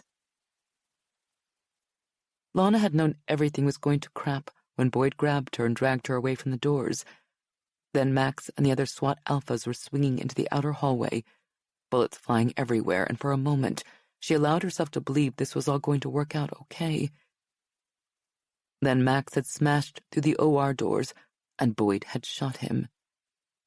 From that moment forward, time had slowed to a crawl, as Max had leaped over Zane's unconscious form and slammed into her and the hunter. They'd all gone down in a heap, and by the time she'd scrambled up, it had only been to see Max ripping Boyd's throat out. Lana had barely reached his side before the poison-induced convulsions hit, twisting Max's body so savagely she thought he might break his own spine. She'd seen where he'd been hit, and she knew it was bad. Trey had said it just the day before. What happens the next time we tangle with the hunters and they put a poison bullet through a werewolf's chest? He or she won't live more than a couple minutes, if that. Tears streaming down her face, she pulled Max into her lap and shouted for help, even though she heard occasional shooting and fighting still going on outside the OR. But she couldn't sit there and watch Max die. There had to be something she could do. "I love you, damn it," she told him. "Don't you dare leave me." She pressed her hand to the wound in the center of his chest, hopelessly trying to stop the bleeding even as her palms stung from the poison pumping out of him along with his blood. "Please don't leave me, Max. I love you." She babbled the words over and over, praying it was enough to help him live. He tried to respond, but no sound came out. His heart pounded faster and faster. He wasn't going to last long. Then Trey and Alex were at her side, yanking Max out of her arms and rolling him over to check his back. "Two of them went through and through," Alex said, his voice tight. "The one in his chest is still in there." Lana watched through her tears as they flipped him over onto his back and they went to work, shoving forceps and probes into the wound, coming out with fragment after fragment of the poison-filled hollow point before flushing the wound with saline. Max was already unconscious but still convulsing. His heart was starting to slow. He was dying. Lana didn't know why they were still bothering to clean the wound. The poison was already in him. Nothing they were doing was going to save him. "Go help the others," Alex said to Trey. "I've got this." Others had been hit? This nightmare couldn't get any worse. Trey took off at a run. Then suddenly Dr. Saunders was at Max's side, his face calm, his movements sure. For a moment, Lana tried to convince herself the doctor could help, that he could get Max cooled down and into a hypothermic coma before he died. Then she remembered that the research clinic had only this one small OR, and Zane was already using the only equipment capable of putting a werewolf under. But as Saunders shoved a syringe needle into the top of a small vial of a familiar-looking yellow liquid, she realized he wasn't thinking about putting Max into a medically induced coma. He was going for something more permanent and risky. "We don't have much," the doctor muttered, as he drew back on the plunger of the syringe and began to fill the barrel, "but it will have to do." Lana stared in disbelief. "We haven't tested the antidote. It could kill him." Dr. Saunders pulled the syringe out of the vial, then looked at her. "He's dying already. This is the only chance we have to save him." Lana knew he was right, but still dreaded giving Max a drug that could make the short time she had left with him even shorter. Dr. Saunders was right, though. This was the only way to save Max. She blinked back fresh tears and held out her hand for the syringe. "Let me," she whispered. "If someone has to give it to him, it should be me." Dr. Saunders hesitated, then handed her the needle. He guided her hand as she slipped the syringe in between Max's ribs and straight into his heart. Then she slowly pushed the plunger and prayed. Nothing happened. Max's heart rate continued to drop, and his body continued to spasm. "Should we give him more?" she asked. Dr. Saunders shook his head, even as he started filling 4 more syringes. "If it's going to work, the amount I gave him will do it. If I give him more, I won't have enough for Gage, Hale, and Diego, or Zane." Saunders gave 2 of the syringes to Alex. Then both men were up and moving, heading to help the others. "I'll get Gage," the doctor said. "You take Hale and Diego. If the antidote works, we'll try it on Zane last." Alone in the room now except for a comatose Zane, Lana leaned forward, and rested her forehead against Max's shoulder, still praying as she tried to come to grips with the fact they might lose more pack members tonight. She reached down and grabbed his hand, not having a clue whether he knew she was holding it, but doing it anyway, just in case. Then she knelt there, waiting for the next beat of Max's heart to be the last. As she listened to its unsteady thump, she replayed every second she'd spent with this amazing man over the past week. It was difficult to believe it had only been 7 days since they'd met. 7 beautiful days she would always remember as the best of her life. She found herself smiling as she remembered meeting him at the awards ceremony, and how he'd immediately attracted her attention with his witty charm and a devastating smile. Everything from there had been a whirl of emotions and experiences she couldn't imagine ever forgetting. There had been the flirting over pizza, the trip to Austin, their first night of perfect love-making at his place, the afternoon spent with Terrence and his sisters, that crazy night he told her she was a werewolf, and then the night she'd shown up at his place after getting away from the hunters and learning Max had been right all along and that she really was a werewolf. Her smile broadened as she relived that moment she'd shown up at his door, flashing her claws and telling him he'd been right. They'd torn each other's clothes off and made love up against the door. She actually laughed a little when she realized she hadn't worried one bit about protection at that point, or at any point over the next couple hours they'd made love over and over. She absently wondered if a child would come out of that crazy night of passion. She hoped so, simply so she'd have something more of Max to remember.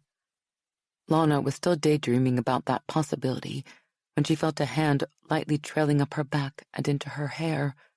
Her breath caught in her throat when the hand she was holding gripped her fingers tightly, and the chest she'd collapsed against bore a heart beating strong and steady. She jerked her head up and looked at Max, shocked to see his eyes open and clear of pain, a warm smile spreading across his face. She opened her mouth to say something, but no words would come. Her body was full of so many emotions right then, she couldn't think clearly enough to talk. "Hey there," Max said, his expression turning serious. "I hope you're not crying over me. I'd die if I thought for a second I'd done something to make you unhappy enough to cry." Lana was about to tell him that of course she'd been crying over him, but instead, she threw herself forward and buried her face in his neck, crying even harder now.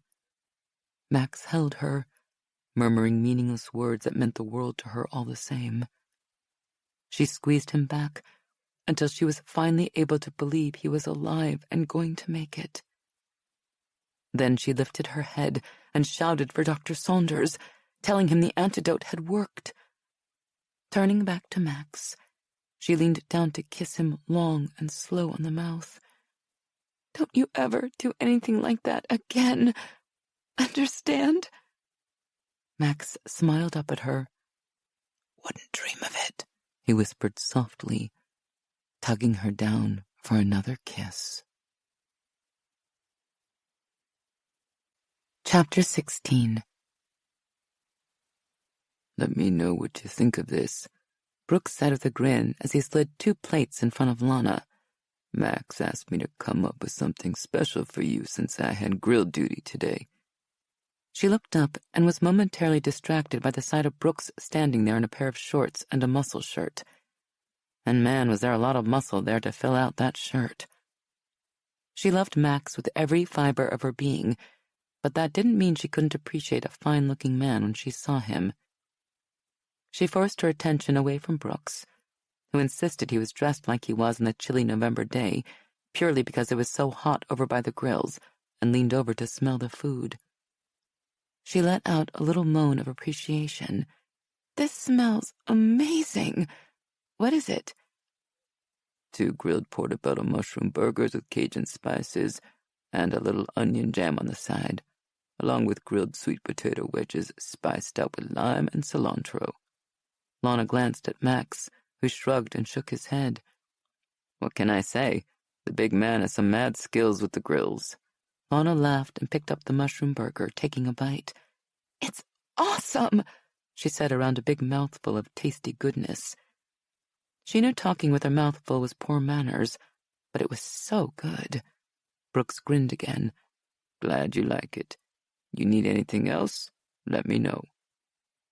Giving them a nod, he headed back to his grills over by the volleyball court, where he'd spent the better part of the afternoon working hard to feed all the people attending the monthly SWAT cookout. Team mascot Tuffy and Lacey's dog Leo sat beside him, patiently waiting for their specially made plates of food. "That does smell damn good," Remy said from the other side of the table, where he sat with Triana. "Can I have a piece?" Lana cut off a piece on the back side of the burger and passed it over to him. Remy took a bite with as much gusto as she had.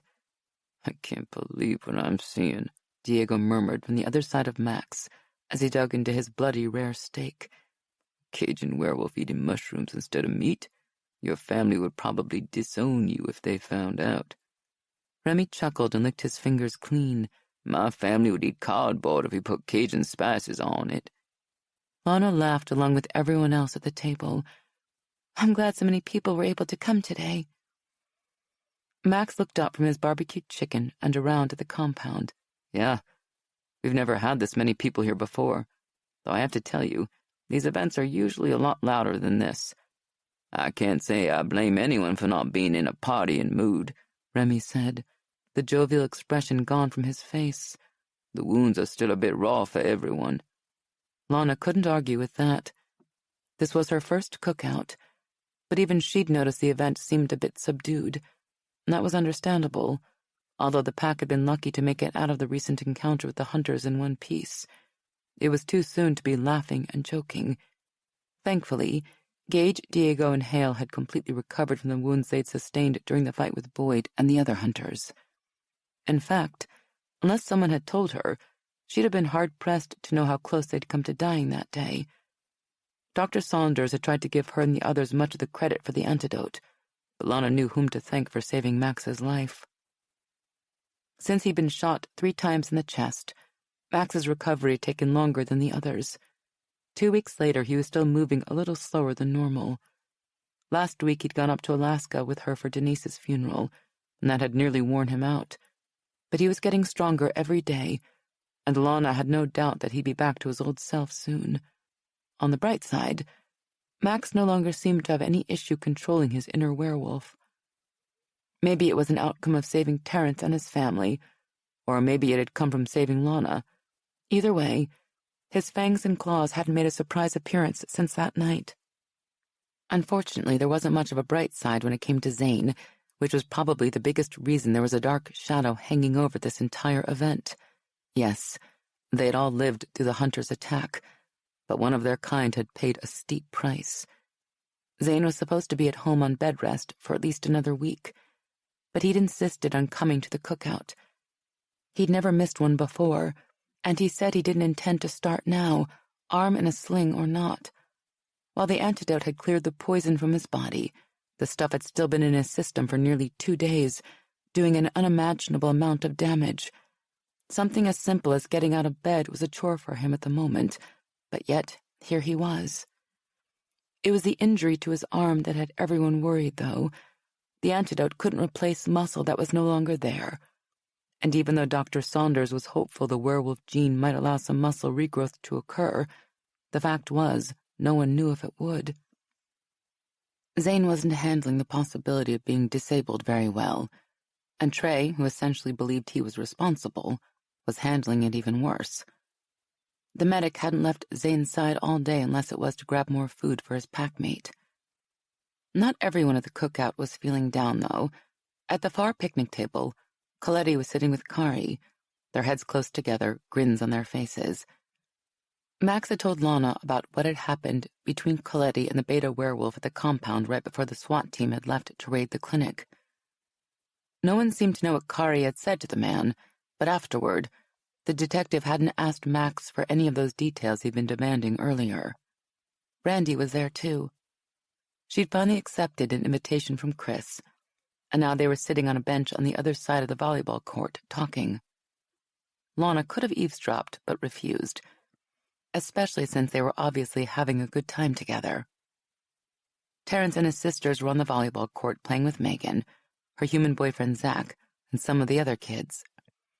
Megan was completely healed now and seemed to have a calming effect on the recently traumatized kids. Their mother wasn't smiling as much as Terrence and his sisters, but she was trying to put on a good face for her children's sakes. Lana hoped Eileen and her kids became regulars at the SWAT cookouts. They fit in here. Lana was absently nibbling on her sweet potato fries, thinking she and Max should take the Wallace kids to a Cowboys game, when Gage and his wife Mac came over to their table and sat down. "I was hoping your mom and dad could make it today," Gage said to Lana. "I was hoping so too," she said. "Dad is doing much better, but there's no way his doctor was going to let him out yet. Even if all he'd do was sit at a picnic table." Gage nodded. "I can understand that." "Everything's okay between you and your father now, right?" Mac asked. "Your dad is on board with you and Max being together?" Lana smiled and reached out to take Max's hand. "Yeah, Max and I have been hanging out with my parents almost every night. Dad finally got around to apologizing for how he treated Max, and for hiding my werewolf nature from me. We're really good now." "I'm glad," Gage said, then glanced at Diego. "How are you feeling? Any long-term effects from the poison?" Diego shook his head. "Not really.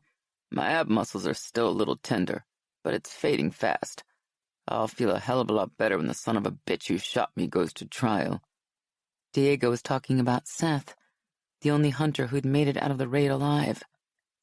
He was currently in Dallas County lockup, awaiting arraignment. "Seth Oliver's looking at the death penalty for the attempted murder of the deputy chief, not to mention shooting you at the clinic. That's a given," Gage said.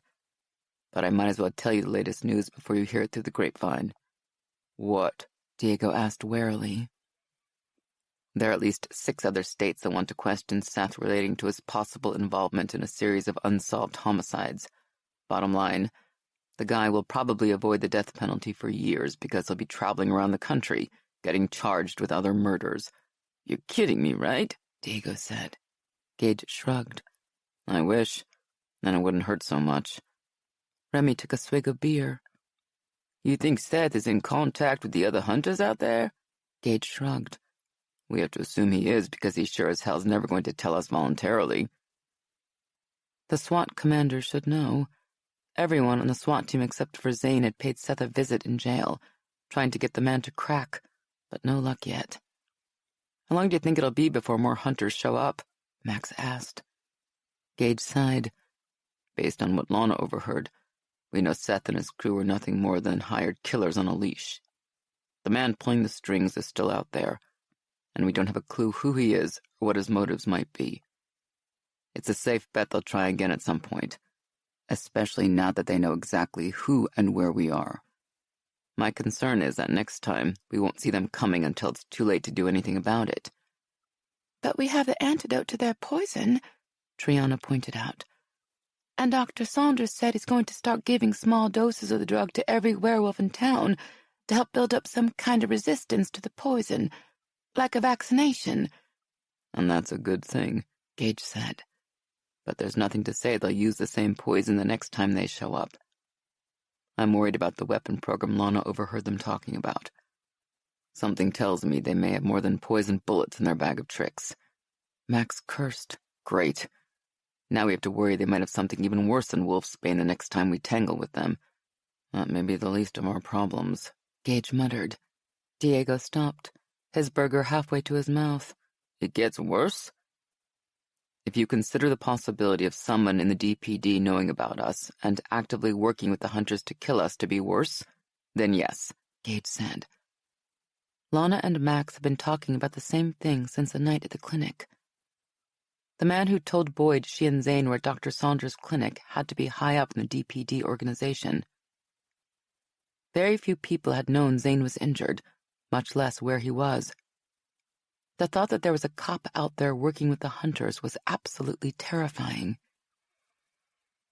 Gage and Mac hung out at their table for a little while longer, but Lana could tell the SWAT commander's mind was 100 miles away. No doubt he was worrying about protecting the rapidly growing pack from the hunters' next attack.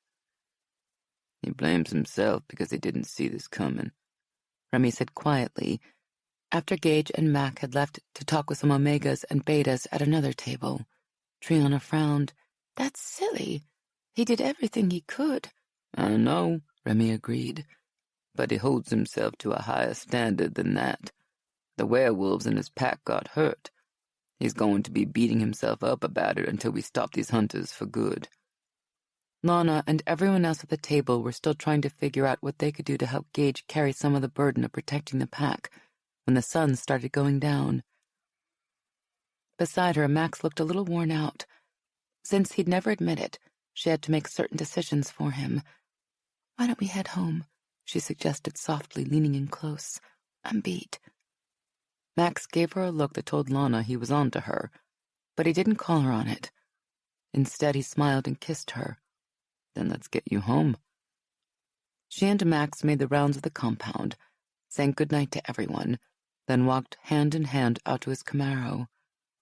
As he started the engine and drove out of the parking lot, heading toward his apartment they were now sharing, Lana realized he was more quiet than usual. Hey, she said. Are you feeling okay? Should we stop in and see Dr. Saunders? He shook his head. I'm okay. I was just thinking about stuff. What kind of stuff? He shrugged. About how crazy it is for us to be trying to have a relationship while we're wondering when the hunters are going to show up and try to kill us again. Lana reached over and grabbed his hand, squeezing it hard. Something that was a lot easier to do now that she had access to all her werewolf abilities. You can stop wondering right now, she said firmly. I just got you back. And I'm not wasting a second of our lives together worrying about what may happen with those hunters. If they come back, we'll deal with them. Max didn't say anything for a while, but then he looked over and smiled. I'm glad you feel that way because I've been putting a lot of thought into not wasting time either. Oh, yeah? Yeah, he said, turning his attention to the highway again. What would you say if I told you I wanted to get married? Lana's heart did a little happy dance. She'd learned enough about the legend of the One over the past couple of weeks to know it meant that Max and she were going to be together for life. After almost losing him to the hunter's bullets, she realized she wasn't interested in waiting around before starting that life. It was nice to know Max felt the same. I guess that depends, she said coyly, on whether you're actually asking me to marry you or simply talking hypothetically. He suddenly pulled over to the side of the road, stopping in the grass. Cars sped by them at 70 miles an hour, but Max ignored them as he turned to look at her. I'm definitely asking, he grimaced. I'm sorry if this isn't as romantic as it should be, with a ring and everything. But if I learned anything from going up against the hunters, it's that things move fast, even when you found the person you're going to be with for the rest of your life. I don't want to waste a second of the life we have together, Lana, so yeah, I'm asking you to marry me. And if you say yes, I'm completely okay with heading to the airport right now. We can be in Vegas by midnight, have a diamond on your finger an hour later, and be married by the time the sun comes up. She laughed and leaned over the console to kiss him. The answer is yes. I'll marry you, Max. And while a whirlwind wedding in Vegas would certainly do the trick, how about we slow things down just a little and see if we can set up something local? I don't need much, just my parents, my friends, and the pack. I want this moment to be perfect for both of us, okay? He tipped her head back and kissed her hard enough to make her almost change her mind. Then he pulled back and flashed her a grin. Okay, that's the plan then. We get married as soon as we can pull everything together. A Christmas wedding, maybe. What do you think? Since it was almost Thanksgiving, that would give them a little more than 4 weeks until Christmas. She smiled. I think that sounds good to me. Max suddenly turned serious again. One thing, though. What's that? She asked. You have to be the one to tell your dad. He's just now starting to like me, and if I tell him we're planning to get married already, he'll probably shoot me. Lana laughed and kissed him again. Don't worry. I'll handle my dad. You just figure out where you're taking me on our honeymoon. I can handle that, he murmured against her mouth. anywhere with you will be perfect.